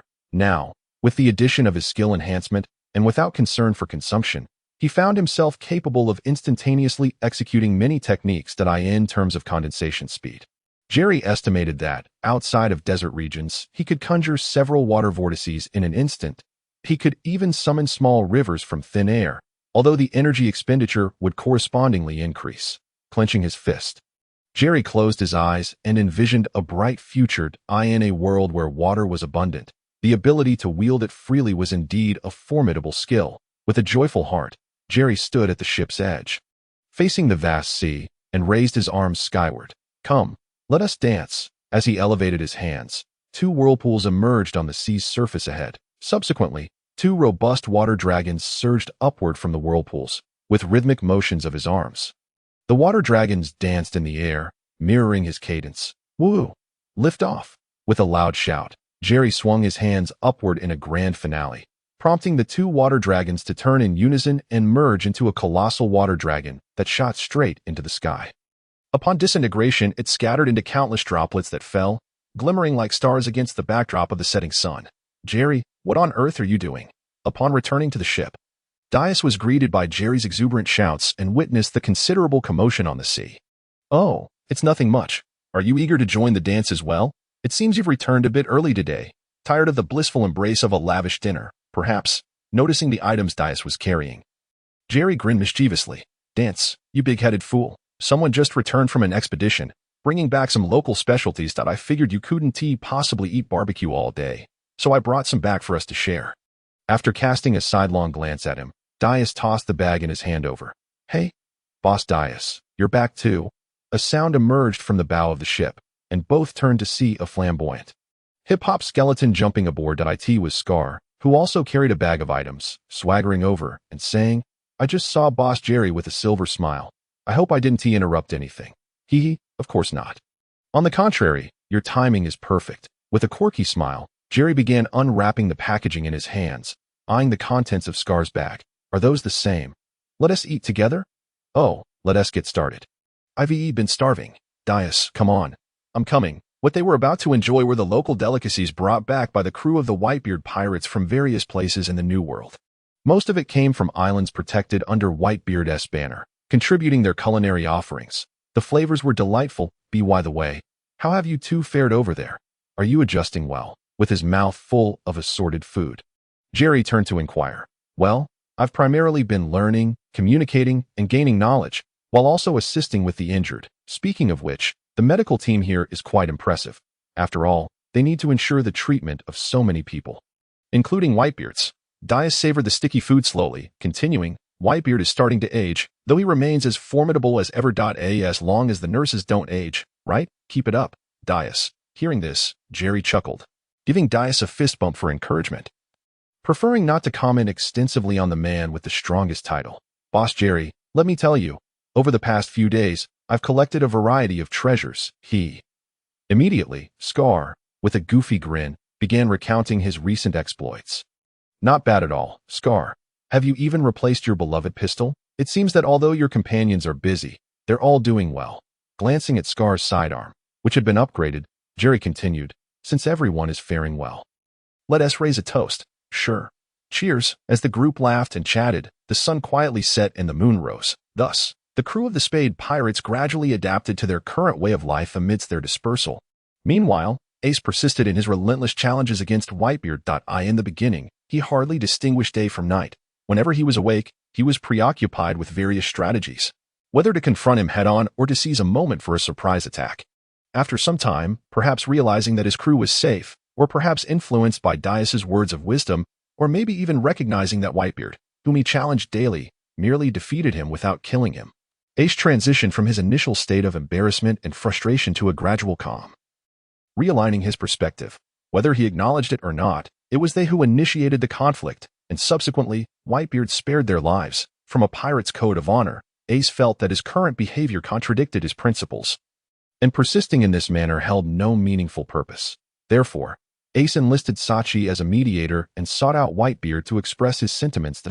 First of all, I must thank you for sparing our lives.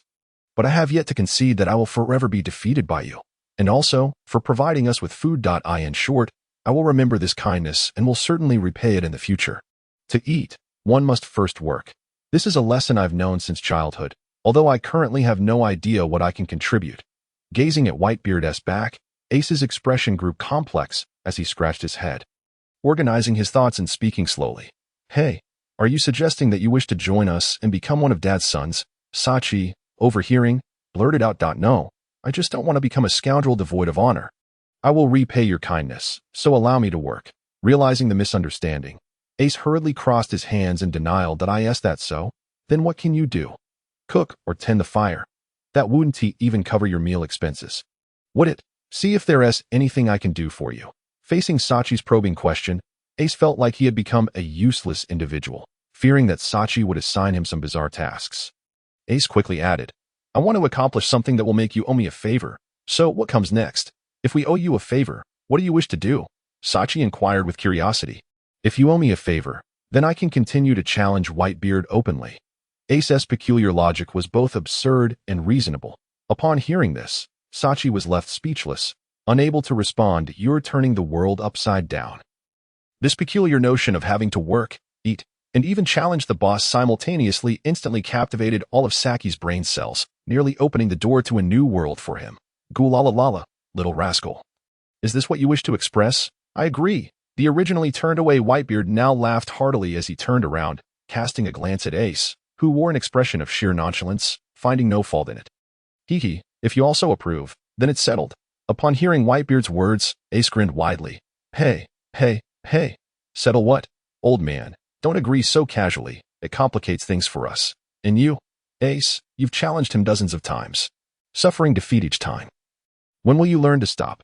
Observing the two glaring at each other, completely disregarding the feelings of those around them, Saki was in a cold sweat. So, what should I do next? Ignoring Saki entirely, Ace faced Whitebeard directly, lifting his gaze to ask, go wash your dishes. Fire boy, gulalalala.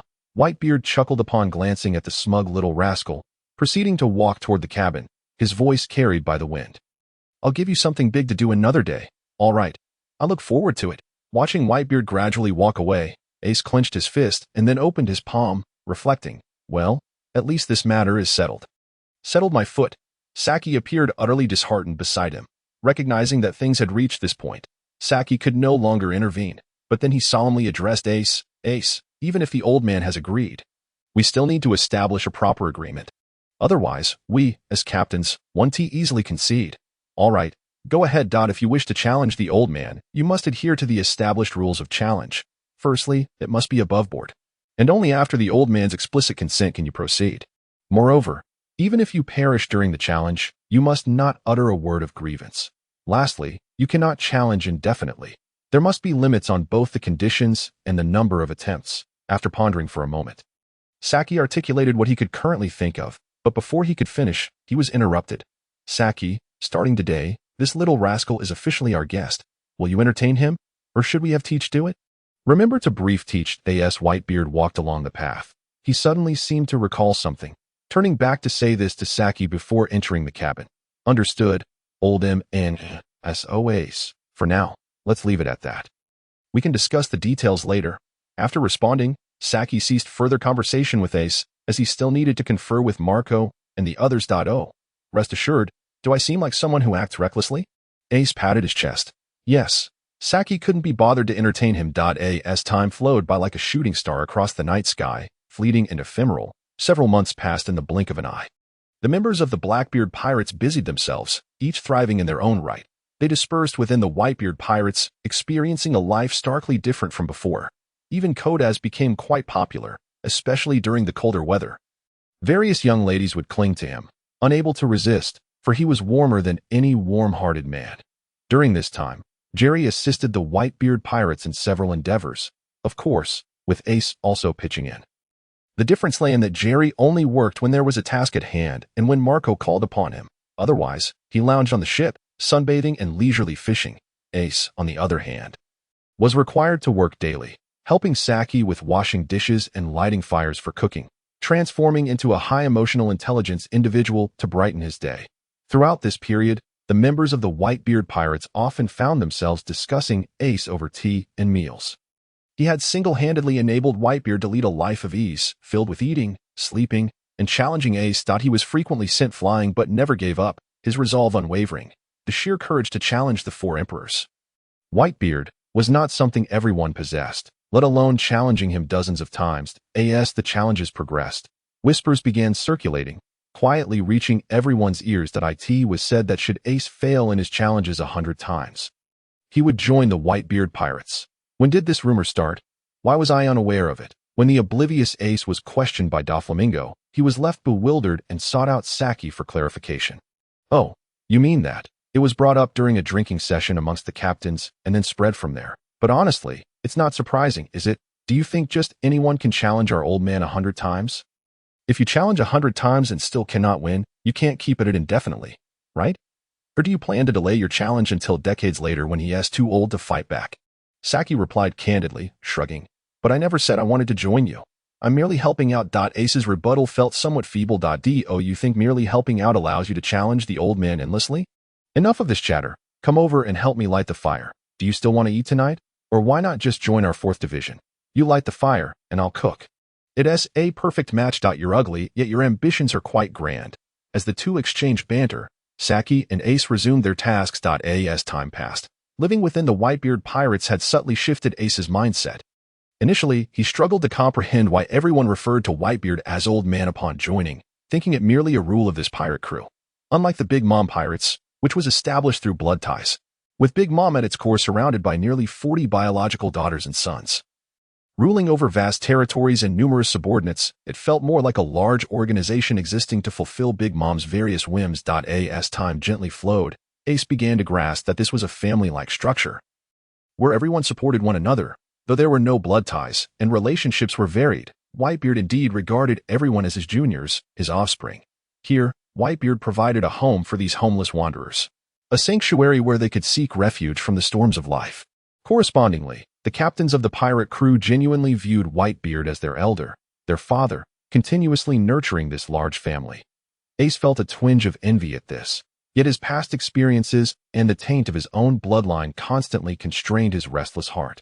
Thus, Ace found himself in a state of confusion, uncertain whether he should join the Whitebeard Pirates. However, it seemed that, as Saki pointed out, without joining, he could not continue to challenge indefinitely. With this confusion weighing on him, Ace continued his journey of work and challenges until the moment of his 100th failed attempt on the deck. Shaped like a giant whale, the fiery figure was once again cast into the sea. Extinguished, due to the well-known rumors prior, this challenge attracted an unusually large crowd, eager to witness this moment. Surely he should give up now, right? Yes, this should be the last time that he truly planning to join us afterward. The onlookers buzzed with speculation. Wallace stood at the ship's edge, witnessing the battle's end. He leaped into the sea to retrieve Ace. Gulalalala, you little rascal, you are indeed fiery. Observing the burn on his hand, Whitebeard remained unfazed, bursting into laughter before turning to stride towards the infirmary. Ace, drenched to the bone, sat on the deck with his back against the railing, gazing up at the sky, lost in thought. After enduring numerous challenges over the past few days, he had indeed grown significantly stronger. Long ago, his flames had begun to scorch Whitebeard, albeit slightly. Yet, he understood that he was still incapable of defeating Whitebeard. Still unable to reach the pinnacle of power, sitting on the deck in a contemplative silence, Ace's gaze gradually regained a flicker of brightness. He rose and walked purposefully towards Whitebeard's location, moments later. Upon his return, Ace seemed to have undergone a profound transformation. No longer was he lost. His expression had returned to its former sunny disposition, as if he had suddenly discovered the direction of his life.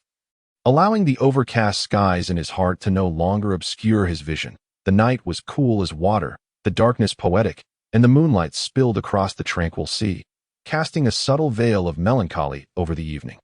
On the ship of the Spade Pirates, the crew had gathered once more after a long absence. It had been quite some time since they had all come together like this. Perhaps around 6 months? Dias surveyed his surroundings, feeling quite reflective. Indeed, in the blink of an eye, 6 months had passed, leaving me hesitant to even blink again. What's wrong? Are you afraid that if you blink too many times, your banana will turn from green to yellow? Get lost. You're the yellow banana. The crew exchanged playful banter, reviving the jovial atmosphere. Watching this joyful scene, Ace momentarily felt a wave of nostalgia wash over him and then stepped forward. Clearing his throat, "Ahem, my dear friends, I must apologize. Allow me, one last time, to address you as your captain. I recognize that due to my reckless actions, I have put us all in peril. Fortunately, we are part of the Whitebeard Pirates, and everyone has emerged unscathed, a fact for which I am eternally grateful. I am truly sorry." With deep sincerity, Ace bowed low before his comrades. He continued, "Whitebeard has spared us, provided us with sustenance, and granted us the chance for redemption. This is a tremendous kindness. Yet, I shamelessly challenged him 100 times and was forgiven 100 times, meaning I owe him 100 lives. That I cannot simply ignore this debt of gratitude. Even pirates must uphold a code of ethics. If I were to disgracefully flee or continue to provoke him, I would come to despise myself." After the defeat of the Spade Pirates, having been left with the Whitebeard Pirates to atone, Ace realized that his path forward lay in 2 directions. One option was to collectively depart, regroup, and seek new opportunities or change their objectives. The other was to remain with the Whitebeard Pirates, becoming one of them. With this revelation, the crew grasped Ace's choice. That I have been lost for a long while, pondering deeply, and ultimately, I have decided to join the Whitebeard Pirates. What are your thoughts? I understand that some among us did not set sail with the intention of becoming pirates, and some may have stumbled into this life by chance. If anyone wishes to return to their previous lives, I shall find a way to take you back, though it may be challenging. I feel it is necessary to speak openly now that I have made my decision. Captain, I have nowhere else to go, someone said, though I still hold fond memories of my hometown and the little flowers by the village. I suspect they've long since changed. Indeed, another chimed in. The crew began to share their various nostalgic thoughts, yet none wished to leave. It is essential to understand that most of this crew had come aboard for various reasons. Who would willingly abandon their homeland unless compelled by circumstance? Jerry, Dias, what about you? Ace inquired. Jerry, meeting the gazes of his companions, scratched his face and said, "Actually, before everyone returned, I had a brief conversation with you. Ace, but I'll reiterate now that there truly something in these waters that you have been seeking." As Jerry's words hung in the air, Ace met his gaze and replied with unwavering determination, "Yes. I believe I have found it here. If you found it, then stop dawdling. Bravely move forward and strive to protect those you hold dear." Although he had anticipated this, Jerry felt genuinely happy for Ace as he sensed the change within him. "I will," Ace affirmed with grave seriousness. "Don't say I'm not a good friend. The world is vast, and I yearn to explore it. I refuse to spend my days in this sea. Settle down. I want to traverse the world, to fish in every pond and catch all the great fish. Along the way, I will search for my heart's desire, the ALLBLUE. Subsequently, Jerry expressed his own aspirations. Having ventured only a small distance into this world, he could not resign himself to a life of retirement at Whitebeard's establishment. Ace, already aware that Jerry would not linger, patted his back and laughed. "I knew it. Don't let your quiet demeanor while fishing fool anyone. You're anything but settled. And what about you, Dias?" As for me, Dias hesitated, contemplating his future path. "You wish to continue your travels. Don't you? After all, your adventure tales have yet to unfold." Observing his companion, who constantly fretted over others, Ace felt it was time for Dias to commit to his own dreams. "Yes, though I enjoy the atmosphere here. I genuinely wish to seek further adventures." Sensing Ace's encouraging gaze, Dias finally voiced his decision. "Go ahead. After all, we have the transponder snails. We can contact each other anytime. I'm eager to hear about your adventures."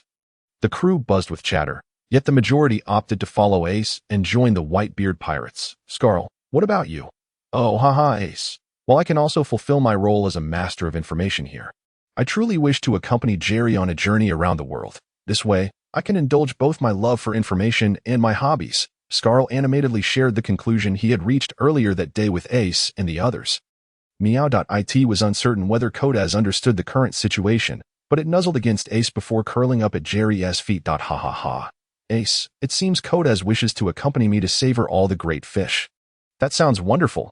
Everyone should feel free to live the life they desire. Observing that everyone had made their decisions, Ace smiled and then looked toward Dias. Now, Dias, this is our pirate flag. The crew turned their attention as Dias revealed the flag of the Spade Pirates. Indeed, I believe we will no longer require it. Today, at this moment, I think it is time to announce the official dissolution of the Spade Pirates. Let us bid farewell properly. Grasping the flag, Ace ignited it with flames, setting the flag ablaze as it fluttered in the wind. Witnessing this scene, the crew's eyes sparkled with various memories. In that instant, everyone reminisced about the days they had shared together. There is no banquet that does not end. Unless one can dine for free forever, the journey of the Spade Pirates had concluded, and what lay ahead was the beginning of each individual's new life journey. Under the starry night sky, the moonlight appeared even softer, enveloping the entire expanse in warmth. The ship's railing, watching his companions frolic and laugh freely on the deck, Jerry, Ace, and Dias leaned against the ship's side, clinking their bottles together. As we approach this moment of parting, Jerry, I know you've always been quite easygoing, indifferent to many matters. It feels as though we are embarking on a journey across the seas together. Frolicking, battling, and stepping into a new world, challenging Whitebeard side by side. To be frank, I am uncertain of your true desires. Much like I was unaware of my own in the past, that I am grateful for your companionship along this journey. And now, I have finally found my haven. I believe it is time for you to contemplate your own path ahead. Perhaps after a couple of drinks, and without having eaten peanuts, Ace is chattering away incessantly. Hey, don't make this feel like a couple's breakup. I have no penchant for such things. He hastily drew a line, as Jerry did not wish to be misinterpreted. Then, his expression grew serious as he said, Moreover, rather than worrying about me, you should focus on yourself. You are aware of my capabilities. In any case, exercise caution and keep a close eye on that hairy-chested Teach who was previously responsible for your welfare. Teach, have you noticed something amiss with him? Ace had a vivid impression of Teach, for he had been the one managing Ace's matters aboard the ship. Yet, Teach spent most of his time either eating or scratching himself. And aside from occasionally outlining mission objectives, it was hard to discern his actual responsibilities. One could only surmise that his heart was darker than his curly hair. Just be vigilant. I am not part of Whitebeard's crew, so I cannot speak too freely. All right, I will be cautious. Ace took Jerry's warning seriously, recognizing the gravity of his counsel. Hey, Josie, cheer up. Even if we must part ways, we can still keep in touch frequently. Cheers. Yes, cheers. Days later, aboard the Moby Dick, the atmosphere was vibrant and bustling. Today marked the ceremony for Ace's official induction into the Whitebeard Pirates, with the principal members in attendance.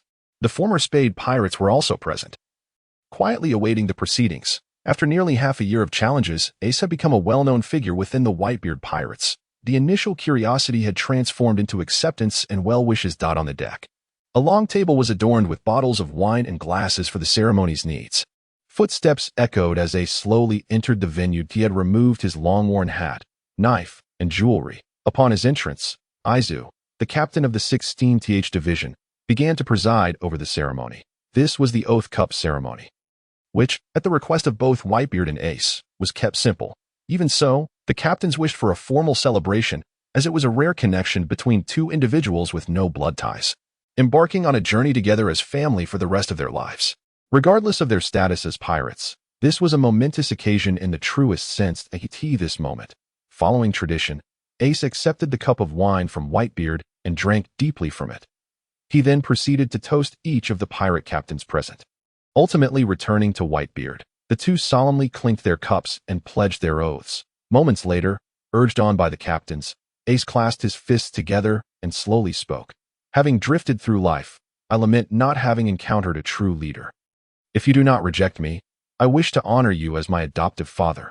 Puffed, cough, cough. Upon hearing Ace utter those words, Jerry could not contain his laughter, quickly biting his lip and glancing around, suppressing his chuckles to the point of nearly cramping his stomach. As a professional, he would not typically laugh in such a serious setting unless he could not help it. Just the previous night, While drinking and sharing stories, he had excitedly recounted a classic scene from the Three Kingdoms and had urged Ace to give it a try. Hearing Jerry's voice, Ace wondered if he had fallen victim to another of his antics. However, the atmosphere had reached a crescendo, and he felt no resistance. He lifted his gaze to Whitebeard and uttered the two words, "Old man da-da, my son." Ace's feelings toward the imposing figure before him were complex. He had extended his hand long ago, inviting Ace to be his SONIT that time. Ace had refused, which led to a myriad of stories in between.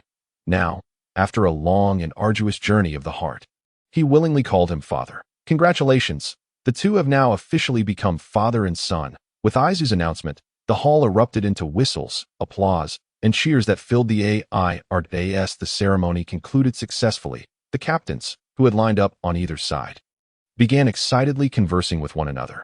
Marco approached Ace, feeling it necessary to clarify certain matters now that he had officially joined the family. One of the witnesses, "I think it's time to.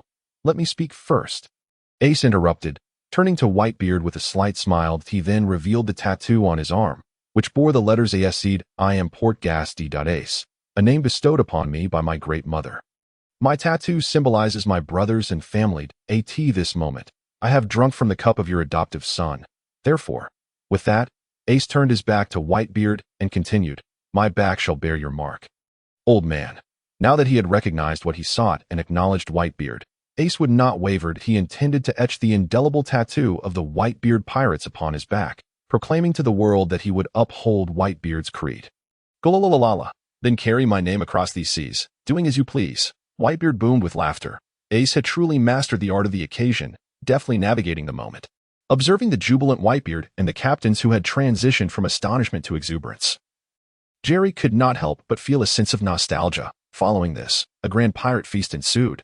Crew members from the Whitebeard Pirates, along with the former Spade Pirates, indulged in merriment and revelry. DOC and Scalar weaved through the crowd, quietly bidding farewell to those with whom they had grown familiar over the past months. Regardless of the circumstances, they had shared an unforgettable time here. Jerry, holding a potent brew from his system, approached Whitebeard. Thanks to the system's random task rewards, he often stumbled upon peculiar items, resulting in his storage space resembling a chaotic wonderland. This time, he produced a type of strong liquor that was quite delightful and invigorating. Its robust yet fragrant and smooth taste immediately captivated Whitebeard, prompting him to reach out and utter that famous saying. However, Jerry had no intention of claiming him as a father. After sharing a few bottles, he generously gifted Whitebeard a dozen more to satisfy his palate. "Are we truly leaving?" On the shore, Ace stood still, gazing at Jerry and the others. They prepared to set sail. Jerry grinned at Ace. "Just kidding. Get lost. Weren't you the one who asked first? Why are you getting all sentimental now?" "Who is being sentimental?" "It's Whitebeard and Marco who want you to stay." Perhaps it was due to Jerry's antics at the previous feast that Whitebeard had taken a liking to him.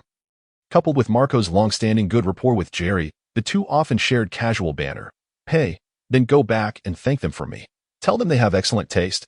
After a brief exchange of words between the two, Ace cast his gaze upon the pirate ship that had accompanied them through many adventures, now in a state of disrepair.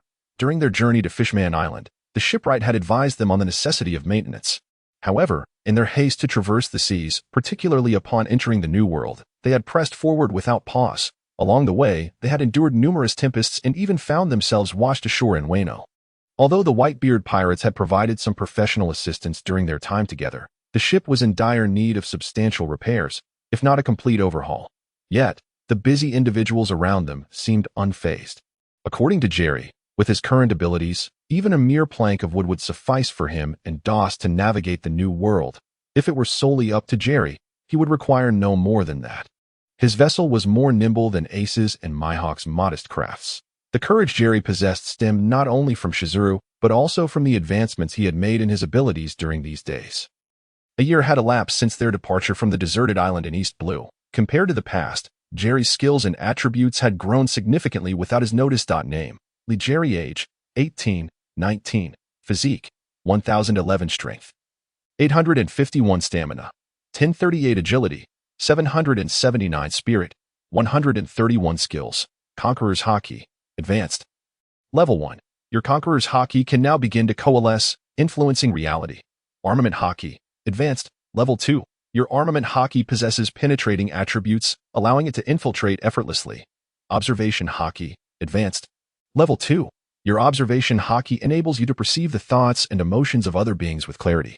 Complete Fishman Karate, Advanced, Level 9. Includes techniques related to Fishman Karate, allowing you to manipulate liquids at will. Complete Fishman Jiu-Jitsu, Advanced, Level 6. Includes techniques related to Fishman Jiu-Jitsu, granting you even greater control over liquids. Proficient in Body Techniques. Mastery of various body techniques, freeing you from the burden of awkward postures. Robust Physique. Possessing a strong physique, enabling you to maintain your condition during prolonged vigorous activities. As agile as a fish in water. Master of Barbecue. Sense of Direction. Navy 6 Styles. Spirit of the Sea. The vastness of the seas lies beneath your feet, greatly enhancing your control over water elements. Allowing you to manipulate all forms of liquid. Status. Breakthrough Buff on Restriction. Comprehensive enhancement of 100 overall evaluation. A warrior is worth a second glance after 3 days apart. Are you ready to wield your blade? You have acquired a modicum of strength. Go forth. Prove to those who once overlooked you that their judgment was not in error. As Jerry savored the strength coursing through him, he could only express that all of this was the result of his own efforts. Yet, he wondered if his growth rate could match that of the monstrous beings that roamed this world. Since entering the new world and spending time with the Whitebeard pirates, Jerry had engaged in only a handful of missions that required him to move. For the most part, he had remained on the ship, fishing, allowing his haki and skills to barely reach advanced levels. Upon achieving this, not only had the effects and range of his skills significantly increased, but their power and other attributes had also undergone a qualitative transformation. The difficulty of skill enhancement had risen exponentially, particularly with the progress of the 3 types of haki, which had crawled forward at a snail's pace. The rate of improvement had reached a point nearly imperceptible to the naked eye. After his practical experiences, he had come to understand the differences between his advanced haki and its intermediate form. Upon reaching the advanced level, the armament haki's most apparent transformation was the ability to ignore surface-level defenses, allowing him to directly harm the internal structures of objects. However, when striking at a part defended by someone else's armament haki, his power would be partially negated. Jerry speculated that perhaps with increased proficiency and skill level, he could eventually disregard defenses entirely or penetrate even deeper. The observation haki, perhaps a continuation of Jerry's initial traits, allowed him to perceive the emotions and thought patterns of others with greater clarity. This clarity was influenced by the resistance of the other party, the fluctuations in their thoughts, and the psychological gap between them. It required immense mental focus and tranquility. Otherwise, its effectiveness would fluctuate, providing only fleeting glimpses into the future of specific individuals or objects. Finally, his observation haki could greatly expand its range when combined with his water element perception skill.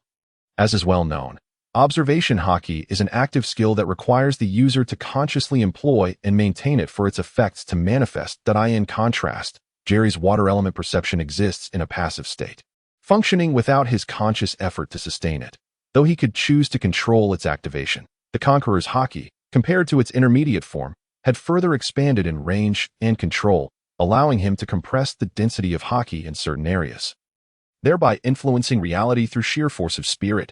Simply put, he could shatter wooden planks or crack small stones merely by exuding pure Conqueror's haki.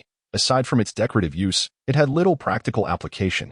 However, Jerry had managed to condense and harness his Conqueror's haki for a rudimentary form of Conqueror's haki entanglement attack, albeit at a considerable cost and requiring some time to charge. Currently, this ability could only be employed in specific scenarios where resource consumption was negligible or when the opponent afforded him the opportunity to charge.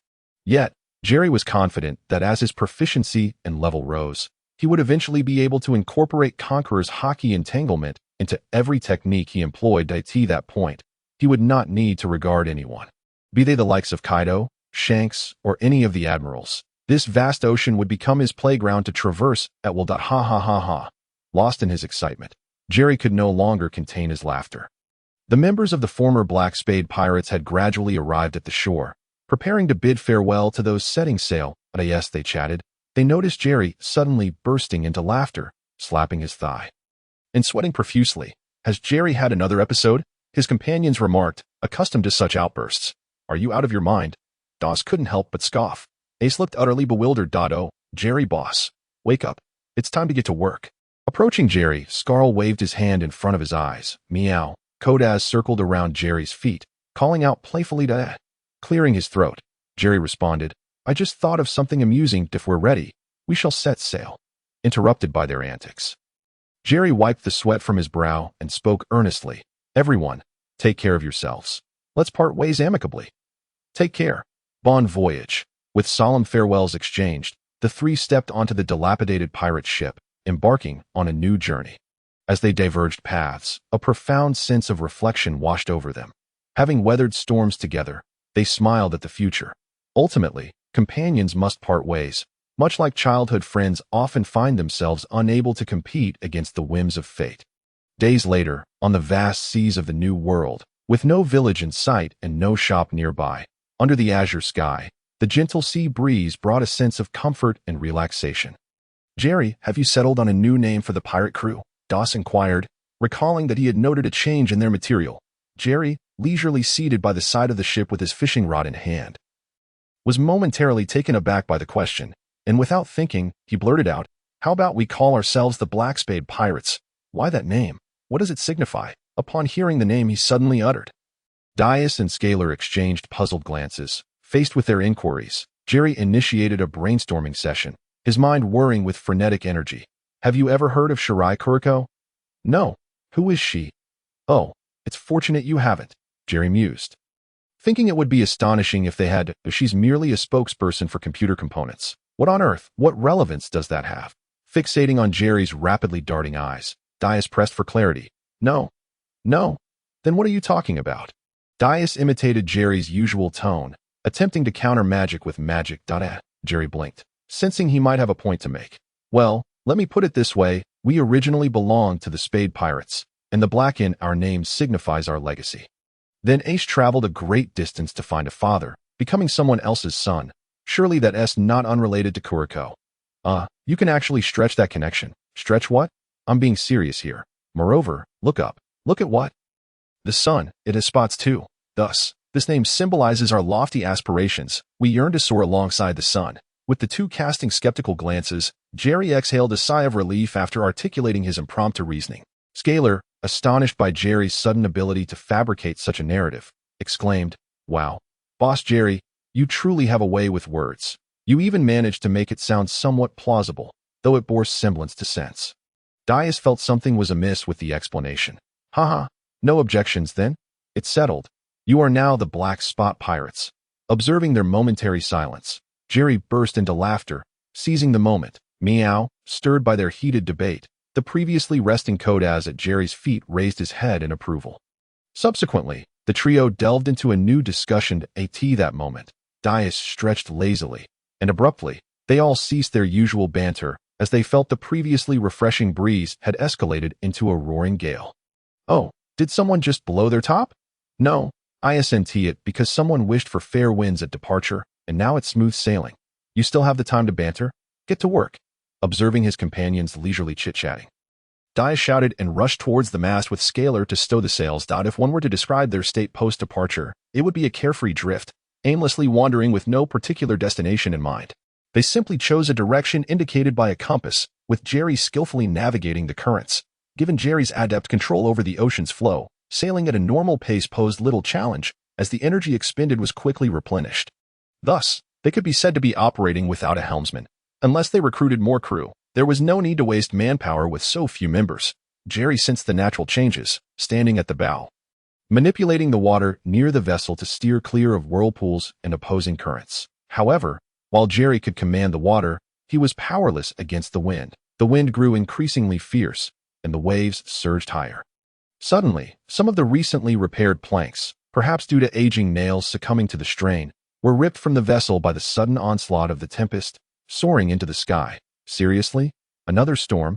Gazing upwards at the tumultuous sky, which rapidly darkened and poured forth torrential rain, Jerry sighed in resignation and turned to shout at his companions. You too, together with Kodaz, quickly find a secure spot to brace yourselves. The rest is up to me. The fierce winds whipped the sea into towering waves, the tempestuous waters dancing wildly, transforming the horizon into a deep blue abyss. Despite Jerry's formidable protection, the ship was still intermittently stripped of several planks. He multitasked, commanding the water beneath to propel the vessel swiftly away from the storm's embrace while simultaneously thwarting the towering waves that surged toward them, ensuring they crashed back into the sea before reaching the ship. To prevent the items in the cabin from being drenched and to avert loose objects from sliding on the slick deck, he conjured a protective water barrier around the hull. Upon contact, the rain and sea water would cascade off the barrier and into the ocean. Yet, as the waves fluctuated and the winds raged on, Jerry could only strive to maintain stability after struggling through most of the night. Jerry successfully preserved the battered vessel in the morning light. The crew gazed at the storm-ravaged pirate ship, a wave of desolation washing over them. Everywhere they looked, from the deck to the sides of the ship, there were gaping holes where planks had been ripped away or broken, leaving behind a scene of devastation. The crew exchanged silent glances at the pitiful sight before them. "Jerry, our new pirate crew has just been established, and it seems we are already facing disbandment." "Ah, out with the old, in with the new. Let us see what island lies ahead." "Scaler, Boss Jerry, that seems to be Whole Cake Island, belonging to the Big Mom Pirates." "Whole Cake Island? The Big Mom Pirates?" Upon hearing Scaler's astonished exclamation, Dias and Jerry turned their attention to the distant, indistinct island. "Just in time. Let us figure out a way to procure a ship here." Rubbing his chin thoughtfully, Jerry contemplated, deciding they should venture in and take a look. Otherwise, with the current state of their ship leaking everywhere, it was hardly suitable for the new wave of adventurers they aspired to be. "Jerry, don't joke around. This is no laughing matter." Seeing his eager demeanor, Dias felt a twinge of apprehension. His companion's nonchalant attitude toward potentially causing trouble in the territory of one of the four emperors made Dias regret his impulsive decision to follow Jerry into this escapade. Scaler also turned to stare at Jerry, as if questioning his seriousness. "Hey, you can rest assured. I merely intend to acquire a ship on that island and leave right away, all right? Dias, don't be timid. You've just escaped from the old man pirates. How could you fear the Big Mom Pirates? Look, even Kodaz isn't scared. You can't possibly want to continue drifting aimlessly on this dilapidated vessel in the new world. Can you?" Observing his companions hesitating, Jerry appealed to their emotions and reason. Dias and Scaler exchanged glances, realizing that with the ship in such a state, it wouldn't fare well in the new world. "All right, but let us agree on one thing. Just business, no unnecessary trouble, no worries." Waving his hand, Jerry manipulated the currents, steering the battered ship toward the island ahead. Perhaps the previous storm had affected this region as well.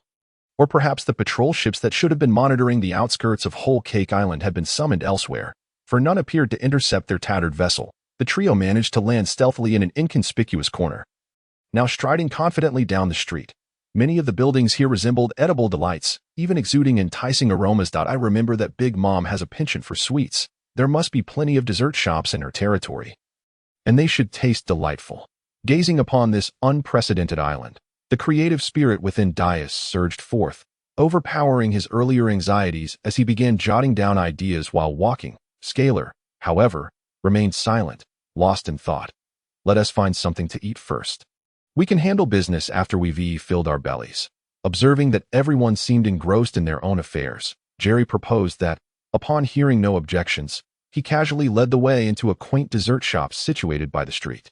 Upon entering, they were greeted by a vibrant and whimsical decor that exuded a sense of warmth and childlike charm. Presumably due to the early hour, the shop had just begun its operations, and there were no customers inside, save for a woman clad in an apron, busily preparing treats alongside a young child. "Welcome. Please feel free to browse at your leisure," the proprietress called out instinctively upon noticing their entrance, her hands still occupied with crafting various confections. "My apologies for the interruption. Do serve us something to eat," Jerry urged, leading his companions to the counter, where he haphazardly pointed at several items on the menu. "Very well, please hold on for a moment," the proprietress replied, glancing at his selections before returning to her tasks. "Mommy, I want to eat that too." The child chimed in. "Be patient, dear. Those are specially made for the adults and are meant for delivery. If you still wish for something, I shall prepare it for you afterward. But I want it now." The child's voice revealed a hint of discontent, and it seemed the proprietress was trying to soothe the little one while continuing her work amidst the clatter of utensils. Not paying much mind to the two companions who were lost in their own worlds, Jerry began to engage playfully with Kodaz. Moments later, the proprietress hurriedly emerged with a plethora of desserts, setting them down in front of them before dashing back to her preparations, clearly pressed for time. Let us indulge. This must be one of the local specialties, Jerry remarked, handing some treats to Kodas. And without hesitation, he began to savor the offerings before him. Seeing this, Doss stowed away his notebook and beckoned Scar to join in the feast. Delicious, Doss exclaimed, by the way. Earlier on the ship, it seemed the phone bug picked up some sort of signal. Did you all hear it? After a brief pause, Doss suddenly inquired. Jerry, I just remembered that there are indeed surveillance measures across the nations. We have been discovered. His words jolted Scar, who recalled the matter he had momentarily overlooked. So what if we have been discovered? Jerry, his cheeks stuffed with food, lifted his gaze from the delectable spread. Before they could continue their discourse, a startled voice rang out from the shop. Excuse me. But it seems I've mistakenly served you the wrong items, the proprietress exclaimed, rushing towards them in a flurry. Jerry, puzzled, followed her frantic gestures, pointing at the food he was currently enjoying. What's the matter? Those were meant for the adults. They were to be delivered. The proprietress's finger trembled as she spoke. Innocently, Jerry looked at her, as he had no knowledge of what the specific items were called. Oh, is that so? But I've already eaten them. I shall attempt to recreate them. I hope it's not too late. Taking a deep breath, the proprietress exhibited a decisive demeanor. However, outside the shop, a commotion began to stir. Moments later, several burly men dressed as waitstaff barged in through the door. How's it going? Proprietress, have you prepared everything on the order? Who are you? Curse it. He has eaten our adult food. They appeared to be from outside the establishment. And upon noticing Jerry and his companions, their expressions shifted dramatically, revealing their hostility as they drew weapons. The proprietress, caught off guard, was about to step forward to clarify the situation, but Jerry stood up. Raising a hand to stop her, he then swiftly consumed the last of his food before turning to face the menacing intruders. Don't blame me. You were the ones who pointed your weapons at me first. After addressing Doss, Jerry disregarded the bewildered look on his face and advanced confidently toward the armed men. Hey, stop right there. Open fire. Bang, bang, bang. Humph. With a swift motion, Jerry caught the incoming bullets barehanded. With a flick of his wrist, he sent the projectiles hurtling back at their assailants with pinpoint accuracy. The adversaries, caught unawares, were struck down, clutching their wounds as they collapsed to the ground. Customer, you. Rest assured, it's not your fault. Jerry turned to smile reassuringly at the proprietress, ensuring she remained unharmed as he refrained from eliminating the gunmen within the shop. Let us head to the port. After settling the bill, Jerry and his companions exited, dragging along the incapacitated intruders. For those who had fired the first shot, Jerry dealt each one a kick along with a peanut, casually tossing them into a nearby trash bin. Once they reached the port, they surveyed the area, spotting numerous pirate ships docked there. Perhaps owing to the fact that this island served as a border trade port for the nations, a significant number of vessels were in transit. Before the port stood a vast plaza, facilitating the transfer of goods and the movement of people. After employing his observation hockey, Jerry discerned that the individuals aboard the pirate ships were predominantly nefarious sorts. Their intentions shrouded in darkness. He thus selected a medium-sized pirate ship and boldly boarded it. Ahem. The crew aboard the ship heard his voice. You are surrounded. Your only path to safety is to disembark voluntarily. Repeat that. Jerry leapt onto the deck, cupping his hands around his mouth to amplify his voice. Instantaneously, the pirates still aboard the vessel gathered on the deck, glaring at Jerry with fierce expressions. Who do you think you are? Do you even know who I am? If you don't want to die, get the hell off my ship. A menacing middle-aged pirate pushed through the crowd to confront Jerry, upon hearing his proclamation. The other pirates fell silent as Jerry asked, So you must be the boss here? What's this? Are you begging for mercy? Well, I have no intention of sparing you. Seize them, bind them up, and feed them to the fish. Faced with Jerry, the pirate captain had no intention of letting him off the hook, especially since he had provoked the situation first. With a sweeping gesture, his subordinates brandished their weapons and charged forward. Oh, perfect. I came here to borrow a ship, and I have no desire to be polite. Jerry stood his ground, radiating an aura of authority. Water orbs began to materialize in his outstretched palms, with a decisive stride. The orbs shot forth into the air, scattering like blossoms in the wind, incapacitating each of the pirates in succession. In a flash, Jerry appeared before the pirate captain, and with a spinning kick, sent him crashing into the dock, where he collapsed, unable to rise. The sudden turn of events sent the workers at the dock into a frenzy, screaming as they scattered in all directions. Meanwhile, the multitude of pirates who had arrived for tribute or other reasons remained paralyzed. Seeking cover and observing from the shadows, only a few brave souls, undeterred or eager for excitement, discreetly pulled out their phone bugs to report back to Big Mom's pirate crew, AS DOS, and Scar prepared for battle. They soon realized the conflict had already concluded. So this is how you intended to acquire a ship? DOS, now aboard the pirate ship, finally grasped Jerry's earlier intentions. Indeed, Jerry affirmed that it's not that I can't afford a pirate ship. Borrowing one is simply more cost-effective. With a confident nod, he elaborated on the financial wisdom behind his decision. Borrow? Indeed, the affairs of learned individuals are certainly a matter of borrowing. Jerry, the proprietor, truly exemplifies prudent stewardship. Leaving me utterly astounded, in response to Jerry's actions, Scarl found himself momentarily at a loss for words, compelled to offer insincere praise. Both were acutely aware of Jerry's remarkable ability to sense the hearts of others. In situations such as this, those who took direct action were invariably scoundrels of the most reprehensible sort. Such miscreants could not withstand scrutiny, thus placing their faith in Jerry assuredly promised success. Dorse, though resigned, understood that Jerry would not harm the innocent. With matters having reached this juncture, and given that they were still on the territory of the Big Mom pirates, he could afford no further hesitation. Naturally, he chose to trust his companions and follow their lead. Very well, let us proceed with the borrowing. It shall have to suffice for now. You all should first navigate the ship back to transfer the necessary items. Then set sail directly to the location we previously agreed upon. I have some matters to attend to, and will join you shortly. As they spoke, the group began to clear the array of subordinates lying on the ground. And Jerry, as if sensing something, issued a brief command before leaping to the empty space of the dock. The two exchanged glances, realizing that formidable foes were likely in pursuit. Without further ado, they bid Jerry to exercise caution and maneuvered the ship away from the port. Once they had successfully departed, Jerry turned to survey the onlookers, including the distinctive cookie soldiers of the Big Mom pirates who had yet to advance, and called out toward the alley ahead. Are you not coming out? Do you enjoy playing hide and seek so much? He chuckled. So, Dragon Fist Jerry, is it? I have heard that your companion, Fire Fist Ace, has joined the Whitebeard pirates. What brings you to this place? From the direction Jerry was observing, a peculiar figure emerged from the alley, a tall, disheveled man who appeared to be in his middle years. He sported a long beard and bore a resemblance to a monkey, clad in cookie armor. With a long sword resting on his shoulder and a cookie shield in his left hand, he one of Big Mom's sons.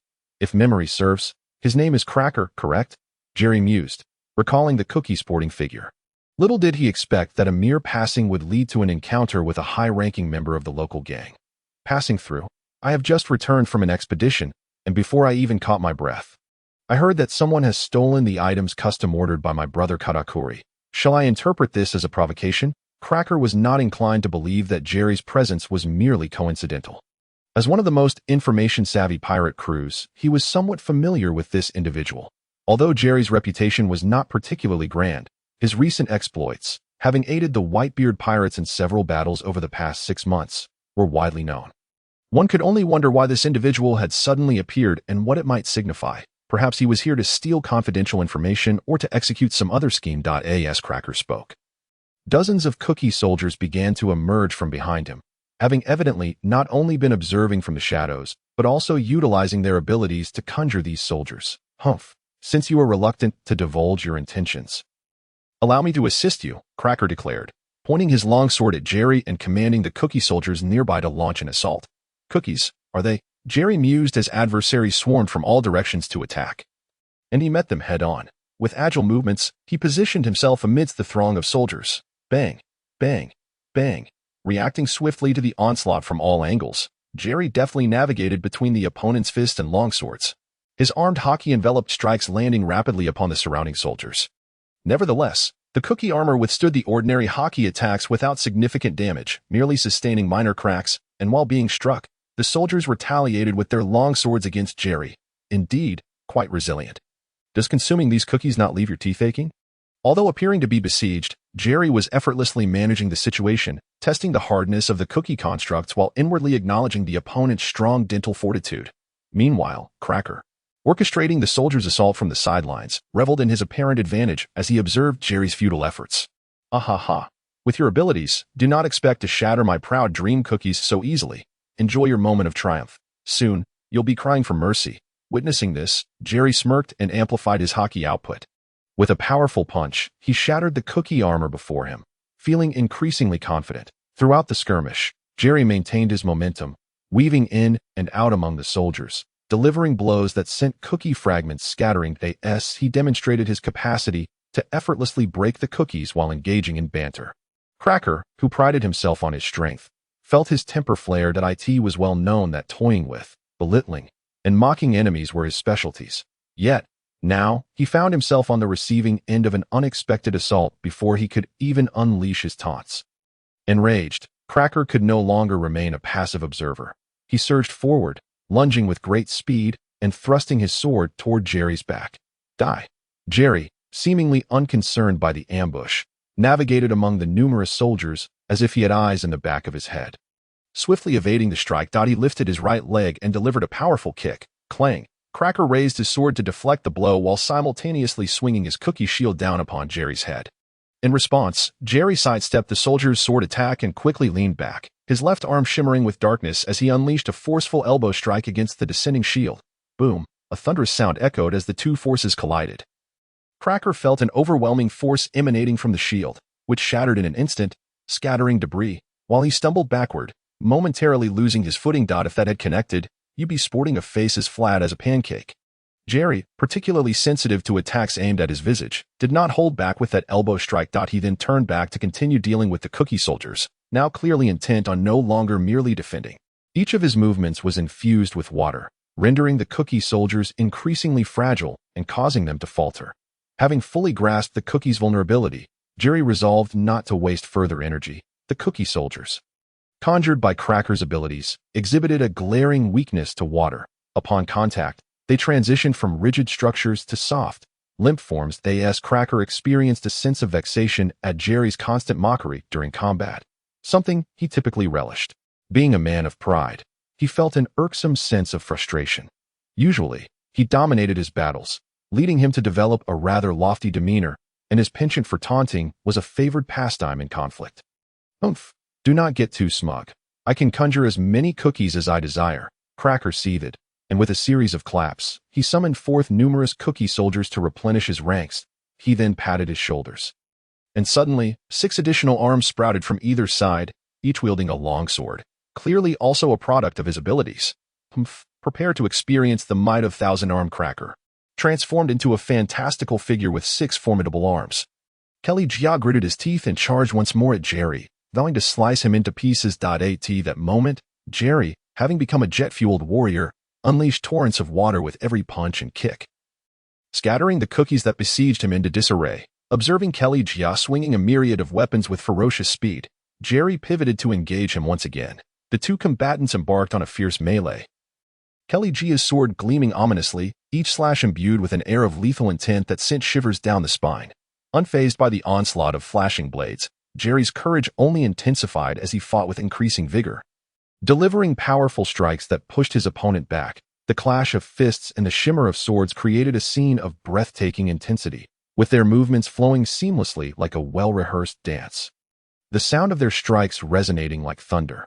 After a prolonged exchange, Mariejois was forced to retreat under the impact of a powerful punch. Seizing the opportunity, as Jerry pressed his advantage, Mariejois staggered, suddenly reversing his stance to thrust his sword forward. Rolling salted pretzel. The black blade spun rapidly in Mariejois' grasp, infused with a potent aura as he thrust it toward his adversary, releasing a spiral of sword energy in its wake. Faced with this formidable assault, Jerry reacted swiftly, stepping forward with his left foot, twisting his body to unleash a punch enveloped in a brilliant blue light. Meeting the sword's tip head-on, Voidbreaker, as Jerry's fist connected, a violent vortex of water erupted forth. Boom! In the collision, Mariejois' cookie sword shattered, and he was sent hurtling backward, crashing into a building behind him. Rumble! The water surged forth, causing the structure to collapse under the weight of his massive frame. Meanwhile, Jerry only took a few steps back, using the momentum to leap into the air, clearing the surrounding cookie soldiers with a fierce gust. Though he was struck and sent flying, Mariejois emitted no cries of agony. His arms and sword lay shattered, and his chest plate bore a gaping hole. He faced not only Jerry's armored punch, but also a torrent of water that swelled from the size of a fist into a colossal whirlpool. Crack, crack. Pushing aside the debris that pinned him down, Jia rose, drenched and resembling a soaked chicken. The cookie armor, now thoroughly wet, could no longer maintain its exaggerated rigidity. Watching Jia rise again, Jerry remained unconcerned. Knowing that the agile, disheveled giant was merely a manifestation of Jia's abilities, not his true form. Impressive courage to play the same spinning and leaping game as me. Next time, I shall have you shut your eyes. With a veiled compliment, Jerry glanced down to nibble on a cookie. This cookie is quite hard. The fragment he had caught after shattering the cookie soldiers had landed before him, after a few bites. Unable to endure its toughness, he summoned some water to soften it before swallowing. The taste was rather mediocre. Having finished his snack, Jerry dusted off his hands, expressing his dissatisfaction with a huff. Observing Jia's disgusted expression, his face turned crimson, like a furious beast. You, eating my food and drinking my drinks, yet you have the audacity to express disdain. Hearing Jerry's critique, Jia felt an urge to shout, "Family, who understands this?" Being deceived into eating and drinking while enduring this mockery. At this moment, the numerous pirates watching, regardless of whether they were members of the Bigman pirate crew, held their breath in awe. The intensity of the battle between the two was overwhelming, shaking their very souls. Moreover, witnessing the seemingly unremarkable Jerry gaining the upper hand made them even more reluctant to make a sound, fearing they might disrupt Jia's performance and face retribution later. Realizing that his outer armor was in tatters and sticky from the water, Jia broke free from the remnants of his armor, revealing his true form, a robust man standing approximately 3 meters tall. With purple hair styled into a long, bread-like shape pointing skyward, a fierce countenance, and a scar over his right eye, he wore only a shoulder guard and a decorative cape on his upper body. And on his lower body, loose trousers and tall boots, with a sword that appeared longer than his height hanging at his waist. Waiting patiently for him to emerge, Jerry relaxed his limbs. You dare to crawl out of your turtle shell? Ah, I will kill you. Jia roared in rage. Then let me beat your essence out of you and see if it's cookie. With that, Jerry's figure flickered, and in an instant, he appeared before Jia. Delivering a thunderous kick, understanding Jia's abilities, he knew that with a simple clap, he could expend some energy to create cookie soldiers at will, and thus did not intend to grant him any further opportunities. Ah, I will tear your mouth apart. Consumed by fury, Jia had no choice but to draw his sword in response. The tense and exhilarating battle resumed, yet Jia was clearly flustered, due to the significant height difference. Jerry's every move targeted Jia's lower regions. Enduring relentless attacks, Jia found himself overwhelmed, finally shouting, "Hey, what is this? Only these low blows. What low blows? I specialize in mid and low lane in games."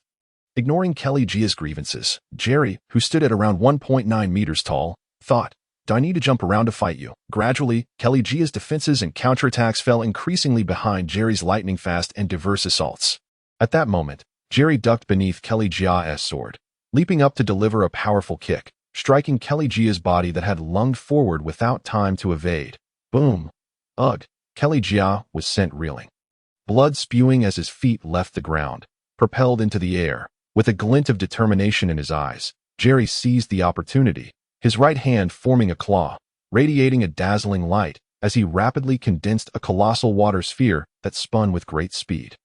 With a sudden burst of force, he vanished from his spot, appearing before Jia, who was still airborne. Before he could react, "Take this," Jerry shouted, invoking a whimsically named attack. Unchanging in his motion, he struck with a claw.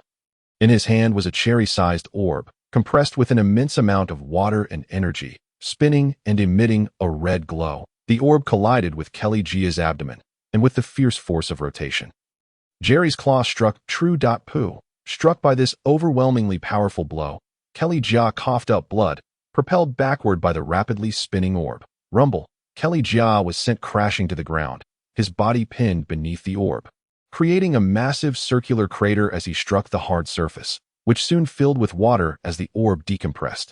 "Hey, is this a joke? The fourth commander, Jia, has been defeated?" Jerry floated down, and gasps of astonishment erupted from the crowd around him.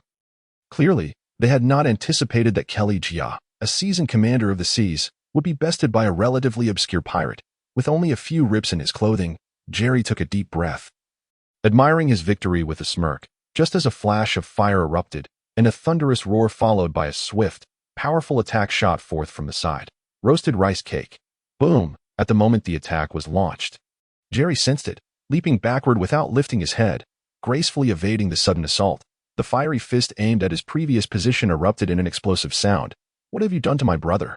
A towering figure, nearly 5 meters in height, with crimson short hair, a muscular physique, and elongated legs, adorned with a white scarf around his neck, wielding a trident, appeared in the midst of the chaos. He gazed upon the disordered and ravaged port, as well as the waterlogged, concave-ribbed, and bloodied figure of Karina, who lay unconscious and let out a furious roar. Upon seeing the newcomer, Jerry immediately recognized him as Katakuri, the second son of Big Mom, a legendary figure in the world of pirates.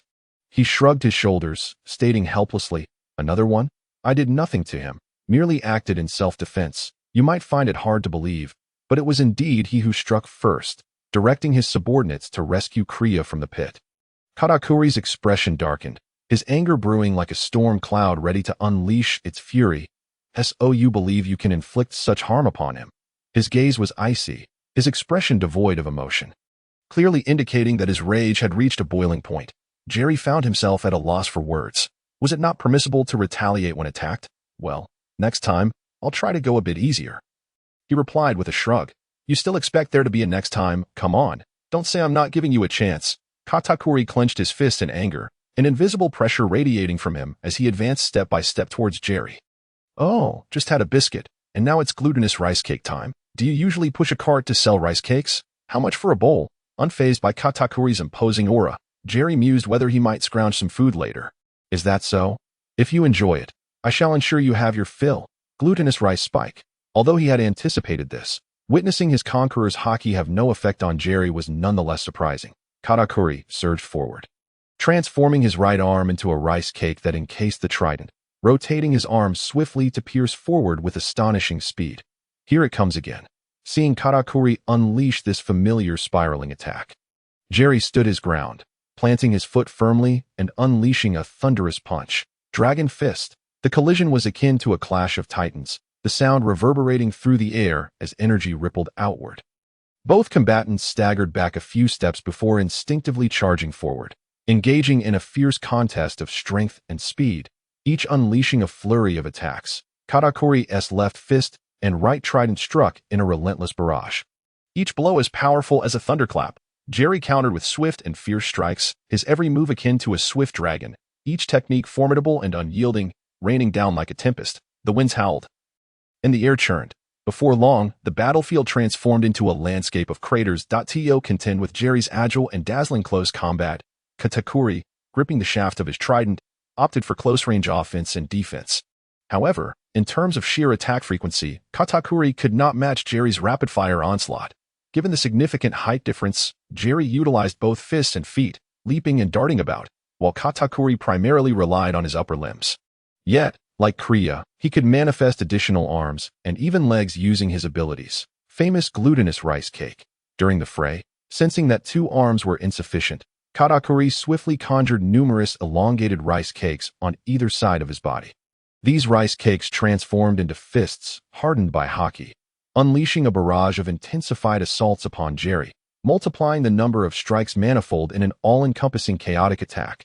Faced with the sudden surge of fists, Jerry remained composed, adeptly managing the onslaught and no longer probing. He moved as if propelled by an accelerator, his figure elusive and his strikes as swift as lightning. These punches are indeed formidable, as expected from the pillar of the Big Mom Pirates.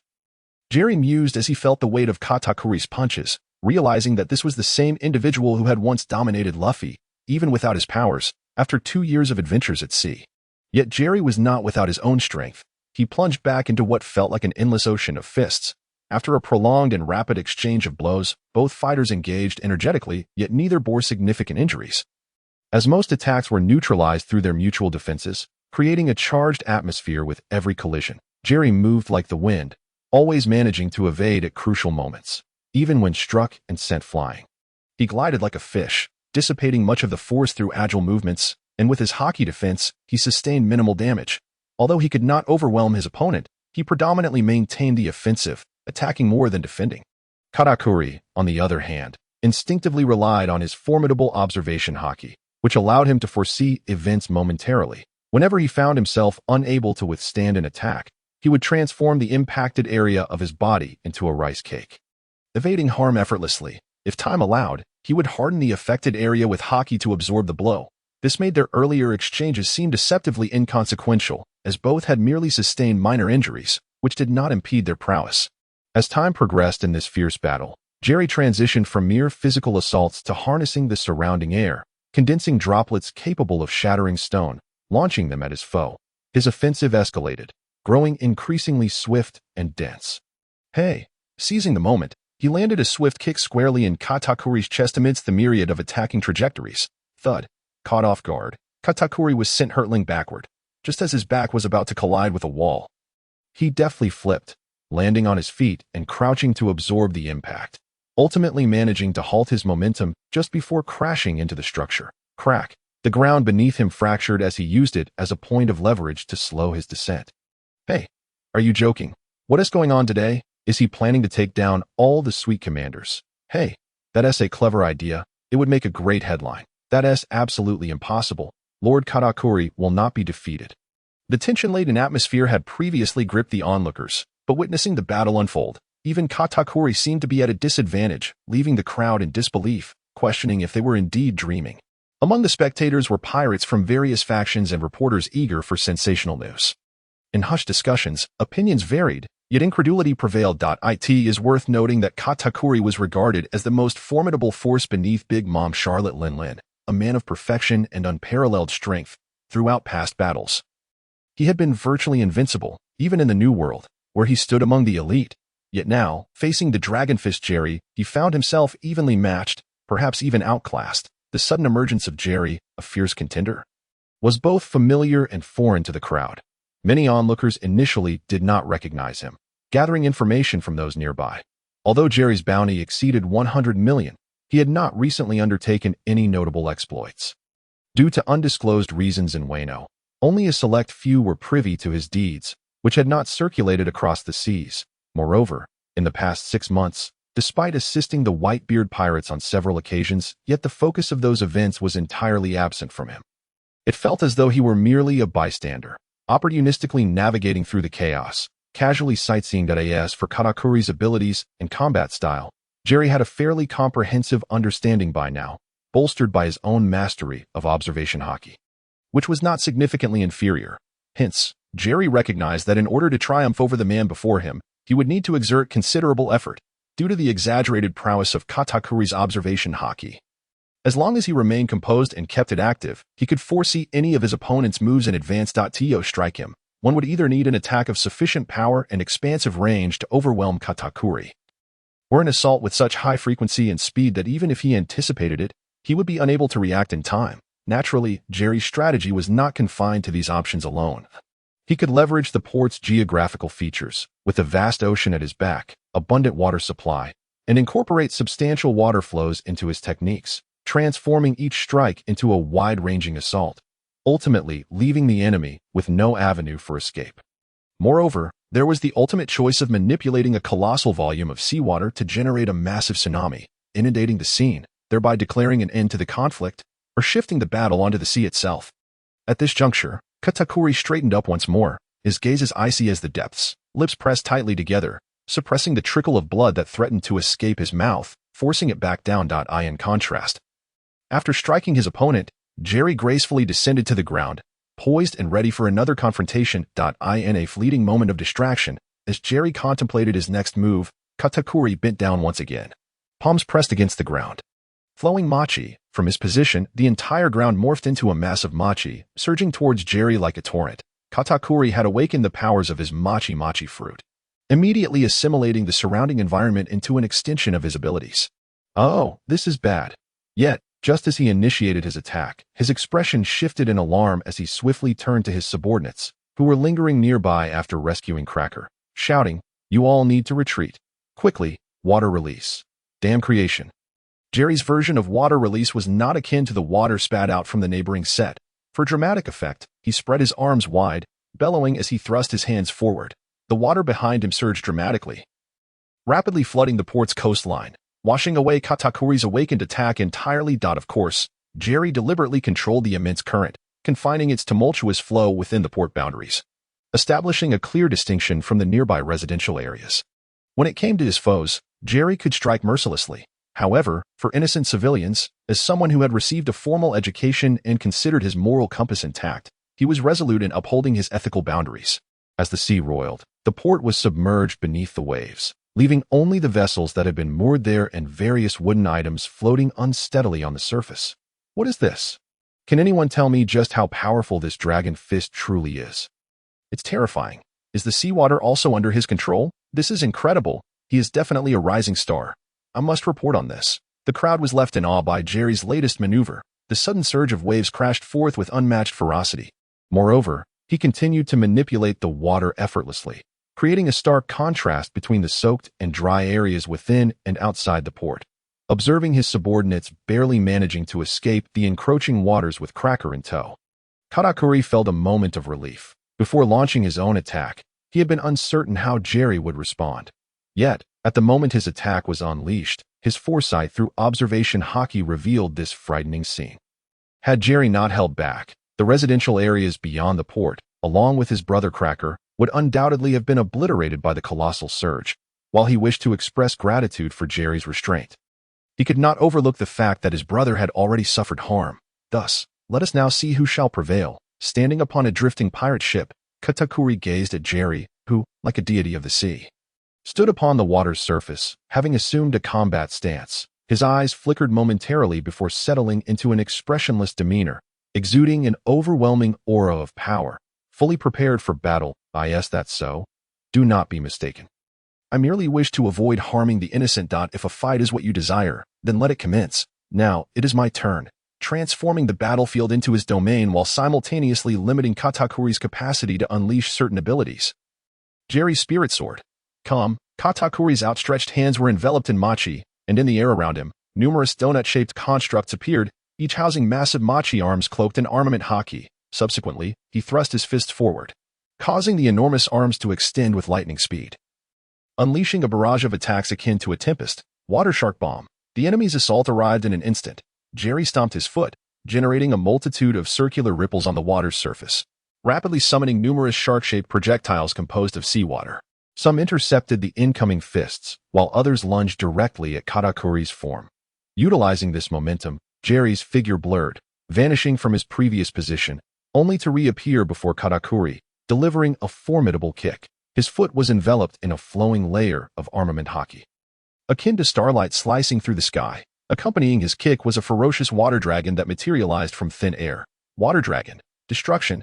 As Katakuri deftly dealt with a multitude of sharks crashing toward him, he was caught off guard by this unexpectedly swift strike.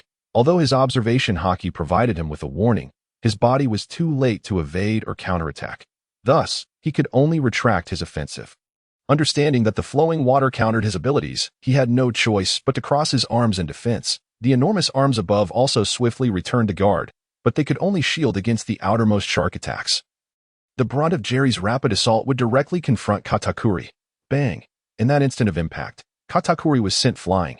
Although he had managed to block the physical kick with his arms, Jerry's strike was imbued with advanced armament haki. Upon impact, Jerry pressed Katakuri's arms against his chest, delivering not only the direct force of the physical attack but also the haki that penetrated through layers of defense to strike his organs. Followed by the water dragon propelling Katakuri away. Rumble. Blah. As Katakuri spat blood from the force of the blow, he was propelled by the water dragon's might. Despite the limitations on his physical abilities, he maintained his awakened state through sheer willpower and control. Consequently, as he was sent hurtling backward, he assimilated everything he collided with into a sticky mass of machi, attempting to mitigate the force of the attack.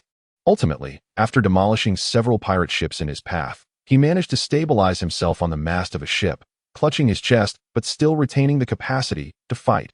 This fruit not on par with the Nika fruit.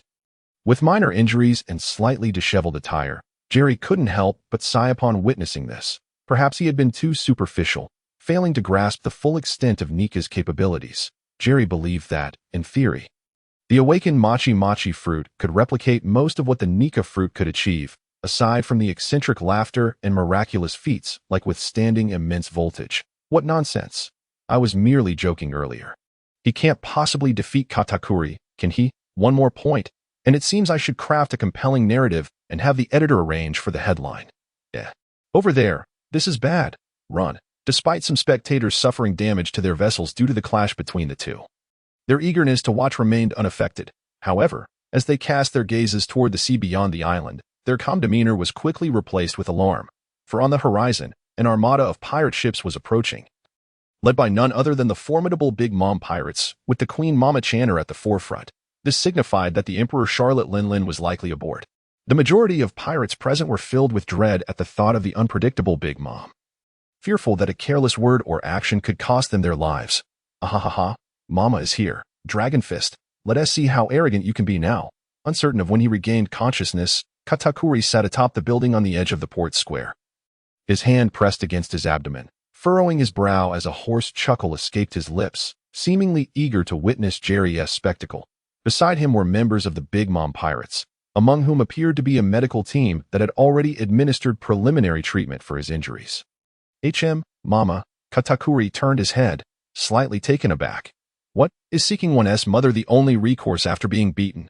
Jerry felt a surge of indignation at Katakuri's smug demeanor.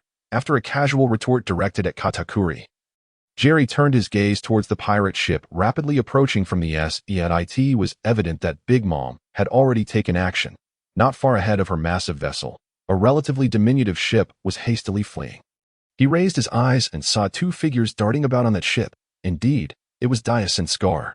Goodness, could this be the fabled conspicuous target? At this moment, the focus of the crowd at the port shifted from the melodious and singing Queen Mama's ship to the small craft ahead of it. Even the pirates who had just shouted for escape began to slow their pace upon noticing this development. What is that? Had the individuals aboard that ship inadvertently drawn Big Mom's attention? They were surely left with no avenue for escape, for it was the Emperor herself pursuing them. The crowd's discerning eyes recognized that as the small vessel fled, Big Mom's ship followed closely behind, indicating that the trouble was likely initiated by those on the smaller craft. The incident began when Jerry and his companions, after finishing a meal, brazenly appeared on the street, their actions witnessed by numerous locals. Subsequently, their images were captured and inadvertently submitted alongside a plea for help, eventually reaching Big Mom, who was returning from battle. Whether she had just awoken or was merely squinting, she fixated on Scar's photograph, mistakenly identifying him as a new breed of rare beast. Perhaps it was Scar's peculiar attire today, entirely adorned with skeletal motifs, coupled with a lifelike skull mask, that led to the misunderstanding. Moreover, the candid photograph did not guarantee authenticity, although Sparrow, the eldest son, promptly protested that it was merely an individual's attire. Big Mom stubbornly insisted that it was indeed a rare creature and activated her greedy passive ability, declaring that anything she set her eyes upon was hers. Thus, she ordered a course change, heading directly towards the scene, fortuitously encountering Scar and Dias along the way. The two had already set sail towards the agreed meeting point, intending to await Jerry's arrival. Little did they expect that instead of Jerry, Big Mom would be the one to arrive. Upon realizing that the formidable Emperor was barreling towards them, they were immediately struck with terror and, without hesitation, spun their vessel around, desperately fleeing towards the port. After all, Dias and Scar lacked the confidence to evade Big Mom's grasp. Their sole hope rested on Jerry's legendary prowess, seeing them flee towards the island. Big Mom remained unperturbed, thoroughly pleased by the prey willingly walking into her trap. Thus, she leisurely pursued them, her pace unhurried, as it would have been impossible for Scar and Dias to evade her otherwise. At that moment, the imposing figure of Big Mom appeared at the prow of her pirate ship, her voice ringing out. "Hey, little skeleton up ahead, don't run. I don't yet have a specimen of your kind. I'm not any rare beast. Please don't chase me." Scar shrieked in response. Throughout this tense and exhilarating escape, Big Mom had already called out numerous times. Scar had thus realized that his attire was the cause of the misunderstanding. However, he could not simply remove his clothes to prove he was merely an ordinary human. Doing so might provoke Big Mom's wrath, leading her to swat him down like an insect. For the sake of his own safety, Scar could only muster a few desperate cries, while he and Dias frantically sought to accelerate their vessel's escape. Yet this was merely a pipe dream. Given the borrowed ordinary pirate ship, there was no way they could outrun Big Mom's fleet. As time passed, the gap between them gradually diminished, had they not been inadvertently heading towards the island where Jerry was located. Aligning perfectly with Big Mom's playful intentions of capturing them, They would have likely been captured long ago. It seems our battle must come to an end here, Jerry remarked to Katakuri, casting a glance at the unfolding situation at sea. With that, he stepped forward, summoning a multitude of sharks from the water to surge towards Katakuri. He then commanded the waters of the port to swiftly recede, revealing the ground beneath once more. Katakuri was besieged by the relentless onslaught of water element sharks. Jerry turned and darted towards the sea like an arrow released from its bow. At that moment, their vessel was on the verge of being overtaken, while Dias and Scar flitted about like ants on a hot pan, anxious and restless. "Quick! I can see the port," Dias exclaimed, his spirit lifting as he gazed ahead at the port that had come into view. "Boss Jerry, hurry! We can't hold on much longer," Scar shouted, straining against the mast as he struggled with the sails, turning to yell in the direction of the ship's bow. Suddenly, they noticed a path of water splitting before them. Upon closer inspection, it was Jerry's figure racing across the surface of the sea. He moved with the swiftness of the wind, slicing through the water, creating a parted wave. In the blink of an eye, he reached the bow of the ship, soaring into the air like a great bird, landing deftly upon the deck. Well, you two have done quite well. Usually, you're all so deferential towards me. So, you were waiting here. It seems you either avoid trouble or boldly confront the emperors, regardless of whether it was his suggestion that brought them here, adhering to the excellent philosophy of as long as I can shift the blame swiftly. The burden will never catch up to me. Jerry took the initiative. Huh. We didn't provoke her. Right, Boss Jerry, don't say such nonsense. She inexplicably appeared and has been pursuing us relentlessly. The two aboard the ship were clearly not to blame, especially since they had not instigated Big Mama's pursuit. Scar, don't think I haven't heard.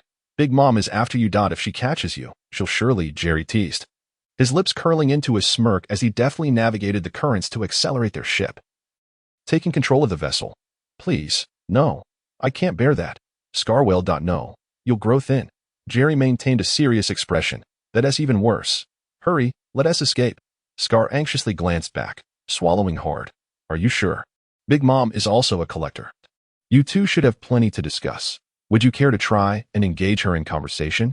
As he maneuvered the sailboat into a 45-degree turn towards the open sea, gradually increasing their distance. Jerry glanced at Scar, inquiring whether he wished to seize this effortless opportunity to become someone of significance below only one in the world. No. I prefer to keep a safe distance, seeing the distance widen once more. Scar sighed with relief, fervently waving his hands to dismiss Jerry's suggestion. Hey, you there, little rascal, where do you think you're taking my rare beast? At that moment, Big Mom, witnessing her anticipated prize attempting to flee, stood up, her eyes wide with fury as she glared at Jerry, demanding an explanation. Seeing her ire directed towards him, Jerry scratched his head and improvised. Your rare beast claims there are dogs outside and doesn't he wish to remain with you? What?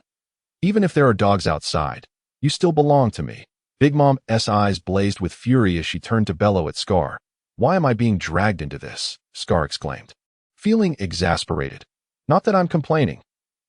She is coming for us. The two had only exchanged a few words when the formidable Big Mom could no longer contain her soaring rage. She pointed a finger and shouted coldly.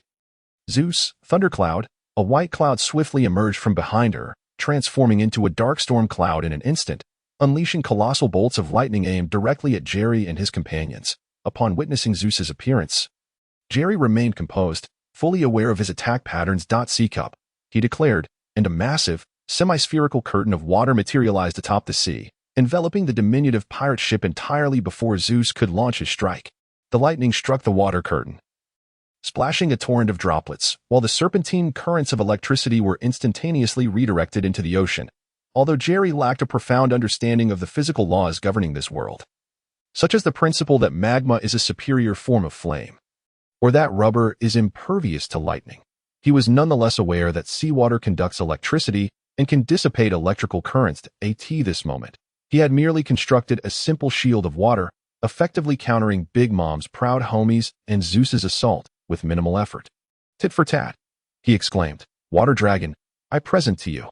In response to Big Mom's initial aggression, Jerry could not refrain from retaliating. He bellowed loudly, extending his right hand with his index finger pointed at the fleet of pirate ships led by the Queen Mama Chanter. The sea roared to life as a dozen massive water dragons surged upward, roaring silently as they hurtled toward their respective targets. Notably, 5 of these water dragons charged directly at the Queen Mama Chanter, demonstrating Jerry's particular concern for Big Mom. Prometheus, fireball, Big Mom commanded, directing her son-like homie, Prometheus, to unleash fireballs at the approaching water dragons. Boom, boom, boom. The fireballs detonated upon contact with the water dragons, resulting in a massive explosion that sent flames cascading outward, counteracting the water dragons and generating vast clouds of steam in the air. However, while Big Mom could effortlessly withstand the onslaught, the numerous ships behind her were not as fortunate, aside from those carrying powerful officers, which could defend themselves with their respective techniques. Several other vessels within the fleet were directly hit, breaking formation and tilting precariously on the ocean's surface, though Big Mom paid little heed to the ships and crew behind her.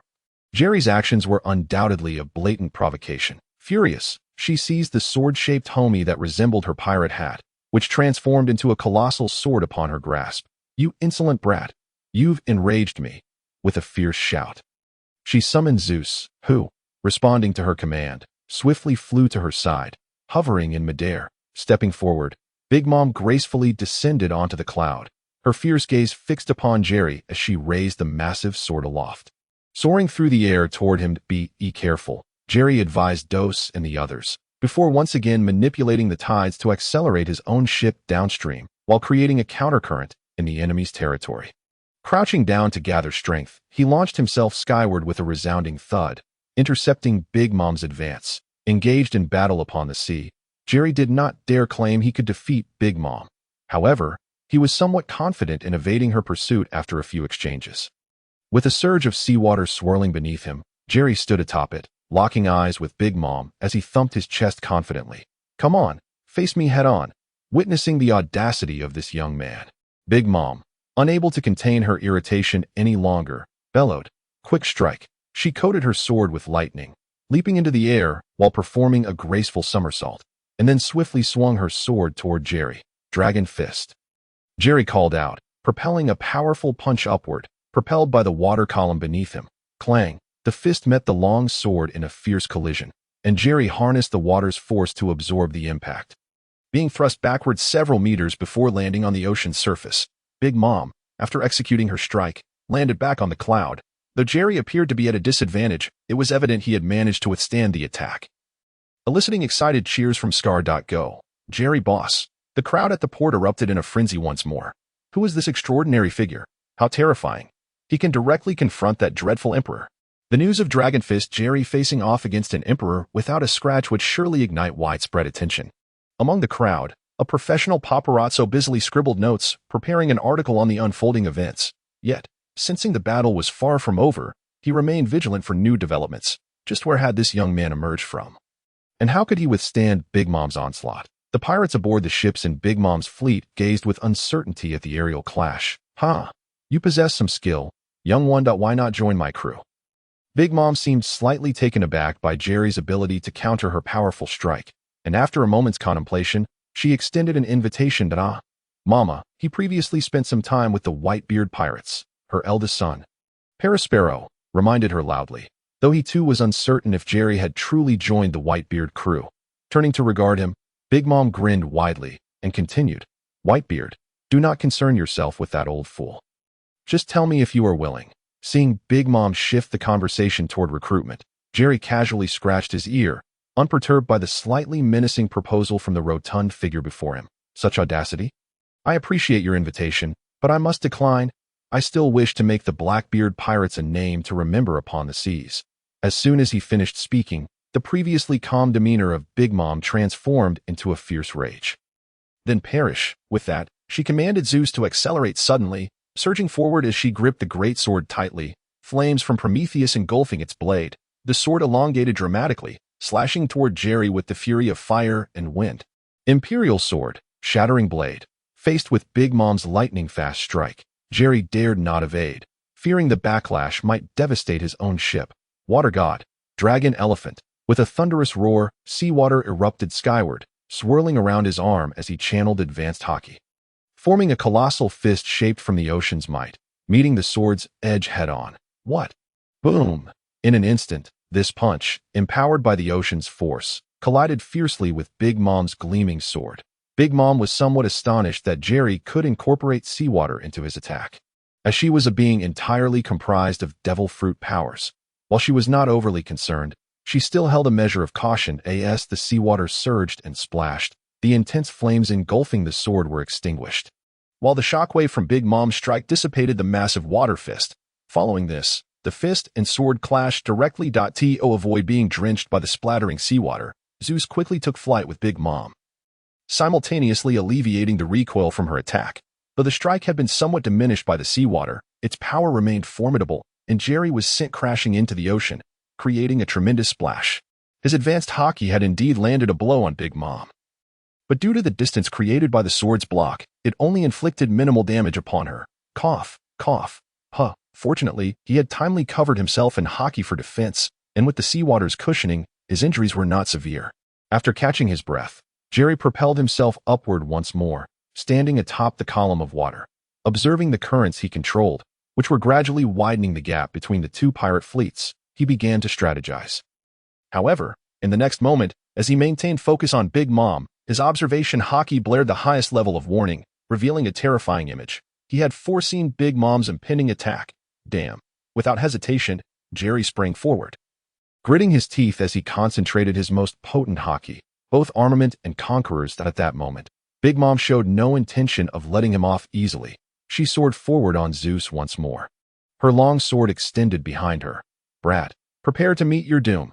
Elbaf's spear, Egu. The color of Conqueror's hockey entwined around his arm like a serpent, as black lightning crackled and twisted in the air. Jerry suddenly appeared before Big Mom, intercepting her at a distance from his own pirate ship, summoning all his strength to deliver a punch. A serious punch. Time was of the essence, leaving him no opportunity to elaborate on the name of his technique. Big Mom's attack was evidently genuine. Her arm and the tightly gripped sword were similarly enveloped in Conqueror's hockey, with black lightning darting erratically around them. Boom. The two forces collided in a blaze of sparks and fury. Big Mom's fierce strike meeting Jerry's all-out punch in an instant. The overwhelming impact, coupled with the clash of hockey, sent shockwaves radiating outward in a circular pattern from their point of contact. In that moment, even the clouds in the sky were affected, swirling violently. The sea nearby was forcefully compressed into a massive circular indentation, swiftly forming a large whirlpool. As the air trembled, the hockey from both combatants surged outward, the first to be affected being the Big Mom pirates' fleet, positioned closest to the battlefield. In mere moments, many pirates aboard various ships fell as if a power switch had been flipped, their eyes rolling back as they collapsed. Aside from those more distant or of greater strength, who remained unaffected, numerous vessels lost control and hurtled toward the newly formed whirlpool, fortunately, on the side of Doze.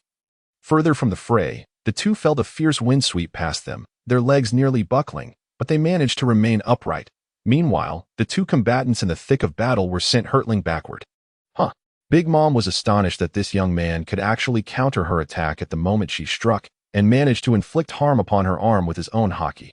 Poof! Jerry spat out blood, landing back in the water to dissipate the force, then leveraging the momentum to leap back onto his own pirate ship. Clutching his chest, where a ghastly wound marred his skin, he stood tall on the deck, his expression grave as he gazed at the enemy. How ruthless! She intended to wipe us out all at once. Recalling the foreseen images, he remembered Big Mom's sudden outburst. He had been unable to intercept her in time, nor had he managed to prepare his hockey before being struck into the sea. Then the shockwave from the Elbaf lance had devastated his ship and Doze's crew. Casting a glance at the incapacitated crew, Jerry controlled the currents to accelerate their escape. He also set fire to the whirlpool that had already severely hindered Big Mom's fleet, intensifying its rotation. Stepping forward, he gently patted the backs of his companions and inquired, "Are you both all right? Just a bit shaky in the legs. All right then, hold on tight. We're about to charge ahead. Hey, my hands are shaky too. Then rub them together. Hurry and make them steady." Meow. The ship suddenly surged forward, catching the two off guard as they stumbled back against Jerry's outstretched hand, while Kodaz nestled tightly in a corner. "Mom, come back quickly. Otherwise, the losses will be catastrophic," Perispero shouted to Big Mom, who was intent on launching another pursuit. These useless fools. Big Mom gritted her teeth, yet felt helpless. She understood that only by returning could she halt the whirlpool and rescue those crew members. If they were not saved, the casualties would be too great and could jeopardize her pirate crew's overall strategy. Observing the majority of her fleet being consumed by the whirlpool, the situation grew increasingly dire. Action was imperative before it became too late. Big Mom turned to the rapidly retreating ships, now shrinking in the distance, and bellowed, "Brat, remember this. Don't let me catch you. And my precious beasts." "Understood." The precious beast acknowledged the message. Came Jerry's earnest response from afar. Big Mom roared to the heavens, then pivoted her rotund form, commanding the clouds to propel her toward the whirlpool, initiating the rescue of those ensnared within its grasp. The port. The crowd erupted once more. "Worship the Great One. Is there a pirate who kneels before him? Can someone provide me with Brother Jerry's contact information? I adore him. This was a stout man with a Mediterranean hairstyle. I want to bear his children. No, I want to duel with him." This was a person with small eyes, a large nose, thick lips, and a scruffy face. "Is he the captain? I wish to board his ship," exclaimed a robust young man that he left without a scratch. The reporter who had witnessed the entire unfolding of events mused. "Perhaps my earlier headline could serve as the main story. It's a scoop." Bang! The infuriating Morgans. "What sort of nonsense is this?" On Cake Island, Big Mom slammed her palm onto the table before her. The headline of the newspaper boldly proclaimed, "Shock. Dragon Fist Jerry battles the four emperors Big Mom and scathed and retreats." The article further noted Jerry's victory over Cracker, easily suppressing Katakuri. What a load of rubbish. We better not find out which reporter fabricated this. Perispero and the other children of Big Mom seethed with indignation, plotting to confront Morgans later to demand accountability for this ludicrous reporting. In Wano country, Onigashima, bang! In a gesture identical to Big Mom's, Kaido threw down the newspaper and glared at Jack beside him. "Humph, it's that brat, isn't it?" "Yes, it is him, but I want to lose to him again next time," Jack replied, omitting any mention of his previous injuries, attributing his defeat to mere carelessness that had allowed Jerry to strike him into the sea. The calamity of the beast pirates. Jin shot a sidelong glance at Jack. "Is that so? Then you'd better step up your game and not bring us shame. I won Brother Jin. Rest assured." Jack held both Jin and Queen in high regard. "Ha! Keep it up. I believe in you." Queen, the rotund figure with a bald head, flicked the last remaining braid on his head and laughed heartily while patting Jack on the back, on the Moby Dick of the Whitebeard pirates. A pineapple-headed pirate rushed onto the deck, shouting, "Dad, look, that kid Jerry has poked the hornet's nest of Big Mom." "Huh, I knew that brat wouldn't stay idle," Ace said with food stuffed in his mouth, swallowing quickly as he leaned over to peek at the newspaper in Marco's hands. Whitebeard cast a glance at the small newspaper, relieved his eyesight was still sharp enough to read quickly. "Grura, the lad just loves excitement. Hey, Dad, let me handle all the upcoming missions." Ace's excitement bubbled over as he witnessed his crewmates stirring up trouble. Patting Ace's shoulder, Marco smiled. "Don't worry, it won't be long before there's something for you to do. There's a report on an island currently under investigation. Fantastic. I'm getting restless." Ace, with his boundless energy, was indeed a restless spirit, though he usually channeled his energy into training without becoming overly agitated. At the Marine headquarters, Marineford. "Sigh, I knew Fire Fist had joined the Whitebeard pirates, but Dragon Fist flying solo is indeed a troublemaker," Admiral Sengoku lamented, resting his forehead on his hand as he sat at his desk. Through the Navy's intelligence channels, he was well aware of the entire sequence of events. Although he knew the situation was not as exaggerated as the newspaper suggested, Jerry had indeed defeated Cracker, subdued Katakuri, and briefly exchanged blows with Big Mom. Thinking of this chaotic era of pirates, with young and powerful figures continuously emerging, he felt a headache coming on, especially those like Ace and Jerry, whose formidable strength could stir the tides. "Sengoku, don't fret so much. At the very least, this young man is not a hot-headed, bloodthirsty individual. It suffices to merely pay closer attention to his movements." Admiral Sengoku, seated on the sofa, took a sip of tea and spoke slowly. "That's an old habit of yours, worrying about everyone you see. Ha ha ha ha." Carp, who was also enjoying tea and snacks, seemed to recall something, bursting into laughter. "For now, we can only keep a watchful eye and see what he intends to do after his encounter with Whitebeard. Carp, if I were as carefree as you, the pirates would have caused chaos long ago." Echoing Admiral Sengoku's sentiments, he then shouted at Carp, "And that's precisely why you hold the position of Fleet Admiral." In an instant, the winds of change began to stir, igniting a fervor in the new world. After all, this sudden emergence is a formidable pirate capable of directly confronting Big Mom. Many uninformed individuals could only glean information from newspapers, gazing at the exaggerated accounts of achievements and the latest bounty notices. Feeling an overwhelming sense of suffocation, they sighed, pondering whether the dynamics of the new world were on the verge of transformation once more, reminiscent of the rise of red-haired Shanks, with ordinary folk praying that these pirates would spare themselves and their homelands. Most pirates, however, were merely eager spectators, keen to observe the next moves of this newly ascendant pirate, contemplating opportunities to either join his ranks or seize a chance for themselves on the deck of the Black Tortoise Pirates. Scarl raised the newspaper in his hand, having gathered valuable intelligence, and turned to shout at Jerry, who was lazily fishing by the side of the ship. Wow, overnight wealth, Jerry boss, you've struck it rich? Oh, what do you mean by that? Do elaborate if it sounds pleasant. Jerry, wrapped in thick bandages, perked up at the mention of wealth, sitting up curiously. Seeing his reaction, Scarl handed over the newspaper, signaling him to take a look. The headline is about our incident in the World Summit yesterday. Check it out. All right, let me have a glance. Not bad. The reporter has written it quite objectively and humbly, clearly expressing the facts. After a quick scan, Jerry appeared very satisfied. Yet, in such moments, there is always someone to rain on the parade. DOC, peering over from the side, cast a sidelong glance at him after reading. What a load of nonsense. The whole article is praising you. How is that even remotely objective? Huh, it's objectively praising me. It is well known that I am simply that remarkable a person. At that moment, a bounty notice slipped out with the newspaper, revealing a handsome photograph beneath which lay a staggering bounty of 880 million. Wow, this truly is a windfall. It's even making me a bit tempted. This amount is just slightly higher than biscuits. That's acceptable. After more than a year at sea, I'm finally no longer a low-tier nobody. Jerry held up the bounty notice, looking around. He had previously examined his own bounty in detail. This means we are considered low tier, right? Not seeing his updated bounty notice, DOC let out a sigh of relief. Although he had never cared much about the height of his bounty, he would prefer it to be as low as possible, seemingly feeling that he had contributed much during his 2 encounters with the 4 emperors. Scar tilted his head and asked, Jerry boss, are we too weak and dragging everyone down? Huh? What? The sudden shift in topic left Jerry somewhat perplexed. Noticing his bewildered expression, Scar continued. I'm in to ask if you have any suitable training methods for us to improve. Oh, I see. After realizing, Jerry turned to DOC.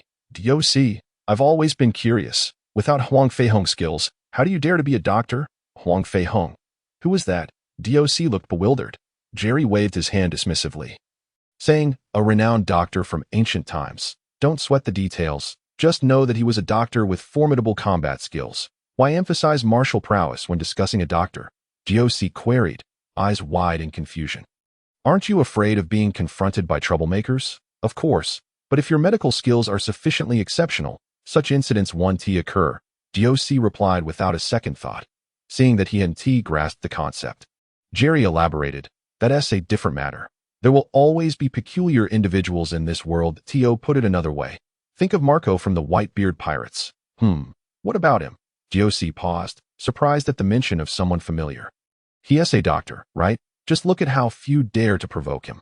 Jerry mimicked throwing a punch. You certainly won't reach his level of martial prowess for now, but for your own safety, you should at least be able to run fast. Therefore, I believe you should focus on improving your speed first. Patting DOC's shoulder, Jerry's intentions were clear as he crossed his arms and added, I know of someone who, after 2.5 years of practice, could surpass Carp with a single punch by exerting 100 to 200 times the effort of others.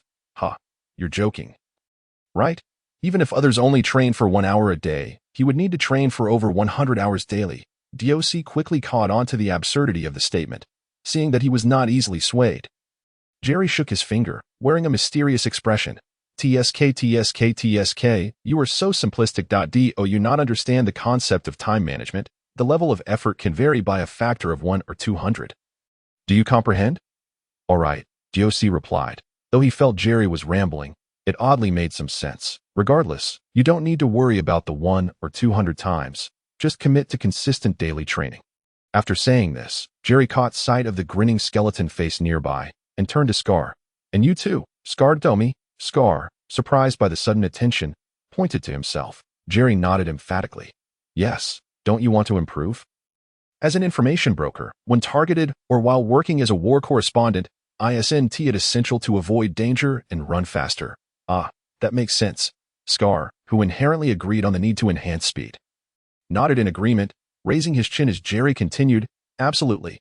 You must realize that even the Revolutionary Army's informants can be captured by the world government. Was it because they didn't run fast enough?" Scar asked curiously. "Of course. Would someone who runs fast be so easily caught? All right, let us proceed with this plan to improve," Scar concluded, feeling that enhancing speed was indeed a prudent idea. Jerry's true intention was that if both of them were swift, they would be able to protect themselves in battle, which would suffice. After all, you can always carve out some time to train while being with DOC. You can't spend all your free time just hoarding your belongings. "Oh ha, Jerry boss. Why are you so concerned about me?" "Concerned?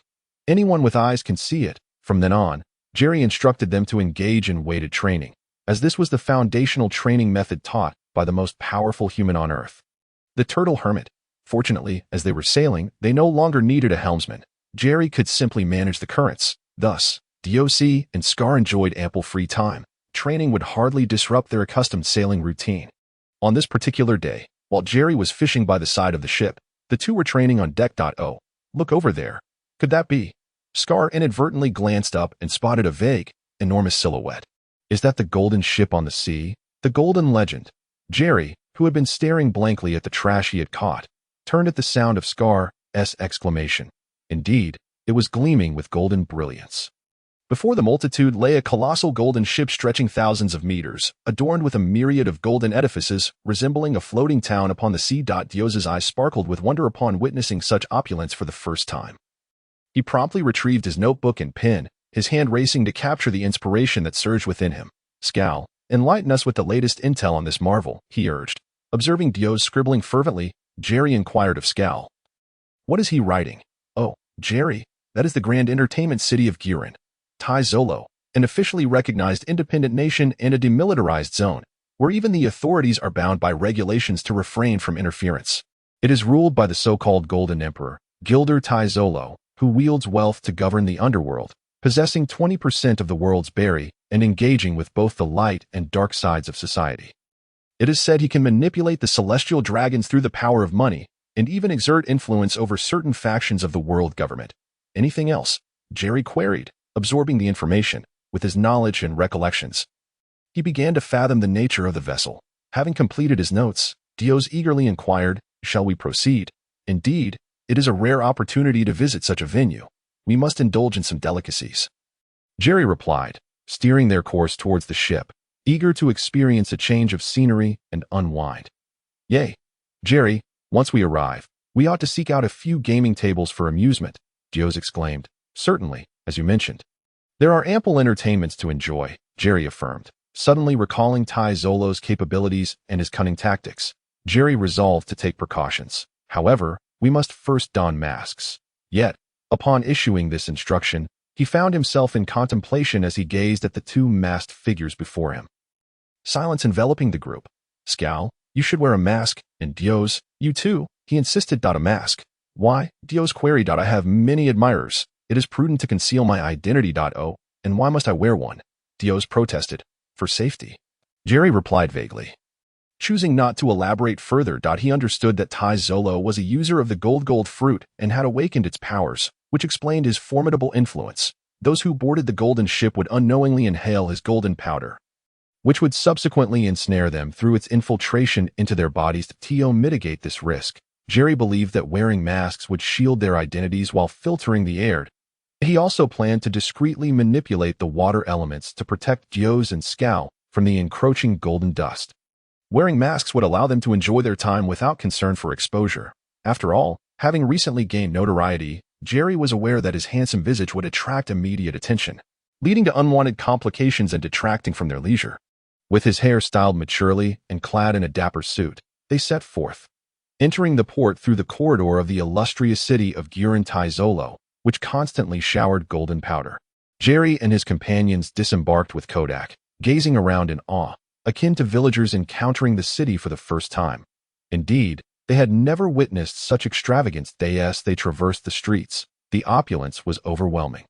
One could easily mistake it for paradise, where fortunes lay ripe for the taking. As they walked, Jerry's keen observation revealed several potent auras in the vicinity, yet all appeared to coexist harmoniously, likely here to unwind. Truly, it was the largest entertainment city, a neutral ground where the Navy and world government, pirates, and bounty hunters strolled freely, even those with past grievances merely exchanging glances, unless there existed deep-seated animosity. Disturbances were uncommon, for those who caused trouble in the past had faced severe repercussions. Thus, the visitors tended to adhere to the established rules, as local powers would not hesitate to act against any transgressors. The group declined the offers of service and guidance, opting instead to explore freely. The sight of their masked faces elicited no surprise from passers-by. In this world, there were far too many eccentrically dressed individuals. As evening fell, after a light meal, they heard melodious singing emanating from a nearby massive screen. Turning to look, they beheld a young, beautiful songstress with violet hair performing an unknown piece. The atmosphere was electric, filled with enthusiastic fans shouting, "Karina! Karina!" Presumably, this was the name of the enchanting performer. The scene then shifted, previewing upcoming acts. Jerry, fixated on the vaguely familiar songstress, whispered to himself, "Karina? What is it, Jerry? Are you intrigued? Don't tell me you're smitten." Scarl teased, seizing the opportunity to jest. Unfazed by the banter, Jerry replied, "Scarl, I didn't expect you to be so judgmental. She appears quite youthful." "Youthful? In what sense?" "Age." The group engaged in light-hearted banter as they strolled leisurely. Before long, they entered the most opulent and sophisticated casino aboard the ship, a venue befitting its reputation as the king of casinos, ruled by Gilder Tizolo, while the possibility of deceit lingered. As long as one possessed skill and went unnoticed, it mattered little. After exchanging some currency for chips with the attendants at the entrance, they dispersed, each seeking their preferred amusements. Dios, whose family was relatively well-off and well-versed in various games, opted to sample everything. Scarl made a beeline for his favorite gaming table, while Jerry, accompanied by Kodak, surveyed the casino's offerings. He soon discovered that many games shared similarities, with rules posted nearby, and assistance readily available should he require it. Not lingering too long, Jerry began to play casually. Although inexperienced, his enhanced agility, keen senses, and perceptive skills allowed him to quickly accumulate chips. Jerry, like Dios, sampled a variety of games, though while Dios faced losses, Jerry's fortune flourished. Just as he was about to switch tables, a commotion erupted from the gaming area. "Bang! You there, cheating scoundrels!" an elderly woman shouted, leaping atop the table, disregarding the attention of the surrounding crowd, pointing accusatorily at Scarl and the now-empty Dios. The old woman was diminutive, her face a tapestry of wrinkles, clad in sunglasses and a leopard print coat, accompanied by a towering, burly man. The giant's physique was imposing, with a stout body and slender legs. His countenance grotesque, a stream of mucus perpetually trailing from his nose. Most striking, however, was his crescent-shaped white mustache, reminiscent of the infamous Whitebeard. Could it be? Jerry pondered, recognizing the old woman as the self-proclaimed lover of Whitebeard. Beijingham Stussy, also known as Miss Beijing, the nearly 7-foot-tall rotund giant beside her was her son, Edward Weevil, who claimed the mantle of Whitebeard. Spotting the duo's ire directed at Scarl and Dios, Jerry swiftly approached. Scarl raised his skeletal visage, perplexed. "Oh, who's cheating? I've been playing normally." "Normally? You've won several times, haven't you?" The old hag, Bajin, stomped her foot on the poker table, jabbing her cane downwards with fervor, and vociferously interrogated. Scar glanced at the towering pile of chips beside him, unable to recall the last time he had tasted defeat. How many consecutive wins had he amassed? Such trivialities eluded his memory, afraid to admit it. "Are we, you little rascal? You've won over a dozen times in a row, and you still dare to claim you're not cheating?" Bajin brandished her cane, pointing accusatorily at Scar, her voice a thunderous roar. Dios observed as Jerry approached and quietly recounted the events to him. The game at this table bore resemblance to Texas Hold'em, involving multiple participants, and Scar had been relentlessly engaged in play. Initially, there were fluctuations of wins and losses, but at some point, he must have stepped in something fortuitous, as he abruptly began an unbroken streak of victories. Coincidentally, Bajin and her companions had been observing for quite some time, choosing that very moment to join the game, only to find themselves mercilessly decimated by Scar, leaving them battered and bruised, akin to rivers of blood flowing in defeat. As Bajin's chips dwindled, her gaze fell upon Scar's burgeoning mountain of winnings. Rising almost to match her own height of over 60 centimeters, anger surged within her, compelling her to overturn the table. If this continued, she would lose her entire stake. At that moment, Scar noticed Jerry's arrival. Straightening his posture, adopting an air of bravado that he genuinely hadn't resorted to any foul play. It was likely a combination of luck and the poor performance of his fellow players that had propelled him to this winning streak. Don't speak nonsense. I've been playing honestly all along that if you doubt me, you may inquire with them. Scarl rose, turning to scan the crowd surrounding the table, engaged in hushed discussions. Yet those onlookers were merely spectators. And the players who had lost their money were eager to observe further, refraining from attacking him, perhaps in hopes of a twist in fate. Seeing this, Scarl felt a sense of helplessness. Jerry clapped him on the shoulder. Chuckling, "You're sweating bullets, aren't you, little brother?" Bajin scrutinized Jerry, who stood beside Scarl, her expression one of confusion. Although Jerry wore a mask, she found his visage somewhat familiar. Perhaps she was among the rare individuals in this world not afflicted by facial blindness. "Who are you?" "Here to back him up. Back him up. He has done anything wrong. It seems you're just upset about losing and seeking to cause a ruckus, aren't you?" While Jerry was well acquainted with Bajin's temperament, her current demeanor led him to surmise that she was indeed close to the mark. Realizing her intentions had been uncovered, Bajin placed her hands on her hips, attempting to sow discord. "Hey, you lot. After losing 1,000, you still refuse to admit it. Are you trying to bully this old woman? Oh, do you have any evidence? If not, you can say whatever you wish," with a pat on his clothes. Scarl indicated he had no cheating devices on him. Bajin scanned the table and noted that most were merely spectators. For reasons unknown, the casino staff had yet to arrive, and she silently gritted her teeth, deciding to escalate the situation. "Humph, evidence? Once I'm done with you, I'll have all the proof I need. Weibel, someone is trying to bully your mother. Mommy, how dare they bully you? I want to let them get away with it." The rotund Weibel slammed his left hand on his chest, brandishing a large blade with his right, aiming it at Jerry and the others. The fight has broken out. Scatter. The crowd, sensing the imminent chaos, dispersed, casting glances at the burly man resembling one of the four emperors, marveling at his audacity. To strike first, regardless of the outcome, signified an intention to stand against the formidable Guild Desaro aboard the ship. Clang. In disbelief, Bajin watched as Jerry extended a hand, delivering a precise strike to deflect Weibel's blade, altering its trajectory, causing it to crash into the floor instead. Crack. The ground splintered, quickly spreading outward. Although Weibel appeared bumbling and rotund, he possessed extraordinary strength, capable of cleaving ordinary pirates in two with a single blow. Jerry understood that, in sheer power, he might not be a match for this blundering oaf. Thus, he opted for a clever maneuver, redirecting the attack rather than meeting it head-on, especially since he was not on his own ship. Just as Weibel prepared to strike again, Bajin intervened, raising her hand to halt him. You're not just any minor character. You were the one who caused a ruckus with the Big Mom pirates, weren't you?" Gazing intently at the masked figure partially concealing his face, Bajin recognized him through his piercing gaze. Distinctive eyebrows and tousled hair. One could only say that while some in this world were indeed facially challenged, those who were not had remarkably keen eyesight. A man as striking as Jerry, akin to a firefly in the night, was bound to leave an impression. Realizing his identity had been exposed, Jerry did not deny it, widening his eyes and surveying the surroundings. "Oh, you figured it out.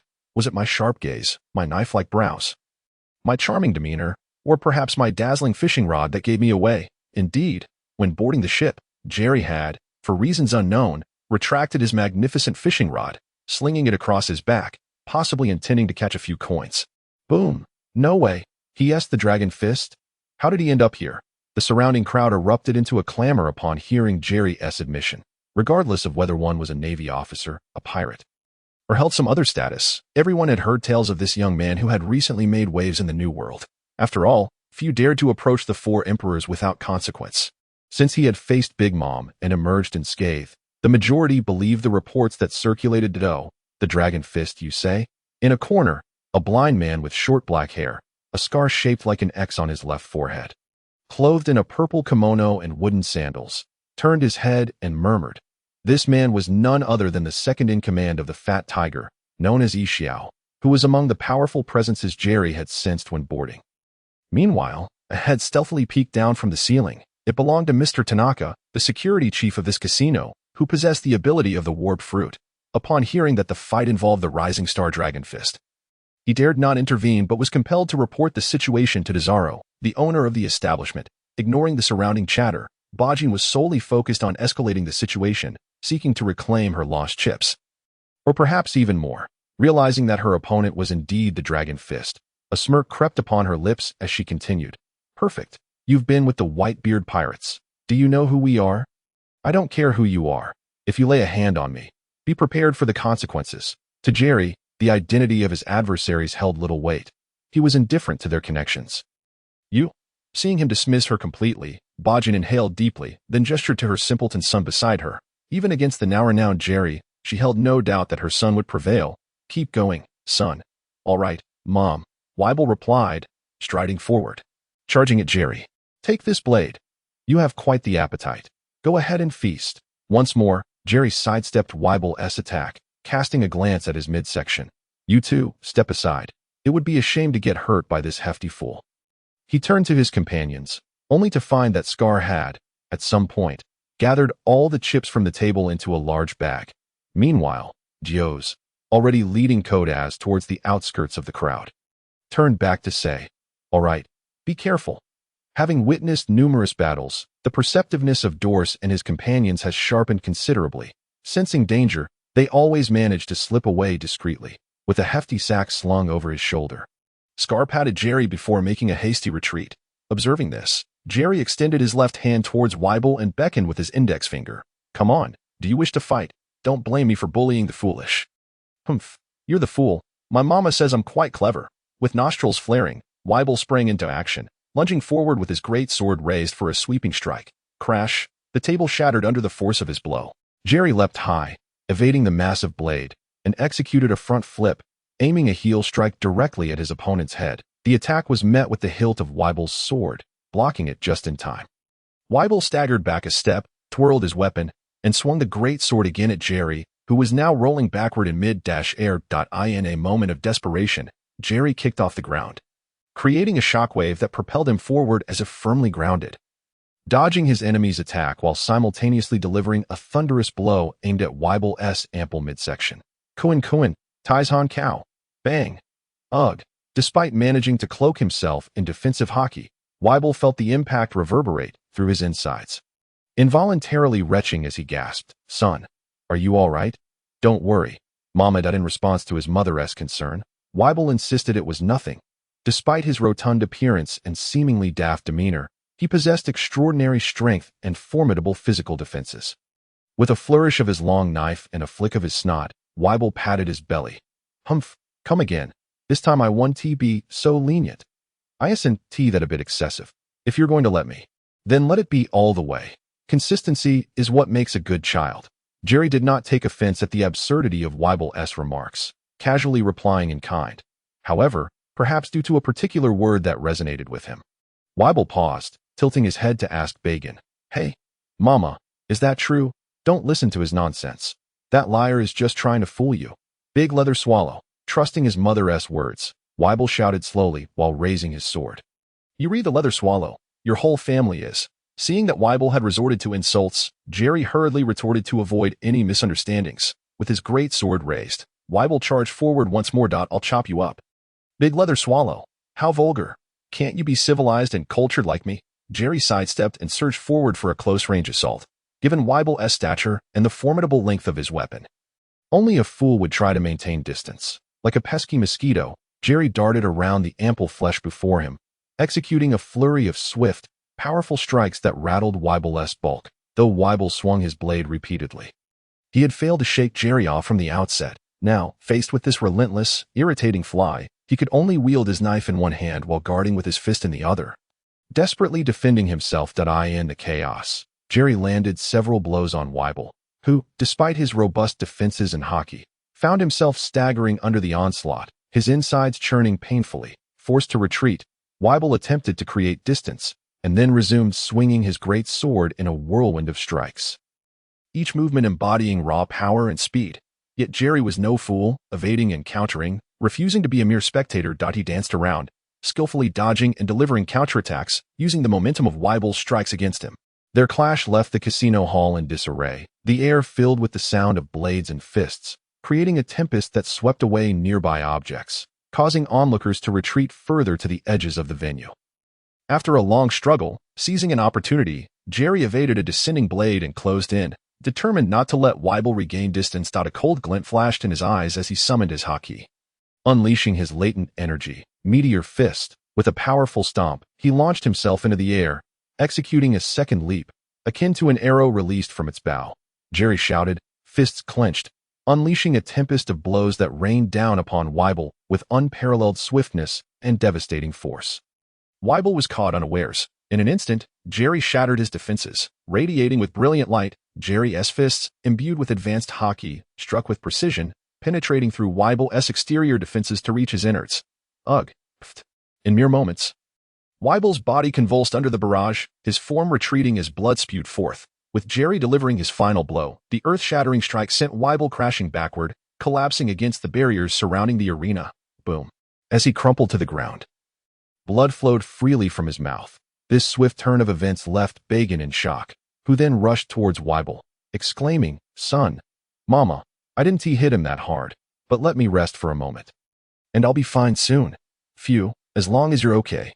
With the bleeding subsiding, Weibel turned to Bagan and spoke slowly, causing her to breathe a sigh of relief. Truly, as he had stated, his immense physique endowed him not only with strength and resilience, but also with unparalleled recovery abilities. That I told you, Dragon Fist would surely win. You brainless fan. Are you all mistaken? That giant is a monster too. Dragon Fist, it seems we need to report back and inform the headquarters to keep an eye on this. Oh, how did that mother and son duo dare to stir trouble? As the battle concluded, the crowd erupted into a cacophony akin to a bustling marketplace. As Jerry contemplated delivering a victory speech before the fallen adversary, thunderous applause erupted. Clap, clap, clap, truly deserving of the title Dragon Fist. Your presence is most welcome. However, you seem to have disregarded my rules by engaging in battle here. Shouldn't you provide me with an explanation? The sound of clapping drew the attention of everyone present as a muscular man with gray-green hair, donned in flamboyant pink attire and purple sunglasses, accompanied by a woman, made his way through the parted crowd. Jerry turned to see this ostentatious figure and recognized him as Guild, the ruler of this domain. The woman beside him was likely the assistant with the luck fruit ability. Your rules? Jerry inquired. Indeed. Allow me to introduce myself. I am Tesalo, the king of this land. Here, my word is law. Facing Jerry, who was slightly disheveled yet unscathed, Tesalo looked down with an air of superiority, his confidence stemming from his golden ship beneath him. Believing himself to be a god in this realm, he had no fear of anyone save for the celestial dragons. And even their presence posed no real threat, given his vast wealth. Now, I must address the matters at hand. Those uninvolved, you may disperse. With a regal gesture, he waved his hand, prompting numerous attendants to begin clearing the crowd. Observing Tesalo's actions, Jerry refrained from intervening, signaling to Scar and the others to exit first. Moments later, the once boisterous casino was reduced to a mere handful of individuals. Jerry remained in the arena, Weibel still on the ground, while Bagan had vanished and Tesalo's assistant stood by the entrance. Content with the execution of his orders, Tesalo surveyed the surroundings and nodded in satisfaction. Then, he turned his gaze toward Jerry, lifting his chin slightly, and asked, "So, what explanation do you wish to provide me? Is this what you desire? Why didn't you say so earlier? Such a grand display." Jerry extracted a plastic bag from his pocket and extended it towards Tesalo. As Tesalo gazed at the bag in Jerry's hand, veins bulged ominously on his forehead. "It appeared this was your explanation, or would you prefer not to take it? Here, take it." Ignoring the seething rage radiating from Tesalo, Jerry felt it was not his fault. Having initiated the confrontation, this local tyrant sought to assert his authority and maintain his rules. He should have been confronting Weibel on the ground instead of fixating on him. At that moment, Tesalo was also at a loss. Although he knew that Jerry was not the instigator, he was one of the parties involved. If he did not take some action against him, it would appear as if he was cowardly avoiding confrontation.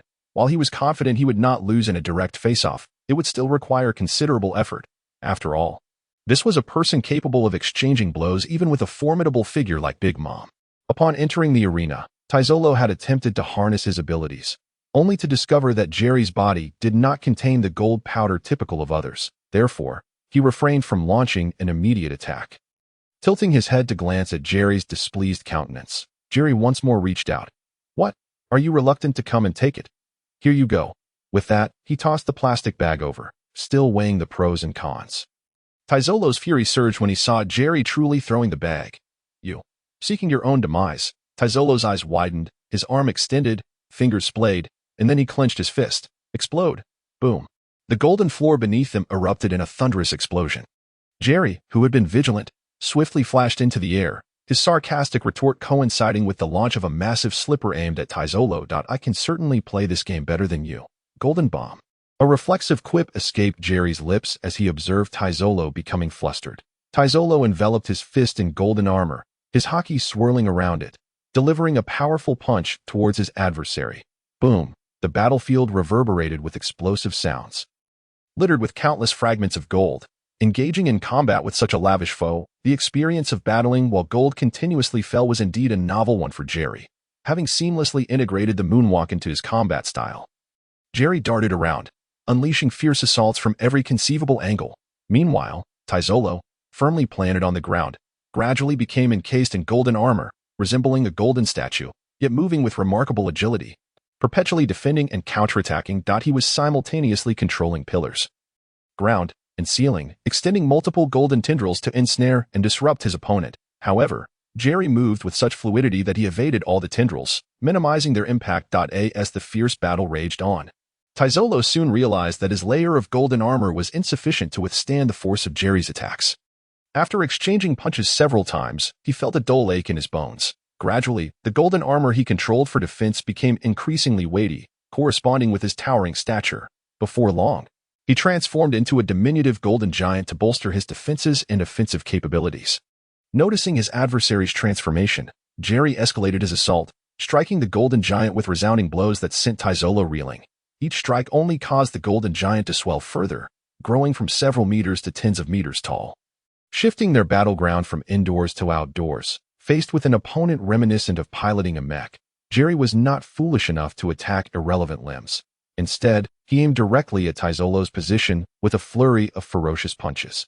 Even with the thick layer of golden armor, which diminished the efficacy of his haki, Taizolo still felt his head ringing from the impacts. The golden giant, a manifestation of Taizolo's awakened abilities, relentlessly pursued Jerry. Akin to swatting at a fly, yet it could not land a hit. Instead, Jerry danced around, landing occasional strikes that left Taizolo dizzy and disoriented. Taizolo, who initially did not wish to cause excessive damage to his own territory, found his patience wearing thin. With his eyes wide open, the giant focused on Jerry, unleashing a beam of laser fire that swiftly approached him. Golden divine flame. I'll dodge. Boom. With his observation haki activated, Jerry easily evaded the attack. But the building behind him suffered the consequences, exploding violently as debris scattered and flames raged. The laser continued to emit from the giant's eyes, tracking Jerry's movements as it swept through the area. However, Taizolo soon realized that Jerry's figure had vanished. Moments later, he felt a tremendous force strike the back of the giant's neck, propelling its head skyward and sending the laser beam soaring into the air. Taizolo grew increasingly frustrated, feeling as though he was being toyed with. In his human form, he was agile yet defensively weak, making close combat perilous. As the golden giant, his offensive and defensive capabilities increased. But the slight reduction in speed rendered him incapable of catching the elusive Jerry, who exploited his lack of agility to deliver continuous attacks. The confidence he had before the battle had evaporated. What a misfortune! Why did this fellow have to come aboard my ship? If he had just come without concealing his face, I would have noticed him immediately. Otherwise, I could have sent my subordinates to attend to him or offer him tea. Preventing this chaotic situation, frustrated, Taizolo observed the numerous dents in his golden armor, which he had to replenish with his own stamina, while Jerry appeared utterly unfazed, realizing that he could not continue like this without exhausting himself. Taizolo clenched his teeth and resolved to unleash a final powerful move. The giant stretched its body, raising its arm to repel Jerry, its fist cloaked in a thick layer of golden armor. Seemingly brimming with unfathomable might, poised to strike then I shall not hold back. Initially leisurely, Jerry's demeanor shifted as his observation haki provided a warning. Sensing the enemy charging up, he refused to wait for the impending attack. Accelerating in the air, Jerry gathered his conqueror's haki, determined to strike before Taizolo could complete his charge. In an instant, he vanished like a phantom, his hand morphing into a claw as black lightning streaked across the night sky. Bang! A deafening explosion erupted from the giant, as Jerry, akin to a meteor, tore through its form before plummeting to the ground. Boom! Employing the conqueror's haki, which he could only utilize sparingly throughout the day, Jerry descended and seized Taizolo from within the giant's body, crashing through the outer wall of the casino and slamming him forcefully onto the ground. Thud! The brutal impact left Taizolo, who was grasped by the throat. Pale and coughing blood. After a few deep breaths, Jerry tore away the remnants of his clothing, singed by the flames from Taizolo's previous attacks, and looked down at the gasping Taizolo. His conqueror's haki, still in its early stages, was limited in its effects. If he unleashed it without sufficient preparation, it would result in some backlash on his body. Each use required a significant recovery period, yet it did not hinder his ability to employ other skills. Jerry could comprehend the rationale behind Taizolo's earlier actions. As the local overlord, he had to maintain control. However, understanding did not preclude him from delivering a thorough thrashing when provoked. And this encounter was merely a means for Taizolo to grasp the potential repercussions of his actions.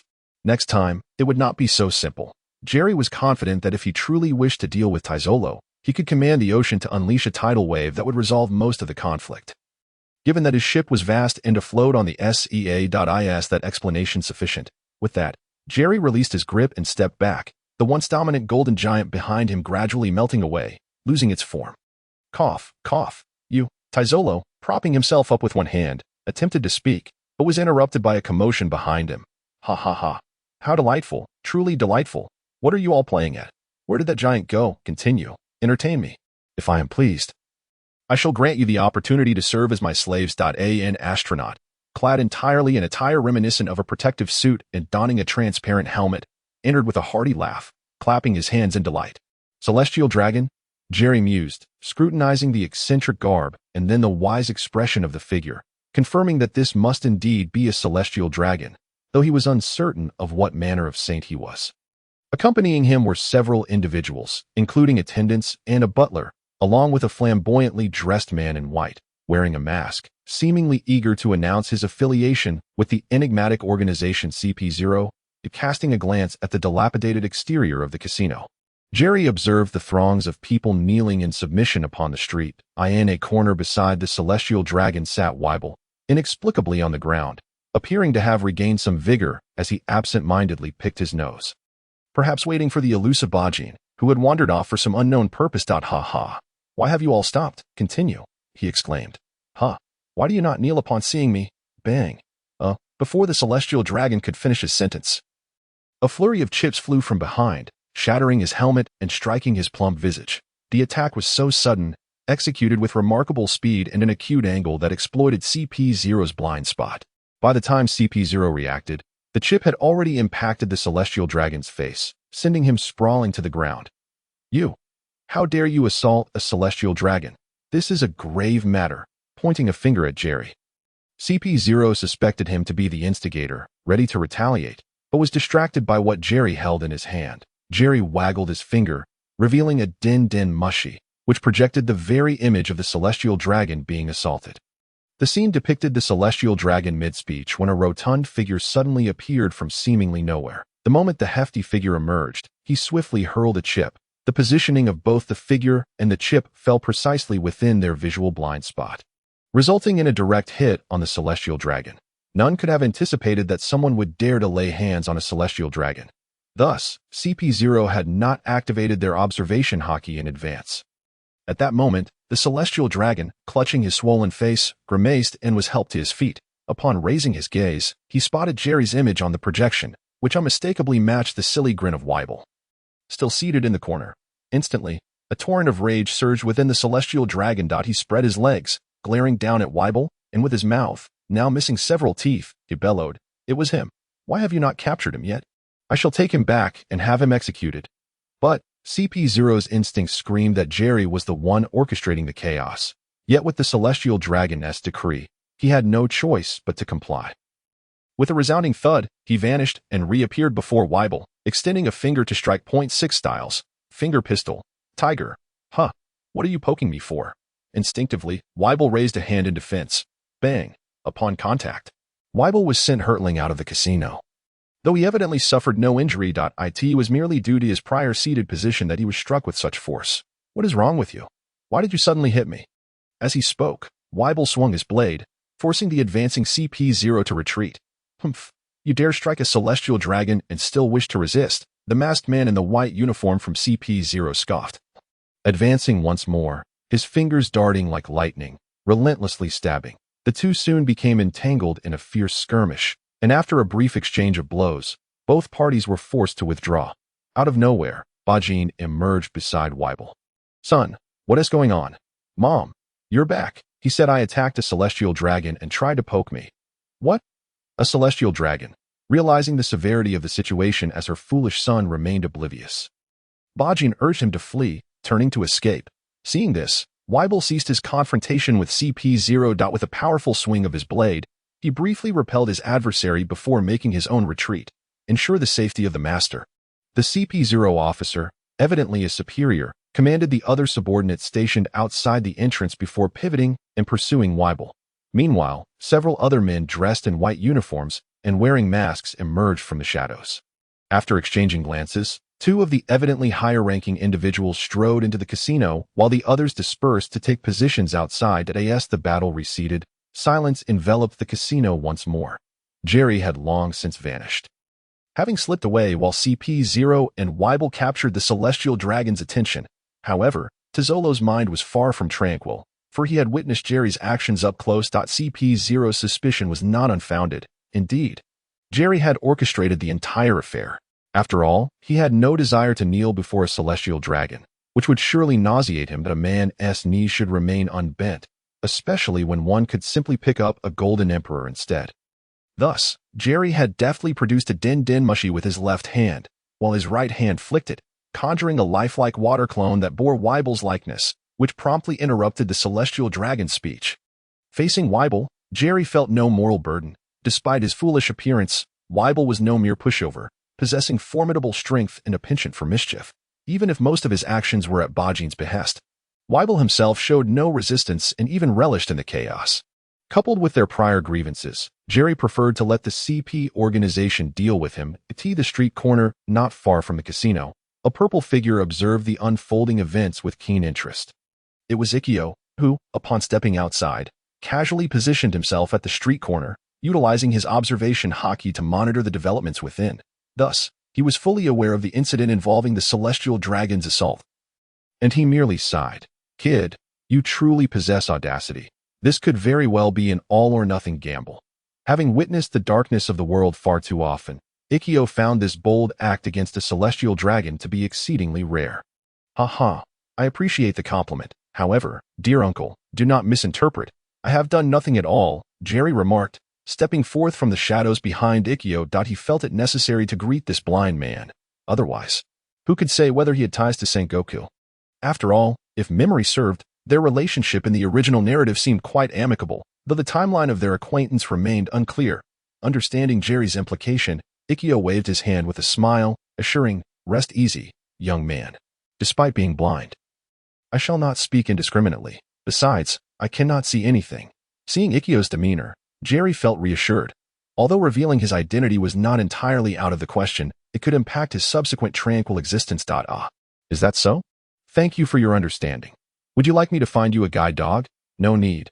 I have my cane, Ikkyo replied, raising a staff that resembled a cane, dismissing Jerry's offer with a wave. Farewell, young man. Well then, goodbye. Should you have the time, dear uncle, do join me for a game of cards, drinks, and fish snacks. In no time, a crowd of subordinates had surged into the casino, following the arrival of the celestial dragons. Along with Tizzolo's aides and other staff members, each party busily attending to their own affairs, Tizzolo remained in place, allowing the medical personnel to tend to his injuries, his gaze flickering as he fell into deep contemplation. Jerry's actions felt like a devastating bomb detonating in Tizzolo's heart, leaving him stunned and overwhelmed with mixed emotions. Deep within, he harbored an intense loathing for the celestial dragons, yet outwardly, he dared not resist. Typically, he would only dare to act brazenly in secret or engage in minor, inconsequential mischief, never contemplating the direct confrontation exhibited by Jerry. Even if he were to frame Weibel, it would still be a brazen assault conducted right under the watchful eyes of the celestial dragons and CP0. Tizzolo had not been without attempts at resistance, but the harrowing consequences of his past had left him with the desire to act tempered by fear at the tender age of 16. After suffering a crushing defeat at the casino, he was captured by human traffickers. During his escape from the human trafficking market, he encountered a woman named Stella. The two shared an immediate connection. And for the boy who had long cherished dreams of becoming a star through song, Stella's encouragement, despite her own loss of freedom, was invaluable. In no time, Tirelessly fell in love with Stella, dedicating himself tirelessly to earn enough money to buy her freedom. However, after 3 grueling years of labor, just as he was on the verge of securing her release, the celestial dragons appeared, laughing arrogantly as they proclaimed that with wealth, anything could be purchased with a mere flick of their wrist. They effortlessly took Stella away. In a fit of youthful rage and bitterness, Tirelessly attempted to resist for the first time, only to be captured and forced into slavery alongside her. The ensuing life of despair and darkness gradually dulled his edges. And upon learning of Stella's death on his 21st birthday, he was left utterly heartbroken, which twisted his psyche. He became convinced that had he possessed wealth, things would not have devolved to such a tragic end, leading to an even greater obsession with money and a profound hatred for all nobles and the wealthy. Subsequently, he managed to escape from Fisher Tiger's slave rescue operation, despite his disdain for money. He yearned for its power. Thus, upon hearing of Doflamingo's auction of the Garo Garo Nomi, he orchestrated chaos, seizing the opportunity to snatch and consume the coveted devil fruit.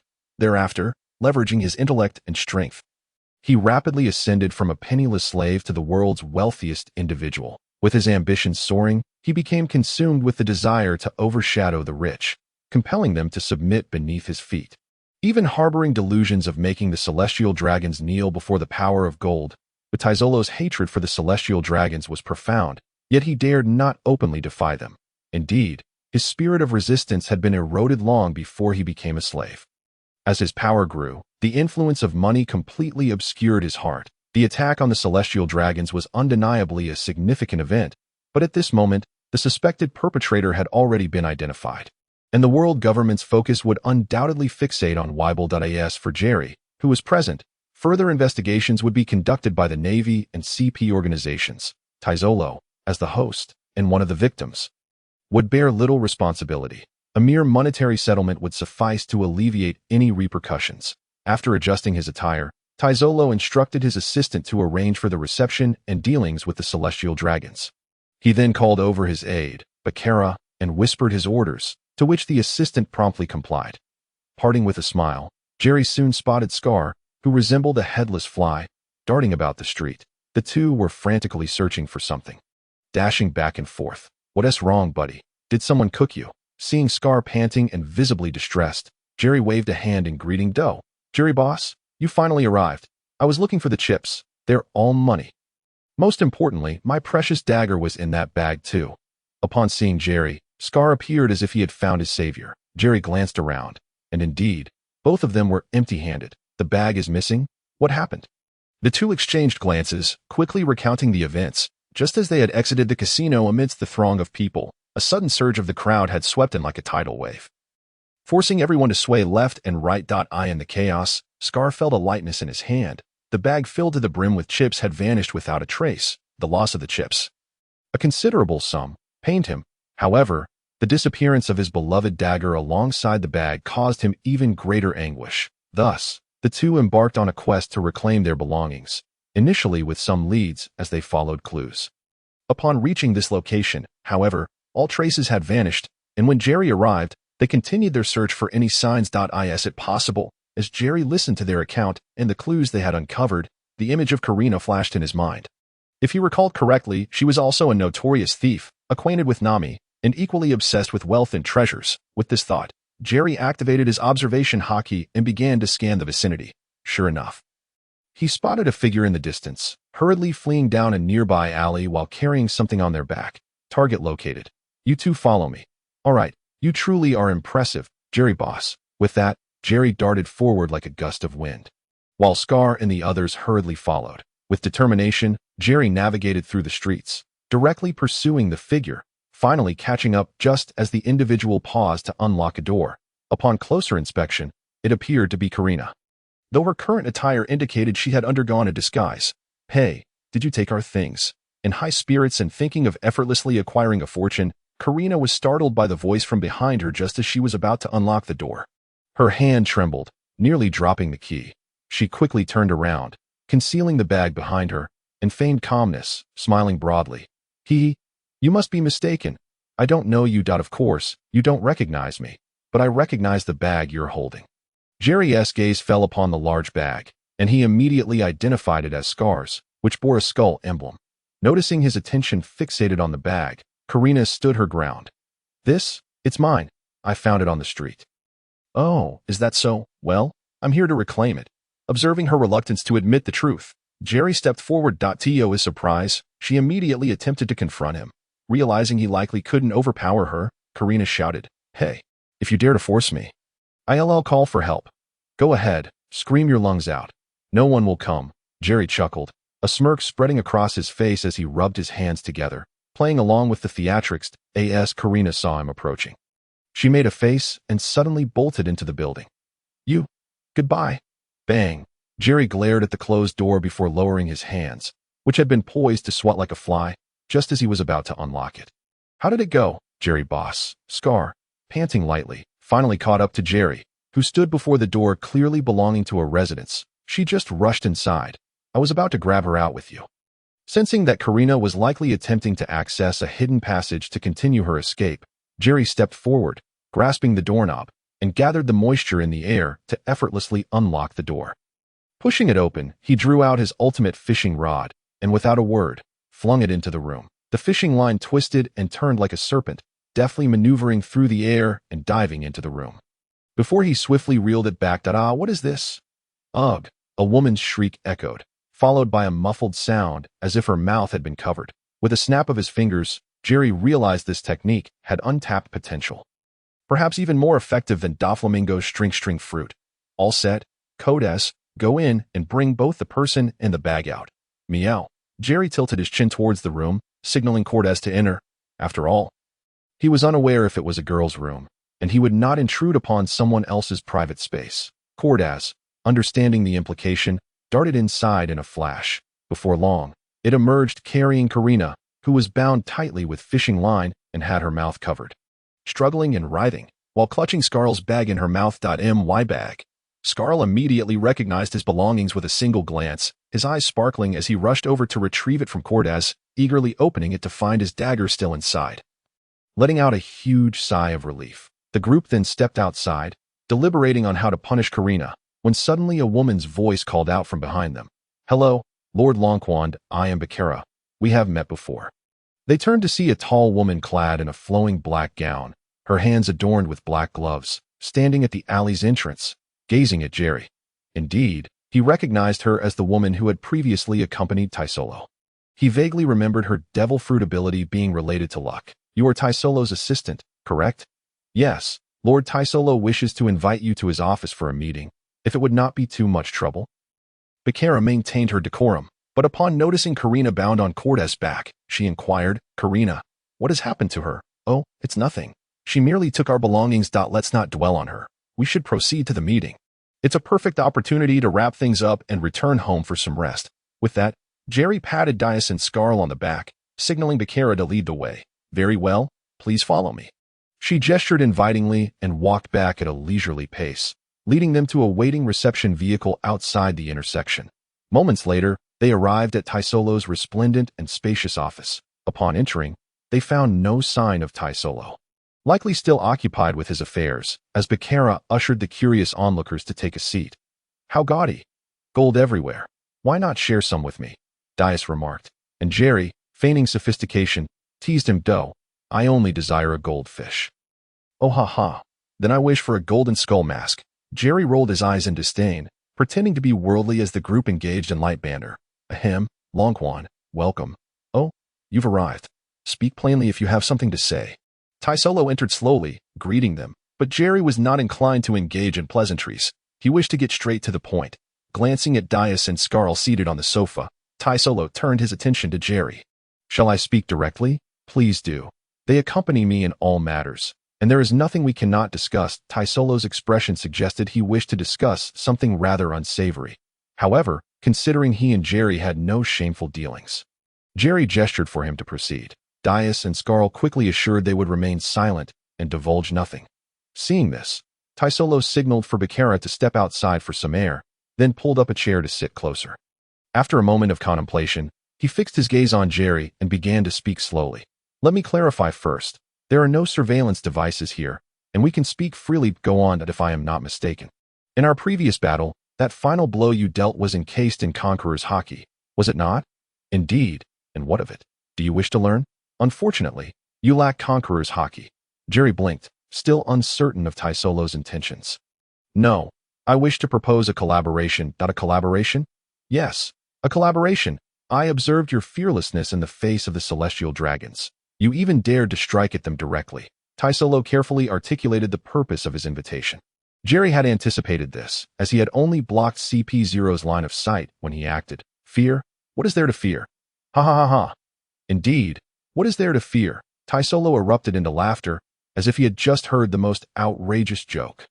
Jerry recalled Taisolo's past as a slave, though the specifics eluded him. This current exuberance likely stemmed from those experiences. So, what do you wish to collaborate on?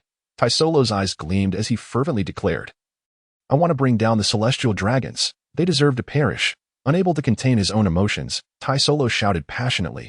Fixing his gaze on him, Jerry found himself unable to empathize just yet and continued. Then why come to me for collaboration? Wouldn't it be better to seek out the Revolutionary Army? Regaining his composure, Taisolo shook his head, clearly skeptical of the Revolutionary Army's potential. The Revolutionary Army? Who knows if they will succeed? But you are different. I see your disdain for the celestial dragons, and I recognize your potential. Although Taisolo's words seemed complimentary, Jerry countered, Oh, just because I look down on them doesn't mean I would seek their destruction. Leaning forward, Taisolo's right fist slammed into his palm. You will. So long as you wish to live well, there will come a day. Furthermore, allow me to confess that I have privately gathered intelligence on you. Since setting sail through the Grand Line, the Spade Archipelago, and even during your time in the New World with the Whitebeard Pirates, you have dismantled numerous slave trading operations at various times and locations. Since you are so opposed to slavery and human trafficking, as you continue to grow, you will inevitably confront them head-on. Jerry remained noncommittal, urging him to continue. And I can provide you with ample manpower, resources, intelligence, and financial support. I wish to assist you, all for that day when I can stand atop the celestial dragon's heads. I wish to avenge Stella. Taisolo's fervor escalated, culminating in a passionate outcry. Stella. The name was unfamiliar to Jerry. Yes, she was the love of my life. Taisolo then recounted his experiences and thoughts from years past. After listening to Taisolo's words, Jerry understood the roots of his hatred and the origins of his increasingly distorted character over the years. Perhaps due to the fact that this golden city had only been established for about 2 years, Taisolo at this moment was not yet the thoroughly twisted figure he would become when Luffy and his crew arrived years later. Many of his darker inclinations and actions had yet to fully mature. The crew aboard were still in a state of normal employment rather than exploiting gamblers until they were mired in debt and forced into lifelong servitude. While I do not particularly seek this collaboration, you may have a point. It is indeed possible that I will face those vermin in the future. Witnessing Jerry's unabashed condemnation of the celestial dragons, Taisolo felt reassured and laughed heartily. Ha ha ha ha. Indeed. Then, as the king of the world's largest entertainment city, I can offer you the utmost assistance. Why not try to resist on your own? Do you not wish to? Ignoring Taisolo's flamboyant demeanor, Jerry posed a question. Upon hearing this, Taisolo's expression slowly shifted from laughter to gritted teeth. No. I think about it constantly. I long to eradicate them at once. However, with my abilities, I doubt I could inflict significant damage, let alone defeat them. For these past years, I have been confined within my own world, filled with hatred yet utterly powerless. As Jerry observed Taisolo, who had once again descended into his own thoughts, he waited for him to regain his composure before gently stroking his chin and inquiring, What makes you believe I can achieve such heights? You can. I trust my instincts, and you are the most formidable young person I have encountered in many years. Jerry interrupted again, feeling that Taisolo's flattery was misdirected. Am I also the most handsome? After a brief pause, Taisolo felt an urge to roll his eyes. Well, fine. Handsome. In any case, you are the one who best meets the myriad criteria I have in mind. Reflecting on how he ended up on this ship, he constantly found himself being inadvertently recognized for his brilliance. Jerry, deep in self-reflection, continued to speak aloud. You think so highly of me. Indeed. What do you think of my proposal? Despite saying so much, Taisolo had yet to ascertain the other's intentions. Collaboration? I don't require it. But if you wish to invest in us, certain conditions must be met. Seeing him relent, Taisolo pressed on. What conditions? Looking up at the ceiling, Jerry pondered for a moment before speaking earnestly. If you choose to follow me, you must allow me to take the lead. Can you accept that? Think carefully. Once you agree, it won't be easy to backtrack. Taizolo had contemplated this question beforehand and responded solemnly. If you share the same goal as I do, then of course, it is acceptable. However, he added, I will be keeping a close watch on you. Should you abandon the endeavor or leak information, we will both face ruin. As he gradually opened his heart, it seemed that toppling the celestial dragons and avenging Stella had become the sole reason for his continued existence. Understanding Taizolo's gambler-like mentality and determination, Jerry organized his thoughts and smiled slightly. Rest assured, just take care of yourself. Since you've investigated me, you should know what kind of person I am and what I despise. Do not play any hidden games behind my back. Furthermore, keep a discreet eye on the movements of the Revolutionary Army. Although they have been active for many years, they have yet to reach a point of decisive confrontation. However, after they liberate a nation, you might extend a helping hand. This doesn't necessarily have to be monetary. Sometimes, such connections are essential for achieving your objectives. As for everything else, we can discuss it later. For now, focus on your tasks and cultivate your trusted subordinates. In the short term, I likely won't require your support. Seeing Jerry's agreement, Taizolo stood up, excitement evident in his demeanor. No problem. Then it's settled, Lord Jerry. Hey, no need for the formalities. Just call me Jerry and stick to your responsibilities. Jerry replied, unfazed by the grandiosity. Initially, Taizolo did not hold a particularly favorable impression of Jerry. Otherwise, he would not have approached him with such reservations. However, as the battle was suppressed and Jerry unleashed his rare conqueror's haki, a skill only a few could wield, he was decisively defeated, leading him to acknowledge Jerry's strength. Ultimately, witnessing Jerry's fearless assault on the celestial dragons in front of him shattered the bleak shell of his heart, allowing him to glimpse a sliver of light. After much contemplation, he resolved to take this gamble. Suddenly, Jerry slapped his forehead and turned to look at the sofa beside him, where Kodaz was sprawled on the ground, partially obscured by the armrest, with Karina still on his back. Oh, it seems I forgot there's another outsider here. Karina, is it? Clearly, Taizolo recognized her, but they were not yet performance partners, as she had only recently boarded the ship. He had been blocked from seeing her when he entered, and with Jerry present, he did not take a closer look. It appears so, Boss Jerry. We completely overlooked her. Is it all right for her to be privy to this conversation? After their exchange, the four of them, including Taizolo, turned their gazes toward Karina. Her mouth was tangled with fishing line, rendering her unable to speak, and she could only emit muffled sounds. Observing this, Jerry waved his hand, causing the fishing line to fall away. What do you wish to say? I didn't hear anything. Taking a deep breath, Karina glared at Jerry and shouted, I demand to know what's going on. Glancing at Dias and the others, who gestured for him to handle it, Jerry scratched his head and continued, Then it seems you've heard everything. It looks like you'll need to stay with us on the ship for now. Wow. You brought me here against my will. Let me go. I want to say a word. After feeling quite innocent, Karina suddenly remembered something and shifted her expression to one of feigned helplessness. However, Jerry paid her performance no heed. After a moment of thought, he smirked, Answer me one question, and then we'll see about releasing you. Huh, what question? Hurry up and ask. Karina's expression changed once more, now filled with eagerness. Jerry, maintaining a serious demeanor, extended a finger and slowly inquired, What is 1 + 1? 2, she exclaimed. Correct, I assent it. Now let me go. Karina thought that with such a simple question, it was obvious he intended to release her, perceiving him as a good person. Yet, to her dismay, Jerry nodded and uttered words that made her want to curse him. Indeed, you know too much. What? Karina felt that this insufferable man was merely toying with her. You'll board the ship for now, and I'll grant you your freedom after some time. Jerry decisively made up his mind, but still offered her a glimmer of hope. Jerry knew little about Karina, only vaguely recalling that she was a quirky and money-minded individual. If he were to release her easily now, she might very well turn around and betray him and his crew. Therefore, he decided to observe her for the time being and, if circumstances permitted, grant her freedom later.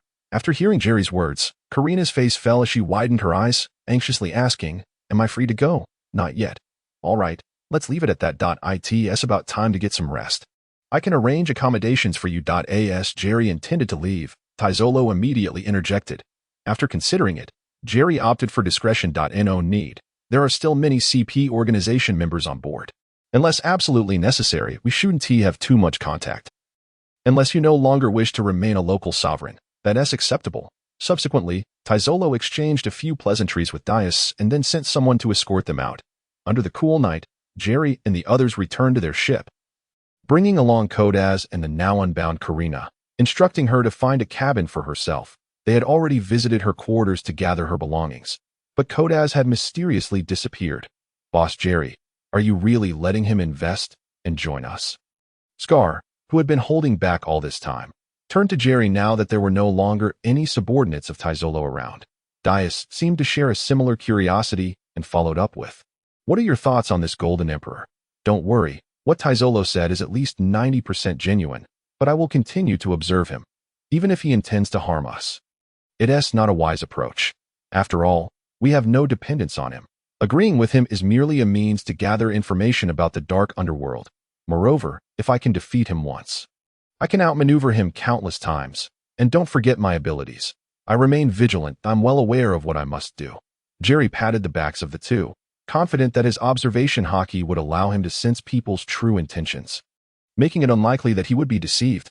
Regarding Taizolo's intentions for cooperation and ultimate goals, Jerry felt there was no need to dwell on them at this stage.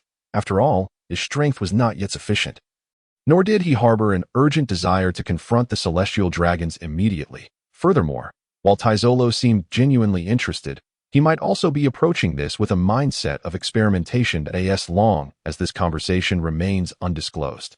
Even if he offers resources, the loss will not be substantial, for those are possessions he already holds. Hence, Jerry decided to observe the situation first, allowing Taizolo to make some preparations in the shadows, and to act when the moment is ripe. For now, he could only remain still while his adversaries did not provoke him.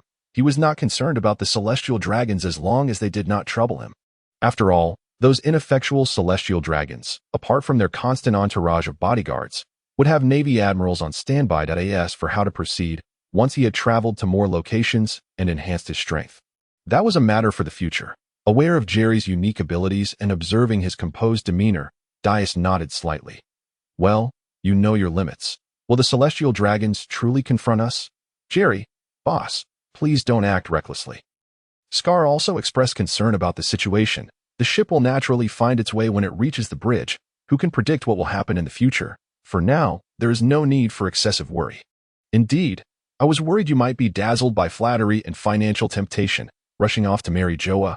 What about Karina? How shall we arrange her? Dias, always one to favor rational decision-making, noted that he remained clear-headed and thus refrained from further discussion. Shifting the topic, stretching languidly, Jerry casually remarked, "Let her start by being a cook. It seems she is not so compliant." Turning his head to glance at the ship's stern, Jerry deftly cast his fishing rod, reeling in swiftly and smoothly. Wow! Karina, ensnared by the fishing line, was flung from the rear of the ship, guiding her to land on the deck before him. Jerry squinted and inquired, "What's this? Do you enjoy being bound?" "You're the only pervert who likes binding." "Indeed. So if you dare to escape again, I might just give you a thrilling surprise." "Huh? What do you mean, huh?" "If you try to run, I'll bind you up as bait and toss you into the windless zone. I intend to fish for sea kings." "Quite thrilling. Wouldn't you agree?" After being thoroughly intimidated, Karina fell silent, her eyes wide in astonishment as she glared at Jerry, silently gritting her teeth. Dias, standing nearby, shook his head and yawned. "You all take your time. I'll head back first. Oh, me too. I need to check on my treasures." Assuming a starting position, Scar quickly vanished from sight. Observing this, Jerry released Karina, who was still glaring at him, and waved, saying, "Go on, behave yourself. It's not like I'm taking your life, so why run?" "Humph," Karina muttered under her breath, realizing she should never have attempted to steal that skull-faced item. Not only did she fail to acquire the money, but she also inadvertently learned a major secret, putting herself in a position of control. While they appeared entirely different from typical pirates, lacking any discernible malice, she had worked hard to join this golden ship. She had hoped to find an opportunity to create a significant upheaval in the future, perhaps claiming the ship for herself or pilfering his resources.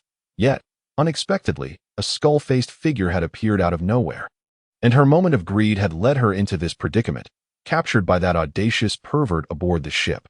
Nevertheless, even if that pervert was powerful, he couldn't possibly watch her every move. Perhaps she could feign submission, wait for a few days until they let down their guard, and then abscond with their riches before they set sail. She chuckled at the thought, but quickly covered her mouth in alarm, glancing around to ensure they were not on deck before sighing in relief. Surveying the empty deck, she contemplated attempting to escape now. However, recalling her earlier plan and recognizing the low probability of success at present, given that the pervert would likely remain vigilant, she temporarily abandoned the idea and made her way to the cabin. The following day, before dawn, Jerry and the others had already set sail. Having worked tirelessly through the night, Taizolo sent a few boxes, instructing them to store them for now, filled with gold and other treasures.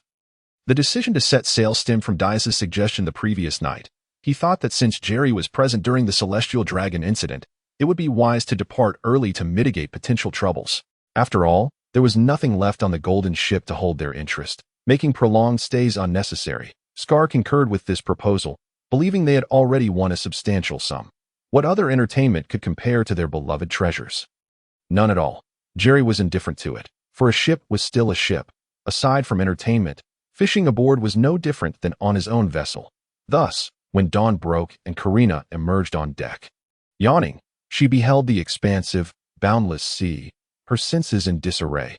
She had intended to escape while the others were preoccupied during departure, but now recognized that she must seek another opportunity in the future. "Oh, Karina, good morning. Jerry has assigned you to be the cook." "Morning, Karina, do you have any other skills you could share with us? It would be helpful for us to know." On the deck, Scar and Daius, both sweating from their workout, greeted Karina while offering a reminder. Is this pirate crew just you few? Indeed, due to certain reasons, we recently reformed our pirate crew. Casting a glance at the two exercising and Jerry, who was fishing by the ship's edge, Karina was taken aback by the peculiar nature of this pirate crew. "What is the name of your crew?" "The Blackchild Pirate Crew." "And what does this pirate flag signify?" Upon learning the crew's name, Karina gazed at the flag fluttering in the wind above her head, a few black lines appearing on her forehead.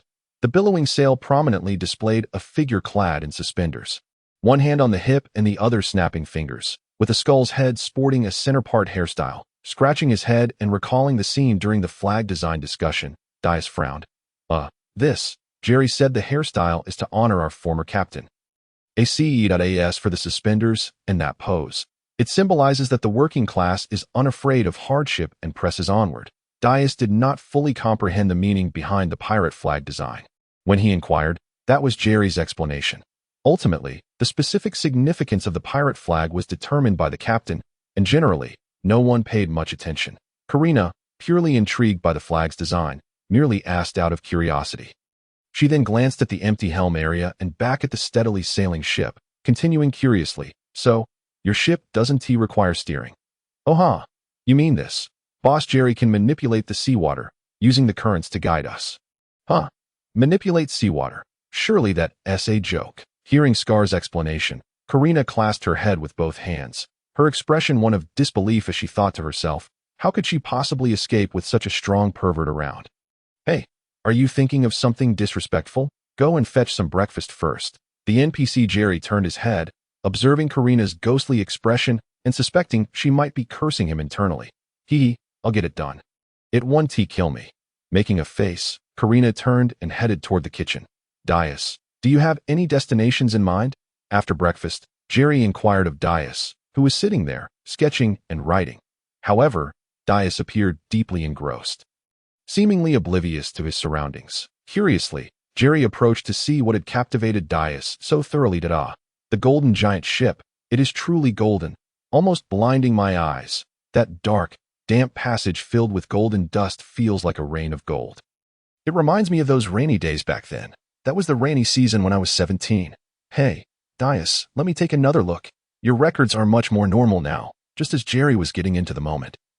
He noticed Daius had closed his notebook. "Of course, this is my preliminary arrangement. Just don't read it aloud." Firmly pressing the notebook shut, Daius refused to be publicly humiliated. Blinking, Jerry raised his hands in a gesture of apology. "All right, bad habit. I tend to read aloud when I'm reading. I'll try to refrain next time." "Try next time? I'll tell you, you've successfully caught my attention, so I'll be on guard against you next time." Gios was aware that he seemingly possessed a peculiar habit. Whenever he perused the newspaper, he appeared to be silently reciting its contents. Yet, while he acknowledged this, he deemed it prudent to remain vigilant. Otherwise, he might find himself unwittingly relocating to Mars. Nearby, basking in the sunlight, Karina, intrigued by the commotion, inquired, "Oh, were you just reading your notes? What purpose do they serve?" "Of course, they are the narrative materials for Boss Dios's novel. He aspires to become the world's foremost adventure novelist," came the reply. Scarl, who was tinkering with his belongings nearby and had been listening intently, casually elaborated, "Wow, that's impressive. And what about you?" "As for me, I wish to become the world's preeminent collector and intelligence expert." "That's quite remarkable as well." And him, Karina marveled at the aspirations of the two, gesturing toward Jerry. "Boss Jerry? He must be aiming to be the world's greatest fisherman, I presume." The contrast was indeed stark. He was rather lacking. Unconcerned with the accuracy of Scarl's statement, Karina seized the opportunity to jab back. "What? Do you look down on fishermen? You might not believe it, but among my peers, there are those capable of traversing the treacherous Shootout Mountain." Jerry, having returned to the ship's edge, suddenly turned around, a look of pride on his face. "Shootout Mountain?" Karina remarked, unfamiliar with the term. "Indeed, it is no less challenging than crossing the Red Earth continent. Speaking of this." Jerry's expression turned wistful, his eyes shimmering with boundless longing. Squinting at him for a moment, Karina responded with skepticism, "Is that so? It sounds impressive, but something about your demeanor feels off. Ha. How shallow." "I can't be bothered to explain," Jerry retorted, noticing her disbelief. As he turned back to gaze at the water's surface. "You're the shallow one." Karina shot back, resuming her leisurely pastime. The deck fell into a tranquil silence once more. Observing that they had no particular destination in mind, Jerry decided to wander aimlessly for the time being. Sensing the natural flow of the sea currents, he refrained from excessive interference, merely accelerating slightly to allow the aimless vessel to drift more swiftly. Meanwhile, across the vast ocean, numerous freshly printed newspapers began to descend. Among the reports was a prominent article detailing the incident at the Golden City of Tsulon-Tezelo, given its connection to the Celestial Dragons. Under the directives of the Celestial Dragons, the suspect, Weeble, was promptly identified and CP0 pursued, yet he and Bakin managed to elude capture. At that moment, news of their wanted status circulated, followed by a joint operation by the CP organization and the Navy to apprehend them. Additionally, Dragonfist Jerry was present at the scene, garnering attention from various parties. The intelligence agency of the world government would dispatch personnel for follow-up investigations. However, due to the influence of the Celestial Dragons, the focus would predominantly rest on Weeble. The Navy's on-site personnel, having not directly witnessed Jerry's assault, could only maintain a heightened interest at that moment. They were still in the New World, where the control of the Navy was significantly weakened due to the influence of the four emperors. Furthermore, the Revolutionary Army had also taken note of the incident. Naturally, they wished to uncover the circumstances surrounding the attack on the Celestial Dragons. However, their intelligence operatives had been swept away with the crowd and could only rely on second-hand accounts. This incident had led to heightened security measures for the Celestial Dragons in the near future. Nobles everywhere were filled with trepidation, fearing that commoners might imitate the attack against them, praying that the world government would swiftly apprehend the culprits and publicly announce a severe punishment. The common folk whispered among themselves, but most only dared to mutter curses against the Celestial Dragons and nobility in private. They would never dare to act out in public.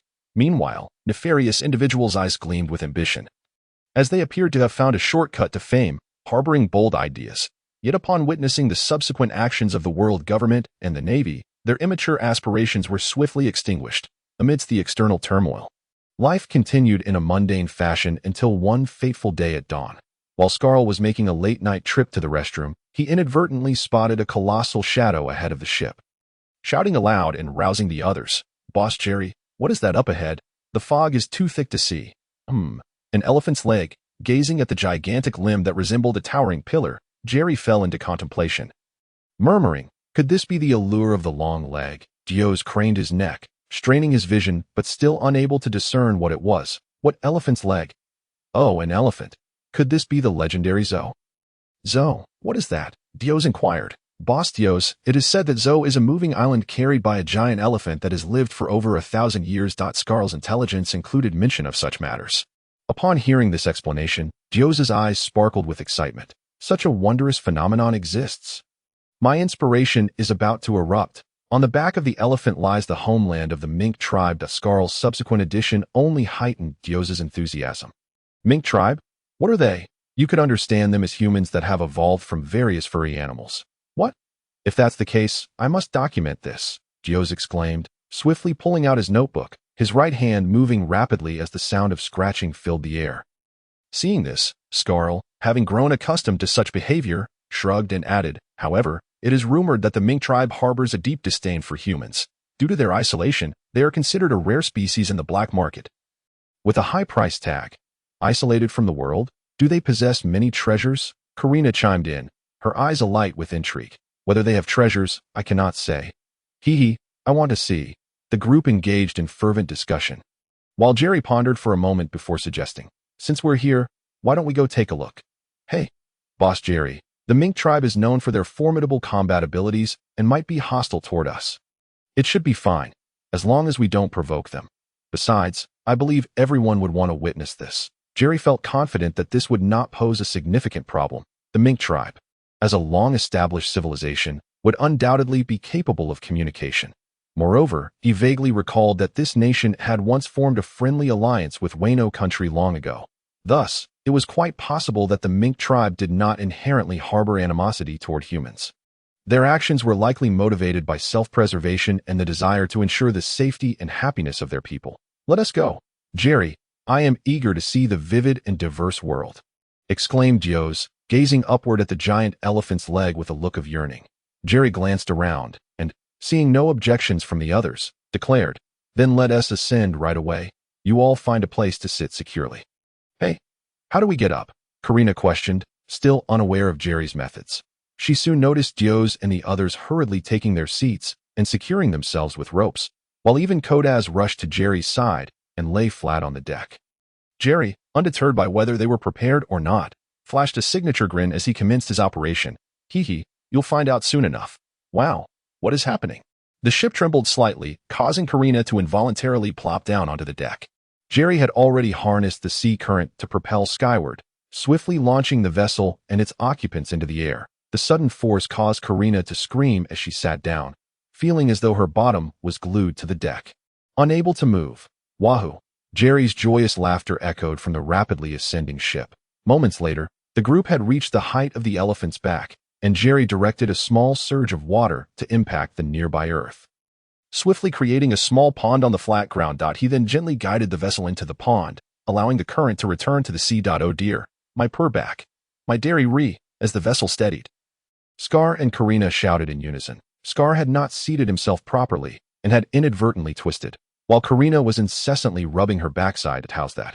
Not too bad, I hope? I deliberately slowed my pace, striving for a gentle and smooth ride. Meow, Jerry remarked. I'm fine, nothing serious. After gently massaging his lower back, Scar indicated that he was all right. Doss, who had already recovered, took a glance at him to confirm there were no issues. Indeed, as Jerry had stated.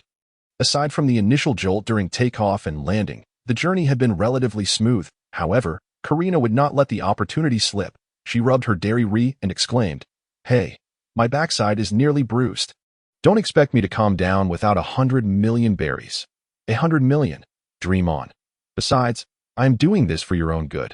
A girl who laughs too much tends to accumulate more wrinkles.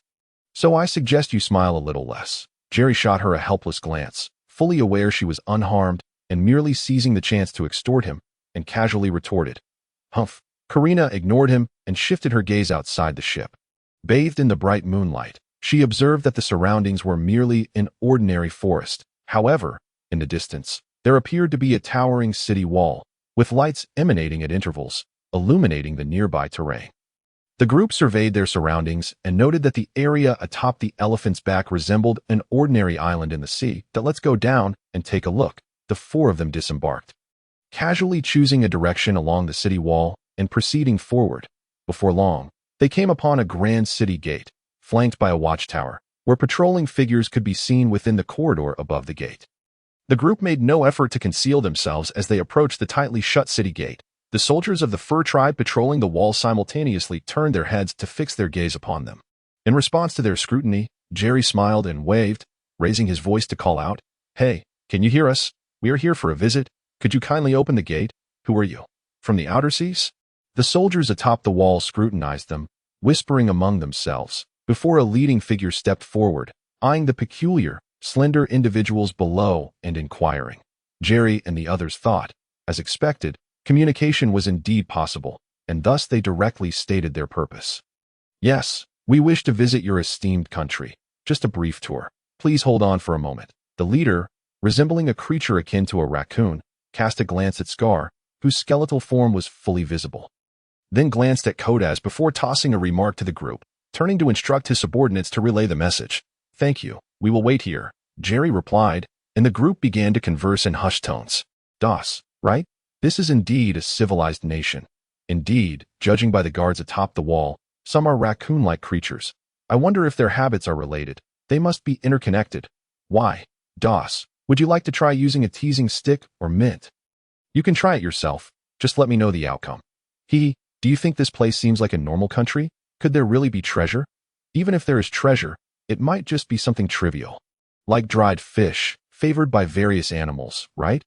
Ah, that's a fair point. The soldiers above and below exchanged glances, engaged in quiet discussions. Before long, a massive feline creature, covered in golden fur with a dense mane around its neck, appeared atop the wall, a pipe clenched in its mouth, its visage fierce and its body rotund. It was none other than the Night King of this furry principality, the Viper Chief, guardian of the fur tribe's sacred ground. The whale forest. He glanced down at the group, exhaling a plume of smoke, and asked, Is it you who wish to enter? Yes, we kindly request entry. Rest assured, we shall not cause any disturbances once inside. Noticing Jerry squatting and playing with Kodas, Daw stepped forward to respond to the chief's inquiry. Human, have you done something to my kind? Upon standing, Jerry caught the chief's gaze, which fell upon Kodas lying on the ground. Instantly, the chief's eyes widened in fury. His volatile nature surged forth as he leapt, pouncing toward Jerry. Sensing the rush of wind behind him, Jerry did not turn, raising an elbow to meet the attack. Clang! The sound of claws clashing against bone reverberated like the clash of metal. The Viper, unable to find leverage in midair, was repelled by Jerry's strike, executing agile rolls before landing smoothly. Damn it, human, who gave you the audacity to enslave it? Enslave? What on earth? The chief's accusation left Jerry momentarily bewildered, utterly perplexed by his meaning. The self-centered and irascible Viper, disinclined to engage in further dialogue, decided to settle the matter through combat. Such claims were seldom admitted openly. Thus, he resolved to fight first and discuss afterward. With that thought, the Viper lunged once more, claws extended for a fierce assault. Gur meow. Die. You unreasonable creature. The Viper's sudden aggression prompted Jerry to reflect upon the world's prevailing tendency, seemingly. One must always engage in battle before discussing other matters. He pondered whether this trait was exclusive to pirates. If such behavior were universal across races and professions, then those in trade must truly have it rough. Amidst these chaotic musings, Jerry's movements remained swift, as his companions were already engaged in combat. He instinctively stepped aside, no longer hesitating, and surged forward to confront the Viper head-on. The Viper and Inu ran, both the highest leaders of the Zao fur tribe and the most formidable warriors, were indeed a sight to behold. Despite his round physique, the Viper was remarkably agile, akin to a cat, with swift and responsive movements. He possessed mastery over both observation haki and armament haki, the latter having been learned in Wano. This technique allowed him to channel his haki to temporarily reinforce specific areas for attack and defense, akin to donning an invisible armor, enabling short-range, intangible strikes, comparable to Jerry's intermediate use of armament haki. The Viper leapt and dashed, the sound of wind accompanying his every movement, as he wielded his claws like weapons, striking with lightning speed. Yet, despite the Viper's repeated lunges, he found it challenging to land a blow on Jerry, who maintained his observation haki. It appeared as though Jerry had grasped the essence of a swaying fighting style, his body and head moving in perfect harmony, rhythmically swaying back and forth, with each sway. He countered the Viper's attacks, effortlessly evading all of the Viper's claw strikes. This moment, Jerry realized that perhaps the earlier interaction with Kodas had led the Viper to believe that Kodas was being coerced into servitude or even captured. This was a grave misunderstanding. In this world, were there truly beings capable of enslaving their masters? Kodas was no ordinary cat. Though a creature of the raccoon tribe, it was remarkably sentient. Unlike the others Jerry had encountered, who merely regarded humans as cohabitants providing sustenance, this creature was far more discerning. Thus, Jerry's counterattacks were merely casual punches, lacking any significant force, and did not greatly impact the Viper. After all, he bore no grudge against this creature. However, while he may have tempered the force of his blows, his words flowed freely, and he continued to taunt. "Hey, sway, sway, sway. Can't hit me, can you? Frustrating, isn't it? Meow. You little brat, don't flaunt your bravado here." The Viper gazed at his devilishly charming smile and head movements, his fury reaching a boiling point. In the next moment, both the speed and power of his attacks escalated, crackling currents of electricity surging from his body as he unleashed his domineering aura without restraint. Even so, he was still unable to inflict any harm upon Jerry. With Jerry's observation haki reaching an advanced level and being wielded with mastery, he was capable of maintaining it during battle. Except when he was in a state of extreme agitation. In most instances, he did not need to concentrate intensely to sustain the advanced output of his observation he swayed and dodged with greater agility. Jerry remarked, "It's not like I'm being overly boastful, by the way. Have you misunderstood something?" "There's no misunderstanding. I intend to catch and kill you." The Viper, now consumed by rage, paid no heed to any misconceptions and continued his relentless assault. Leaving any discussions for later, Jerry felt helpless against this unreasonable feline onslaught, thinking that any explanations would have to wait, as he certainly wouldn't admit that his gradual provocation had led to the Viper's current fury. It seemed that he would have to first defeat the Viper before any conversation could take place. "Then I shall retaliate. Come on, I'm not afraid of you." Upon hearing the audacious taunts of this cheeky fellow, the Viper concluded that his previous inability to land a hit was solely due to the opponent's deliberate evasions. If he were to earnestly counterattack, the Viper believed the other would surely expose a flaw. "Then let's see." With that declaration, Jerry's demeanor shifted. He no longer focused solely on evasion, but began to employ his own flowing aura, intermittently using water to shield against electric shocks, charging forward with swift strides. Bang, bang, bang, clang. Subsequently, Jerry advanced, engaging the Viper in close-quarters combat, exchanging blows as claws met fists, a thunderous cacophony echoing as shockwaves radiated outward. In that instant, the Viper felt a dull ache in his claws from the impact. Could it be that this little fellow's armament haki was darker and harder than his own? Furthermore, how was it possible that this child's techniques were infused with water, completely neutralizing his electric strikes? A flurry of thoughts raced through his mind, yet he refused to yield even an inch, unleashing his thunderous, invincible cat paw strikes with wild abandon. In response, Jerry, having abandoned his swaying boxing style, accelerated his strikes to match the incredible speed of the Viper's cat punches, fists and elbows colliding. On the sidelines, Kodas observed the chaos of fur flying and the incessant scratching of cat punches. Feeling a surge of excitement, the moon quietly faded away, and outside the massive city gates, the illuminated ground beneath the wall was marked with deep claw marks and numerous small indentations to a group of spectators. Standing atop the city wall was none other than the heroic group under the Viper's command, who had long protected the whale forest. It could be said that none of the members of this team were weaklings. In fact, the entire nation could be considered devoid of true weaklings. Young and old, men and women possessed enough strength to topple low-tier pirates. Even children had some basic self-defense skills, specifically the fur tribe's martial arts. The leader of the heroic group, a long-haired member of the leopard fur tribe named Pedro, though blind in one eye, remained a formidable warrior. It was hard to believe that their leader had not gained the upper hand. "That human from the outside sea is incredibly strong. Stop talking nonsense. How could anyone fight against our leader for so long and not fall behind if they weren't strong? All right, enough chit-chat. Let's watch quietly." But time is. Hearing the excited whispers of the members around him, Pedro took a drag from his cigarette, uttering half a sentence before glancing toward the horizon, where deep darkness was gradually giving way to bright light. Below the city gate, the Black Child pirate crew had stepped back a considerable distance, intently watching the duel. The battle between Jerry and the Viper, akin to a film on fast forward, left spectators like Dios feeling tense yet slightly amused. After all, for reasons unknown, Jerry was bouncing around energetically, merely using his hands to parry against the Viper's attacks, transforming what should have been an intense clash of formidable powers into a frenzied tussle between a large cat and a small mouse.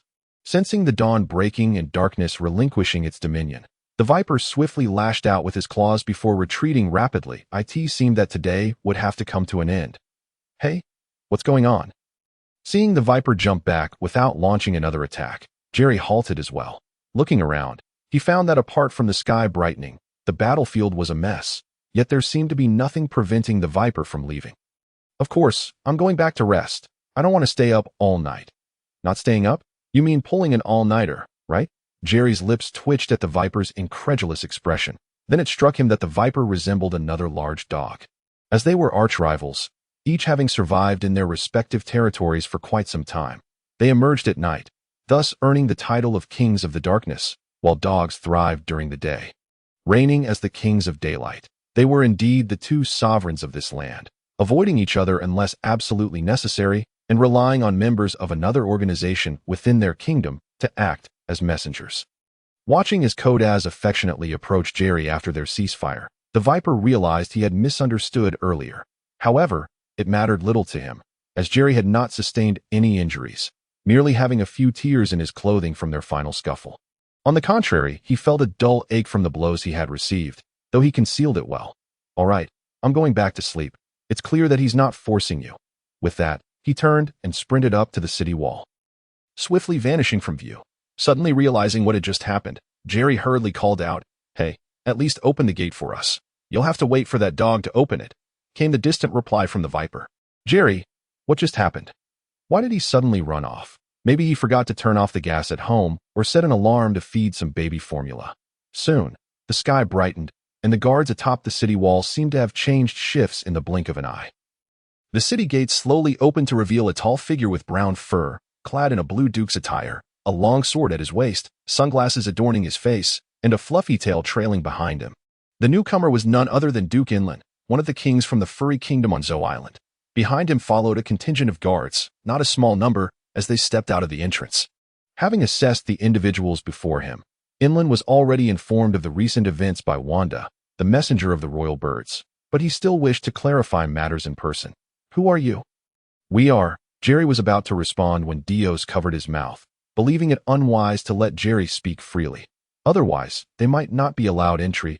He quickly interjected, "Greetings, we are adventurers from the outside sea, seeking to experience the local customs of your esteemed nation. We hope you might grant us this favor. We assure you we will adhere to your regulations. Adventurers, welcome, while I would love to let you in directly. You are formidable warriors, and we are hesitant to allow you to wander freely." It was evident that Duke Inland was a courteous and affable individual, starkly different from the viper, who would charge in without a word. As the Duke gestured a warm welcome, Dios performed a gentlemanly bow and continued, "We guarantee that we will not cause any trouble. We merely wish to broaden our horizons. How about this? We could leave her as collateral here." Noticing the Duke's hesitation, as an empty assurance was hard to trust, Jerry pointed to Karina. "Hey, are you plotting revenge? Did I not merely disrupt a few of your hideouts to prevent this wretched woman from causing further mischief?" Karina shouted with her hands on her hips. "Haha, guests are guests. There is no need for such hostility. In truth, I can see that you are not malicious individuals. However, to ensure the safety of my citizens, may I request that during your visit, you allow us to send a messenger to accompany you." At the outset, Duke Inland harbored no intention of dismissing the visitors outright. He proposed, That sounds agreeable. After all, we certainly have no intention of doing any harm to our citizens. That would indeed be for the best. Please, come in." Subsequently, the resounding chimes of the visitor's bell echoed through the sky. "What is this sound?" "It is the welcoming bell, heralding the arrival of our guest." As they gazed upon the city gates, the crowd followed the steps of the fur tribe and slowly made their way inside. Upon hearing the bell toll, Dios was filled with curiosity, and Wanda, who walked beside him, smiled and replied, "Oh wow, how marvelous. These things are unlike anything we've ever seen. Indeed, dear guest, you appear quite delectable as well." With a loud exclamation from Scar, Wanda glanced at him, swallowing hard. What delicacy.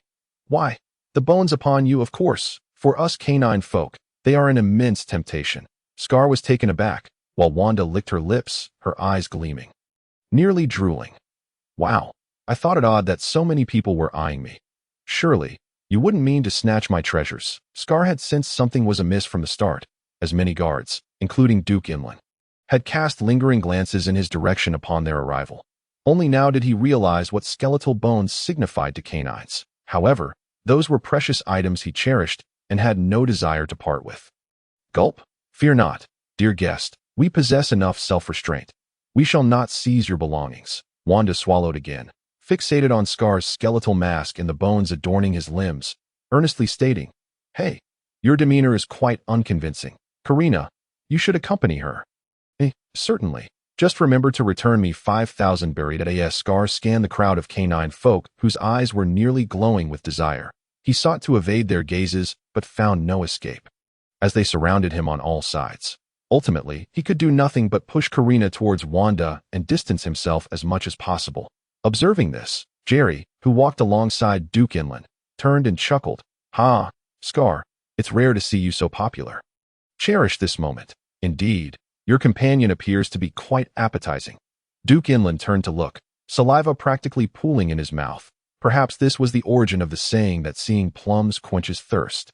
At that moment, Dios, having just emerged from his state of distracted observation and fervent writing, blinked and asked Jerry, "Jerry, I just recalled, does the elephant beneath our feet have any connection to the one you defeated in Wano? That Kaido's subordinate? There should be none. The one you mentioned is a devil fruit user. While this is a naturally existing giant elephant, one that has always walked upon the it's unlikely that the devil fruit of that elephant originated from this giant." Taken aback by the sudden inquiry, Jerry replied instinctively, without a moment's thought, "Wano? Have you been there? Did you defeat one of Kaido's subordinates?" Inland, who walked beside Jerry, naturally overheard Dios's question, his eyes lighting up with evident interest. Noticing the excitement in Inland's gaze, Dios quickly spoke. "Yes. Why? Does the Duke also know of Wano? Didn't you say that this place is isolated from the world and harbors hostility towards humans?" "Indeed, I am aware. I drifted to Wano with that individual during my childhood, where I learned, grew, and trained. Though he wore sunglasses, the nostalgia in Duke Inland's expression was transparent. He then composed himself slightly and continued. Our Fur Kingdom and Wano have a long-standing alliance. It was indeed the legends of our ally that inspired me to set sail with that individual. Alas, shortly after embarking, we encountered misfortune and fell into the sea. Fortunately, we eventually drifted to Wano. Moreover, we harbor no innate hostility towards humans. Of course, this excludes those who seek to commit wrongdoing in our lands, and no wonder you were so willing to let us pass through the gates so easily." Dios had previously found it perplexing that his group could traverse with such ease, attributing it merely to Duke Inland's benevolence. However, at this moment, it seemed there were other underlying reasons. Although this nation was isolated, it was not entirely averse to visitors, provided they adhered to the rules. Seemingly concerned about Wano, Inland's expression became eager as he inquired, "When did you travel to Wano, and what is its current state?" It was perhaps a little over half a year ago. The situation is, thereafter, Dios and Jerry took turns recounting to Duke Inland all they knew about the current state of Wano. Upon hearing their descriptions, Inland's face turned a deep shade of anger, his teeth clenched as he sighed. "Alas, it is indeed a dire situation. That accursed Kaido, that detestable black flame snake." After a couple of curses, Inland earnestly expressed his gratitude. "I must also thank you for all you have done for Kuri. Even if you consider us allies, such gratitude is unnecessary," Dios replied. "Besides, we merely lent a hand," he added, glancing at Jerry. "Yes, gathering that stored meat didn't require much effort." Jerry chimed in. Seeing Inland's earnest demeanor, Dios hurriedly waved his hands, pulling Jerry along to emphasize that it was no trouble at all. Yet Inland remained steadfast, insisting, "Regardless, you have truly rendered significant assistance. I am not only the king of our allied nation, but also a former retainer of Wano's Kuri, Kazuki Oden. The sudden revelation of your identity as a retainer of Kuri astonished Dios. Indeed, I grew up there with that individual. Then how did you? You wish to ask how I returned here to become king, correct? That is quite a lengthy tale." Inland's eyes glimmered with memories, recalling events from over a decade ago. Jerry, who had been mostly silent, blinked and instinctively took over. "Then let us shorten the story. That was after Lord Odin returned from overseas to Wano." Inland began to recount a lengthy narrative. "Ultimately, due to the inability to contend with Kaido at the time, we fled with other companions, but became separated along the way. I and the fiend retreated back here. But due to matters concerning Lord Odin, I have become irreconcilably at odds with him, and we scarcely meet now."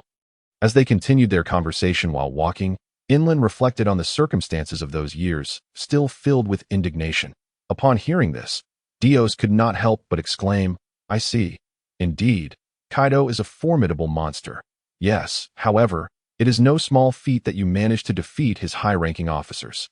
Recalling the prophecy from Lady Shirley regarding Wano, Inland turned to Jerry and said, "I apologize for the imposition, but I have a rather unreasonable request. I wonder if you might oblige me? Please, go ahead, if it's not too much trouble. I can accommodate." While contemplating where to find a suitable location within this wondrous kingdom upon the back of an elephant, Jerry was suddenly approached by a canine head that engaged him in conversation. Inland had been calculating the 20-year timeline of that prophecy, which was fast approaching. Meanwhile, Jerry had recently battled Kaido's subordinates. Wishing to gauge his strength in comparison to those subordinates, Inland continued, "I should not be so impolite to my visiting guests. But for the sake of my convictions and promises, I must be audacious. I would like to request a sparring match with you, ideally at the level of that Jack whom you defeated. Is that so?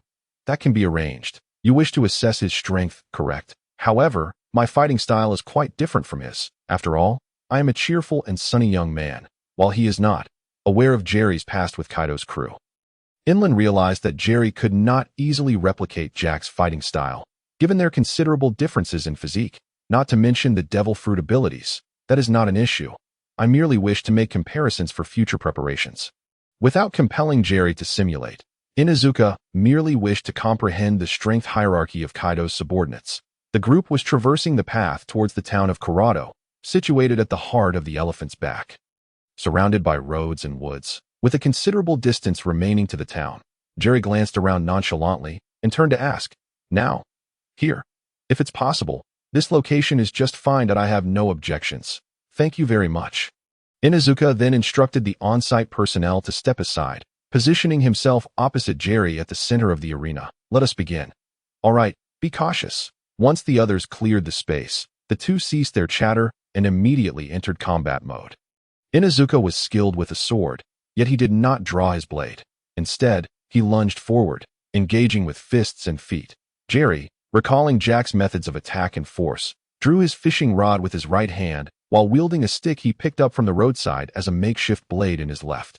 Attempting to emulate the dual-wielding Jack, Inuzuka initially employed the techniques of the fur tribe, generating electricity through the friction of his pelt, infusing his attacks with this energy. In truth, Jerry could have easily evaded Inuzuka's speed. But to simulate Jack, he opted for direct confrontation. Coating his fishing rod with armament hockey, he swiftly countered the claws that lunged at him. Boom! Their attacks collided, causing Jerry to take a step back to absorb the impact before thrusting forward again with his rod. Although he aimed to mimic Jack, he lacked the latter's imposing stature, resulting in slight discrepancies in strength and angles of attack. After being pushed back by Jerry's strike, Inuzuka adopted a serpentine approach, skillfully maneuvering to widen the battlefield and launching attacks from all directions. Standing firm at the center, Jerry responded to the onslaught with unwavering resolve, his hands tirelessly wielding the fishing rod and stick, shattering the electric shocks and continuously repelling his opponent. Inuzuka moved like the wind, his techniques swift and demonstrating the valor befitting the strongest warrior of Zou. Jerry, on the other hand, employed a high-frequency, straightforward sword technique, which was less of a sword play and more akin to his self-invented dog-beating stick method, the wind howling and afterimages trailing behind him. Ata loss. He acknowledged his limited swordsmanship and resorted to drawing from the combat techniques he had mastered, executing simple slashes. However, bolstered by hockey, strength, and speed, he believed his movements were quite impressive as the fierce battle raged on. Perhaps seeking to explore alternative attack methods, Inuzuka halted, drawing his sword, and declared, "In the past, I practiced swordsmanship in Wano, and I wish to try this again. Very well, I will continue to strive to imitate Jack." Regardless of whether he used a weapon, Jerry extended his awkward long sword, signaling that they could proceed. "I am immensely grateful. Come forth." Clang. No sooner had the words left their mouths than they clashed once more as their weapons met. Jerry's hockey-infused stick, resembling a true metallic blade, parried Inuzuka's sword without showing any signs of damage. Observing this, Inuzuka grew increasingly emboldened, his strikes fierce as a tiger and claws swift as an eagle, unleashing a relentless barrage upon his opponent. Jerry, resolute as iron, adhered to his intent to mimic Jack. Rarely evading, his weapon wielded with the speed of a revving motor, making his attacks as swift as lightning and overwhelming to behold. The battle was intense, the cacophony of strikes echoing throughout. Onlookers from the fur tribe marveled at the prowess displayed by both combatants. Particularly regarding the unfamiliar Jerry, they were well aware of the formidable nature of Duke Inuzuka, yet even so, they could not deny the prowess of the other. Moreover, their conversation revealed that Jerry was emulating the combat style of another individual. Karina, observing the intricate trajectories of the attacks she could barely discern, nudged Scar and whispered, "Hey, is this freak really that strong?" "Oh ha ha, Jerry Boss is indeed quite formidable. As for the specifics of his strength, I am uncertain that is there any justice left. Why should such a person possess such extraordinary power?" Rolling her eyes, Karina felt her hopes of a clandestine escape dwindling. "Hey, don't fret. He will not harm you. Initially, we are merely unacquainted, but in due time, you shall come to understand. Besides, your love for treasure could always lead you to join us in our treasure hunts. With Jerry Boss around, it will be even safer." Scar could surmise her thoughts, and her penchant for treasure was common knowledge. After all, it was hard to overlook the sparkle in her eyes whenever she spoke of riches. Let us talk about this later. Reflecting on the matter, what could possibly captivate her more than the billions in treasures that Tazolo openly flaunted? Karina sighed, realizing that plotting for the golden ship was unlikely to materialize anytime soon. Perhaps it would be a form of happiness to relax and appreciate the vivid and colorful wonders of this marvelous world. At that moment, doors chimed in, receiving an approving nod from Kodas. The crew bore no ill will towards Karina, who had inadvertently found herself aboard. They simply feared that her adept thieving skills, coupled with her whimsical nature, might inadvertently expose their secrets. After all, her occasional tendencies hinted at such potential, which could disrupt their quiet lives. Furthermore, her tendency to take things without asking, having pilfered from Scar, could be viewed as a form of indirect punishment, with the intention of releasing her once the opportune moment arose. Ding, boom, the fierce exchanges continued unabated. Though it was a sparring match, neither combatant showed any signs of holding back. Naturally, Jerry maintained the level of skill he estimated Jack possessed. Inuzuka, intent on assessing the situation for future plans and comparing his own abilities with those of Kaido's high-ranking subordinates, refrained from expending excessive energy. Inuzuka lunged again, his sword aimed directly at Jerry's face. Jerry's gaze flickered, and he acted decisively, altering the trajectory of his left-hand stick intended to block the claws. Swinging upward, deflecting the incoming blade, as the claws grazed his body, his right hand struck Inuzuka with his fishing rod. Boom! Both were struck simultaneously, hurtling backwards at great speed, yet not too far apart. Jerry executed a roll mid-air, landing on his feet and transferring the force to the ground, causing the earth to collapse while he propelled himself forward once more. However, midway, he suddenly realized that Jack would likely not counterattack in such a manner. If he had transformed into a half-beast form, he would either endure without retreating or be sent flying outright. After crashing into a large tree at the forest's edge, Inuzuka ceased his offensive, rubbing the area where he had been struck, and took slow steps forward, stating, "This shall suffice. I believe I have gained an understanding. All right, but I must caution you. The majority of Kaido's subordinates are Zoan-type devil fruit users, so their defenses and regenerative abilities are quite formidable." Upon finishing their exchange, the two returned to the center of the arena, noting the disheveled and tattered state of their clothing, though their bodies bore no significant injuries. Merely superficial wounds. Compared to his battle with Jack, Jerry had significantly improved at this moment, particularly in the qualitative leap of his observation haki, which would have allowed him to evade easily. Inuzuka, facing Jerry's somewhat unrefined dual-wielding, likely assessed that he was comparable to Jack's standard form. He had not truly exerted himself, believing he was near his limit in this ordinary form, especially since he possessed stronger forms yet to be unveiled. As they drew closer, Inuzuka expressed his gratitude, saying, "Mr. Jerry, allow me to say thank you, for you have warmed the seasons." Before he could finish, Jerry interjected, leaving Inuzuka momentarily stunned, before continuing, "It is because of you that I could easily ascertain the approximate strength of Kaido's subordinates." Sensing his thoughts, Jerry felt the need to clarify, lest it mislead his judgment. To put it another way, there is a slight distinction. Jack is one of Kaido's 3 calamities, although he is the weakest. In his normal form, his strength should be roughly comparable to what I just displayed. However, He is a devil fruit user and possesses other means, so he is certainly stronger than what I demonstrated earlier. In comparison to his time in Wano, Jerry, despite having made significant advancements, would not dare to assert that he could engage Jack in combat while wielding those flailing sticks. His previous victory was somewhat opportunistic, as he had managed to defeat Jack by knocking him into the sea. Had the battle persisted, the outcome would have been uncertain given his level at that time. To Mr. Jerry, there's no need for concern.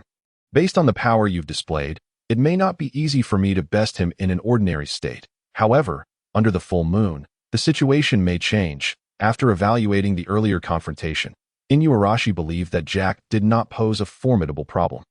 Indeed, the real challenge lay with Kaido and the other two executives. As the two combatants ceased their duel, the onlookers stepped into the arena. Dias approached Jerry, intrigued by Inuarashi's comments, and asked, "The full moon? What makes it different? Is it permissible to speak of it?" It's not much of a secret. During that time, we become significantly stronger." Inuarashi grinned, his spirits evidently high, as he casually explained. Upon hearing this, Dias' eyes lit up, and he swiftly retrieved his notebook and pen, the sound of scribbling filling the Is this akin to the Scion transformation, Jerry murmured to himself, casting a glance at the surrounding mink tribe. "Mr. Jerry, what did you say?" Dias inquired. "Nothing of importance. That ahead, is it the town we seek?" Ignoring the sudden interjection from Scarl, Jerry focused on the path ahead, where numerous buildings were faintly visible, wandering towards them. Wanda surveyed the town, the destination for their group, and replied, "Indeed, Mr. Jerry, that is the town of Claudu, located in the central area of the Elephant S-Back. Wow, it appears quite grand. Thank you for the compliment. After all, it houses the majority of our citizens." And no sooner had she spoken than the ground beneath them began to tremble violently. An earthquake. Wow. Dias quickly tucked away his notebook, looking up as Karina shrieked. While Scarl and Kodaz dashed to Jerry's side, the local inhabitants, however, seemed unfazed, greeting them casually as they moved orderly towards the trees. "It's about to rain fire. Quick, up the trees." "Rain fire?" Dias queried, climbing alongside the others. His curiosity was piqued. Since arriving, he encountered an array of unfamiliar elements and concepts, igniting the adventurous spirit of a novelist within him. Suddenly, the sky darkened, and a deluge of water cascaded from above, drenching everything in sight. Following this, torrents of water surged down the path, with various fish and seafood leaping amidst the flow. Observing this spectacle, Jerry, who had previously maintained a composed demeanor, now gleamed with excitement akin to Sanji spotting a beautiful woman. Exclaiming, "What? So many fish?" Wanda, drawn by his outburst, smiled gently, explaining, "Yes, you may not be aware, but the rain of fire is not rain in the traditional sense. It is an action of the elephant. Twice a day, it releases water. That was seawater, which has been filtered through the central system, transforming it into potable water. Consequently, many fish accompany the flowing water, providing us with ample food resources. Wait, will these fish flow into the lakes within the country?"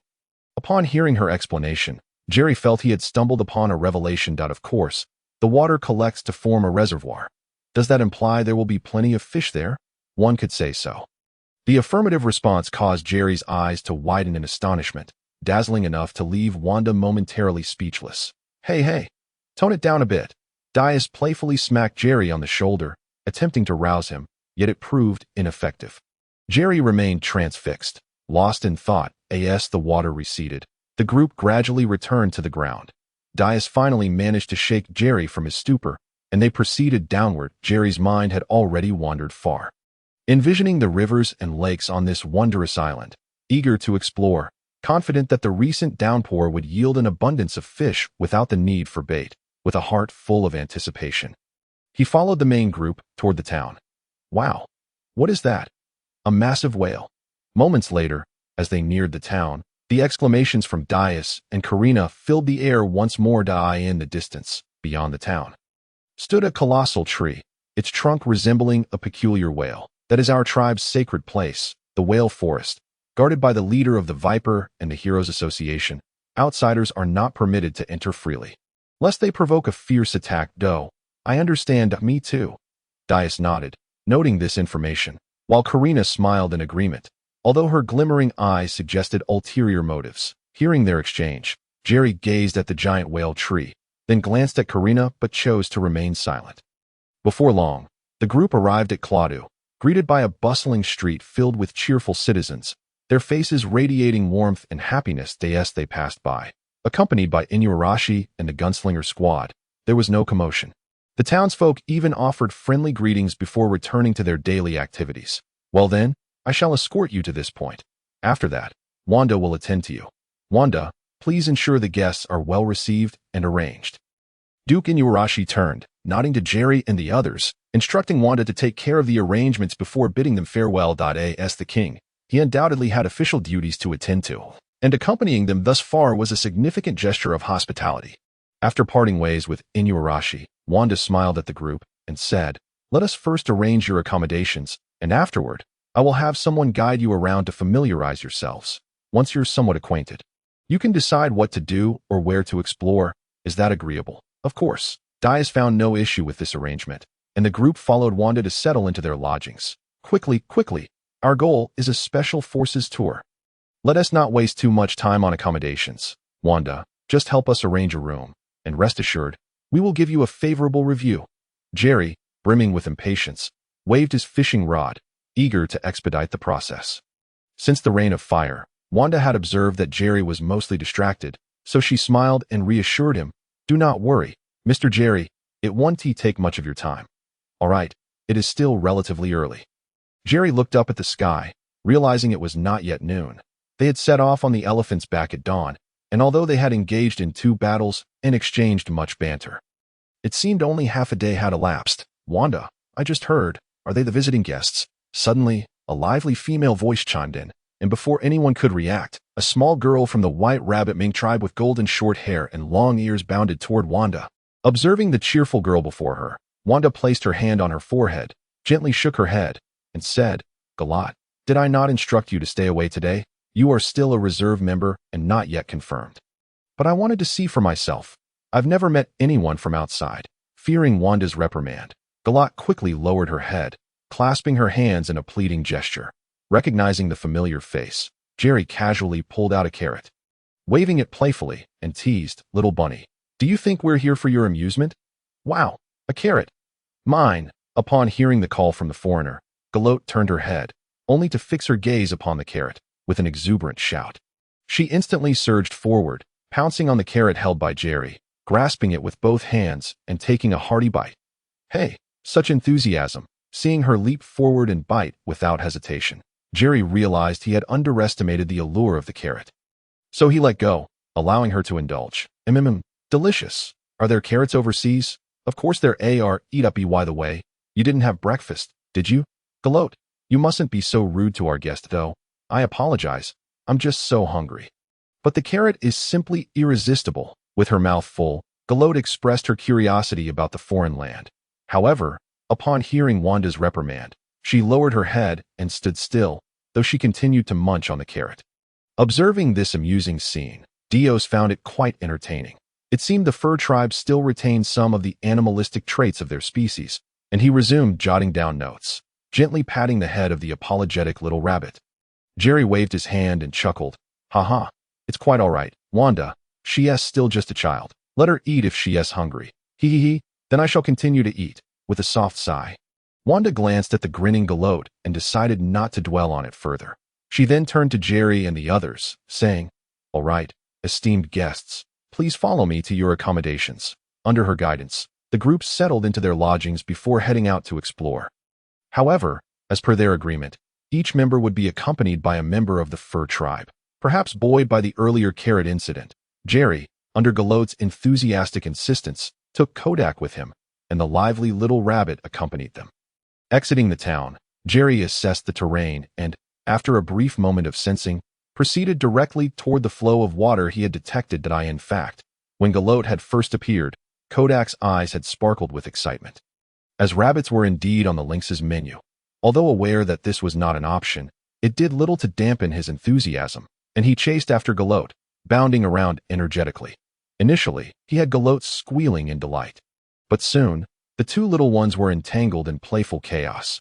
With a heart full of excitement, Jerry strode forward, paying little heed to the merry antics of the two. Galot, Do many people frequent this path? Yes, folks regularly come to catch fish. Meow, Jerry remarked casually, glancing at the smooth path while holding his fishing rod. After hearing Galote's reply, he paid it no further mind. Even with regular fishing trips, there were still plenty of fish to be had. Given that there were 2 fishing sessions each day by midday, they arrived at the edge of a large lake. Jerry surveyed the tranquil surroundings with satisfaction. After swiftly preparing his gear, he was about to call over the rambunctious Kodak and Galote for a snack when a notification chimed in his mind. Ding! Random quest triggered. Zhao fishing. Quest description. Fishing brings joy. If you catch something but no one is happy, it is the greatest failure. Experience what it feels like to manage a fish pond. This is the place you've longed for. Try your luck at catching something wonderful. Quest reward. Double attribute rewards for daily tasks completed within a week, plus a surprise treasure chest. Quest penalty. Laughter for an entire day. Regardless of whether eating or using the restroom. Oh dear, it claims I can't catch any fish. That's impossible. Even if I haven't baited the spot, there are clearly plenty of fish here. Jerry scoffed dismissively at the system's task. His confidence unwavering, he then pulled out a small pile of food, beckoning the rabbit over, reasoning that it was better to eat something first. Galote, have you ever tried roasted carrots? Huh, you can roast carrots? Of course. Want to give it a try? As long as it's a carrot, I love it. Just then, Jerry felt hungry himself, hastily igniting a fire and retrieving spices he had acquired from the Whitebeard pirates, and began his signature barbecue. Moments later, the tantalizing aroma wafted through the air, making Galote nearly unable to contain herself, for she had hardly eaten anything that morning. All right, it's ready. Wow. Ouch. It's hot. So delicious. Just as he finished speaking, Galote swiftly grabbed a piece and took a bite. Jerry was about to dig in as well when he sensed movement behind him. Is it coming? I told you, it's impossible not to catch anything. With a speed surpassing Galote's earlier dash for the carrot, Jerry was suddenly beside the fishing rod. A gust of wind swept by, and both Galote and Kodak, who were munching away, blinked in confusion and turned to look. The fishing rod was bent significantly and swayed back and forth, and after rubbing his hands together in excitement, Jerry tightened his grip on the rod and began to reel it in. Let us see, with so many fish in the water, how could I possibly not catch anything? The system has no clue about fishing. As he peered at the end of the line, a mysterious object that resembled a box slowly emerged, and Jerry's sarcastic remarks faltered, in a way. This feels oddly familiar. With a firm tug, he pulled it onto the shore. Since it was already hooked, he was determined to see what it was that moment. Galote and Kodak gathered around, their big eyes wide with curiosity about the contents. Not hesitating, Jerry reached out, quickly opening the still intact box. Hooray! Galote, who was as quiet as a maiden yet as lively as a frenzied rabbit, leapt up, exclaiming loudly, while Jerry stood frozen in shock. The box was filled to the brim with a variety of fruits and vegetables, including a significant number of carrots, Galote's absolute favorite. It seemed likely that someone had accidentally dropped this bounty into the water during transport. No wonder it felt familiar. Jerry recalled having fished up a box of carrots before. However, upon hearing the notification chime in his mind indicating the quest was complete, he glanced at the still-jumping Galote. Realizing that according to the quest description, the system counted her joy as his own. Not too shabby. At least I don't have to force myself to laugh. Well then, let us continue eating. Straightening his back and stretching, Jerry tidied up his fishing gear and turned back toward the barbecue. His dismay. The roasted carrots he had prepared were nowhere to be seen, likely devoured by Galote. Fortunately, he still had other food to enjoy, sparing him from having to compete with Kodak for sustenance. As he ate, Jerry opened the treasure chest he had just received from the quest. Ding! Reward acquired. Weapon proficiency. Weapon proficiency. Basic skills in wielding various weapons, allowing you to swing a weapon without looking like you're flailing a firewood stick. This? I don't seem to use weapons much. Blinking in confusion, Jerry wondered if even the system was mocking him for how he had wielded a fishing rod and stick during his earlier tussle with the big dog. This skill might not be entirely useless, as even if he didn't frequently employ weapons, it would at least give him some insight when facing opponents with weapons and make handling the fishing rod more comfortable.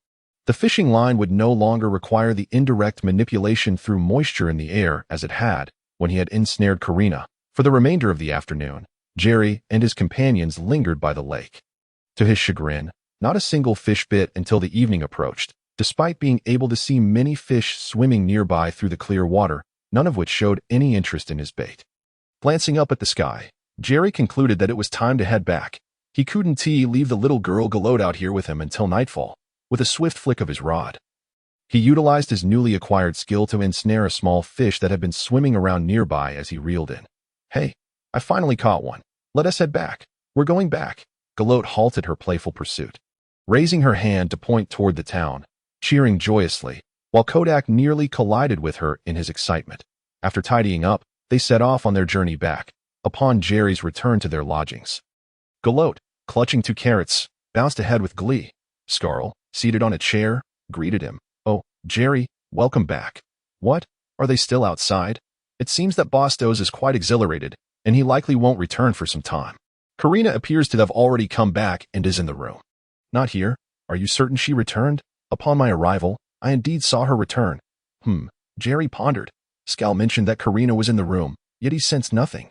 The few of them were merely staying in a small building, which, although not vast, was rather exquisite that moment. They occupied the entrance hall, just a few meters away from the room, and Jerry was confident that his perception would not fail him. Therefore, the only conclusion was that Karina had covertly slipped away.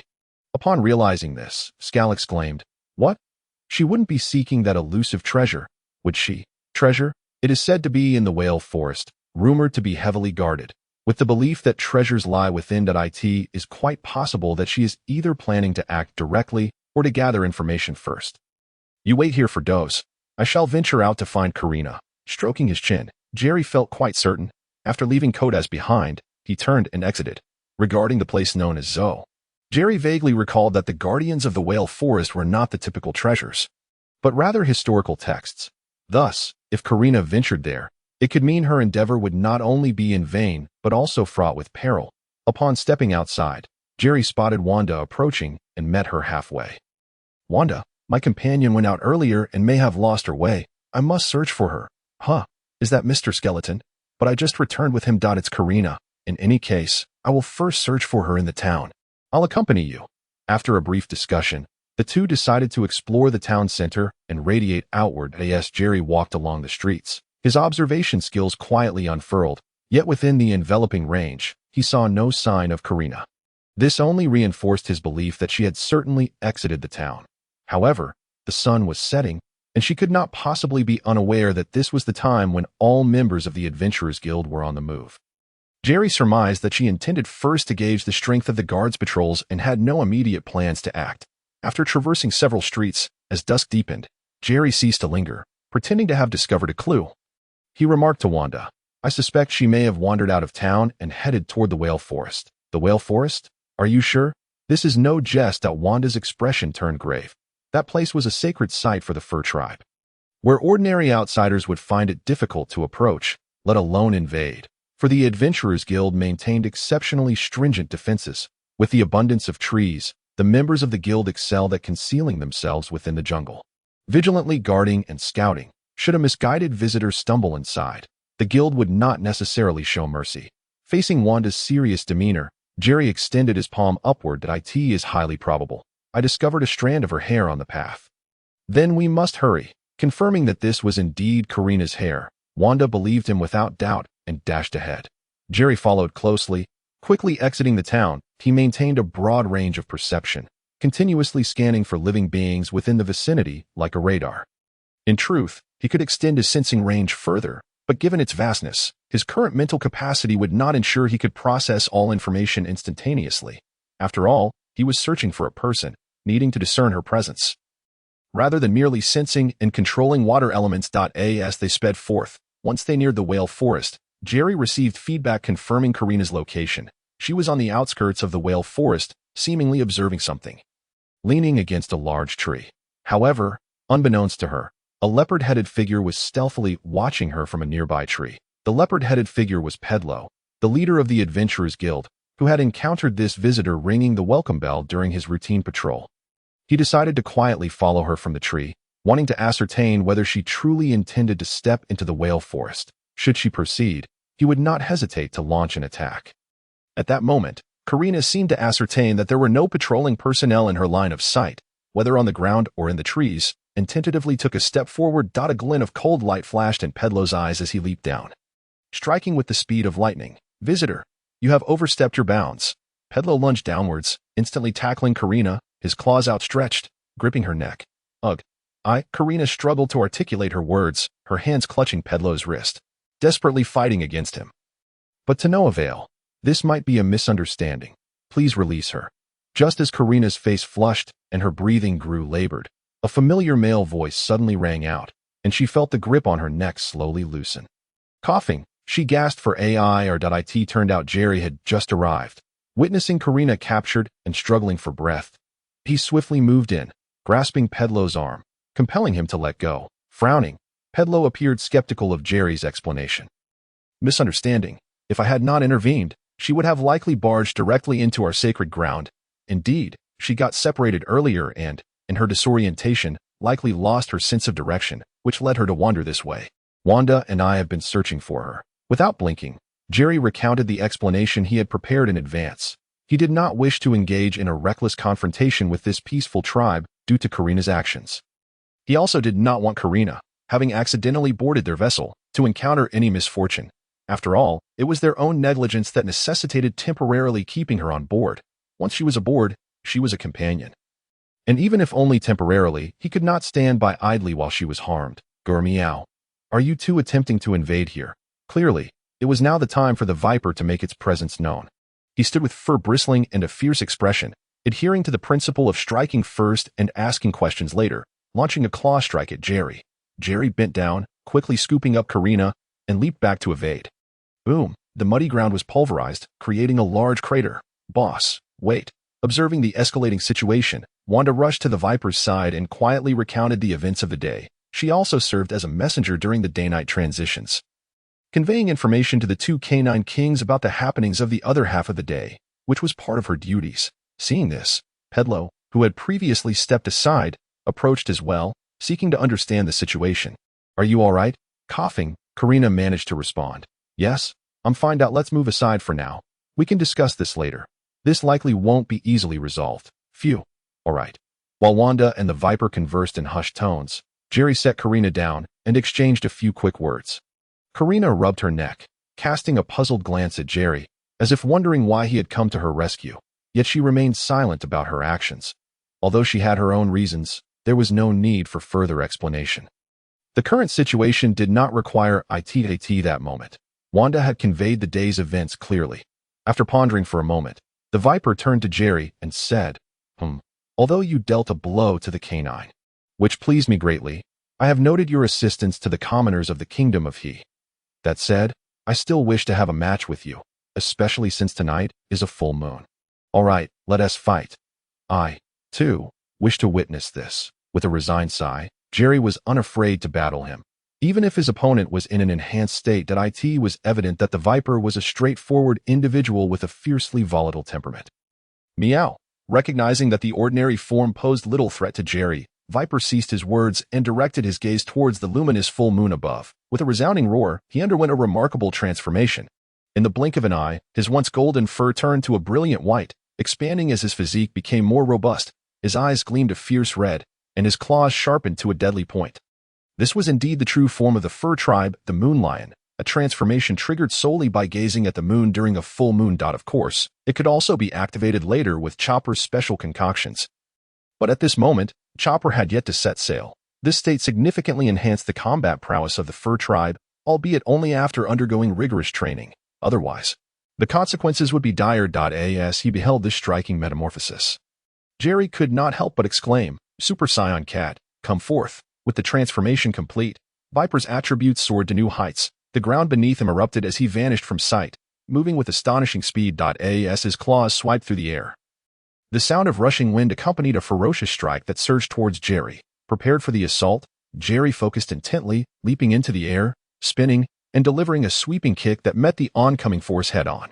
Boom! A violent ripple coursed through the air as both combatants recoiled from the impact, only to launch into another flurry of attacks simultaneously. They collided at a speed that surpassed ordinary human reflexes, their forms only slightly coming into focus at the moment of contact. The agility and quickness of the feline were undeniable, yet Jerry matched him stride for stride.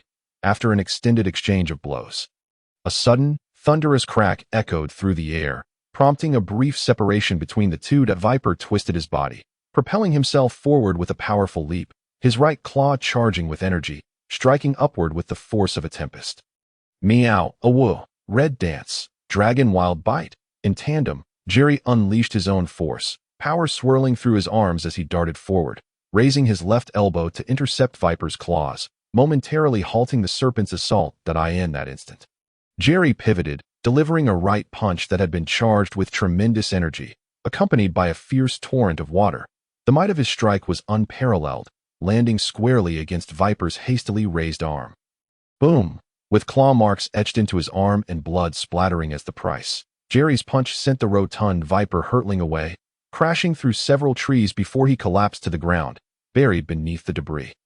Thanks to the water's influence, the ensuing dust was minimal, successfully evading the law of injury amidst smoke. Standing still, breathing lightly, Jerry refrained from pursuing his advantage. "Boss, are you all right?" Observing from the sidelines, Pedro intervened to halt the incoming members of the heroic guild. While Wanda dashed over, eager to assess Viper's condition. Clatter, coughing, Viper emerged from the pile of trees, intending to reinitiate the battle, only to notice a flurry of small fish soaring through the air. Meow, awoo. Ah, delicious. What are you doing? You rascal? Hurry, bring more.